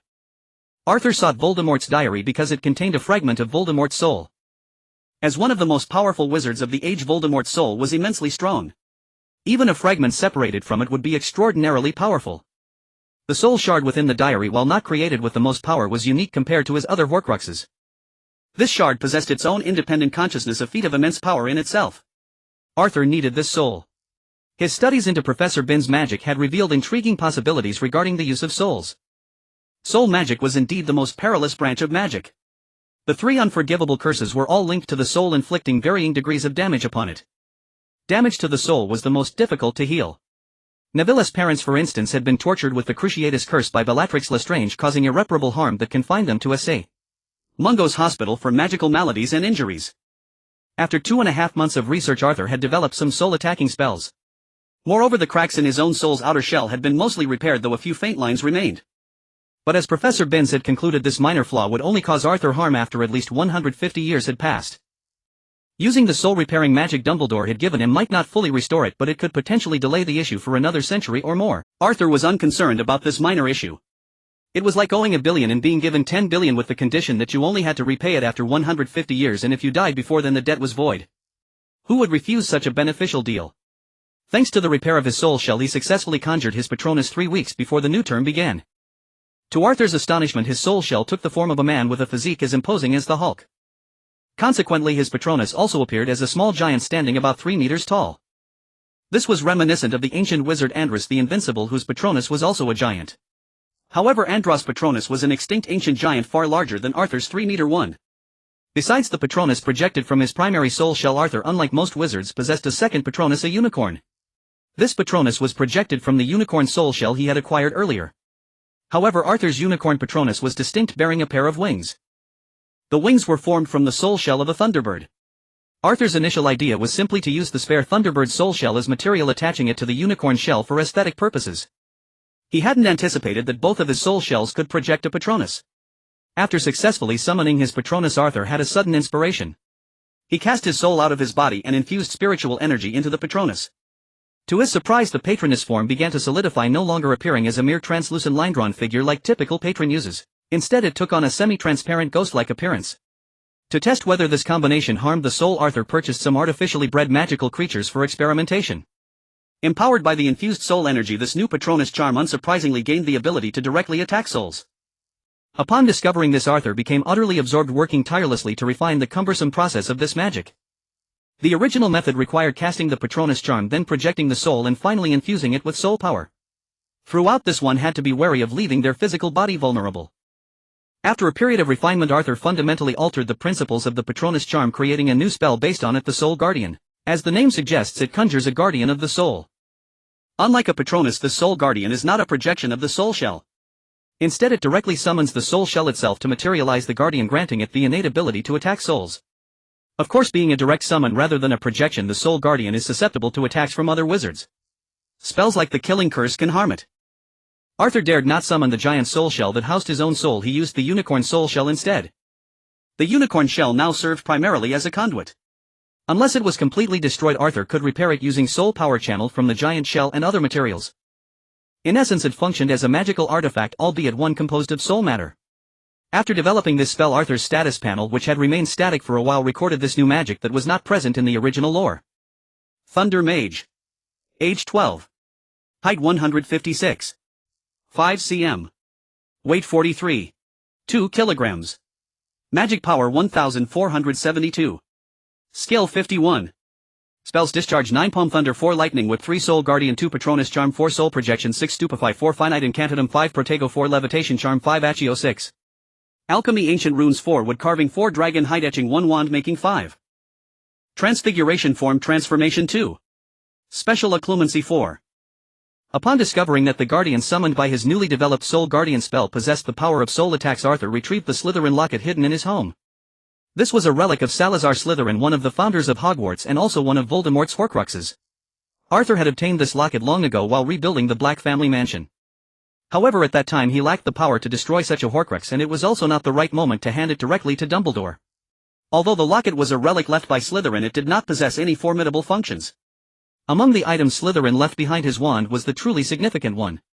Like the sword left by Gryffindor, the wand was a magical artifact of immense power. However, Slytherin's descendants had taken the wand to America, where they established a magical school. Hogwarts could hardly demand the wand's return, as the descendants were its rightful heirs. Since the start of the main events was still far off, Arthur simply kept the locket. Now that he possessed the power to destroy this Horcrux, he naturally couldn't keep the locket any longer. Arthur raised his unicorn horn wand and summoned the Soul Guardian. A unicorn with immense wings materialized in midair, treading upon the air as it hovered above the locket. With a flick of Arthur's wand, the translucent unicorn lowered its head and charged toward the locket. Its elongated horn like a lance pierced clean through the locket without resistance. Though the locket's physical form remained unharmed, a harrowing shriek seemed to emanate from within it. A wisp of thin black smoke rose from the locket and dissipated into the air moments later. The unicorn that had pierced the locket grew even more translucent, and Arthur could sense that its spiritual energy had significantly diminished. Yet Voldemort's Horcrux was destroyed. Arthur even allowed his soul to leave his body to thoroughly inspect the remnants, finding not a trace left behind. Now Arthur could claim to be the bane of Voldemort's Horcruxes. In reality, the Soul Guardian spell was only effective against Horcruxes like Voldemort's or spectral magical creatures such as ghosts. Ordinary wizards were protected by their soul's outer shell, and Arthur's Soul Guardian couldn't get penetrated to attack the soul directly. Still, this was a remarkable advancement. If he continued to enhance his power and unlock the special heavenly lightning, he theorized that by channeling it into the Soul Guardian he could directly attack a wizard's soul with this spell. Though casting spells imbued with heavenly lightning could achieve the same effect, the Soul Guardian only required a preliminary wave of his wand to be summoned and could persist indefinitely. It was akin to having a battle companion that, given the right opportunity, could vanquish a host of enemies in a single strike. After destroying one of Voldemort's Horcruxes, Arthur's out-of-body soul made another discovery. Within the Slytherin locket, a remnant of pure soul essence remained. This residue was the purest soul Arthur had ever witnessed, like flawless white crystal, starkly contrasting with the pitch-black soul of Voldemort that could blot out the sun. When his soul touched the tiny cluster of soul essence, he felt his own soul envelop it. In an instant, the fine cracks on his soul's outer shell healed completely, while the tiny soul cluster dwindled to barely half its size. Arthur's first thought was that Voldemort had enchanted the soul fragment within his Horcrux to invade his soul. But upon closely examining his own soul, he quickly dismissed that notion. His soul remained as pristine as ever, devoid of any impurities. All soul curses leave traces, much like the residual unicorn soul that had once attached itself to his soul's outer shell. Arthur even suspected that his original soul shell hadn't been unicorn-shaped at all, but had transformed into one due to the unicorn's influence. Now neither his soul nor his soul's outer shell bore any impurities. Clearly this wasn't Voldemort's curse but rather his gift. It was like in apocalyptic novels where slaying a zombie yields a gem from its brain. Seeing that the remaining bit of pure white soul essence had no further use, Arthur fed it to the residual unicorn soul within his wand. If Voldemort's gift was effective for him, it should also work for the residual soul. Sure enough, the unicorn horn wand quickly absorbed that tiny cluster of soul essence. It then began to circle around Arthur like a puppy overjoyed to see its master after a long absence. He could even sense a wave of jubilant emotion emanating from the wand. It was precisely this discovery that prompted Arthur to approach Lucius and demand Voldemort's diary. In the midst of casual conversation, the soul fragments within 2 of Voldemort's Horcruxes were annihilated. Having received Voldemort's second gift, the residual unicorn soul fully awakened. Moreover, because the separated unicorn soul fragment carried a part of Arthur's original soul shell, the 2 souls, though previously unable to communicate, could now converse directly. After a brief exchange, Arthur learned the unicorn's name, Charlotte. She had been a princess of a unicorn lineage, one of the future heirs of the unicorn clan in the Forbidden Forest. Though unicorns were relatively powerful among magical creatures, they were no match for wizards who sat atop the magical world's food chain. A young, still immature Charlotte had been captured without resistance when she encountered Voldemort in Quirrell. After conversing for a while, Charlotte, having been a residual soul before, had a general understanding of what had recently transpired in Arthur's life. Thus Charlotte decided to remain in this world until Arthur departed from it as a gesture of gratitude for his act of reviving her. After awakening Charlotte, some of Voldemort's gifts still remained. In the time leading up to the new school term, with his curse completely resolved, Arthur continued to dedicate his hours to lightning magic and alchemy. While crafting an alchemical item, he uncovered yet another crucial function of Voldemort's gift. While crafting a magical artifact through alchemy, Arthur incorporated Voldemort's gift into an enchanted necklace. The necklace was simple in design, consisting of a cord woven from unicorn tail hair and an oval gemstone. Originally, Arthur intended it as a defensive magical item functioning similarly to a shield charm to repel spells cast at him by enemies. Additionally, he added an automatic target-seeking feature. Whenever another wizard began channeling magical energy, the necklace would activate. The gemstone would detach from the cord and automatically position itself in the path of an incoming spell aimed at Arthur. This was an alchemical artifact described in a book given to Arthur by Nicholas Flamel. Following the instructions, he crafted it quickly. However, this magical defense necklace was not very intelligent and often made errors in judgment. Wearing it constantly would likely lead to trouble. But if he only put it on during battle, its effectiveness was greatly reduced, and crucially it failed to serve its primary purpose of preventing sneak attacks, so Arthur initially used this magical defense necklace merely as a practice piece. However, after incorporating Voldemort's fragment of soul into the necklace, Arthur could clearly sense that it had become much more intelligent. For example, previously during tests, if an item carrying magical fluctuations passed by Arthur, the necklace would trigger its protection automatically. Sometimes even when a spell wasn't aimed at him but passed several meters away, the necklace would still activate. But after adding Voldemort's gift, these problems were resolved as if the item had undergone a direct upgrade. This discovery shocked Arthur deeply. Later he killed some magical creatures but found no similar remnants like Voldemort's left on them. Arthur speculated that this might be because Voldemort was a powerful wizard. Whether all wizards possessed this trait, he was uncertain. This was not something easily confirmed through experiments. He would only know for sure when encountering the death of a wizard in the future. Arthur dared not actively kill a wizard without just cause. Some rules of this world were peculiar, almost like curses. If a wizard actively murdered another, their own soul would suffer division. This was clearly documented in several magical texts. This soul division wouldn't cause extreme harm to the wizard. Minor splits would gradually heal. As long as one didn't kill frequently, the impact remained minimal. But if the severity was high, meaning one killed many people intentionally, their personality, mental state and other aspects would be severely affected. Decades ago, a wizard drove himself insane by massacring muggles. Additionally, there were exceptions to the rule regarding soul division upon killing. For instance, if the other party struck first, killing or maiming a wizard's beloved, and the wizard retaliated by killing the attacker, no soul division would occur. Similarly, if the target was a heinously evil wizard, another wizard who killed them even proactively would be unaffected. This judgment was highly subjective, as if a creator had imposed a fundamental moral standard upon wizards to prevent frequent internal conflicts. At least that was how Arthur perceived it upon learning of this curse-like phenomenon. Therefore, he had no intention of using wizards for experiments, even though it might yield numerous gifts akin to Voldemort's soul remnants. Moreover, he leaned towards the belief that such remnants only appeared in wizards with exceptionally powerful souls. Wizards of that caliber were rare in the magical world, and most of them were venerable elders. Killing them would practically mean declaring war on the entire magical community. Neither Grindelwald nor Voldemort had ever achieved such a feat. Yet Voldemort's soul remnants were numerous. Arthur had already destroyed 2 of them. As a transmigrator familiar with the original story, he knew there was another in the room of requirement, Rowena Ravenclaw's diadem. Previously he hadn't paid much attention to Horcruxes and thus hadn't touched them. Now that they proved useful to him, he naturally intended to retrieve them. Other Horcruxes were either difficult to locate or dangerous. He could seek them out later when the need arose or if he discovered new uses for them. With Ravenclaw's diadem his alchemy supplies would suffice for a long time. Just as Arthur was joyfully continuing to refine his magical defense necklace. In the forests of Albania Voldemort's soul was barely clinging to existence. After the killing curse rebounded on him during his encounter with Harry Potter he had fled here. Unexpectedly he was now forced to return here once again, all because of Harry Potter. With his body destroyed and his soul weakened to a mere fraction of its power, he could only parasitize a small scrawny rat. So feeble was he that he couldn't even manipulate the rat to speak Parseltongue to command the numerous snakes in the Albanian forest. Instead, being parasitized on a rat, a natural prey for snakes, he had to constantly stay vigilant against their approach. This miserable existence had persisted for nearly a year. He survived daily on scraps of food discarded by larger animals. Furthermore, due to a unicorn's curse afflicting his soul, his spiritual power recovered at an agonizingly slow pace. For years to come he might be condemned to this life. This living death nearly drove Voldemort insane. More than once he contemplated committing suicide to resurrect through a Horcrux. This would not only restore a portion of his soul's strength but also rid him of the curse. However, considering his Horcruxes numbered fewer than 10, he abandoned the idea. Creating Horcruxes wasn't a casual endeavor before Voldemort. Wizards who practiced this craft typically made only one. Creating multiple Horcruxes required the wizard to permanently excise a portion of their own soul. This wasn't mere soul division but an irrevocable loss of a part of oneself. Hence this magic was extremely perilous. The cautious Voldemort had no choice but to dismiss the notion. Moreover, even if he were to resurrect now, what good would it do? Resurrection via Horcrux restored only the soul still lacking a physical body, scarcely better than his current state. With Dumbledore still alive, his mere soul stood no chance of victory. Instead, in this sparsely populated Albanian forest, if he could endure just 2 more years, he might be able to parasitize a snake. Then his life would become much more bearable. Dumbledore would also be gradually eroded by time, his power waning year by year, increasing Voldemort's chances of victory. At this thought, the miniature rat hosting Voldemort couldn't help but emit a cheerful squeak. Suddenly a small snake darted out from the underbrush, lunging at the tiny rodent.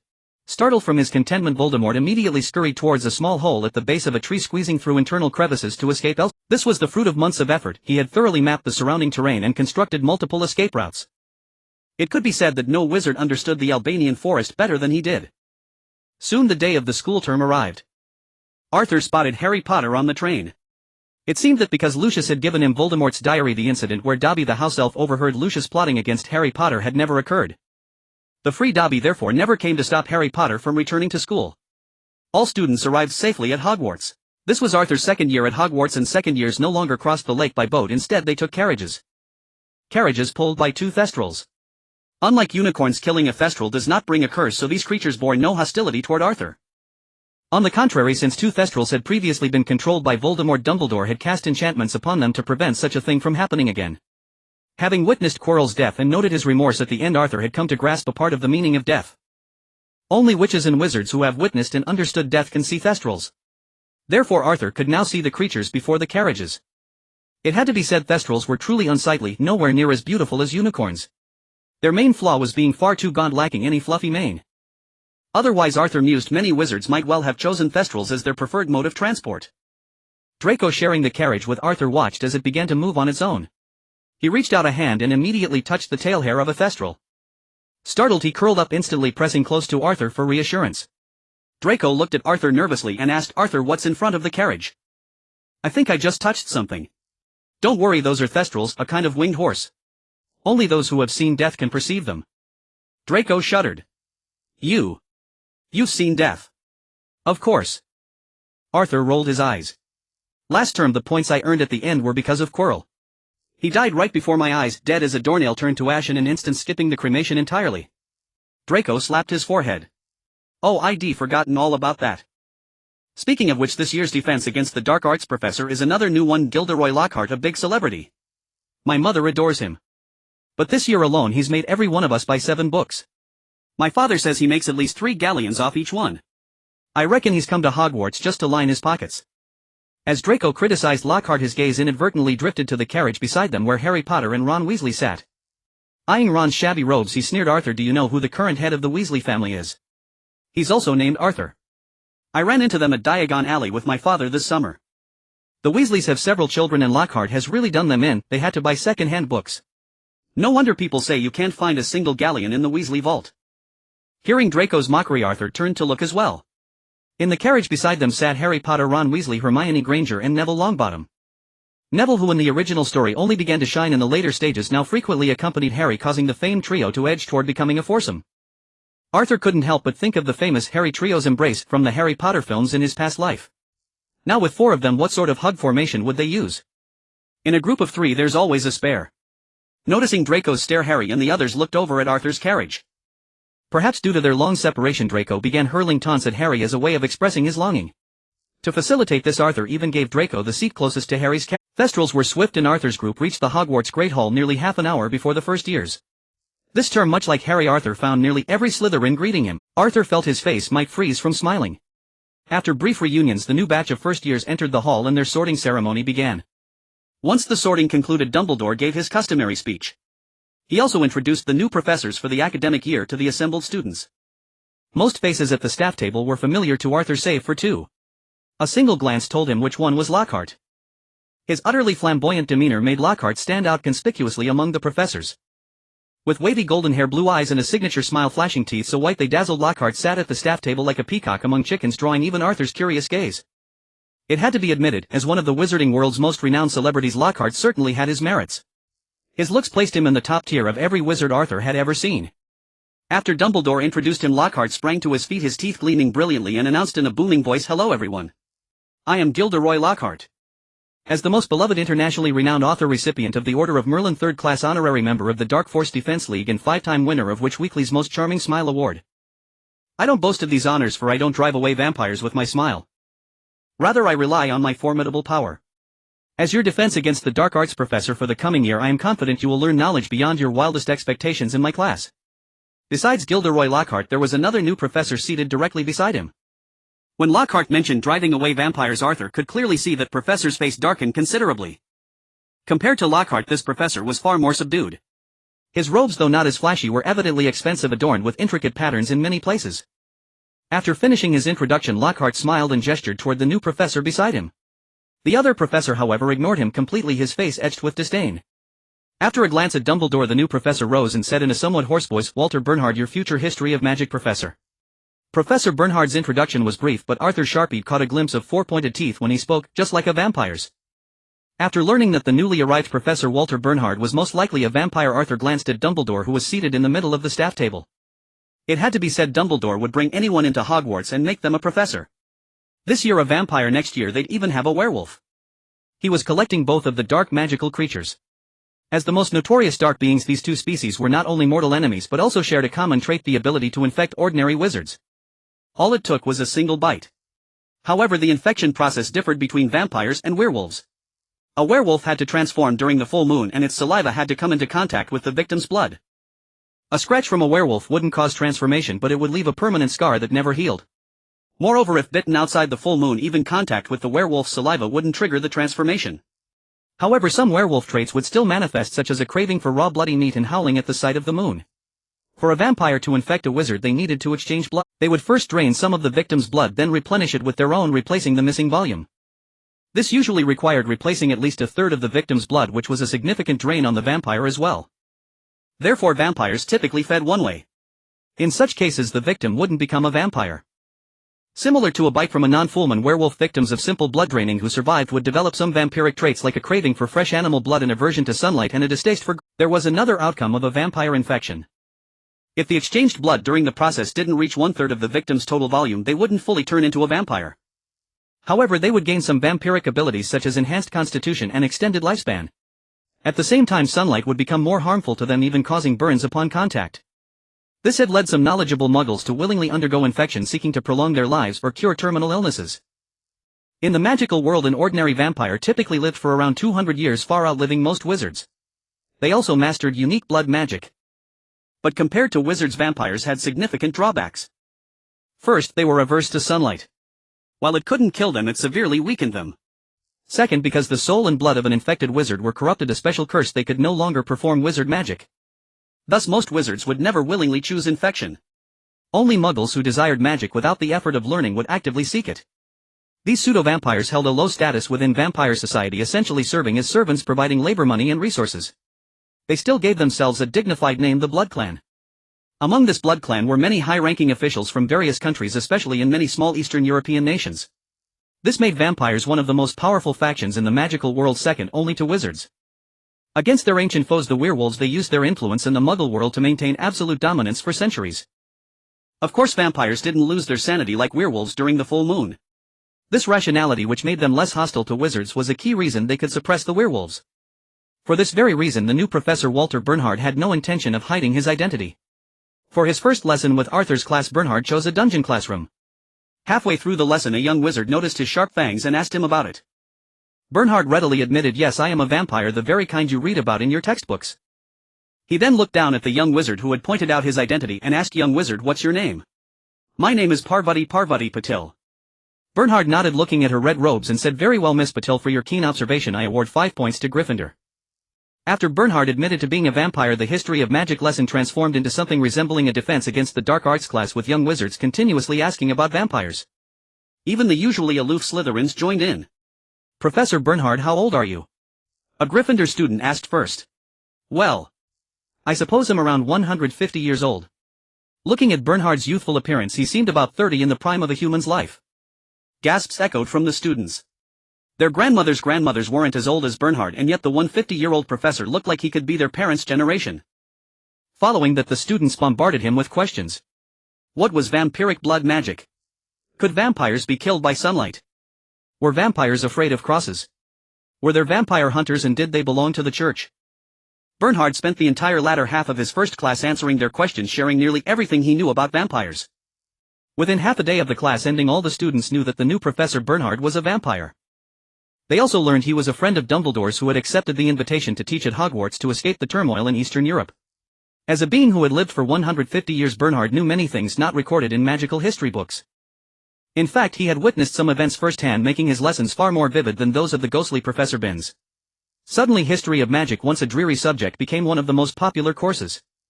This greatly displeased the other new professor, Gilderoy Lockhart. All this attention should have been his. He was the one who deserved to be the most popular professor. He prepared meticulously in his office until the early hours of the morning. His goal was to give the students a defense against the dark arts lesson they would never forget. The next morning, a well-prepared Lockhart arrived at the Great Hall to enjoy Hogwarts' delicious breakfast. Perhaps noticing Dumbledore's purple robes, he had changed into a lavender-purple set of his own, looking rather ostentatious. He had also doused himself in at least half a bottle of lavender cologne. Arthur could smell it from his seat in the Slytherin section over 10 meters away. From a distance, the scent wasn't too overpowering. But Professors Snape and Sprout, seated next to Lockhart, found it unbearable. Accustomed to working with pungent herbs, the cloying, nauseating smell was too much for them. Snape sharply turned, his robes billowing, and swept out of the Great Hall, foregoing breakfast entirely. Sprout followed him out. As the head of Hufflepuff, she was no stranger to the kitchens. Lockhart, however, was unconcerned. After finishing his breakfast, he began signing autographs for his admirers just outside the Great Hall. A crowd of witches surrounded him, enveloped in his potent lavender scent, expressing their adoration. There is a price for everything. In just one day, Lockhart won the affection of most of the female students, but simultaneously earned the resentment of most of the male ones. The young wizards, mostly harboring crushes on their fellow female students, were displeased to see their crushes flocking to Lockhart's side. It wasn't until nearly time for class that Lockhart put away his ornate peacock feather quill. He gave his admirers his trademark smile and said warmly, "Oh my dears, I know you adore me, especially my most charming smile. I've won Witch Weekly's Most Charming Smile award 5 times, but I never boast about it. I know my smile is only charming because of you.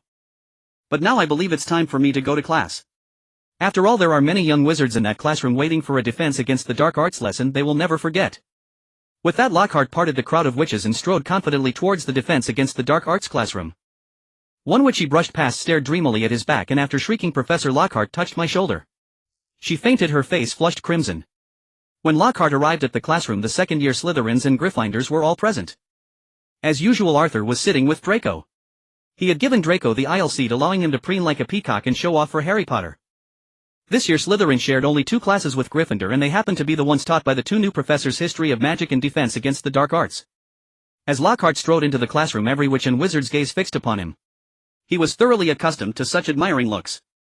In the public eye, he was not only a profoundly powerful wizard but also one possessing one of the most handsome faces globally. He raised his hand in a silencing gesture and declared, "I, Gilderoy Lockhart, Order of Merlin, 3rd class honorary member of the Dark Force Defense League and 5-time winner of Witch Weekly's Most Charming Smile award. But I don't boast about these accolades, for a person's glory, however great, is but a hollow thing. Only true strength is the guarantee of all honor. Clearly, I am such a wizard." Arthur, seated in the audience, nearly rose to slap Lockhart. He had already endured the self-introduction at the Startoftern feast. Hearing it again risked polluting his ears. Lockhart continued. Today we shall begin with a little test so I may gauge your current level of learning. He distributed the papers then returned to the podium. You have 30 minutes. You may begin now. Arthur stared at the questions on the paper utterly speechless. 1. What is Gilderoy Lockhart's favorite color? 30. When is Gilderoy Lockhart's birthday and what gift does he desire most? 3 full pages, 30 questions in total, yet not a single one pertained to the dark arts. Honestly, Arthur wished to skip class. He was irritated. Attending Lockhart's defense against the dark arts class was a complete waste of time, even polluting his mind. Considering Lockhart's identity, he left the paper completely blank, allowing Lockhart to take it back without a single mark. Calling this a quiz was an insult to the word quiz. This was clearly a fan survey for the celebrity Lockhart, gauging how well his followers knew their idol. Besides Arthur, many other witches and wizards furrowed their brows, baffled by the questions on the paper. They felt Lockhart had turned defense against the dark arts into a fan meeting, which was worse than Professor Quirrell. At least the other professor used standard textbooks. After collecting the papers, Lockhart began to peruse them. As he flipped through, he kept saying, you must all remember my favorite color is purple. I mentioned it in Year with the Yeti. Oh. Miss Hermione Granger knows my ambition is to rid the world of 100 points. Absolutely perfect. Where is Miss Hermione Granger? Hermione raised her trembling hands, her face alight with excitement. Ron, sitting beside her, looked rather displeased. Harry watched Hermione's excitement without any particular expression. He was an absolute connoisseur of beauty and had never changed. Lockhart smiled and said, excellent. I shall award Gryffindor 10 points. He then continued marking. When he reached a blank paper, he flew into a rage. Seeing the next 2 were also blank, he held them aloft and roared, whose papers are these? Draco, sitting beside Arthur, was startled. Knowing Arthur had submitted blank papers, he asked worriedly, Arthur, will there be trouble? Arthur patted Draco's shoulder and sighed. Draco, remember your standing. You are the sole heir of the Malfoy family. What do you have to fear when you're in the right? He added, well, except for Voldemort. Draco paused, looking at the furious Lockhart on the podium, and suddenly understood. Why should he fear a professor? After all, the Malfoy family was the 3rd largest shareholder of Britain's largest printing house, and the Black family was the largest. Not to mention his father Lucius Malfoy was a member of the Hogwarts Board of Governors. For a test like today's, utterly useless for defense against the dark arts, he could easily have his father rally other parents to have Lockhart disciplined. Whose blank unnamed papers are these? Lockhart demanded again, his voice louder. During his day and a half at Hogwarts, he had been the center of attention, lavished with praise. This set of blank papers felt like a slap to his face, throwing him into a fury. Arthur, having finished speaking with Draco, stood up calmly. Those are mine, Mr. Famous author Lockhart. Professor. You should address me as Professor.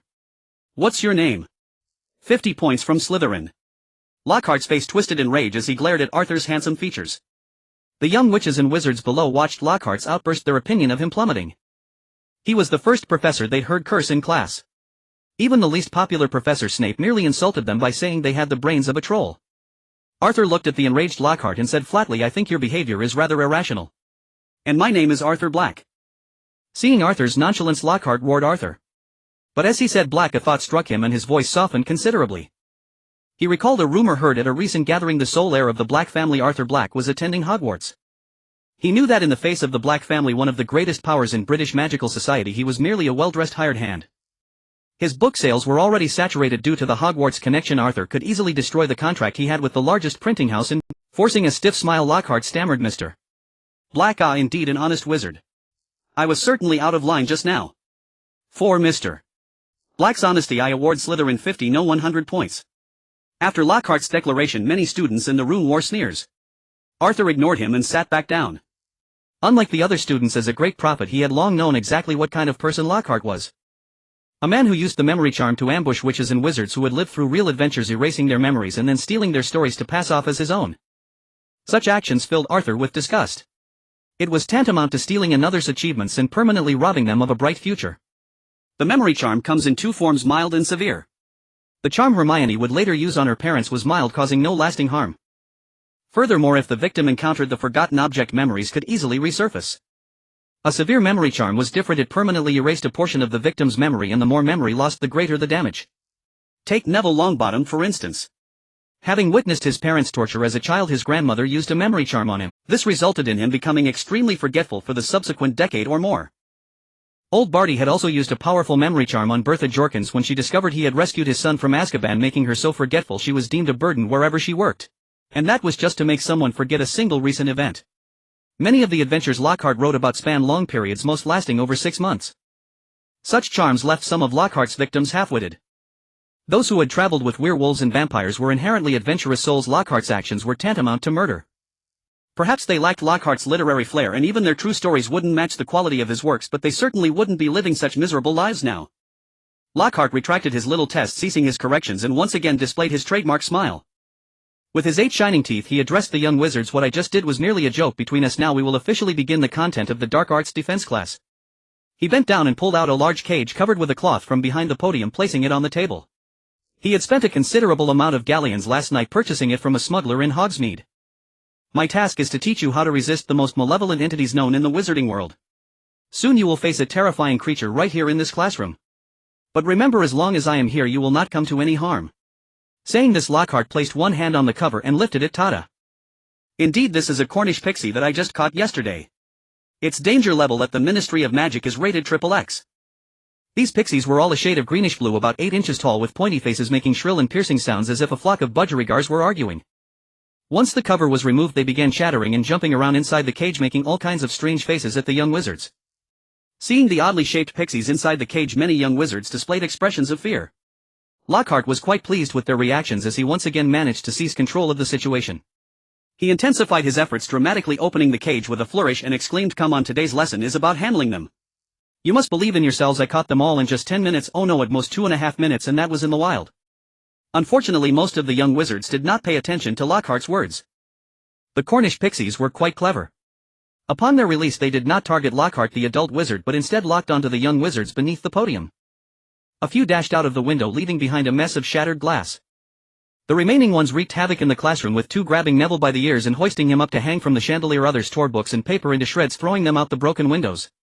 The entire classroom fell into chaos. Who could still hear what Professor Lockhart was saying? Many had already grabbed suitable objects to strike at the pixies.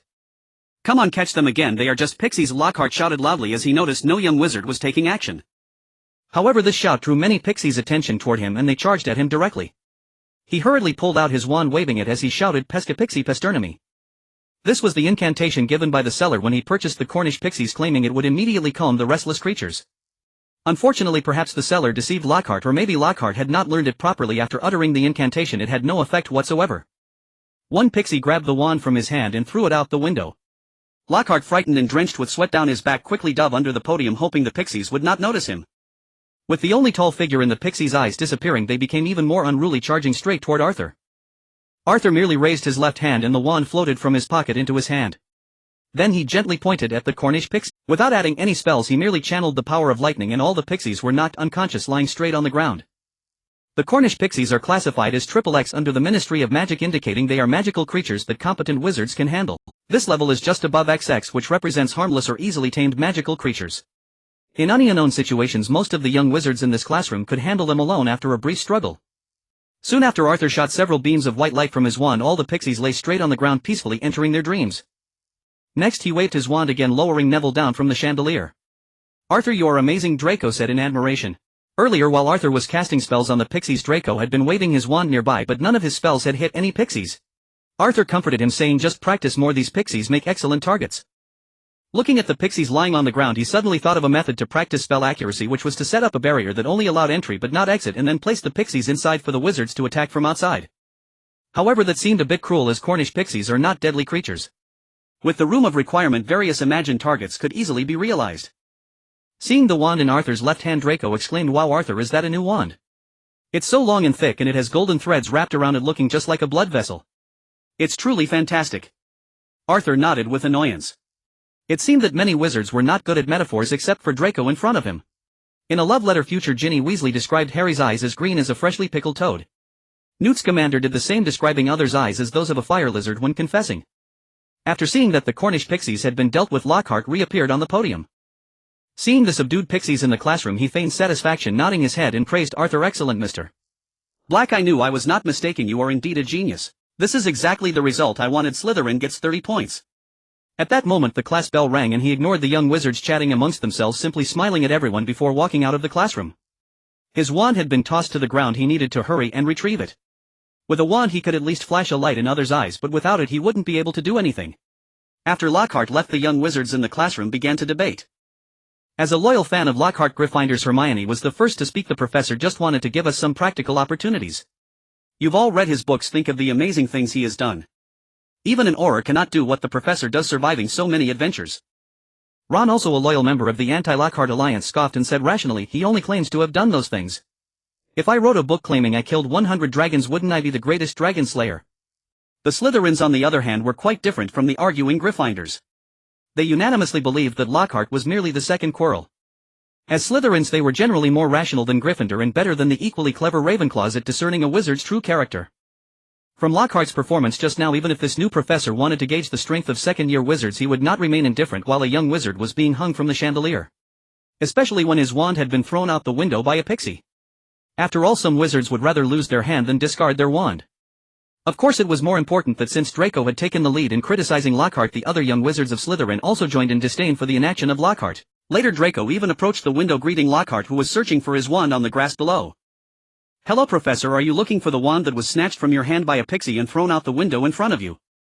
Having undergone some training last semester, Draco, though unable to hit the swiftly moving pixies, could still strike a stationary object.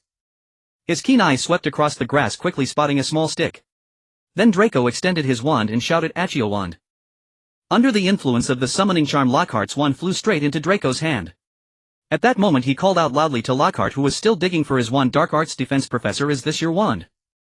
How was the spell I just used? Isn't it great?" Draco shouted as if he were a child who had just received his beloved toy. This was originally the time when the class should end and the young wizards rushed out of their classroom. It's human nature to love the excitement, and the young wizards at Hogwarts excelled at making a scene, especially the Gryffindors. Seeing more and more wizards noticing him, Lockhart could only smile and say, "Ah yes, Slytherin's young wizard, your Accio spell was fantastic. Of course my Accio spell was also quite good, it's just that I didn't have a wand in my hand earlier. As everyone knows, my strength is very formidable, I just haven't reached Professor Dumbledore's level yet, nor can I perform wandless magic." After saying this, he hurriedly made his way to the Dark Arts Defense classroom. Arthur looked at Draco in surprise and said, "You truly exceeded my expectations. I would call you the best at annoying people." "Really? Am I stronger than you?" Arthur replied affirmatively, "Of course, much stronger than me." Draco straightened his chest and declared firmly, "Well then, in the future I will surpass all wizards in this aspect. I want to be the best, step by step, to be number one." When Lockhart returned to the classroom, Draco did not make things difficult for him. Upon seeing him, he casually tossed the wand back to him. However, Lockhart failed to catch it. The wand kept rolling in his hand and ultimately fell to the ground. He could only awkwardly pick up the wand, cough a couple of times, and then say, "I just ran up from below and my hands are a bit shaky." At this point, most of the young wizards in the classroom began to harbor some doubts about Lockhart, questioning whether the books he wrote were tales he heard in taverns or mere fabrications. After all, Lockhart's performance in the first class was not very good. He even awarded Slytherin 80 points in just one class period due to Arthur Black's identity. As he was leaving, Draco kindly reminded him, "Professor Lockhart, those pixies have not yet been returned to their cage. Be careful, they will wake up soon. But I believe with your ability to deal with vampires, handling these pixies will be no problem." A day had swiftly passed since Lockhart's inaugural lesson. Having made a spectacle of himself before Arthur's class, he refrained from any further theatrics in subsequent lessons. Instead, much like his predecessor Professor Quirrell, he regaled the students with tales from his own adventure books. Consequently, by the second day, nearly every young witch and wizard had concluded that the new defense against the dark arts professor was nothing more than a pretty face. The other new professor, Walter Bernhard, who taught history of magic, was however quite well received. His demonstration of controlling his own blood in class was particularly eye-opening for many of the young students. This sparked a rumor among the students that Professor Bernhard would have been a better choice for the defense against the dark arts position. After all, Lockhart was fond of telling stories, and wasn't that what history of magic was for? Wouldn't that be a perfect solution for both? This so-called solution spread rapidly through the student body, eventually reaching the ears of Lockhart himself. To his relief, Headmaster Dumbledore made no such request of him. Still, a gnawing anxiety plagued his mind. He was a celebrity. If the public ever learned that he had been demoted from the defense against the dark arts post to teaching history of magic due to incompetence, his reputation would be utterly ruined. Thus Lockhart began to rack his brain for a way to erase the poor impression he had made and once again become everyone's darling. Instead of the current state of affairs where only a scant few young witches sought his autograph. Meanwhile, the other professor in question, Bernhard, took the initiative to approach Arthur. As a vampire, his classroom and office were both located in the dungeons not far from the Slytherin common room. One day, as Arthur was returning to the Slytherin dormitories from the room of requirement, Bernhard intercepted him and asked politely, "Mr. Black, do you have a moment to spare for a chat? Of course, Professor Bernhard. Your history of magic classes are excellent, undoubtedly the best Hogwarts has ever seen. Bernhard smiled and led Arthur to his office. Following behind him, Arthur quietly fished a fragment of the Philosopher's Stone from his pocket. Mindful of past lessons, he had no intention of entering the vampire professor's office unprepared. Having possessed the fragment for some time, Arthur had only mastered 2 ways to use it. One was to mount it on the end of his unicorn wand to provide a source of magical power. The other was to use it like a grenade, destabilizing the magical structure within the fragment and hurling it to detonate. This method was quite dangerous as the blast radius was beyond Arthur's own control. He could only use fragments the size of a fingernail for such detonations, which packed a punch equivalent to 2 seasoned aurors casting the blasting curse simultaneously. Upon entering Bernhard's office, Arthur was enveloped by an atmosphere of mystery and gloom. By the faint moonlight filtering through a small window on the wall, he surveyed his surroundings. The room was dominated by only 2 colors, black and blood red. The layout was no different from any other professor's office, but a faint metallic scent of blood hung in the air, originating from a wineglass on the desk. The crimson liquid within was undoubtedly the blood of some creature. Beside the desk rested an ornate sword, its scabbard and hilt adorned with a variety of precious gems. Bernhard settled into the chair behind his desk. He appeared to be around 30 years old, and with his handsome features he resembled a noble prince from medieval Europe. However, his deep crimson eyes betrayed a predatory, aggressive wildness. His unnaturally pale skin also set him apart from a normal person. Otherwise, in terms of sheer looks, he might have given Lockhart a run for his money. Bernhard gestured for Arthur to sit. Mr. Black, I've asked you here to discuss a matter of some importance. Also, would you care for something to drink? Iced lemonade would be fine with a bit of fructose. Oh. Iced? The weather isn't particularly warm today. With that, Bernhard pressed a button on his desk. A house elf appeared in the room, one Arthur recognized as it had delivered his meals several times the previous term. The elf snapped its fingers and a small table with a glass of iced lemonade materialized before Arthur. After thanking the elf, Arthur took a sip and looked at Bernhard. Professor Bernhard, what is it you wish to discuss? It's nothing monumental. I've simply run into a bit of trouble, or rather the upheaval in Eastern Europe's magical community has put most vampires in a difficult position. Some of my friends and I need to secure a safe retreat. Arthur was somewhat perplexed. Due to Britain's geography and ministry policies, the British magical world was largely isolated from the rest of Europe. Much of what he knew about continental European magical affairs came from his correspondence with Fleur. He was thus unaware of the current situation in the East. However, if trouble was brewing in Eastern Europe, the vampire stronghold, it was certainly no small matter. But what did this have to do with him? Arthur decided to ask directly. Professor Bernhard, does this retreat you speak of involve me? Bernhard nodded. Indeed. I require an island to serve as a future home for myself and some associates. I understand the Black family owns an island in the Tyrrhenian Sea near the Lipari Islands. I wish to purchase it. As the sole heir to the Black family, Arthur certainly had the authority to sell such property. However, the family's overseas holdings were vast and scattered across the globe, and this particular island was completely unfamiliar to him. But since Bernhard had brought it up, he must have done his homework. Yet given the dubious history of defense against the dark arts professors, Arthur couldn't help but harbor some suspicion toward Bernhard, who had arrived alongside Lockhart. He replied half-truthfully, Professor Bernhard, I'm not familiar with the island you mentioned. You'll need some time for my family's elves to locate the deed. Bernhard didn't seem discouraged, his expression remained genial. No problem. Just let me know when you find it. The situation in Eastern Europe isn't critical yet. Leaving Bernhard's office, Arthur immediately wrote to Creature at home instructing him to search for the island's deed. Once found, Creature was to personally visit the island and assess its condition. Afterwards, he penned a letter to his uncle Antoine François inquiring about the current state of European magical affairs and the major events unfolding in Eastern Europe. 3 days later, Antoine's reply arrived. From the letter, Arthur learned about the situation in the European magical world. About a year ago, a new organization called the Eye of Truth had suddenly emerged in Europe. Initially, the various European ministries of magic paid it little mind. It was common for groups of wizards to form organizations, espouse odd beliefs, or even start newspapers to publish their views. As long as they weren't promoting dark arts, the ministries generally turned a blind eye. So none of them took this new group seriously. That changed 6 months ago when the Eye of Truth began a massive recruitment drive. They welcomed wizards, werewolves, and Vila, but the majority of their new members were vampires. Once it had amassed considerable power, the organization ceased hiding its true ideology, magical supremacy. It advocated for a preemptive strike against the Muggle world before Muggles discovered the magical one, seizing the initiative. Furthermore, they demanded the abolition of the International Statute of Wizarding Secrecy signed in 1689. They proclaimed that magical beings should no longer cower like rats in the sewers. They vowed to stop hiding their true selves and to reclaim the freedom that magical creatures had lost for centuries. Unsurprisingly, these proclamations immediately led to a crackdown by Aurors from across Europe. The ideology was far too reminiscent of Gellert Grindelwald's and the Eye of Truth even went further by uniting all magical beings. This even led to a reinforcement of Grindelwald's guards. However, as a fledgling organization it was no match for the combined might of the international magical community and was quickly forced underground. Over the next 6 months the Eye of Truth, fueled by its radical ideology and an inexplicable influx of vast wealth and resources, rapidly attracted numerous magical creatures. Vampires made up the largest contingent. As one of the longest-lived magical races, vampires still adhered to a system established a millennium ago, the Vampire Council. Despite its name and the vampire's rigid hierarchy, lower-ranking vampires were little more than slaves to their superiors. This archaic system bred resentment among many mid- and lower-tier vampires. Consequently, the emergence of the Eye of Truth ignited the greatest conflict within vampire society. Vampires were now teetering on the brink of civil war, with small-scale skirmishes occurring regularly.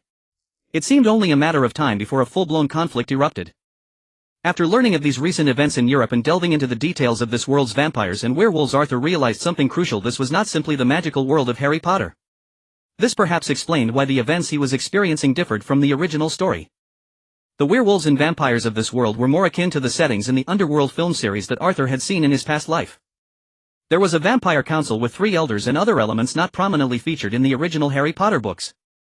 Furthermore, the origin of both vampires and werewolves could be traced back to a singular, unique, ordinary human, Alexander Corvinus. In the early 5th century he contracted a plague, yet the virus did not claim his life. Instead he gained immortality, becoming the first recorded immortal being. He had 2 sons who inherited his abilities, though somewhat weaker. One was bitten by a wolf, the other by a bat, and the mutations from these bites made them the respective progenitors of modern werewolves and vampires. Because their descendants' infectiousness was far greater than that of the earlier werewolves and vampires, it took less than a century for them to supplant the previous werewolves and vampires of Europe. However, since this was the world of Harry Potter, Alexander Corvinus did not live forever. When he was over 300 years old, some dark wizards set their sights on him, hoping to acquire his abilities through magic and various experiments. Facing these powerful wizards, Corvinus had no means of resistance and became their guinea pig. Regrettably, the research team composed of top wizards of that era made no discoveries. They only found that Corvinus' body was almost like a wizard's, containing magical power and in great abundance, similar to an obscurial. One must remember he was an ordinary person before. Some wizards tried to teach him magic and he mastered it after a short period of study. The wizards on the research team grew even more curious about him but still gained no insights. In the end, Corvinus could not escape the cruel experiments and left this world. After Corvinus' death, the research team also studied his 2 descendants, the progenitors of vampires and werewolves, but again without success. They only learned that these 2 had very little magical power and, unlike Corvinus, did not stop aging. As his descendants, their aging process was merely slowed down. Thus, apart from the werewolf progenitor who was imprisoned for his excessive killing, the rest of Corvinus' descendants were regarded by wizards as a new magical creature born of nature and were allowed to survive. Over time, the numbers of werewolves and vampires grew, shaping the current state of Europe, where aside from wizards, werewolves and vampires hold the most power. Other magical beings like Vila and hags, once numerous, began to decline. Upon learning of Europe's current situation, Arthur no longer harbored excessive suspicion towards Professor Bernhard, the vampire professor. A week later, Creature delivered a letter. He had traversed the island but found nothing peculiar. He also took photos of various locations on the island and Arthur saw nothing unusual in them either. Therefore, Arthur agreed to the transaction proposed by Professor Bernhard, symbolically accepting 1,000 galleons. It was merely an uninhabited island, something Arthur did not lack. Trading it for the friendship of a seemingly high-ranking vampire was a very worthwhile deal. His only source of information in Europe was his uncle Antoine François. However, the François family was just an emerging family in France and the news they obtained was mostly second-hand. Bernhard was different. As a long-lived vampire, if something major like the First Magical Creature World War were to break out in Eastern Europe, Arthur could learn of it through him. He could then inform Fleur and the others, allowing them to seek refuge in Britain. After agreeing to Bernhard's deal, the vampire professor became noticeably more amiable towards Arthur. They would greet each other when they met and their relationship drew much closer. While Bernhard was busy seeking a backup plan, the other new Professor Lockhart was not idle either. When Arthur went to the room of requirement, he saw Lockhart entering and leaving the headmaster's office several times alone. Finally, a month after the term began, the long silent Lockhart once again played the clown. On Friday morning, as the young witches and wizards were having breakfast in the great hall, Lockhart entered radiant in his dazzling violet robes. Beside him stood another Professor Snape, who wore his usual black robes that dragged on the floor. That perpetually unchanged attire made him look like the ugly duckling beside Lockhart the swan. Lockhart clapped his hands vigorously to draw the students' attention and then shouted, "Gather around, gather around. Can everyone hear me? Professor Dumbledore has allowed me to start a dueling club to train you all adequately so that if you ever need to defend yourselves you can use the methods I have employed countless times to protect yourselves. As for the specifics, you can read my published works, they are all clearly written there. The students eating their breakfast began to boo. After a month of school, everyone knew that Lockhart, the new defense against the dark arts professor, was the least skilled in defense among all the professors. Even the seemingly scatterbrained divination Professor Sybil Trelawney could at least wave her wand a bit. Not like Lockhart, who could only use his wand as an unreliable flash. But Arthur still admired Lockhart's thick skin. Facing the boos and insults from the students, his expression only showed a slight hint of discomfort. For the most part, he maintained a smile. Let me introduce my assistant for this occasion, Professor Snape. Professor Dumbledore told me he knows a thing or two about dueling and would be a perfect opponent. When I approached him, he graciously agreed to assist me with a small demonstration when the dueling club starts this weekend. The specific time is Sunday morning at 9 o'clock right here in the Great Hall. Of course, I wouldn't want you little ones to worry. After our demonstration, I'll return your potions, Professor, to you in one piece. Don't be afraid. Lockhart on the stage was all smiles, basking in the spotlight, once again returning to the center of everyone's attention. Draco, upon hearing about the wizard duel, was extremely excited. He had won his last duel against Harry. He turned to Arthur and asked, "Arthur, are you going to participate?" Arthur thought for a moment and agreed. He had been studying magic intensely lately, and watching some entertainment this weekend would be a nice way to relax. On Sunday, Draco came to the room of requirement early in the morning to find Arthur. Unlike Arthur, who wanted to see Lockhart's clownish performance, Draco aimed to duel Harry Potter again and thoroughly humiliate him. He hadn't been practicing for nothing.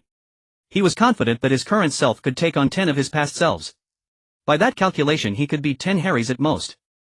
On a Sunday morning, the Great Hall of Hogwarts was packed with students, all of whom had gathered there. Even Quidditch, the students' favorite sport, had its weekend training rescheduled due to the inaugural meeting of the dueling club. Arthur, along with Draco, made his way into the hall. They exchanged greetings with fellow students as they walked to the front row seats reserved for them by the Slytherin house. In preparation for the dueling club, the hall had been rearranged. A long elevated platform draped in a red carpet now stood in the center of the usually spacious hall. It was similar to the stage used for the sorting ceremony during the start-off-term feast, but much wider, allowing dueling wizards to sidestep incoming spells. Arthur's gaze fell upon Lockhart, who was on the staff platform cheerfully greeting the students below. He couldn't help but wonder what was going through the man's mind. Could it be that he had written so many novels that he had genuinely convinced himself he was a powerful wizard? Coupled with the adulation he received from those around him, perhaps Lockhart truly believed in his own fabricated persona. Whenever something went wrong, he would concoct a convenient excuse to reassure himself, feigning illness, claiming his wand was missing, or insisting he had mispronounced a spell. This was why he could stand so confidently on the staff platform, basking in the admiration of the students. Yet one had to admit his idea to establish the dueling club was quite effective. Over the weekend, many students had come to believe the various excuses he offered for his previous blunders. At precisely 9 o'clock, Lockhart, having timed it perfectly, nudged Snape beside him and strode to the center of the dueling platform. A line was drawn in the middle of the platform. Once Snape stood opposite him, Lockhart announced loudly, "Hello everyone. Your formidable defense against the dark arts professor has fully recovered from the injuries sustained in his last adventure. Now allow me to demonstrate my skills for you." They faced each other and bowed. Lockhart's bow was impeccably executed, nearly at a perfect 90-degree angle, while he flourished his wand with a series of elaborate twirls. Snape, in contrast, offered a curt, dismissive nod. It was evident that his month of observation had led him to conclude that Lockhart was all show and no substance. Following the formalities, they both raised their wands vertically before their chests as if holding swords. Lockhart began, "As you can see, in a standard wizarding duel, we adopt this prescribed stance. When we count to 3, we will cast our first spell. Of course, I have no intention of taking the life of your beloved Professor Snape, and I trust he feels the same way." The students below, however, had different thoughts. The Gryffindors were secretly hoping the two professors would grievously injure each other, leading to a change in instructors for both subjects.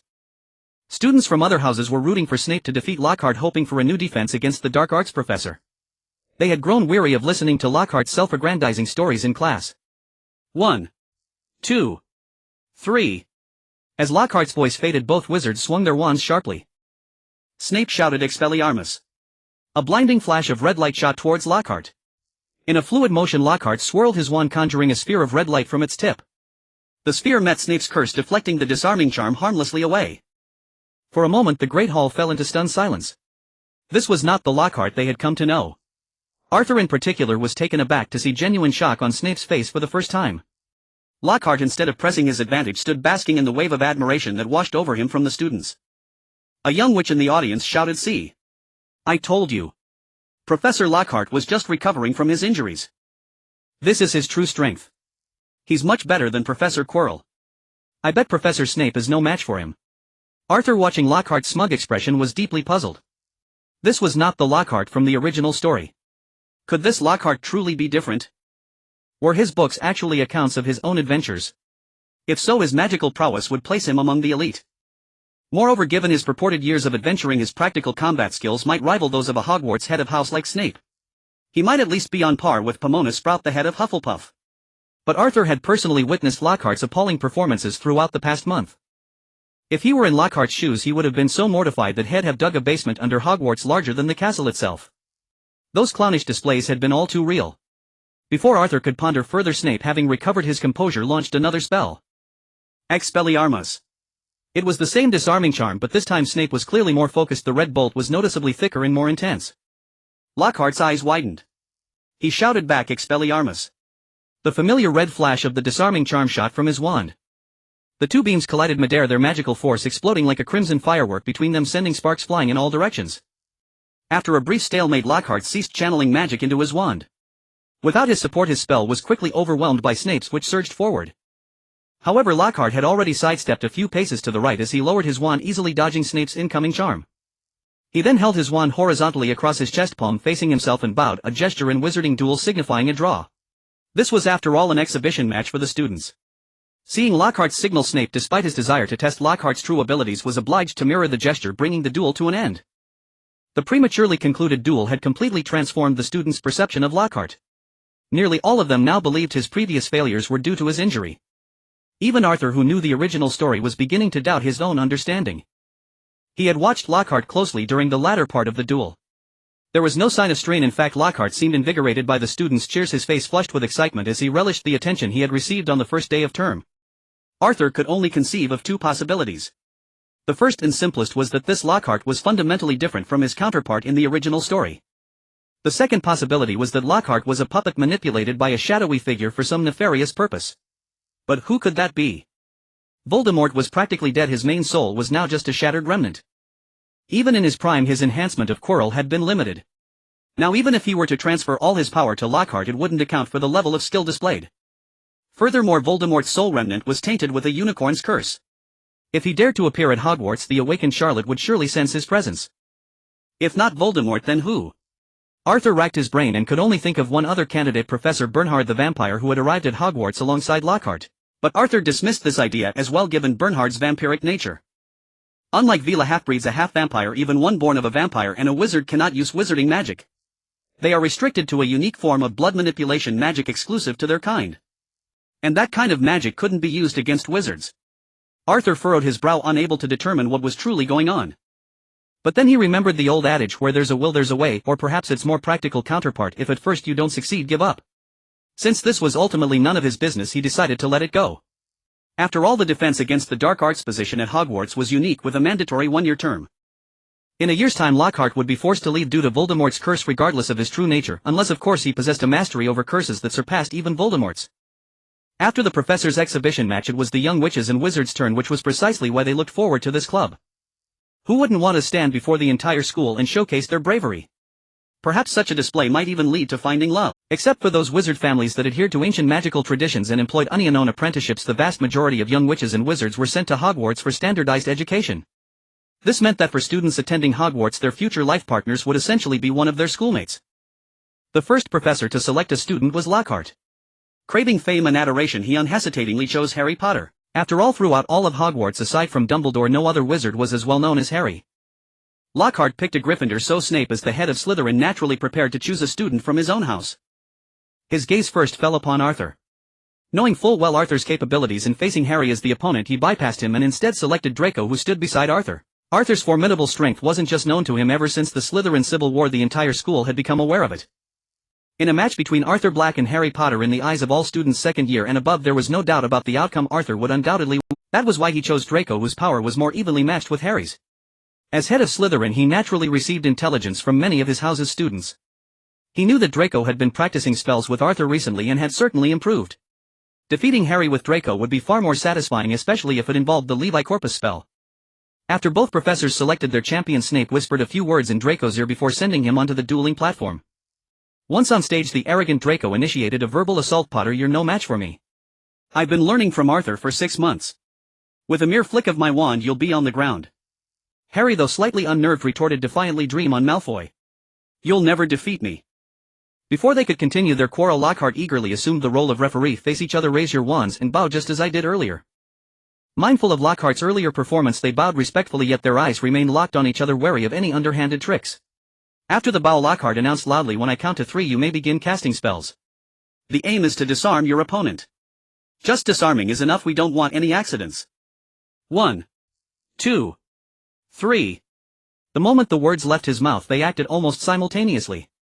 Arthur, watching from below, could clearly see that Harry's reaction speed was far quicker than Draco's. Almost as soon as Draco pointed his wand at Harry, Harry had already begun to chant his incantation. However, Draco's 6 months of training had not been in vain. Realizing he was a step behind, Draco abandoned the incantation altogether and simply channeled his raw magical power directly through his wand. Such an attack would be largely ineffective against an adult wizard, but for a young wizard like Draco it was just right. The force of the raw magical blast wasn't strong, causing Harry to stumble slightly, but it effectively interrupted his spellcasting. Seeing his attack had an effect, Draco pressed his advantage. Recalling Snape's instructions, he shouted, "Levi Corpus." A flash of white light struck Harry instantly. Yet at the same time, Harry, having steadied himself, bellowed, "Tarantaligra." Both spells hit their targets. Draco began dancing uncontrollably, showcasing his talent for dance on the dueling platform. Harry, meanwhile, was hoisted upside down, dangling from the ceiling. His robes, pulled by gravity, covered his face, and the heavy fabric made even lifting his arms a struggle. Seizing the opportunity amidst his involuntary dance, Draco whipped his wand towards Harry during a sweeping gesture and cast the same spell Harry had just used, striking him. This success was thanks to his 6 months of training on moving targets, otherwise with his unstable footing he would never have hit Harry. Struck by the second spell, Harry was now under the influence of 2 magical effects simultaneously. His lower half remained firmly stuck to the ceiling, utterly immobile, while his upper body began to flail uncontrollably. This bizarre situation caused several spells he sent towards Draco to miss their mark. Snape, observing the scene, couldn't help but smirk. The other students burst into loud laughter. The two of them looked as if they were frantically swatting at invisible flies buzzing around them. Amidst his dancing, Draco managed to fire several disarming charms at Harry, a spell he had learned from the spellbook Arthur had given him. However, his proficiency was low and his magical power weak. The spell merely created a tugging sensation on Harry's wand, which he gripped tightly, preventing the disarming charm from succeeding. Soon after a few minutes, both their magical reserves began to run dry and the spells they cast on each other lost their potency. Draco's frenzied dance ceased. He was drenched in sweat, kneeling and gasping for air. Harry, on the other hand, fell from the ceiling several meters high, landing heavily on the dueling platform, eliciting gasps of shock from the watching student. He was unharmed, however, because as he fell, Snape had pointed his wand at him and cast a cushioning charm. Thanks to this, Harry landed without injury. Moreover, because his legs hadn't been forced to dance, he had conserved much of his stamina, though his arms were completely spent. Harry recalled his previous battle with Quirrell. He remembered that the key to victory wasn't always magic alone. The Gryffindor spirit surged within him once more. He only regretted having no weapon and no strength left in his arms. So he rushed towards Draco and delivered a powerful kick, aiming to knock him off the dueling platform. Though he was unsure of the exact rules of wizarding duels, he reasoned that if a wizard fell off the stage it should count as a loss. As Draco was knocked down by the kick, he instinctively grabbed hold of Harry's robes, pulling him down as well. The two tumbled onto the platform together, grappling with each other in a physical brawl. Seeing this, Lockhart and Snape had to intervene and stop them. Ultimately, Draco was declared the victor because Harry had crossed the central line first and kicked him. This was a wizard's duel meant to test magical prowess, not fighting skills. Bruised and battered, the pair were quickly sent to the hospital wing, still exchanging insults with each other along the way. Although the duel had devolved into a childish scuffle, it still thrilled the other students, presenting a legitimate opportunity for a fight. Subsequently, Lockhart and Snape set up several smaller dueling platforms, allowing students to step up and duel each other. After the last dueling club session, Lockhart's reputation was fully restored to its former glory.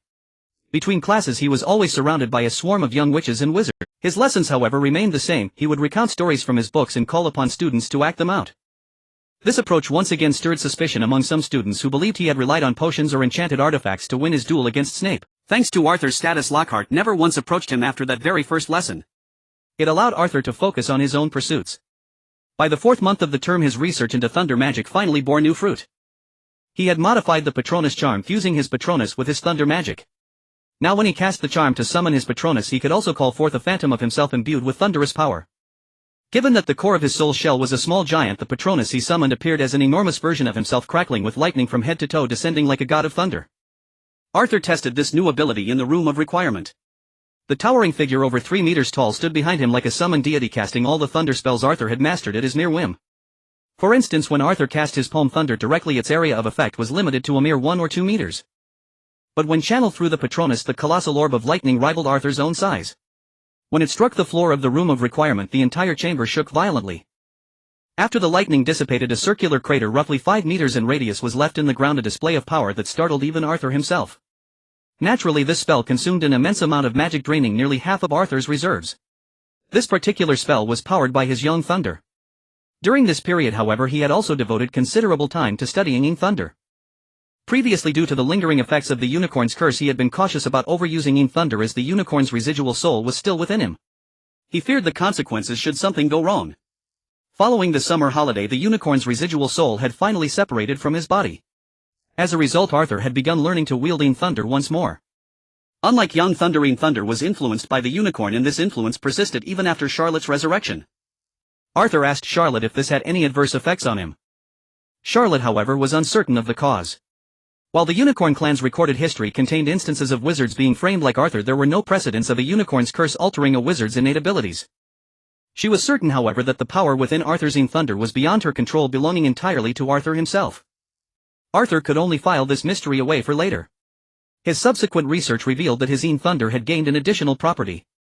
Previously, Yin Thunder was used for control and defense, relying on its inherent nature and the paralysis effect of lightning. After the unicorn incident, a thin red thread had appeared within his Yin Thunder. This thread enhanced the control aspect of Yin Thunder significantly.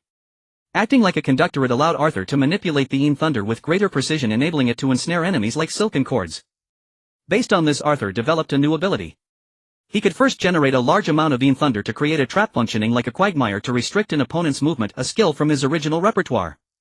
Building on this, Arthur could make the quagmire extend tendrils of red thread charged with Yin Thunder to entangle and immobilize his foes. He could also shape the Yin Thunder into a ring, forming a defensive circle around himself to intercept incoming spells, much like Grindelwald's fiery gun. Arthur named this new spell Thunder Shield. However, its effectiveness as a barrier was not particularly impressive. Since Arthur had not mastered legilimency, he couldn't accurately sense an opponent's intention to attack. To address this weakness, he planned to create an alchemical tool to assist with threat detection. His own soul could achieve this, but during battle he preferred to keep his soul within his body unless absolutely necessary. After developing the new spell, his status panel updated with its name. Moreover, his other spells had seen significant improvement during this period of intensive research. Name: Thunder Mage, age 12, height 157. 5 centimeters, weight 43. 9 kilograms. Magic power 1647, skill 55, spells discharge 9, Palm Thunder 6, Lightning Whip 4, Soul Guard 5, Patronus Charm modified 3, Soul Projection 6, Thunder Shield 1, Finite Incantatum 6, Protego 4. Alchemy Ancient Rune 6, Wood Carving 4, Dragon Hide Etching 1, Wand Making 5, Gem Carving 1. Transfiguration Form Shifting 2, Special Occlumency 4. Due to his focus on soul and thunder magic, his transfiguration had seen little progress. The change in his stats was negligible, like a shift in the second or third decimal. While transfiguration had improved slightly thanks to classes, his occlumency remained completely stagnant. During this time, Arthur also retrieved Ravenclaw's diadem from the room of requirement and successfully destroyed the fragment of Voldemort's soul within it. Voldemort's lives decreased by 1. In total, Arthur had now destroyed 3 of his Horcruxes: Slytherin's locket, Tom Riddle's diary, and Ravenclaw's diadem. The diadem provided ample materials for his future alchemical work.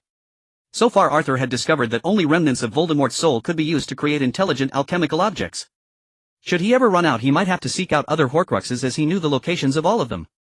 Except for the living Horcruxes, Harry Potter and Nagini, he could destroy the rest without hesitation. After Arthur destroyed the fragment of Voldemort's soul within Ravenclaw's diadem, he came into the intact possession of this alchemical relic, one of the 4 founders of Hogwarts. In his view, this alchemical item was on par with the Sword of Gryffindor, both possessing unique magical properties. As for Hufflepuff's cup, he had not yet obtained it, so he was still unsure whether that cup possessed any special abilities. According to legend, Ravenclaw's diadem was a wondrous alchemical artifact that could enhance the wearer's wisdom. After all, Ravenclaw's most famous motto was "Wit beyond measure is man's greatest treasure." After personally testing it, Arthur proved this legend false. The notion of enhancing wisdom was too abstract for wizards. This wasn't a game where one had a wisdom attribute.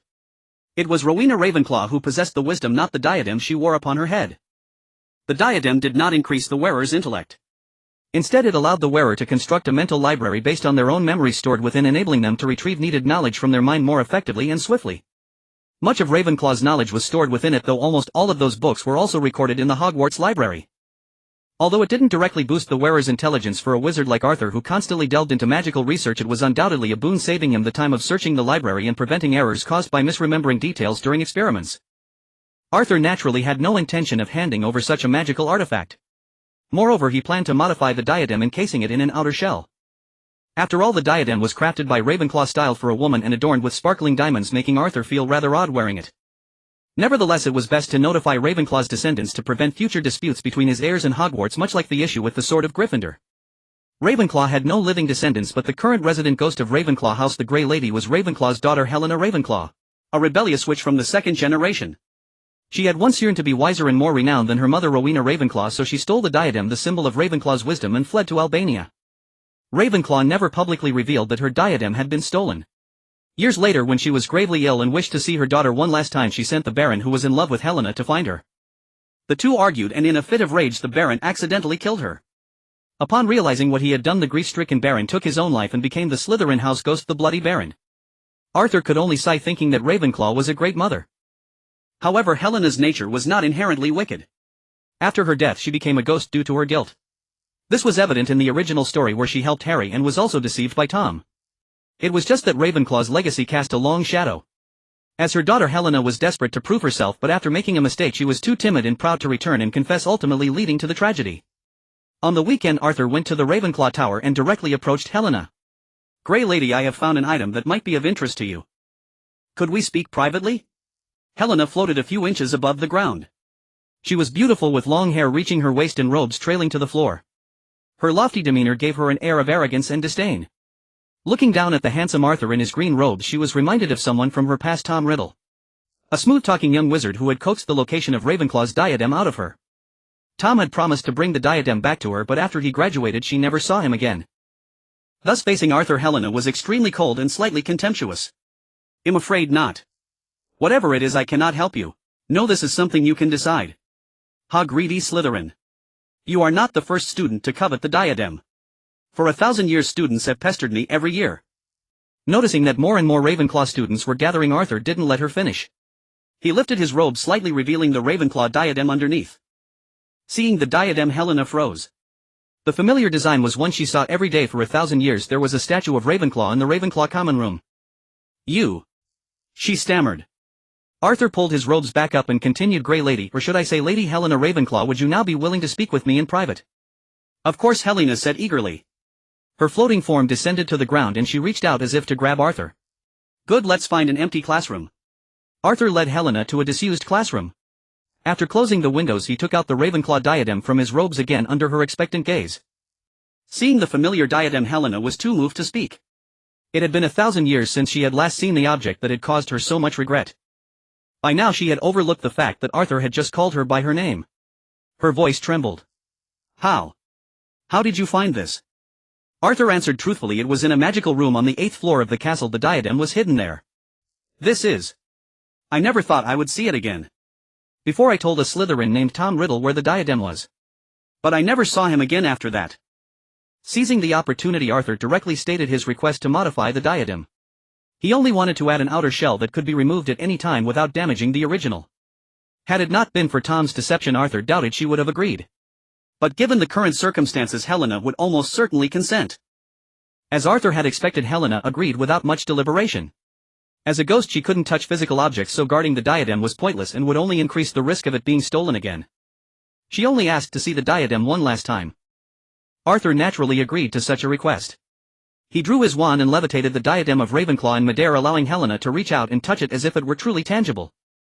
Gazing at the diadem suspended before her, Helena extended a trembling hand, drawing closer. As her fingers passed through the circlet, the gem at its center suddenly began to shimmer with a white radiance. In Arthur's perception, the diadem's weight began to increase rapidly. He failed to adjust the magic of his levitation charm in time, and the diadem clattered to the classroom floor. Then, as the light from the central gem grew ever more dazzling, a spectral figure bearing a striking resemblance to Helena emerged from within the jewel. "Mother!" Helena's expression was complex as she looked upon the figure, a mixture of excitement, joy, and a trace of fear. Clearly it was Rowena Ravenclaw, whether a soul or a memory construct akin to a portrait. Soon the gem ceased emitting smoke and all the mist coalesced into the spectral form, making it more solid and defined. She was a beautiful woman with long hair like Helena's, clad in a flowing blue robe. A faint teasing smile graced her lips, lovely to behold yet also somewhat awe-inspiring. As the last wisp of white smoke entered her form, her eyes fluttered open. They were like a clear spring, deep and pure, seemingly able to see through one's very thought. She surveyed her surroundings, first glancing at the diadem at her feet, then pausing on Arthur for less than a second before her gaze settled upon Helena. Mother Helena whispered tremulously again. My child, let me see you. Rowena Ravenclaw smiled and extended her arms to embrace Helena. Her hand gently touched Helena's chest where the wound from Barrow's fatal strike remained, a scar that persisted even in her ghostly form. I'm sorry, Mother. I shouldn't have stolen your diadem nor stayed away for so long. Helena clung tightly to Rowena Ravenclaw, confessing her wrongdoings. Her mother's embrace instantly dispelled her fear, leaving only boundless regret in its wake. Rowena Ravenclaw stroked Helena's hair and said softly, no, it's all right. The diadem was always meant for you. The moment you took it, it became yours. I only underestimated my illness later on and never got to see you one last time. A few days after she sent Barrow to find Helena, her body had already given out, so she never learned of the tragedy that befell her daughter at Barrow's hands. Looking upon Helena now, a ghost, her eyes were filled with anguish. Helena was already sobbing too hard to speak. So Rowena Ravenclaw, while gently soothing Helena, turned her gaze toward Arthur, who had remained silent. She took the initiative to explain, before my death I stored a fragment of my soul in the control room of the Room of Fulfilled Desires, the chamber near the headmaster's office, hoping to see Helena one last time when she returned. What I didn't anticipate was that I would later receive the defiled diadem. I could sense that it too harbored a soul. Fortunately you dealt with that soul, allowing me to attach myself to the diadem and leave the Room of Fulfilled Desires. Mother, are you a ghost now too? Helena said uneasily. If her mother were to become a ghost trapped in this world because of her, she would have wished that Barrow had killed her sooner. After all, becoming a ghost was irreversible. Professor Binns could achieve a second death only because he wasn't a true ghost. Rowena Ravenclaw shook her head and said, rest assured, I am not a ghost. I am merely a fragment of a soul. Soon I will take you away from this world. On the other side I will protect you. With that she looked at Arthur and continued, young wizard of Slytherin, do me one more favor, take me to the entrance of the Room of Fulfilled Desires. Arthur agreed and brought the diadem of Ravenclaw back to the Room of Requirement, which Rowena had called the Room of Fulfilled Desires. If he had heard correctly earlier, both Rowena Ravenclaw and her daughter would be leaving this world. In that case the diadem would truly belong to him alone. At the entrance to the Room of Requirement, the diadem of Ravenclaw emitted a bright glow and a grand door suddenly appeared on the wall, unlike any Arthur had seen before. It was more exquisite, an iron door bearing the emblem of Ravenclaw House, two soaring blue eagles. As the door swung open, it revealed a two-story villa within. Outside lay Alana Lake and a forest in the distance, like a miniature Hogwarts. Once inside, Rowena Ravenclaw emerged from the diadem once more. Taking Helena by the hand, she led her to the window and said, this is the chamber I crafted for us after you left. I knew you always wanted a Hogwarts of your very own. Mother, I shouldn't have. Hush now. Let the past be the past. It may follow us like a shadow, but it must not become a burden upon our back. After comforting Helena, Rowena Ravenclaw led Arthur to a room on the second floor where a single transparent glass orb floated in midair alongside a wand. She explained this as the control room of the chamber. That orb connects to Hogwarts Castle, absorbing ambient magic to power this space. This control room and the villa outside can exist independently even if other wizards use the chamber.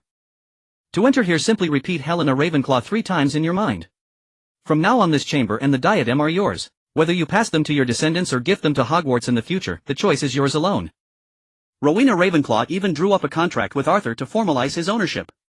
After repaying his kindness, she prepared to depart this world with Helena. Through the glass orb in the control room, she channeled a massive surge of magic, creating a clearly perceptible vortex of magical energy above Hogwarts Castle. The ambient magic around all of Hogwarts poured into the castle. Empowered by this influx, Rowena Ravenclaw raised her wand and lightly tapped the air, conjuring an ethereal doorway before her. She turned to the curious Arthur and said with a smile, you may observe and broaden your knowledge, but do not step inside. Even in life I knew little of this place, and even now I don't fully understand it. With that, Rowena Ravenclaw took Helena's hand and stepped through the rift in space. Helena waved goodbye to Arthur. Before entering, she tried to embrace him, but being a ghost, she passed right through him, settling for a deep bow instead. Arthur obediently refrained from following, observing from a distance. He even stepped back a few paces, clutching a fragment of the Philosopher's Stone at the control room's threshold, ready to flee at a moment's notice. Within the doorway swirled thick gray mist. After a few minutes, the fog parted in a roughly 3-meter wide swath, revealing a path. From outside, Arthur could see a road stretching over 50 meters beyond that his vision failed. Along the path lay a wooden bridge nearly 10 meters long, spanning a black river where indistinct objects drifted, too far for Arthur to discern clearly. Rows of bare black trees lined the road, devoid of a single leaf. Soon another Rowena Ravenclaw emerged from across the bridge. It was the Rowena Ravenclaw who had died a millennium ago, appearing as vivid and solid as a living person. She reached out with closed eyes to touch the Rowena who had just entered, and the two merged seamlessly into one. When she opened her eyes anew, she studied Arthur and remarked with a hint of delight, when you pass from this world we may meet again. Should you desire a free afterlife, you are welcome to find us. She snapped a branch from a nearby tree, affixed it horizontally atop the wand Rowena had brought, fashioning a crude pointer. Tossing it through the doorway she continued, time is short and I cannot say much, nor would it serve any purpose. These are choices you will make only after death. Until we meet again. As Rowena Ravenclaw finished speaking, the doorway began to close. Through the narrowing gap Arthur saw her hurry away with the bewildered Helena in tow. As they vanished, the dense mist gradually filled the space, once more obscuring his view. Yet in the final seconds before the door shut, he glimpsed a cloaked figure materialize, drawing in the surrounding mist with a gesture to form a spear which he hurled into the distance. Along its trajectory the spear swelled as it absorbed more mist. Arthur never saw it strike the Ravenclaw mother and daughter, only impale a great tree before dissolving back into vapor. In the last instant before the door closed, the cloaked figure turned and looked directly at Arthur. It was an unremarkable face, that of an old man in his 70s or 80s, bearing a hint of benevolence. Yet it startled Arthur so much that he instinctively clutched the philosopher's stone fragment. He had little doubt that the cloaked figure might be the legendary Death himself. In the end the figure merely cast one lingering glance at Arthur before the door sealed shut. Arthur leaned against the control room's door, gasping for breath, overwhelmed by the revelations Rowena Ravenclaw had unveiled today. Dumbledore was indeed right. To the well-organized mind, death is but the next great adventure. After today Arthur was certain that upon death a wizard's soul could journey to a new world, one fraught with its own dangers or perhaps its own guardians. After the Ravenclaw mother and daughter departed, Arthur sealed the control room and began to examine the true room of requirement. As a secret chamber prepared by Ravenclaw for her daughter, this villa was not only lavishly furnished but even the lawns and lake outside were real. Fish swam in the lake and the meadows were dotted with blossoms and small insects like butterflies. Even the sunlight above was genuine, synchronized with the outside world, perhaps reflected from some point beyond the castle. Confronted with such a realistic villa, Arthur moved everything from his previous room inside, deciding to live here from then on. When weary he could venture out to the lawns and lake for amusement. By the time Arthur emerged, dusk had fallen. After dinner he went once more to the headmaster's office. The absence of Ravenclaw's resident ghost was something he still needed to inform Dumbledore about. Many young wizards in the lower years learned much from their house's resident ghost. Arriving outside the office, Arthur skillfully knocked on the stone gargoyle beside the door. Soon the office door swung open. This time Dumbledore was not working but cheerfully indulging in a plate of cockroach clusters. Spotting Arthur, he said with a smile, "Arthur, you never visit without a reason. What brings you here this time?" As he spoke he suddenly recalled the massive vortex of magical energy that had appeared above Hogwarts during the day, an immense surge of power. Though he was the headmaster, he only knew that this vast energy had poured into the castle itself. Where exactly it had gone he was uncertain. Arthur's unexpected visit stirred a flicker of unease within him. Such colossal magic could only herald something momentous. Unaware of Dumbledore's thoughts, Arthur recounted the day's events in broad strokes, omitting only the final scene he had witnessed.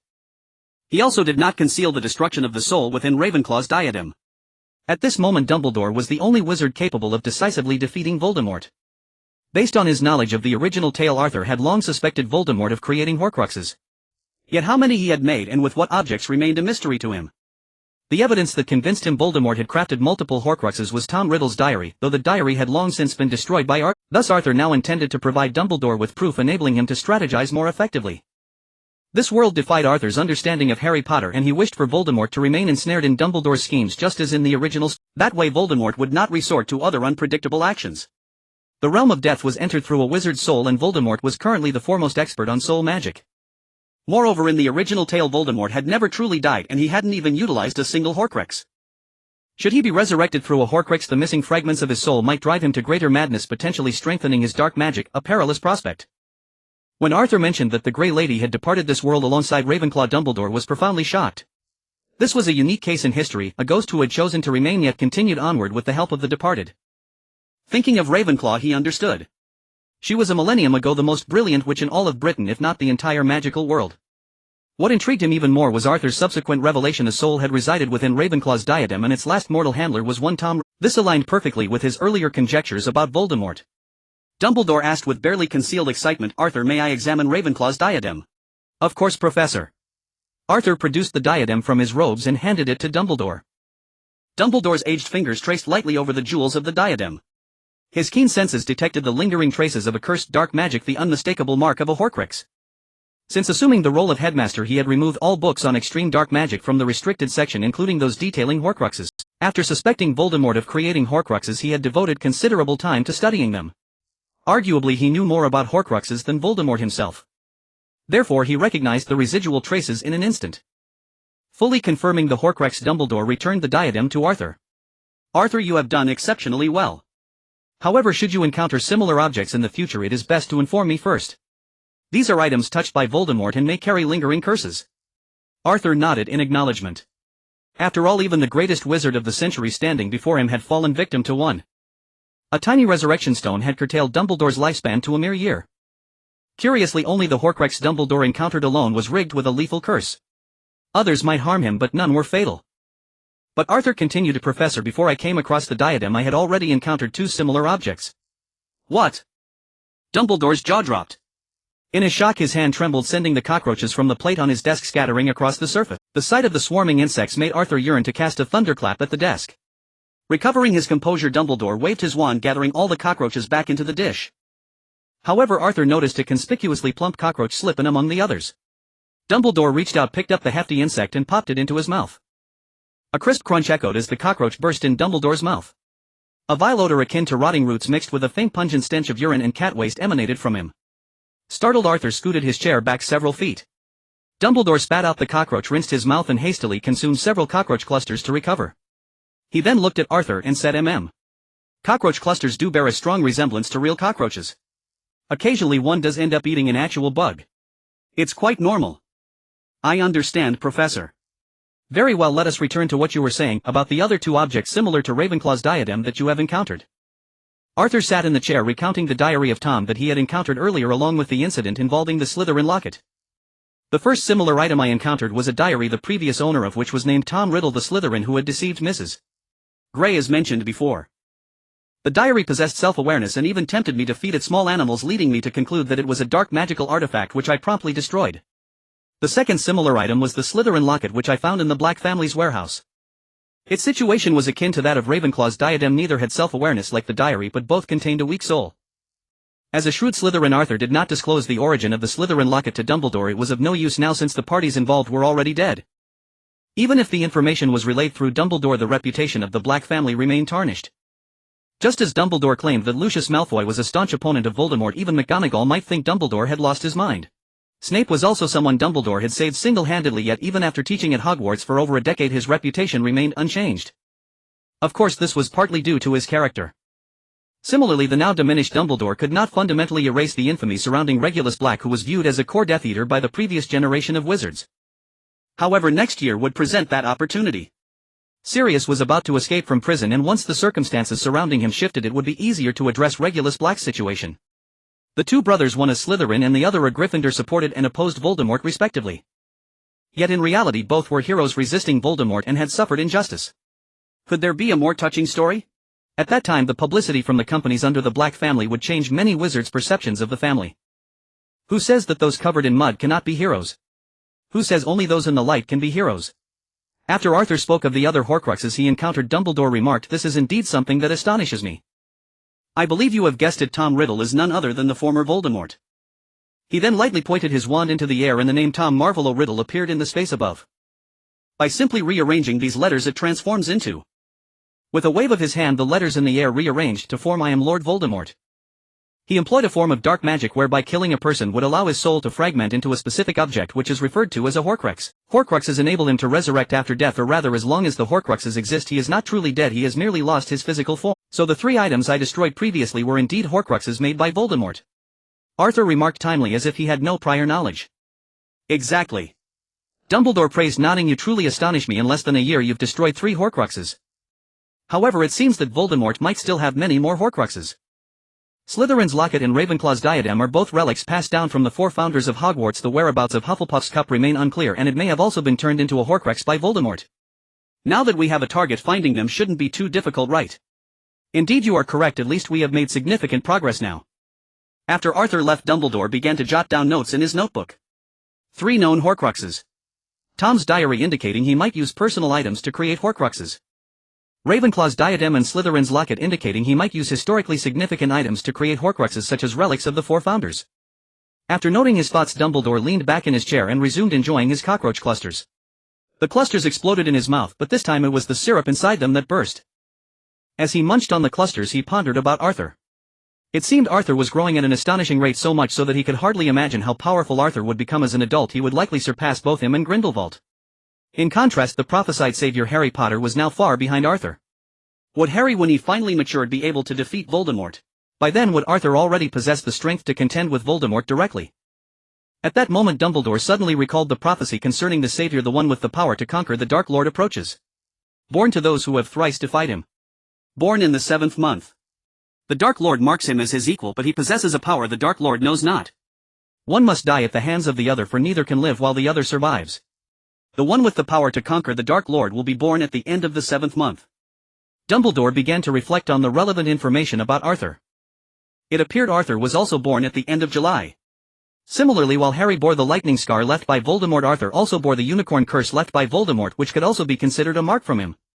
The only aspect where Arthur did not conform was the phrase born to those who have thrice defied the Dark Lord. If the prophesied savior were to defeat Voldemort themselves, Arthur's destruction of 3 Horcruxes would suffice, but the requirement was to be from a family that had defied Voldemort 3 times. Now, had any members of the Black family defied Voldemort 3 times? Dumbledore searched his memories of the Black family. It seemed that the previous generation of the entire Black family were Death Eaters except for Sirius. He knew that the incident surrounding Sirius was not as the Ministry of Magic reported, it was merely that Sirius was unwilling to disclose the truth and chose to go to Azkaban without revealing it. Looking at it this way, the savior should still be Harry Potter. Arthur Black and Neville Longbottom did not meet all the conditions laid out in the prophecy. Arthur Black's family did not conform and Neville Longbottom had not been marked, nor did he possess any special powers. After some reflection, Dumbledore decided to formulate some contingency plans. The potential that Arthur possessed was indeed the most astonishing he had ever witnessed.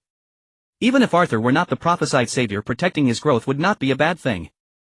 Without Tom Riddle's diary influencing Hogwarts, the second year passed by quickly and soon the Christmas holidays arrived. This time, unlike before, Arthur chose not to stay at school but to return home. As Arthur and the other young wizards boarded the Hogwarts Express, Lockhart, who had been holding book signings at the school every day, surprisingly joined them on the train. It was known that the young wizards had no choice but to take the train, as they couldn't perform apparition and could only use this train to reach the outside world. However, the professors, who could all apparate, rarely wasted time on such slow transportation. They used Hogsmeade Village just outside Hogwarts as their apparition transit point, but it was Lockhart, so it was to be expected. Arthur's impression of Lockhart had already shifted somewhat over the past half semester. Lockhart had behaved like someone with a split personality. At times he displayed the competence expected of a defense against the dark arts professor, but at other times he seemed like a decorative figurehead. Meanwhile, he had been growing thinner and thinner, almost gaunt, as if he had been drained of something. Every fiber of his being screamed that something was wrong with him. Still, the young wizards grew accustomed to it after a while. The wizarding world was full of oddities, and he was just one more, albeit not as great as the hero in his books. After entering the compartment and closing the door, Draco began to complain. Lockhart isn't a qualified professor at all. I think his performance in class is even worse than Quirrell's. He just tells us stories every day, and even his occasional spell demonstrations often end in failure. I really want to go back and ask my father to get him replaced. He hasn't made any fatal mistakes. Dumbledore won't expel him after all. It was so hard to find a defense against the dark arts professor, Arthur said, slowly pulling a palm-sized unicorn figurine from his pocket. The figurine was exquisitely crafted, its main body made of a milky white stone. It was meticulously detailed with specially made joints at the head and legs that could rotate. This was his gift for Charlotte. Although Charlotte was willing to stay inside the wand to follow Arthur, he didn't treat her as a mere tool. For her convenience in daily life, he crafted a unicorn figurine to provide her with a mobile physical form. However, unlike Arthur, she hadn't mastered the magic of projecting her soul out of her body, so she could only remain inside the figurine for a limited time each day. Yet this was enough to bring her joy, and she would bounce around like a lively puppy. "What is this?" Draco asked curiously, watching the little unicorn crawl all over the table and interact with Arthur. The magical wizarding world had no such toys, or else Draco would have had his father buy him one. "I made it myself. This isn't a mere toy, a real unicorn is controlling it. If you want one, I could make it for you, but you'd need to provide a willing soul." Draco's jaw dropped. "What? It requires a soul. Is this dark magic? You always jump to dark magic. This is alchemy. Think of it as a prosthetic limb used when one has a physical disability." "Oh, I see. But I couldn't find a soul like that, and neither could my father," Draco said, reaching out to touch Charlotte, only for her to dodge him coldly. Even though her physical body was gone, her haughty spirit remained unchanged. This kid with the slick-back blonde hair didn't look like a decent wizard, and he was male. There was no way she'd let him touch her. Dodging Draco's groping hand, Charlotte quickly scurried behind Arthur's hand, opening her mouth in a silent cry. Arthur used his other hand to soothe her. This was a flaw in the current generation of figurines. Charlotte couldn't produce sound through it, not even a simple cry. Because Hogwarts was enchanted with a magic that prevented the use of Muggle electrical devices. So Arthur could only rely on alchemical methods, hoping for future improvements to overcome this. This type of figurine was a key direction for his future alchemical developments. Voldemort's soul shard proved to be very useful, like a programmable script. When Arthur crafted alchemical items infused with the soul shard, he could pre-program certain commands. The soul shard would automatically activate the effects of the magic circuits composed of ancient runes etched onto the alchemical item based on those commands. The magic circuit was a simple magical array formed by ancient runes, a sequence of connected characters that absorbed ambient magical energy to trigger the runes' effects. Of course, the ancient runes themselves could be designed to activate automatically, but the soul shard made it more intelligent. It could learn new trigger methods through a training process akin to training a dog, allowing the alchemical item to upgrade itself without requiring physical modifications. Arthur had previously crafted a magical defense necklace using a method from Nicholas Flamel's alchemy book. Through continuous refinements over this period, the necklace was now very close to being a finished usable product. It would work perfectly in a typical duel between ordinary wizards, but it would be nearly useless against powerful witches and wizards like McGonagall or Snape. A high frequency of attacks would confuse the defense necklace, causing it to dart around like a headless fly. Not only would it fail to protect the wearer, but it would also obstruct their vision. For the magical defense necklace, future improvements to the magic circuits inside are necessary for further upgrades. Arthur placed great importance on such defensive alchemical items. Soon the wizarding world would be embroiled in a great conflict. Outside, a moment of carelessness while traveling could easily cost one their life. Defensive alchemical items could effectively prevent this, protecting a wizard's life before they were ready for battle. Soon, amidst Arthur's playful interactions with Charlotte and the excited chatter of the other young wizards, the train arrived at its destination. As a Professor Lockhart was the first to step off the train. He had expected a cheering crowd of witches and wizards, but sadly, due to the parents longing for their children and his own gaunt appearance, no one recognized him. Embarrassed, he kept his head down and hurried away to the side, intending to catch a carriage home. After disembarking, Arthur as usual declined the Malfoy family's invitation. He planned to visit the Malfoys the day after tomorrow. He intended to spend Christmas, a holiday akin to the spring festival, at his own home. It was also a good opportunity to handle some matters concerning the Black family at home. After all, tomorrow was Christmas Day and he was on holiday now. Tonight he still had time to enjoy a sumptuous feast prepared by Creature at home and then properly welcome the next day's Christmas. After bidding farewell to the Malfoys, Arthur made his way to the edge of the station where many witches and wizards were waiting for their children. Amidst the crowd he spotted a small hunched figure, Creature. Creature had been notified beforehand to meet him here today. Taking the elf's hand, Arthur was quickly brought back home. Returning to a home he hadn't seen in months, Arthur felt a sense of relief wash over him, as if a great weight had been lifted. He could finally rest easy for the next few days. Due to the pressing urgency, he had practically become a bookish recluse of Ravenclaw during his time at school. No sooner had he mastered one spell than he delved into the next alchemical study, and after alchemy came yet another branch of magic. The intensity was even more grueling than a 996 work schedule, but it was all for the sake of his own survival. Moreover, there was an end in sight. Once he mastered lightning and soul magic to a level comparable to Dumbledore's. Or at a few years, when that noseless socket-like wizard Voldemort was finally dead, he could afford to relax. The next day was Christmas. Lucy and Baru, the house elves who had been tirelessly managing the Black family's affairs across Britain and the smuggling operations in Europe, returned to the Black family mansion. These two elves were acquired after Arthur took over as the de facto head of the family, and their loyalty was absolutely 100%. They were also quite young, well suited to serve the next generation of the Black family. Having been raised under Arthur's influence, they behaved more like butlers than the obsequious slaves. Creature was carrying themselves with a sense of dignity. As one of the oldest, if not the oldest families in Britain, the Black family's holdings were vast. Even after the losses incurred by the previous generation and Arthur's policy of streamlining, their wealth remained immense. Currently they were undeniably the leading family in Britain in both herbology and real estate, holding significant stakes in numerous companies. Lucy and Baru had come in person to report the previous year's earnings to Arthur.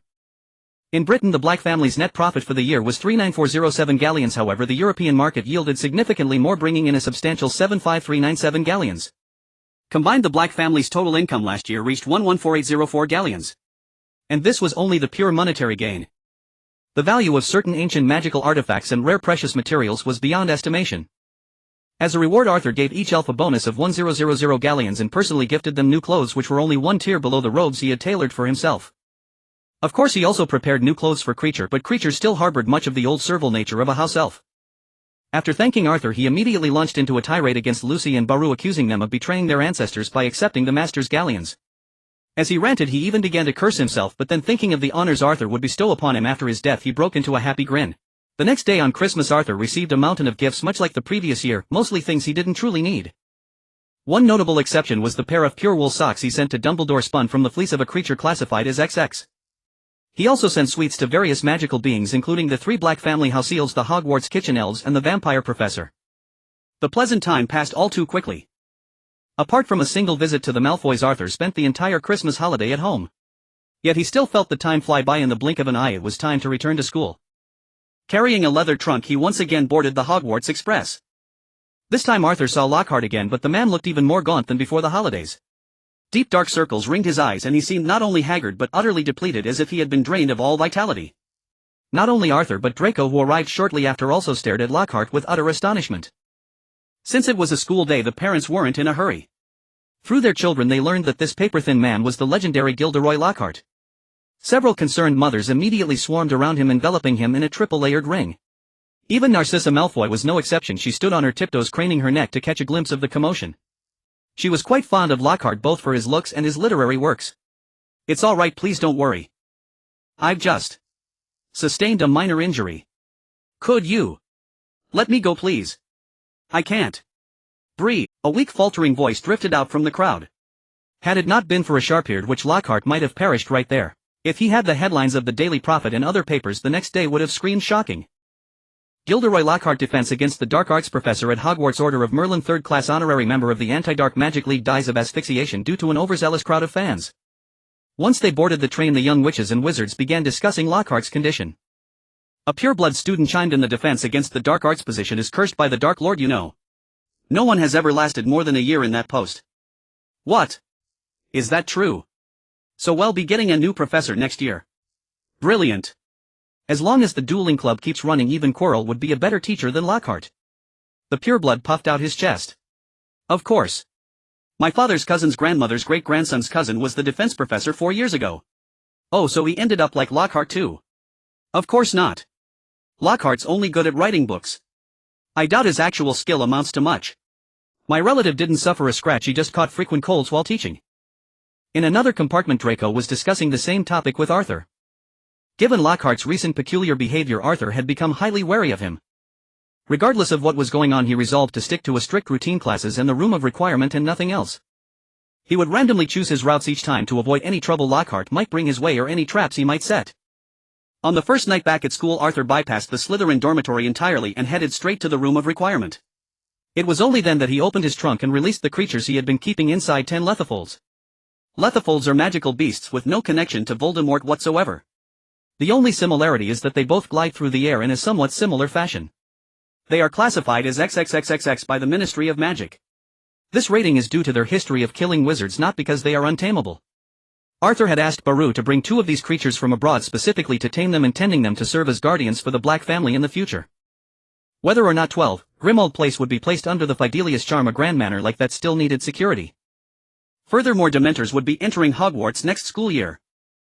Arthur wanted to test his modified Patronus charm against Lethifolds to see if it would be as effective as the original spell against such creatures. The Lethifold, a magical creature vulnerable to the Patronus charm, bears a striking resemblance to a Dementor. It looks like a Dementor's cloak but far larger, highly elastic, and without any tears or wear. Its method of attack is to descend upon its prey while they sleep, smothering them to death. If it has recently killed and digested a victim, it becomes thicker, much like a person after a satisfying meal. The 10 Lethifolds were momentarily disoriented upon emerging, but upon spotting Arthur they immediately pressed close to the ground and began gliding toward him. This was their method of locomotion, moving faster when aided by the wind. Several Lethifolds suddenly inflated their bodies, completely blocking the windows of the room, preventing even a sliver of sunlight from penetrating. It seemed as if the villa had instantly transitioned from day to night. Seeing them approach, Arthur held his right hand behind his back, preparing a palm thunder as a contingency in case his modified Patronus charm proved ineffective.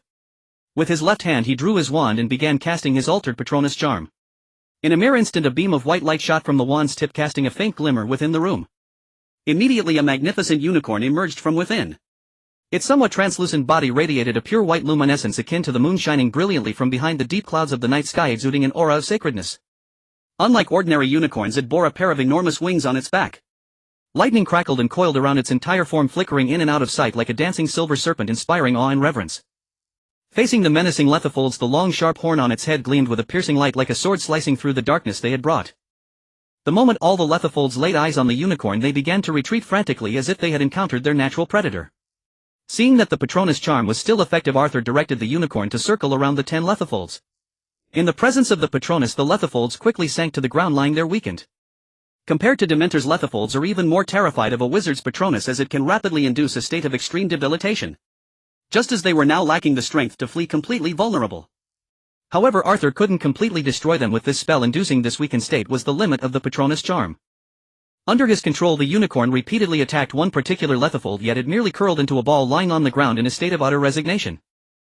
For the Patronus charm to inflict fatal damage upon them, Arthur would need to master the Heavenly Thunder first. But Arthur was not limited to just this one spell.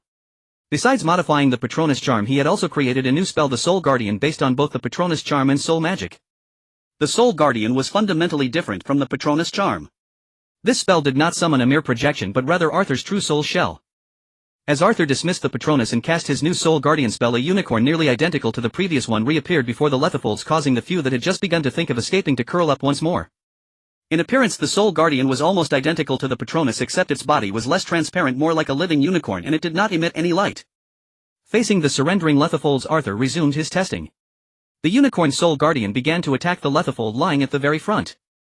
To the astonishment of Arthur and the other Lethifolds, with each strike from the unicorn, that particular Lethifold began to shrink. On the third attack it vanished completely.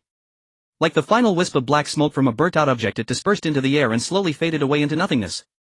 The unicorn's long horn was only slightly darkened for a couple of centimeters at its tip.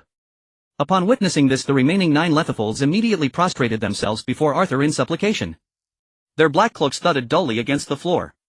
It was the first time they had encountered a wizard capable of destroying them, and they were utterly terrified. As magical creatures of unknown origin, they had lived freely for over a millennium, virtually unchecked by wizards. Only a wizard's Patronus charm could cause them any pain, but there were far too few wizards who could successfully cast it. Many Lethifolds went their entire lives without ever encountering one. Unless a wizard proficient in the Patronus charm actively sought them out, they were practically invincible, as few other magical beings possessed abilities that could harm them. At this moment, as beings of considerable intelligence, they were truly frightened, wishing they could speak the wizard's language to beg for mercy. This outcome was unexpected for Arthur as well. While he had theorized the Soul Guardian could kill Lethifolds, he hadn't imagined it would be so effortless. 3 hits and it was done. Given that Lethifolds reproduce with difficulty and are already scarce, if he were to take a stroll he could potentially drive the entire species to extinction. From this perspective, he was their natural predator. It was highly likely that Dementors, being somewhat similar to Lethifolds, could also be destroyed by the Soul Guardian. This realization brought Arthur considerable relief regarding the Dementors expected at Hogwarts the following school year. He then began commanding these Lethifolds, saying, "From now on you shall be the guardians of my home. I will designate a place for you to live and provide you with sustenance." Upon hearing Arthur's words, the 9 Lethifolds nodded in unison. Strangely enough, aside from a select few wizards, the vast majority cannot understand the language of magical creatures, at most only sensing their general emotional state. However, most magical creatures can roughly understand what wizards say unless it involves specific academic jargon. Seeing the Lethifolds agree, Arthur thought of Draco and continued, "I will give one of you an opportunity. It will need to serve as a sparring partner for a period of time, meaning it must be able to take hits without fighting back. Within 6 months at most, I will grant it freedom." Upon hearing that freedom was within reach, one Lethifold eagerly flew to Arthur, nodding repeatedly. "All right, you've agreed. Don't go back on your word later." Arthur even reached out to touch its body. It felt incredibly smooth, yet also slightly damp, like a wet raincoat. The caressed Lethifold obediently lay flat on the ground, allowing Arthur to touch it freely, even wagging its tail in a placating manner. Seeing this dog-like creature, Arthur suddenly felt the urge to own a dog. However, most large breeds in the magical world were not particularly appealing, some even covered in spines. It was a pity that magical creatures like the white tiger were extinct. Having one to pet and stroke would have been quite pleasant. The other Lethifolds that missed the chance for freedom resigned themselves to their fate, reasoning that this wizard who could kill them was offering lifelong room and board, a permanent position, and most importantly their lives, so simply giving up and taking it easy wasn't such a bad option after all. The next day Arthur summoned Draco. Draco was startled upon entering the new room of requirement. In the previous room even the sunlight outside was artificial, let alone the fact that beyond the room now lay grassy meadows and a lake with a forest stretching into the distance. This was hardly different from a miniature Hogwarts. Gazing at the fish swimming in the lake, Draco couldn't help but think that razing Hogwarts to the ground and building a small villa to live in wouldn't be a bad idea. With mountains and water, the scenery was picturesque. One could plant flowers, go fishing, or even venture into the forbidden forest to hunt or explore unknown magical creatures. More importantly, one could freely fly on a broomstick in the sky. After admiring the scenery, Draco didn't ask Arthur how he had managed this feat. He turned to look at Arthur and asked, "Arthur, is something the matter? This is a critical time for Quidditch practice. The match is coming up soon. This time Slytherin absolutely must secure first place. The official Quidditch matches are all concentrated in the latter half of the school year. They typically begin in the second month after the term starts and continue until a month before the final exams. During this period, the Quidditch teams of each house would use their free time on weekends to practice at the pitch. In fact, the houses would even come to blows over practice times, with the most hostile rivalry being between the Slytherin and Gryffindor teams. In the previous school year's Quidditch season, Slytherin had lost to Gryffindor, allowing Gryffindor to claim the championship. Before that, the Quidditch championship had always belonged to Slytherin. But then Gryffindor got a Quidditch prodigy as their seeker, Harry Potter. This genius who had broken convention to join the Quidditch team in his first year caused Slytherin to lose the match even with equipment that completely outclassed Gryffindors. Given Harry's dominance in Quidditch as depicted in the original story, no amount of training would help Draco. This time the free elf Dobby wouldn't be around to interfere. However, Arthur couldn't say that directly, it would be too hurtful. I've discovered a magical spell. After learning it I was able to summon a unicorn. Do you want to learn it? It won't take up your weekend time, just 2 or 3 evenings a week will be enough. As he spoke, Arthur took out his wand and began to summon his unicorn Patronus. The unicorn, as tall as an adult wizard with a pair of wings and crackling with lightning, made Draco's eyes gleam with excitement. Of course I must learn such a magnificent spell. Seeing the fiery look in Draco's eyes, Arthur smiled. He hadn't said that Draco would definitely be able to summon a unicorn after learning it, he had only said that he himself had summoned one. Draco would likely have a common animal as his Patronus like most ordinary wizards, perhaps a snake, a peacock, or a ferret. He wanted Draco to learn the Patronus charm to give him a means of self-defense in the coming school year and beyond. In the current wizarding world it is widely believed that a Patronus is a mark of a wizard's extraordinary magical ability and also represents the righteousness of their heart. This way, even if the Malfoy family were to face trial in the future, as long as Draco could cast the Patronus charm, he could easily persuade the members of the Wizengamot, who often rely on subjective judgment, to let the Malfoys go. But in reality any wizard can conjure a Patronus if they have love in their hearts and are filled with confidence. Take Dolores Umbridge, that pink toad, her Patronus was a cat. Because she loved cats and almost every item she used bore a cat pattern.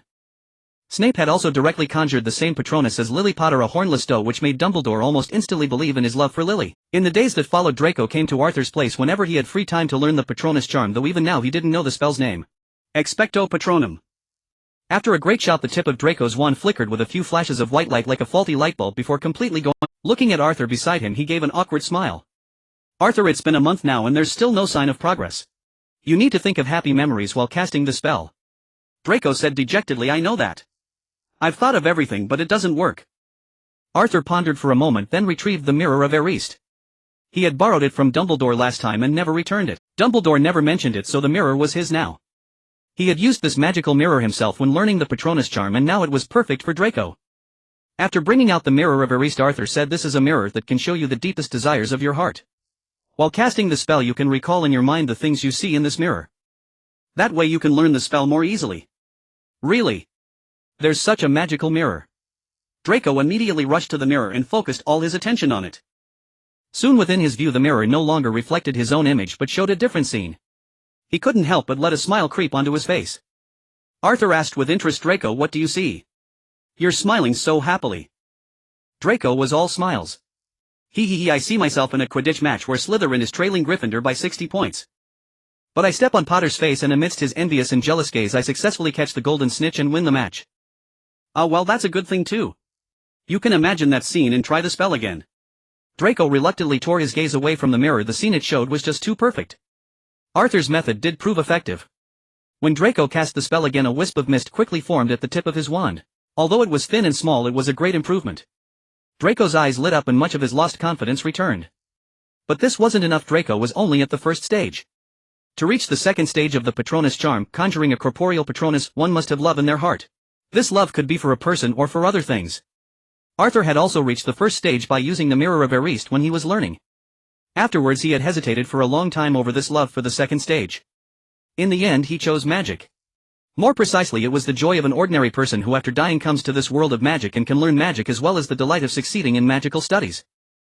Draco was different. He had a loving family and doting parents.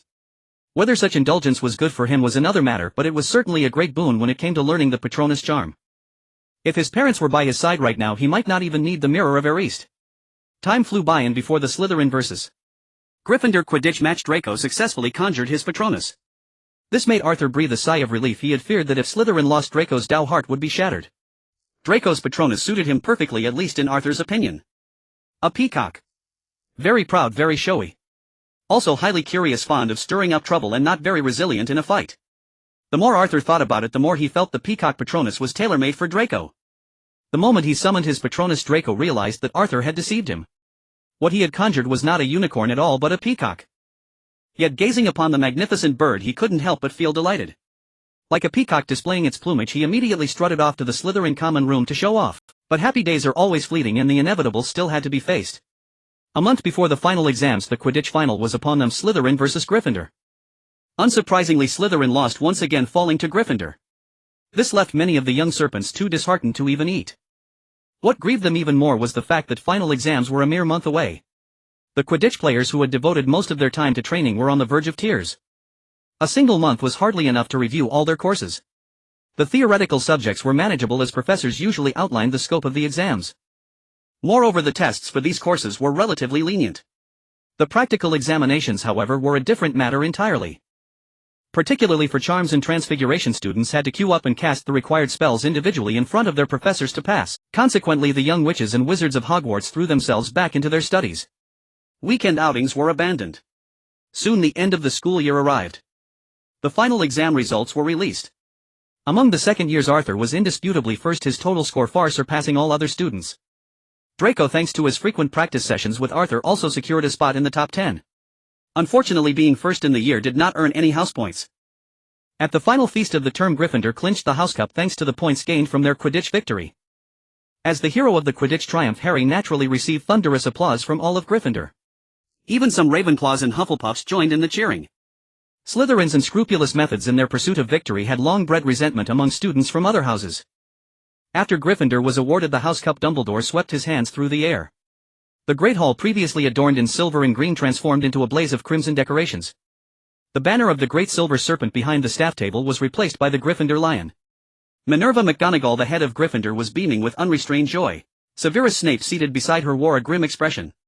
Slytherin's winning streak had been broken, and as their head of house, his mood was understandably foul. What irked Snape further was that Harry's performance in Quidditch had tipped the scales, allowing Gryffindor to surpass Slytherin's score. Harry Potter's father, James Potter, had been a prodigy in Quidditch. It seemed to Snape that Harry, apart from his eye color, had inherited none of Lily's talents. In potions he was utterly hopeless. Yet in the sport where James Potter excelled, he shone brilliantly. Fuming with resentment, Snape shot several venomous glares at Harry, unsettling the boy's celebratory mood and filling him with trepidation. It looked as though Snape would be deducting even more points from him in the future. Amidst the cheers of the other three houses, the silent Slytherin table stood out starkly. Suddenly a solitary clap echoed from the front of the Slytherin table, followed by another. The applause came from Arthur and Draco, who followed suit upon seeing Arthur clap. Although Draco had no idea why Arthur was applauding, was this a new way to mock Gryffindor? He was certain that following Arthur's lead was the right course of action. Arthur Black, the legendary Ghost King of Slytherin. After defeating all other students to claim the title of Slytherin's king, he had vanished from the public eye. He was only seen during classes and at events like tonight's year-end feast, rarely even appearing for meals. Not only were students from other houses unaware of his whereabouts, but even his fellow Slytherins in the same year knew nothing, except for Draco. Hence Arthur had earned this moniker. As the king, his applause in the silent Slytherin section was unmistakably conspicuous, drawing the attention of every Slytherin present. Many Slytherins thought Arthur had lost his mind, applauding Gryffindore's victory. Wolfgang Rohr, who had been defeated by Arthur before, shoved aside the younger Slytherin sitting next to Arthur and demanded angrily, "Black, what do you think you're doing? Have you spent so little time in Slytherin that you've forgotten you belong here?" Arthur stopped clapping and looked at Wolfgang Rohr with disdain. "Gryffindor didn't win through trickery or deceit. Why shouldn't I applaud? Is this the extent of your magnanimity? They are Gryffindor. They stole the house cup that rightfully belongs to us Slytherin." Arthur ignored Wolfgang Rohr's outburst. He stood up, pulled Draco, who was seated beside him, to his feet and turned to address the entire Slytherin table. "What is the meaning of this? Are you looking down on me?" Wolfgang Rohr also stood glaring directly at Arthur. He had completely forgotten the terror of his previous defeat at Arthur's hands. Arthur reached out and placed a hand on the taller boy's shoulder, his eyes crackling with thunderous energy. "What are you to dare look me in the eye? A fool like you, how do you have the audacity to remain in Slytherin, a house known for its cunning?" Wolfgang Rohr, seeing the dancing lightning in Arthur's eyes, was instantly transported back to the day of his defeat. Cold sweat beaded on his forehead. With a mere flick of his hand, Arthur sent him sprawling to the floor. Paying him no further mind, Arthur dismissed him as a brainless troll raised by Death Eaters. Several other Slytherins who had been bullied by Wolfgang Rohr wore expressions of vindicated satisfaction. But Arthur smiled at all the assembled serpents and said in a calm tone, "Don't misunderstand everyone. I'm not targeting Wolfgang Rohr specifically. My point is, everyone here is a brainless troll. You don't deserve to be in Slytherin. Slytherin is about seeking glory, not clinging to it. If you truly resent Gryffindor's victory, then strive to surpass them. Don't just sit here sulking, planning to run to your fathers to complain." Draco, standing beside Arthur, felt his cheeks flush slightly. He had nearly been caught in Arthur's scathing remarks.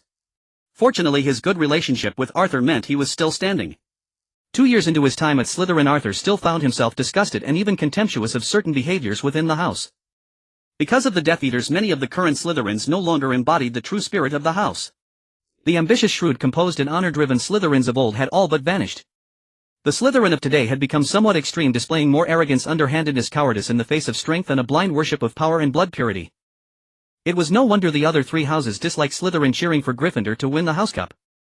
In the original story, the only one who almost fully embodied the Slytherin ideals was the house's old head, Horace Slughorn. Snape also exhibited some Slytherin traits. As for the rest of the Slytherins, to put it bluntly, they were brainless followers. Draco was also a rather extreme Slytherin.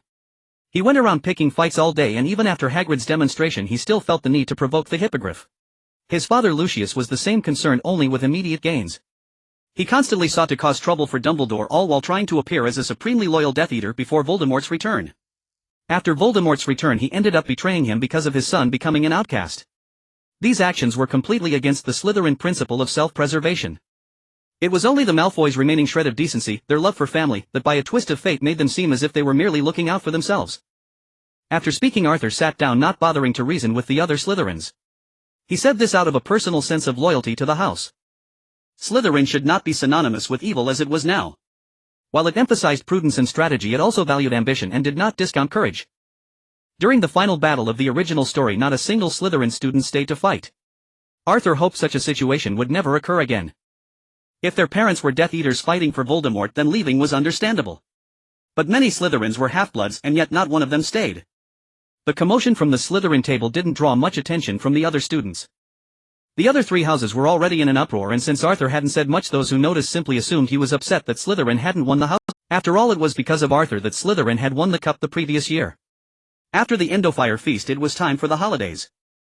This time Arthur planned to rest at home for a few days before heading to France for a while.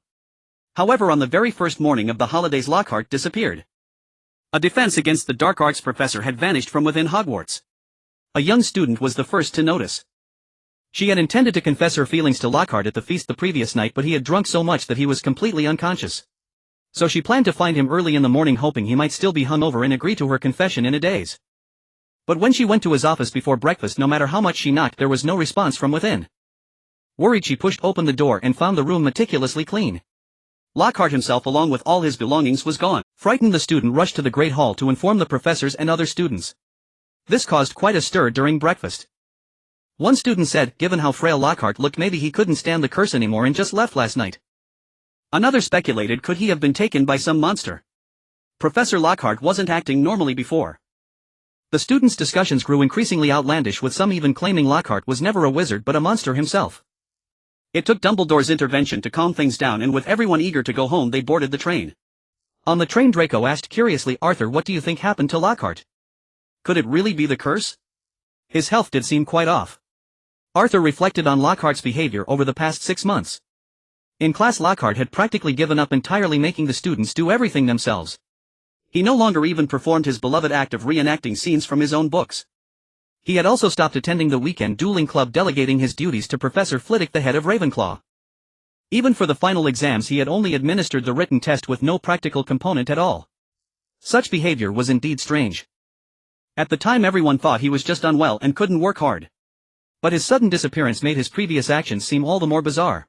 As for what truly happened to Lockhart, Arthur had no idea. He could only say, perhaps it really is because of Voldemort's curse. Let's just see if he shows up again. So it seems the curse of V. You know who is truly powerful. Having spent so much time with Arthur, Draco almost blurted out the name Voldemort. Arthur chuckled. Whether Voldemort's curse is strong or not is Dumbledore's headache. But I'm sure he'll find someone else to teach defense against the dark arts. Honestly, Voldemort's curse was quite potent. Arthur felt it was far more effective than his own killing curse. Ever since Harry enrolled, no defense against the dark arts professor had met a good end. Yet despite the curse's immense power, Voldemort never used it again after his resurrection. Trembling slightly at Arthur's constant use of Voldemort's name, Draco asked Arthur, why do you always call the Dark Lord by his name? Aren't you afraid? Why should I be afraid? Besides, he hasn't returned yet. Even if you say his name, he won't know. Draco sighed. I'm still a bit scared. My father told me the Dark Lord isn't dead and will return eventually. If he happens to find out, it would be over. The two didn't discuss the matter further. Arthur knew that unless the Malfoys used the Fidelius charm to hide beforehand, Lucius, given his status, would inevitably be found by Voldemort. After getting off the train and exchanging pleasantries with the Malfoys, Arthur and Kreacher returned home. However, on the second day of the holidays, an unexpected visitor arrived. The vampire Professor Walter Bernhardt appeared at the gates of Black Manor accompanied by the very Lockhart who had vanished the previous morning. At dusk the Black family mansion was gradually shrouded in a veil of dim shadows. The sunlight faded beyond the horizon leaving only a faint somber afterglow. Walter Bernhardt clad in formal attire knocked on the Black family's door with the vanished Lockhart in tow. Compared to the impeccably dressed Bernhardt, Lockhart appeared utterly disheveled. His body seemed drained, skin stretched tautly over his bones with scarcely any flesh left upon them. Though Bernhardt held no leash, Lockhart followed behind him like a loyal guard dog. Witnessing this scene from inside the house, Arthur was profoundly shocked. Lockhart's disappearance was somehow linked to Bernhardt, and judging by Bernhardt's demeanor this visit boded no good. Arthur promptly retrieved the shard of the Philosopher's Stone he always carried as a precaution. It seemed this was the moment it would prove useful. In terms of magical offensive power he was now among the pinnacle of the wizarding world. However, his magical reserves were insufficient for sustained high-frequency output. The Philosopher's Stone shard could perfectly address this issue. Outside the door, Bernhardt, having knocked several times with no answer, lost patience and gestured to Lockhart. Lockhart immediately lunged forward, striking the door with his fist. As the entrance to the Black family estate, the door was not only grand in appearance but also exceptionally formidable in its defenses. Even the troll-like Lockhart, despite his relentless pounding, could only dent the door's surface. This commotion had already attracted the attention of the Black family's guardians, the Lethifolds. 9 Lethifolds flowing like silk in the wind gathered behind the door. Since their arrival at the Black estate, their lives had been utterly carefree. Each day house elves delivered their meals. To maintain their predatory instincts, Arthur had creature bring live magical creatures for them to hunt and devour. Due to the competition for food, a few of the more gifted Lethifolds had grown thicker than the others. After a period of feeding, Arthur understood why so few chose to raise Lethifolds. Lethifolds were voracious eaters. Had the Black family not been wealthy landowners with their own pastures, they could never have afforded to sustain these gluttons. Now all the Lethifolds had assembled before the door, ready to repel the enemy's assault. Well fed and content, they had fully accepted Arthur as their master. Lethifolds would never be slaves unless they were fed and housed. After selecting a suitably sized shard of the Philosopher's Stone, Arthur, accompanied by creature, made his way to the entrance hall. Concerning Bernhardt the vampire, Arthur was confident in his current abilities. Vampires could only wield blood magic, which was far inferior to the wizards at the top of the magical food chain. Arthur wondered how Bernhardt dared to come alone, as if he were dealing with an ordinary young wizard. Even the house elves capable of casting magic without wands would be a headache for any vampire. A year ago Arthur might have ordered creature to apparate him away immediately. But now he possessed formidable power. Even if his opponent had half of Dumbledore's strength, Arthur could still escape safely. Thus Arthur opened the door himself and invited Bernhardt and Lockhart inside. No one knew about his Lethifolds except Draco. Bernhardt was certainly in the dark as well. He was curious to see what a battle between vampires and Lethifolds would look like. Based on his knowledge, vampires could never learn the Patronus charm, making this confrontation particularly intriguing. In other words, the Lethifolds were already at an advantage before the fight even began. Seeing the door open, Bernhardt strode in, confidently certain he could kill the young wizard Arthur. However, he visibly faltered upon seeing the Lethifolds. Then, under Arthur's command, the door slammed shut behind them. "Professor Bernhardt, what is the meaning of this?" Arthur asked first.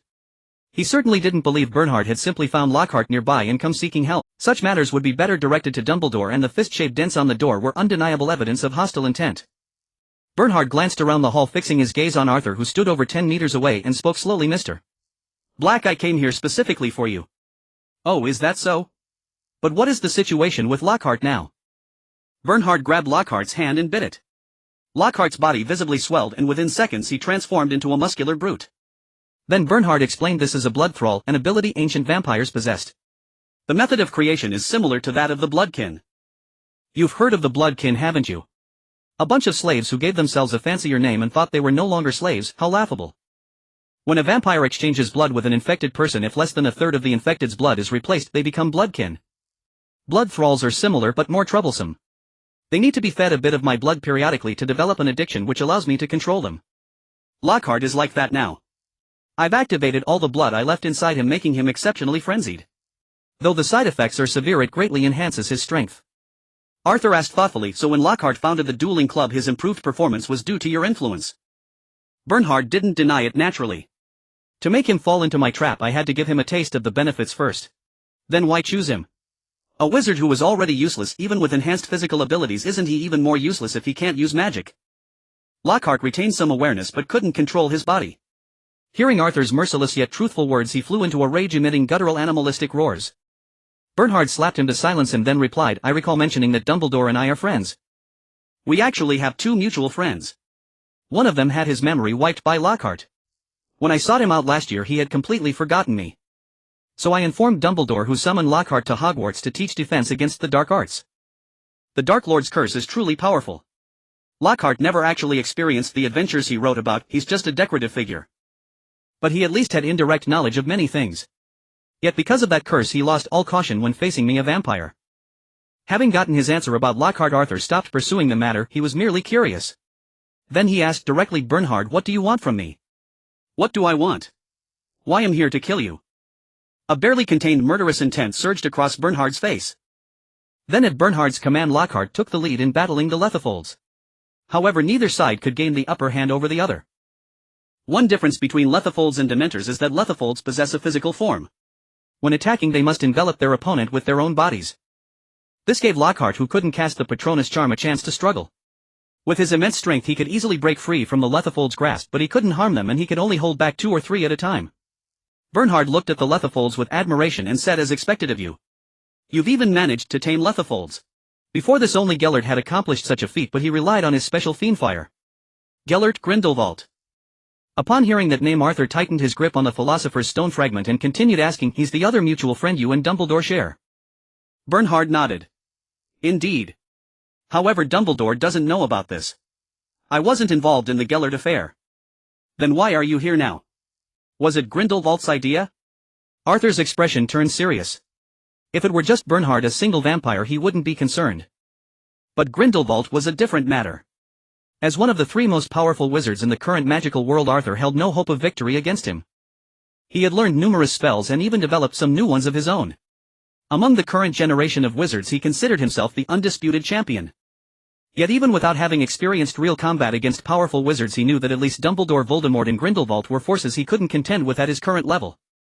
Although Grindelwald was easily killed by Voldemort in the original story, that was due to his physical frailty, perhaps compounded by some mental afflictions.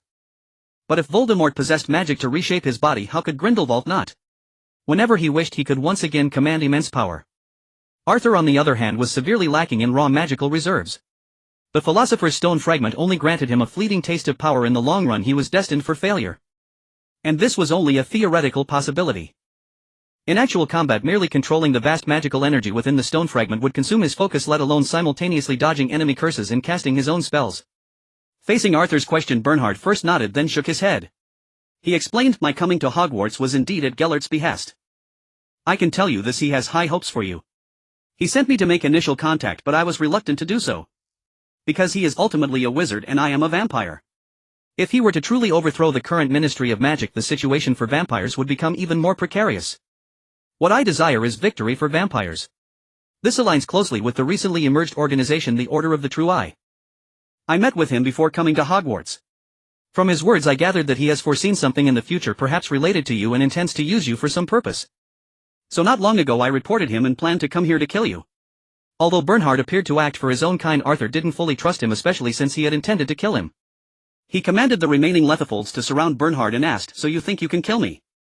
Although I don't entirely agree with some of Grindelwald's tenets, I believe in the supremacy of wizards without question. Only wizards possess the power in the magical world. When one lacks sufficient power, holding a position that doesn't suit them is hardly a good thing. Bernhard smiled. Gellert is far more persuasive than you, but even he couldn't convince me. Then what about the island you wanted to buy from me before? What I told you was true, but I won't be using your island. It was merely a pretext to get close to you given your high vigilance. Though initially my being a vampire sparked your interest, didn't it? Now allow me to show you the true power of a vampire. With that, Bernhard clenched his fist towards the battling Lockhart. Lockhart's body suddenly burst apart and the splattered blood under Bernhard's control began to orbit around him like a series of halos. Seeing Lockhart die, Arthur was merely somewhat surprised. After all, Lockhart was the defense against the dark arts professor. His death wasn't entirely unexpected. Bernhard's current state, however, was far more startling. He could sense the dense magical power surging within the vampire. It seemed vampires weren't entirely insignificant.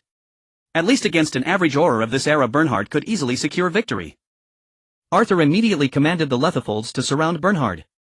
Wrapped in the embrace of 9 Lethifolds, Bernhard was completely cocooned like a mummy. Arthur knew this wouldn't hold Bernhard for long. The Lethifolds' offensive capabilities were somewhat lacking. Had they been Dementors, Bernhard would have had no chance of escape. So he immediately began casting his own spell. This was the first time he used his original magic in real combat, and he felt a slight thrill wondering what kind of power his creation would unleash. He would find out soon enough. Arthur held his wand in his left hand and began casting his modified Patronus charm, summoning his Patronus. In his right hand he clutched a fragment of the Philosopher's Stone which began to crackle with white lightning. He was using his own spell of fusion of lightning and soul magic which he called Soul Guardian. These two distinct spells were custom crafted by Arthur for his current situation. He possessed two soul shells. His primary soul shell where his soul resided was the giant. The other was his former soul shell, the unicorn. The primary soul shell couldn't be harmed, so he modified the Patronus charm to project the giant soul shell, ensuring his soul remained safe. The unicorn soul shell however didn't require such concern. Even if damaged it could slowly repair itself by drawing upon the power of the primary giant soul shell. Thus Arthur could directly summon his soul shells through the Soul Guardian spell. A Patronus charm. Mr. Black, I am neither a Dementor nor a Lethifold. I was somewhat worried, but it seems you were just a child after all. Even a genius is useless. Bernhard's voice echoed from within the Black Mummy. Then the humanoid Black Mummy began to slowly expand, first into a small sphere, then rapidly swelling, creating gaps between the Lethifold's bodies which he exploited to immediately slip out. Arthur merely smiled faintly, not revealing the uniqueness of his Patronus charm, for Bernhard would soon witness it himself. Subsequently a winged unicorn appeared in front of him while a giant over 3 meters tall materialized behind him. Both entities were wreathed in lightning, though the unicorn appeared more tangible while the giant's form was somewhat translucent. Arthur spread his arms, controlling the Soul Guardian before him and the Patronus behind him, while his unicorn horn wand levitated beside him. The vast lightning-charged magical power caused dark storm clouds to gather over Black Manor, looming ominously as if they might crush the entire world. Suddenly a blinding bolt of lightning tore across the sky, surging into the giant Patronus, followed by a deafening clap of thunder like the roar of the thunder god. The giant patronus body began to expand, rapidly swelling from over 3 meters to nearly 20 meters in height. With the first lightning strike, the electricity around Arthur intensified. Countless thin bolts of lightning descended from the heavens like rampant dragons, wreaking havoc upon the earth. The precious flora around them was struck and instantly reduced to ashes. The Lethifolds, witnessing this spectacle, were so terrified they immediately retreated into hiding. Amidst the scene of thunder and lightning, Arthur stood like the thunder god incarnate.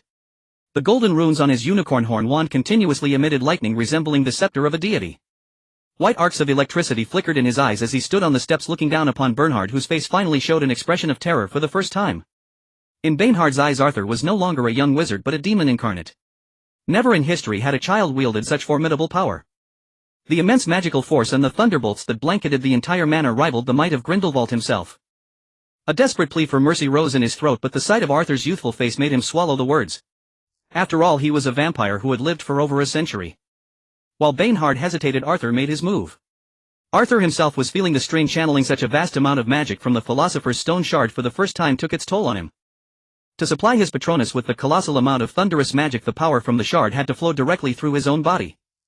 As the overwhelming magic surged through him, he felt a sensation akin to a sudden rush of blood, leaving his mind clouded and heavy. In this state, regardless of whether Bernhard begged for mercy, Arthur would strike him down without hesitation. Feeling the magic swirling within him, Arthur slowly extended his right hand.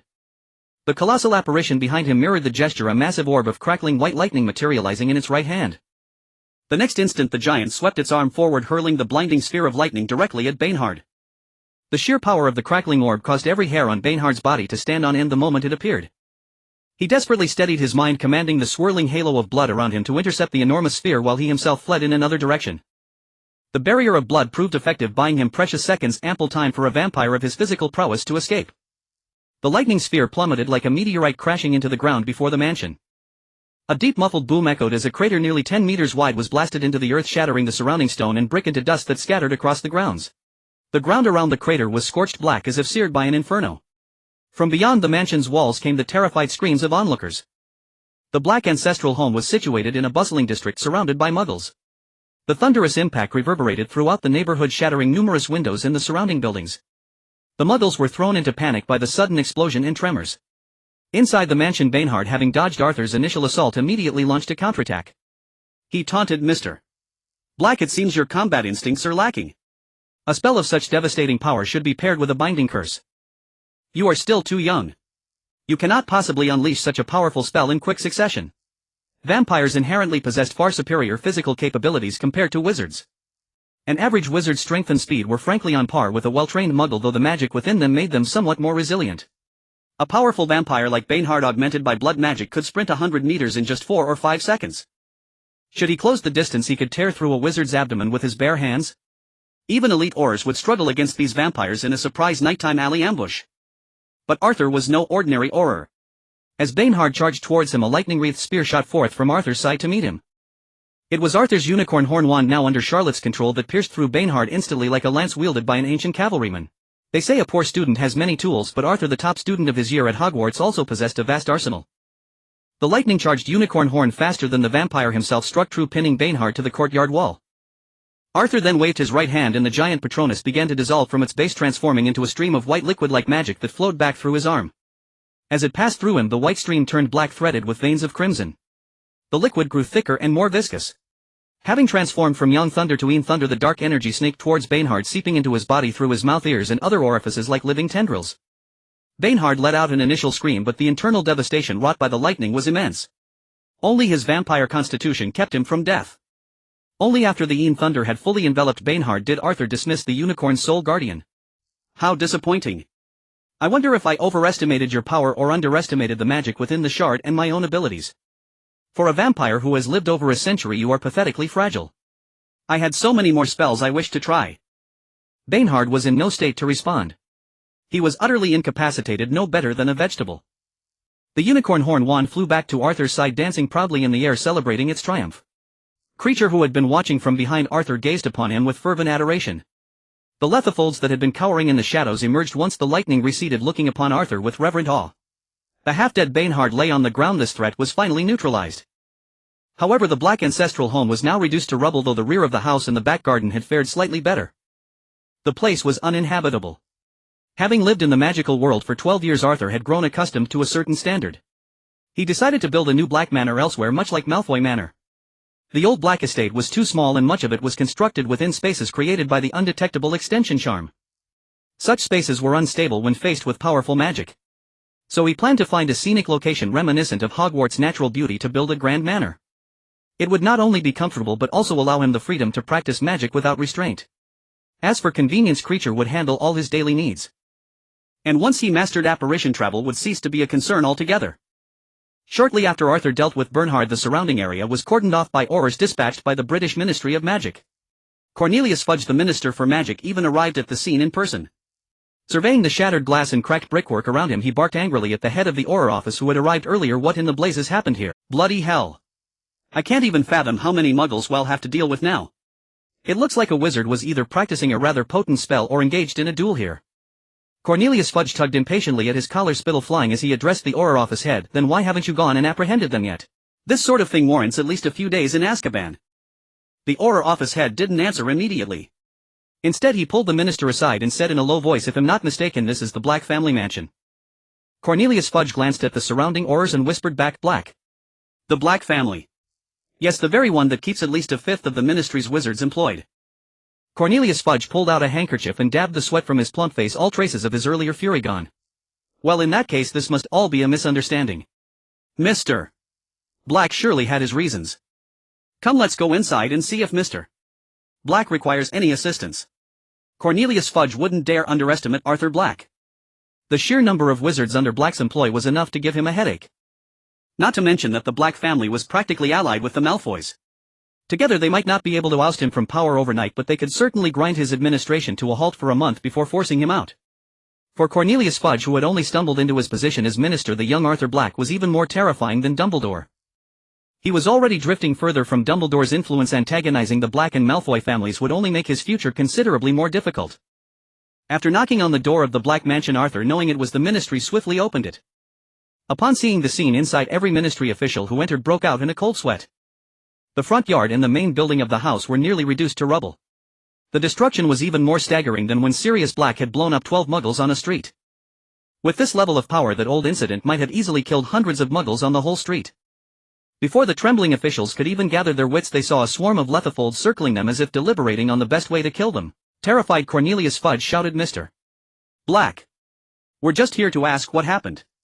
The ministry has already modified the memories of the nearby muggles." Arthur waved his hand, dismissing the lethifolds, then spoke apologetically to Fudge. "My apologies, Minister Fudge. I only recently tamed these lethifolds. They still retain much of their wild nature." "Ah, no trouble at all, no trouble at all." Cornelius Fudge wiped his face again, hurried forward to shake Arthur's hand and said, "We merely wished to understand the situation here. If this was an error on the ministry's part, we shall certainly rectify it. As he stepped forward, he trod upon an eyeball which burst with a sickening pop. Fudge looked down, and for a moment he felt his heart stop. With the lethofolds no longer obscuring the view, the ground around him was littered with shattered bone fragments and gore. He glanced up at Arthur's calm expression and was suddenly overwhelmed by a profound sense of dread. It was a feeling he hadn't experienced since he first met Dumbledore. Even as an adult wizard who had served as an Auror in his youth, he felt a powerful urge to vomit at the sight. Yet Arthur Black, a student who hadn't even reached his third year, displayed an unnerving composure. Sirius Black had also looked eerily calm after killing those 12 muggles. Were all Blacks simply mad? The more he thought about it, the more terrified Fudge became. In reality, however, once the fight with Bernhard was over and the adrenaline faded, Arthur had caught a full view of Lockhart's exploded remains and couldn't hold back his own vomit. The half-dead Bernhard also expired while Arthur was off rinsing his mouth. The sheer gore was overwhelming. The closest had ever come to such a sight was fleeting glimpses in films from his past life. But Lockhart's corpse was something he had witnessed firsthand. Before Fudge and the other ministry staff could let their imaginations run further wild, Arthur gave a brief account of what had transpired. He explained that the eyeball Fudge had stepped on belonged to Lockhart, the very eyes that had charmed countless women, and that the body crumpled against the wall was that of Walter Bernhard, the vampire and history of magic professor from Hogwarts. As for the surrounding destruction, Arthur attributed it to magical artifacts left behind by the Black family from times past. After hearing the explanation, Cornelius Fudge said with some gravity, "Mr. Black, an attack on a student by a Hogwarts professor is a very serious matter. I may need to take possession of the vampire's body." Arthur countered, "He was a vampire and he's quite dead now. Can you even extract his memories?" This matter involved his lightning magic, and he had no intention of revealing it so soon. Standard lightning spells were one thing, but the thunder giant Patronus, which consumed a fragment of the Philosopher's Stone, was quite another. If that got out, he'd have dark wizards lurking outside his home day and night, all for a chance at such power.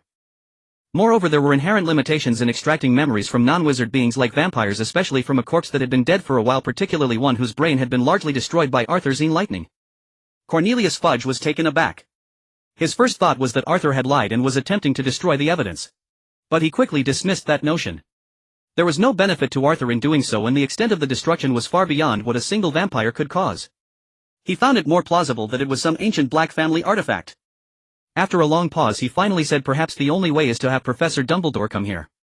The implications of this are too significant. He might be the only one who can resolve this matter." When Dumbledore at Hogwarts learned of what had transpired at Arthur's residence, he was utterly astonished. This was the first time in Hogwarts history that a professor had openly gone to a student's home with the intent to kill. He was unable to extract the memories of the deceased vampire, but Hogwarts possessed a magical artifact that could aid in this matter, the pensieve. Although the pensieve could not extract memories from the dead, it could draw out Arthur's memories and display them to other wizards.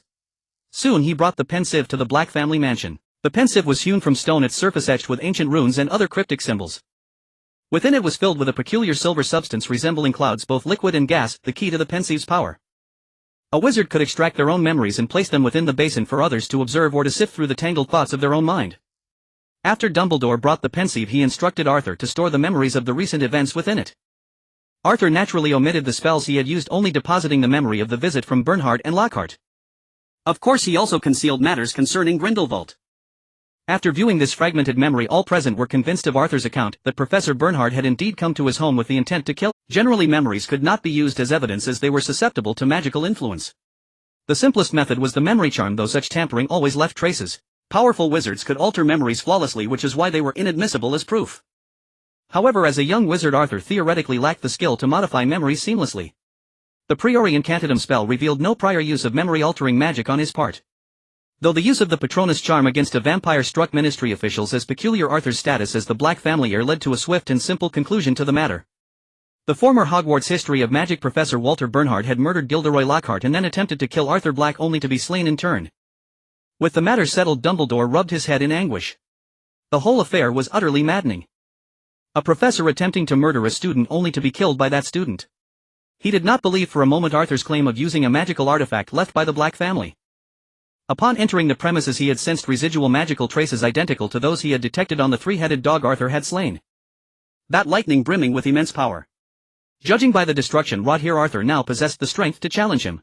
Even though he suspected Arthur had used a fragment of the Philosopher's Stone that only provided magical power, something Arthur would naturally acquire upon coming of age, what troubled him more was the death of yet another history of magic professor. Dumbledore began to suspect Arthur was a jinx to Hogwarts faculty, as if cursed. In his first year, Professor Binns, a ghost, had died. In his second, the Ravenclaw ghost, the Grey Lady, had passed on. Now the new history of magic professor was dead as well. Though it was not Arthur's fault but rather his own poor judgment in hiring. Yet the thought of having to find not only a new defense against the dark arts professor but also a new history of magic professor in the coming period gave him a splitting headache. With 2 consecutive years of history of magic professor turnover and the same situation for defense against the dark arts, some potential candidates might be deterred from accepting the posts. The mortality rate for Hogwarts professors was now higher than that of Aurors on active duty. Furthermore, today's events would undoubtedly lead to a flood of complaints from parents. The beleaguered Dumbledore left after offering a few words of comfort to Arthur. His approach to nurturing Arthur was entirely different from his approach to Harry. In his view, Arthur was exceptionally well-rounded and brilliant, nearly perfect, save for a touch of arrogance and a lack of experience. For instance, this incident had not affected Arthur in the slightest. That was why he chose to give Arthur free rein, even entrusting him with a fragment of the Philosopher's Stone. Had it been Harry, he would never have given him the Philosopher's Stone fragment, nor would he have allowed him to delve into certain magics.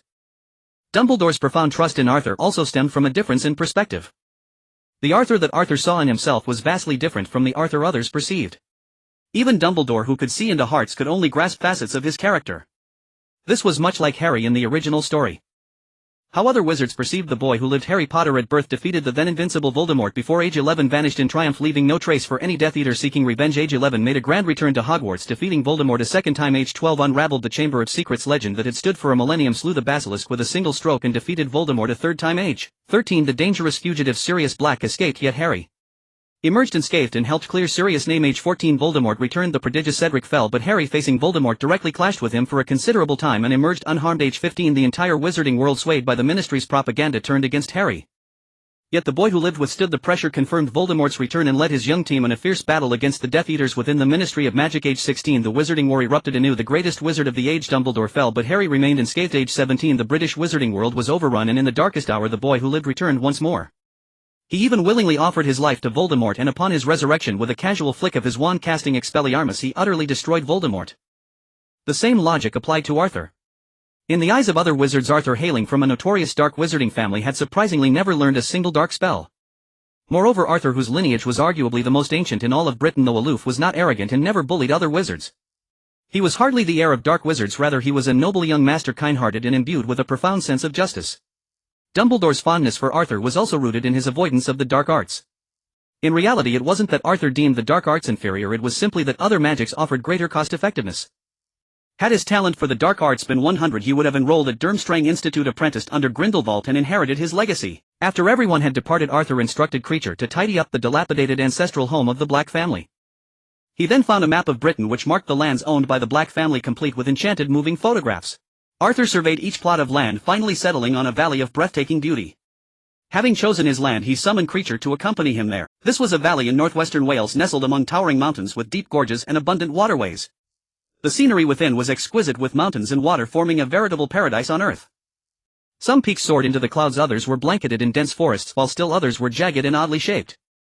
A waterfall cascaded from the mountainside, and several streams converged within the valley to form a modest river which eventually widened into a lake several hundred meters across at the valley's mouth. Furthermore, the nearest human settlements were miles away, making this an ideal location for a wizard's home. Driven by the powerful incentive of Galleon's numerous wizards and squibs began constructing the new Black Manor within the valley. With his home destroyed, Arthur departed early for France. In Austria, at an estate not far from Nurmengard prison, Gellert Grindelwald, imprisoned for decades, stepped outside Nurmengard for the first time. His former followers, the wizarding party, had gathered once more, though only a handful remained. The once vibrant wizards were now aged and frail, some had lost their loyalty to Grindelwald while others had long since departed to the next world. Among those who came was an elderly woman of striking dignity, her silver hair neatly swept back, her face etched with time yet still bearing traces of her former beauty. She looked at the equally white-haired Grindelwald, a smile lingering on her lips. Decades ago she had been his elegant, cold and graceful assistant, the Rose of France, Vinda Rosier. She asked Grindelwald, "Sir, shouldn't we send someone to aid Arthur Black? Walter Bernhard is no ordinary vampire, a 12-year-old wizard is no match for him." Grindelwald smiled. "Vinda, don't worry. Black is the wizard I have chosen, he will deal with Bernhard. That shrewd vampire, fearing our failure might implicate him, never openly supported me. And after my downfall he was quick to try and absorb my former followers. A truly short-sighted vampire, wasting 100 years of life." "Very well, sir." Though Vinda Rosier refrained from further questions out of deference, her worry remained. This was the first time Grindelwald had willingly left Nurmengard since his defeat by Dumbledore in their legendary duel. She did not wish to see Grindelwald fail again. After all, Arthur was only 12, still a child, while Bernhard was over a century old and a vampire renowned for his speed. For an inexperienced and weak young wizard, a magical creature like a vampire was a formidable adversary. Seeing her concern, Grindelwald offered reassurance. Rest assured, Vinda. You know me, I have seen him in the future. He will come to no harm. In fact, it is through Bernhard's meddling that I can truly gauge Black's current strength and the heights he might one day reach. Before long, word arrived from their agent in Britain along with a parcel. Bernhard is dead. Arthur Black is unharmed. Black Manor was heavily damaged, with Arthur Black claiming he used a magical artifact passed down through the Black family. Reading the message, Grindelwald and the others broke into smiles. Coming through unscathed proved that Arthur already possessed the strength of an Auror, and one of their caliber at that. As for the claim of a Black family heirloom, Grindelwald did not believe a word of it. How could such a thing still exist? Perhaps in ancient times, but even the late Nicholas Flamel could not craft such an item now, let alone the Black family. Open the parcel, Grindelwald ordered. Vinda Rosier stepped forward and opened it, revealing Bernhard's corpse inside. It had been procured by members of the wizarding party who had bribed British Ministry of Magic officials, all for the sake of Grindelwald's resurrection. As a wizard, Grindelwald was inevitably weakened by age. Combined with the psychological and environmental shifts of his decades in prison, his power had declined rapidly. To achieve the greater good and pursue his next ambitions, he required the formidable strength of his prime. Thus he needed a new body. Through a dark ritual he would reshape his form using the bone of the father, the flesh of the servant, and the blood of the enemy. The bone of the father and the flesh of the servant were easily obtained, but the blood of a foe proved more challenging. Those who had opposed him were either slain by his hand decades ago or had died of old age. Others, like Newt, were aligned with Dumbledore and not so easily disposed of. This was why Grindelwald set his sights on the vampire Bernhard.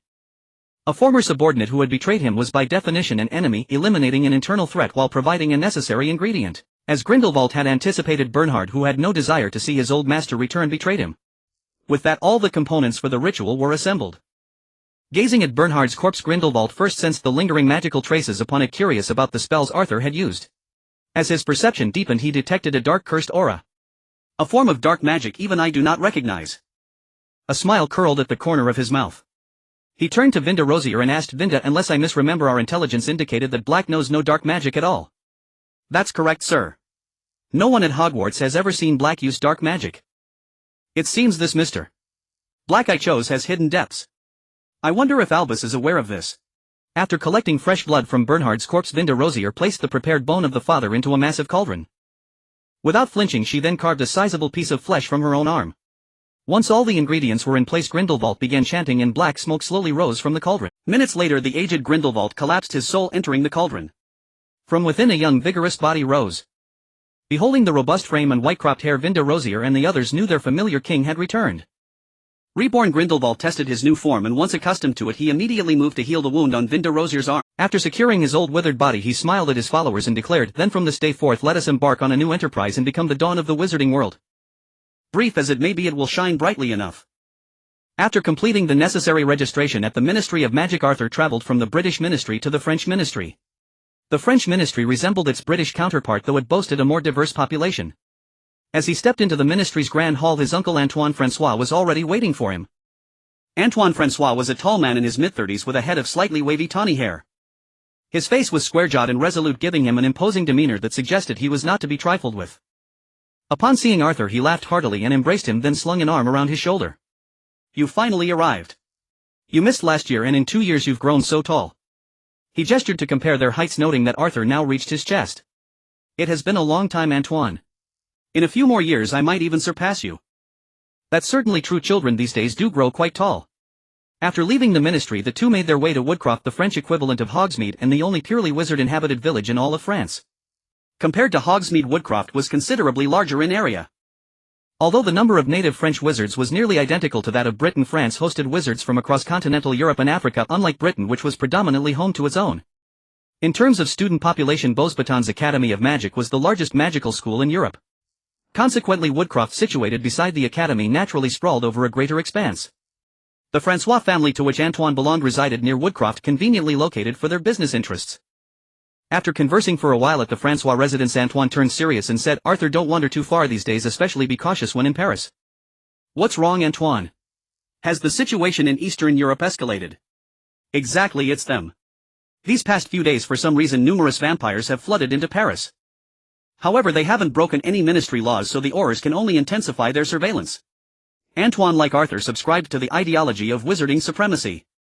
Yet Antoine's belief stemmed purely from the notion that wizard blood was more precious than other magical beings, while Arthur held that other magical creatures simply lacked the capability.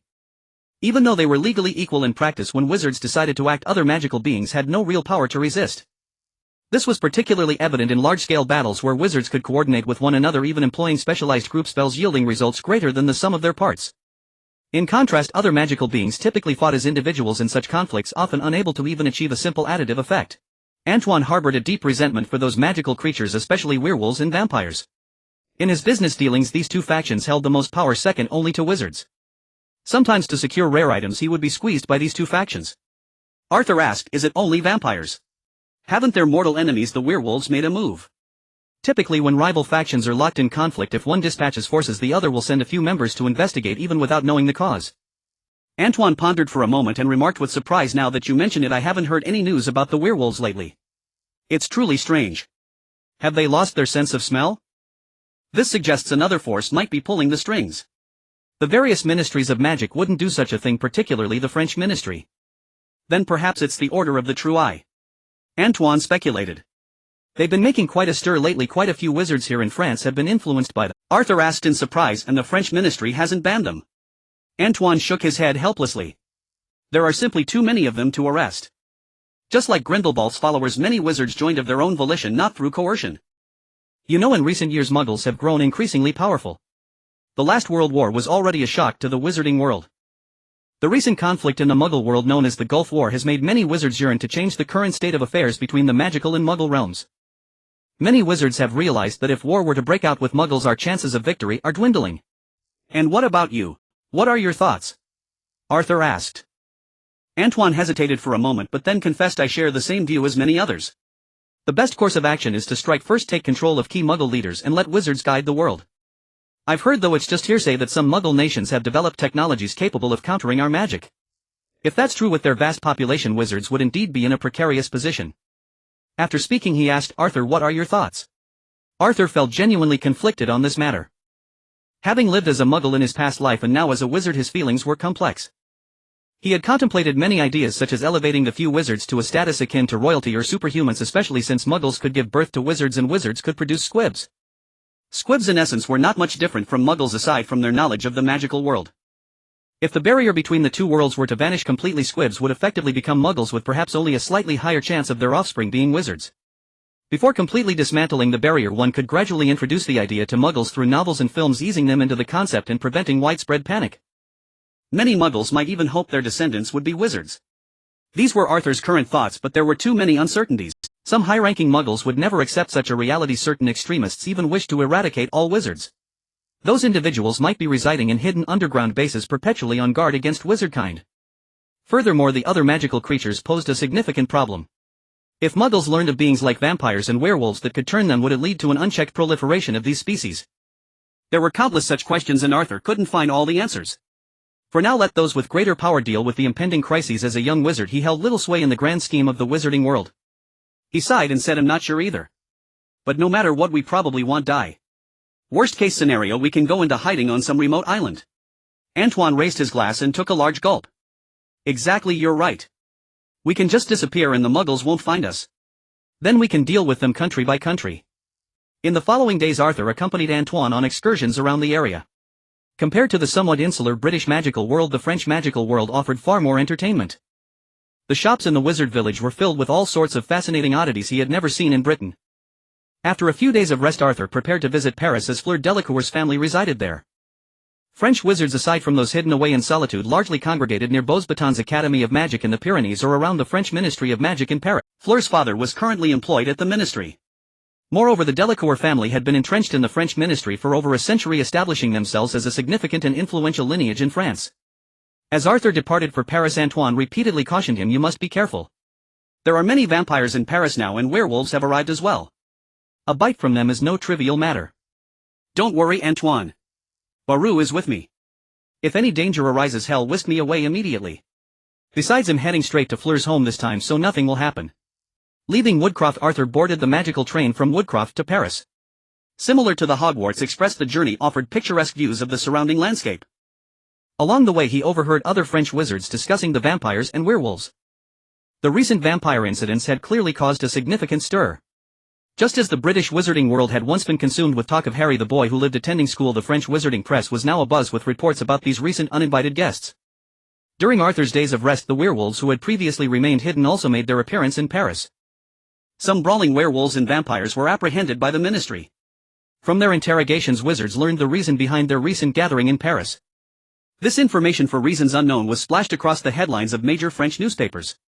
A peculiar muggle existed who bore the blood of both werewolves and vampires within him. It was this individual that the werewolves and vampires sought. Once this news broke, even some wizards found themselves intrigued by this muggle.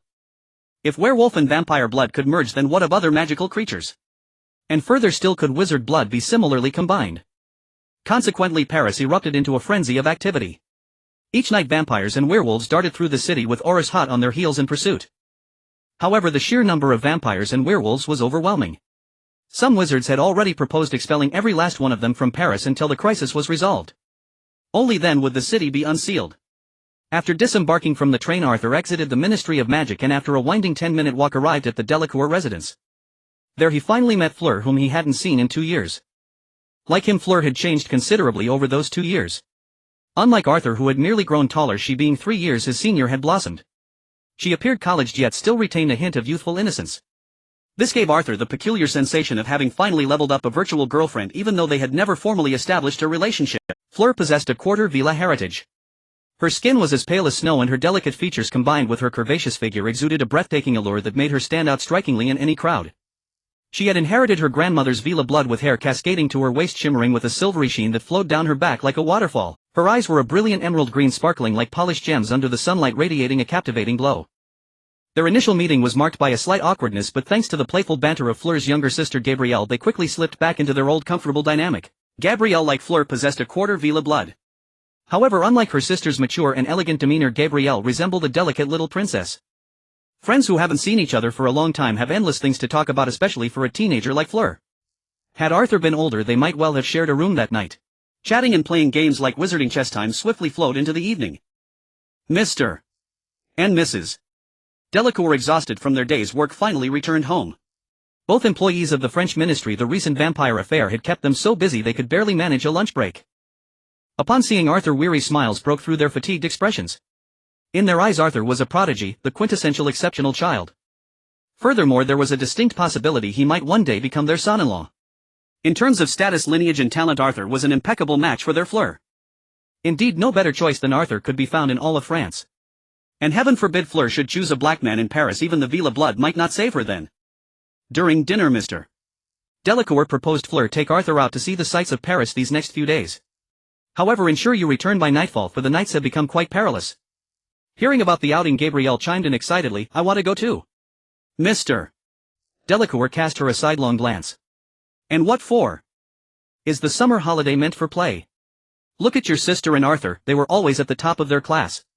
It's because of their good grades that they get to go out. When you manage to be first, or at least pass mathematics, then you can go out and play. Gabrielle pouted, but it's not like I choose not to be first. No matter how I study, I just can't learn it. What am I supposed to do? Then study harder. If you have questions at home, ask Fleur. You always have an argument for everything. Gulping down the rest of her meal, Gabrielle hopped off her chair and scurried back to her room. Seeing this, Fleur said, I'm done too. Let me go comfort her. After Fleur left, Arthur felt a bit awkward facing the Delacour couple alone. He finished his meal quickly and excused himself as well. The next day, after Mr. and Mrs. Delacour left for work, Gabrielle got her wish and joined Arthur and Fleur for a day out. Mr. Delacour was usually quite strict with his children, and Gabrielle rarely had any pocket money to spend on herself. However, Arthur happened to be someone never short of funds. Every time he visited, he would buy her a mountain of things, which was exactly why she was so eager to go out. 80-year-old Gabrielle, dressed in a pretty skirt, hopped and skipped towards the door, holding Arthur's hand with one hand and her sister Fleur's with the other. While walking, she suddenly piped up, Arthur, you should write to my sister more often. She gets so happy every time she receives your letter. You used to write so rarely, but you've written much more this past year. No problem, I'll definitely write more often from now on, Arthur replied to Gabrielle, but his gaze was fixed on Fleur. The reason he had written less before was that his life had been rather mundane, spending all his time researching magic. He also didn't want to worry Fleur with matters concerning Voldemort or Professor Bin's peculiar magic. The increased frequency of his letters recently was partly due to the influence of the Mirror of Ariste, and perhaps also because his body was beginning to mature. As for the future, he certainly wouldn't be writing to Fleur more often because of her exposed fair thighs or her flowing silver hair. No, it was purely due to their childhood bond, it was simply fate. Paris is a city brimming with romance. Yet as Arthur was no stranger to it, the group skipped the tourist attractions and instead strolled along the streets outside the French Ministry of Magic. Just as London had Diagon Alley, Paris boasted a street known as the Rue Perdu dedicated to serving the magical community with shops and services. The name Rue Perdu hinted at a place where one could easily lose their way, much like the labyrinthine Diagon Alley. On this street, visitors might stumble upon countless unexpected shops and sights. Wizards from all over the world set up their establishments here, and these shops often changed hands due to bankruptcy, resulting in a vastly different appearance from one month to the next. The entrance to the Rue Perdu lay beneath a statue of a woman surrounded by Muggle shops requiring wizards to enter on their own. This necessitated wizards to find opportunities to slip in without being seen by Muggles. Even if spotted, it was not a grave concern, as Aurors typically stood guard near the statue ready to erase the memories of any Muggles who witnessed the entrance. Inside the Rue Perdu, a myriad of peculiar shops lined the streets. Apart from timeless establishments like bookshops and wandmakers, the other shops had undergone dramatic transformations since Arthur's last visit. After a brief stroll through the area, noon arrived. The trio found a place to dine, and it was undeniable that French cuisine far surpassed that of England in both variety and taste. They continued exploring until dusk before heading back laden with bags and parcels. Gabrielle was overjoyed, showing no signs of fatigue even after a full day of walking. Even Arthur felt a dull ache in his calves after the long day. That evening the Delacours returned exhausted, clearly having endured a taxing day. In recent days, as the vampire population in Paris had skyrocketed, they had grown increasingly audacious. The number of vampires captured in a single day now surpassed the total for the entire previous year. After listening to Monsieur Delacour recount recent events, Arthur began to worry about the state of Paris. Could they be on the brink of another catastrophe akin to Grindelwald's burning of the city? Modern Muggle technology was far more advanced than decades ago, making it no simple task for wizards to conceal such a major incident from the non-magical world. Sure enough, at midnight an Auror knocked on the Delacour residence, summoning Monsieur Delacour for an emergency duty. "Director, those vampires and werewolves are causing trouble again. We've just received new orders to capture them all and drive them out of Paris. We can't let them remain exposed to Muggle eyes any longer." Dressed in a flash, the Delacours hurried out the door. "Excellent. I've been longing to kick them out. They've been a constant torment lately." As they spoke, an explosion echoed in the distance. Exchanging glances, Monsieur Delacour rushed inside to give Fleur a few instructions before disapparating. Arthur and Fleur were already awake. At the sound of the blast, they ascended the stairs to stand guard in Gabrielle's room. The girl slept soundly, undisturbed by the commotion. Gazing at the sleeping Gabrielle, Fleur murmured, "Arthur, it seems we might be in for a dangerous night. We're right near the ministry, and those werewolves and vampires might put up a fight." Arthur gently took Fleur's hand. "Don't worry. I've learned quite a few spells lately, enough to handle werewolves and vampires." A blush crept onto Fleur's cheeks. "Is that so? Then you must protect us well." They settled into a recliner, watching the moonlight spill through the window. For vampires and werewolves, the night was a time of frenzy. With one hand holding Fleur's and the other gripping his wand, Arthur remained vigilant. As it happened, he was left-hand with his wand, allowing them to hold hands while keeping his wand hand free. A few kilometers away, a middle-aged man was being pursued. His name was Michael the Human, who had merged the bloodlines of vampire and werewolf sought by both factions. Initially, his handsome appearance and kind nature had led a female vampire to turn him, making him a vampire. Forced into his new identity, he was later bitten by a werewolf during a skirmish between the two species. Typically, a werewolf's bite does not infect a vampire, as the vampiric virus can counteract the lycanthropic one. But Michael was an anomaly. He possessed both the blood magic of vampires and the enhanced physique and regenerative abilities of werewolves. In this world, vampires and werewolves differed from the original lore. Vampires were divided into two categories: pure-blood vampires and those incompletely transformed, known as the bloodkin.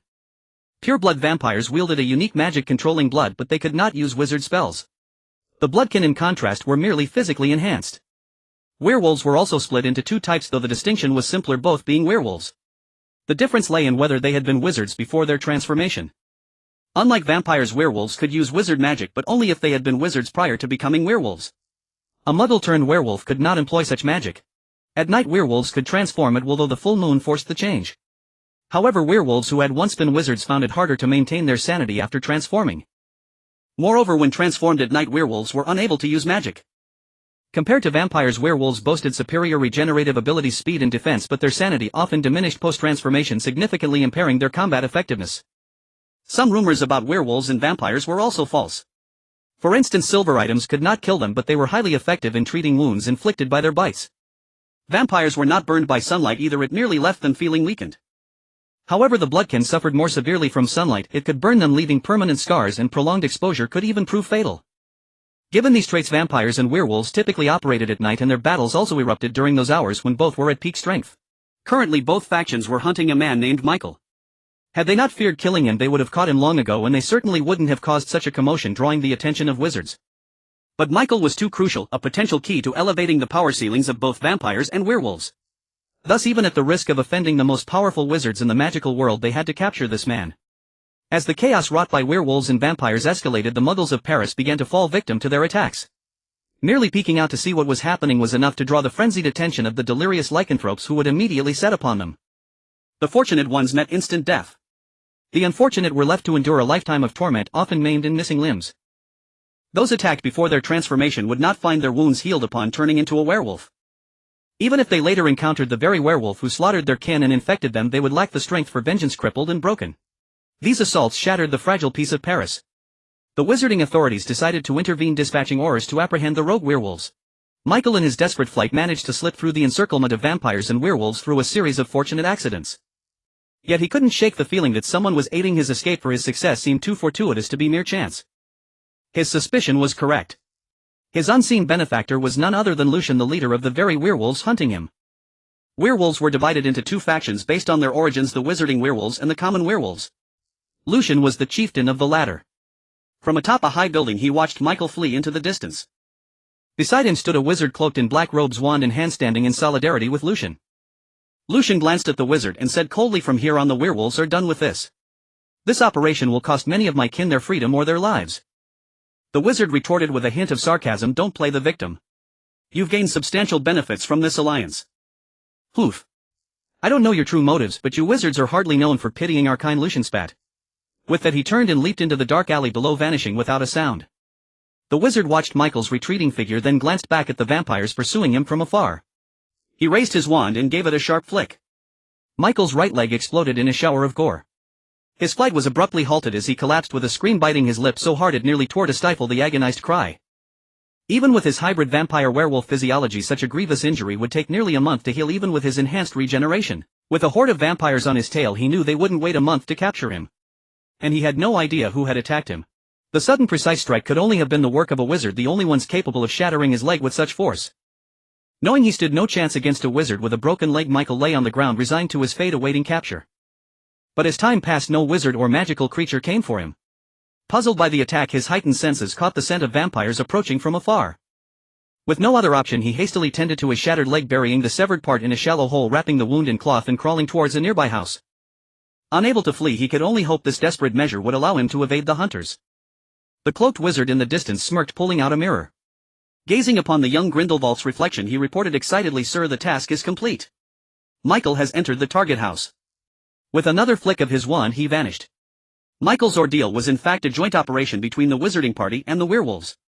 They had captured Michael half a month prior. Intrigued by the vampire-werewolf hybrid, they had studied him for days but found little of value.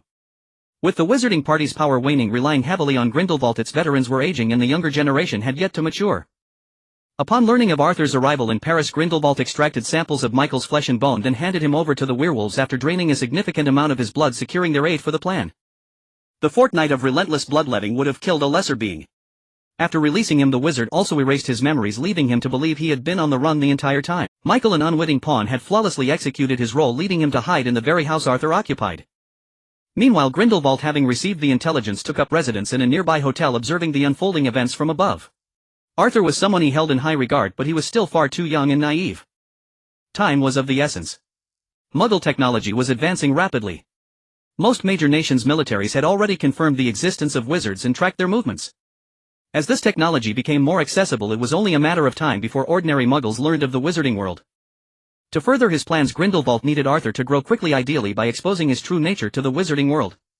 He knew the Delacour girl was Arthur's childhood friend. To protect those he loved, Arthur would be forced to use the dark magic he had employed against Bernhard to fend off the vampires. Within a kilometer of this location there were already 36 vampires, and their numbers would only swell as the battle raged on. He was eager to see how Dumbledore would react when Arthur was cornered into using the dark magic he had observed on Bernhard's corpse. According to his visions of the future, Arthur would remain at Hogwarts and resist the noseless dark wizard. This meant Dumbledore wouldn't brand him a second Voldemort, but would instead invest even more in his development. This outcome was precisely what Grindelwald desired. With Voldemort still alive, Dumbledore would be too preoccupied to contend with the shifting tides of the European magical world. Under Grindelwald's watchful eye, the vampires began to converge on Arthur's location. Michael's blood, though hastily buried, was not concealed well enough. Vampires have an acute sensitivity to blood. They quickly pinpointed Michael's hiding place. 35 vampires surrounded the house he had entered, summoning others from afar. To ensure Arthur would be forced to confront the vampires, Grindelwald had made other arrangements as well. Lucian had left earlier to rally his werewolves. A group of wizard-born werewolves were to wreak havoc in another part of Paris, drawing the Ministry of Magic's attention away from the scene. Compared to the blood-borne transformation of vampires, the Ministry was far more concerned with the virulent infectiousness of lycanthropy. Grindelwald had also dispatched agents to discreetly deal with Arthur's house elf. His goal was to expose Arthur's hidden dark magic. These vampires were no match for Bernhard, and Arthur, who had defeated Bernhard, would surely survive this ordeal. This would not only reveal Arthur's prodigious talent in dark magic to the entire wizarding world. This could either force Arthur into his camp, allowing him to send Arthur as a spy to Dumbledore. Or it could lead Dumbledore to groom Arthur as his successor. Either way, his future plans would be significantly advanced.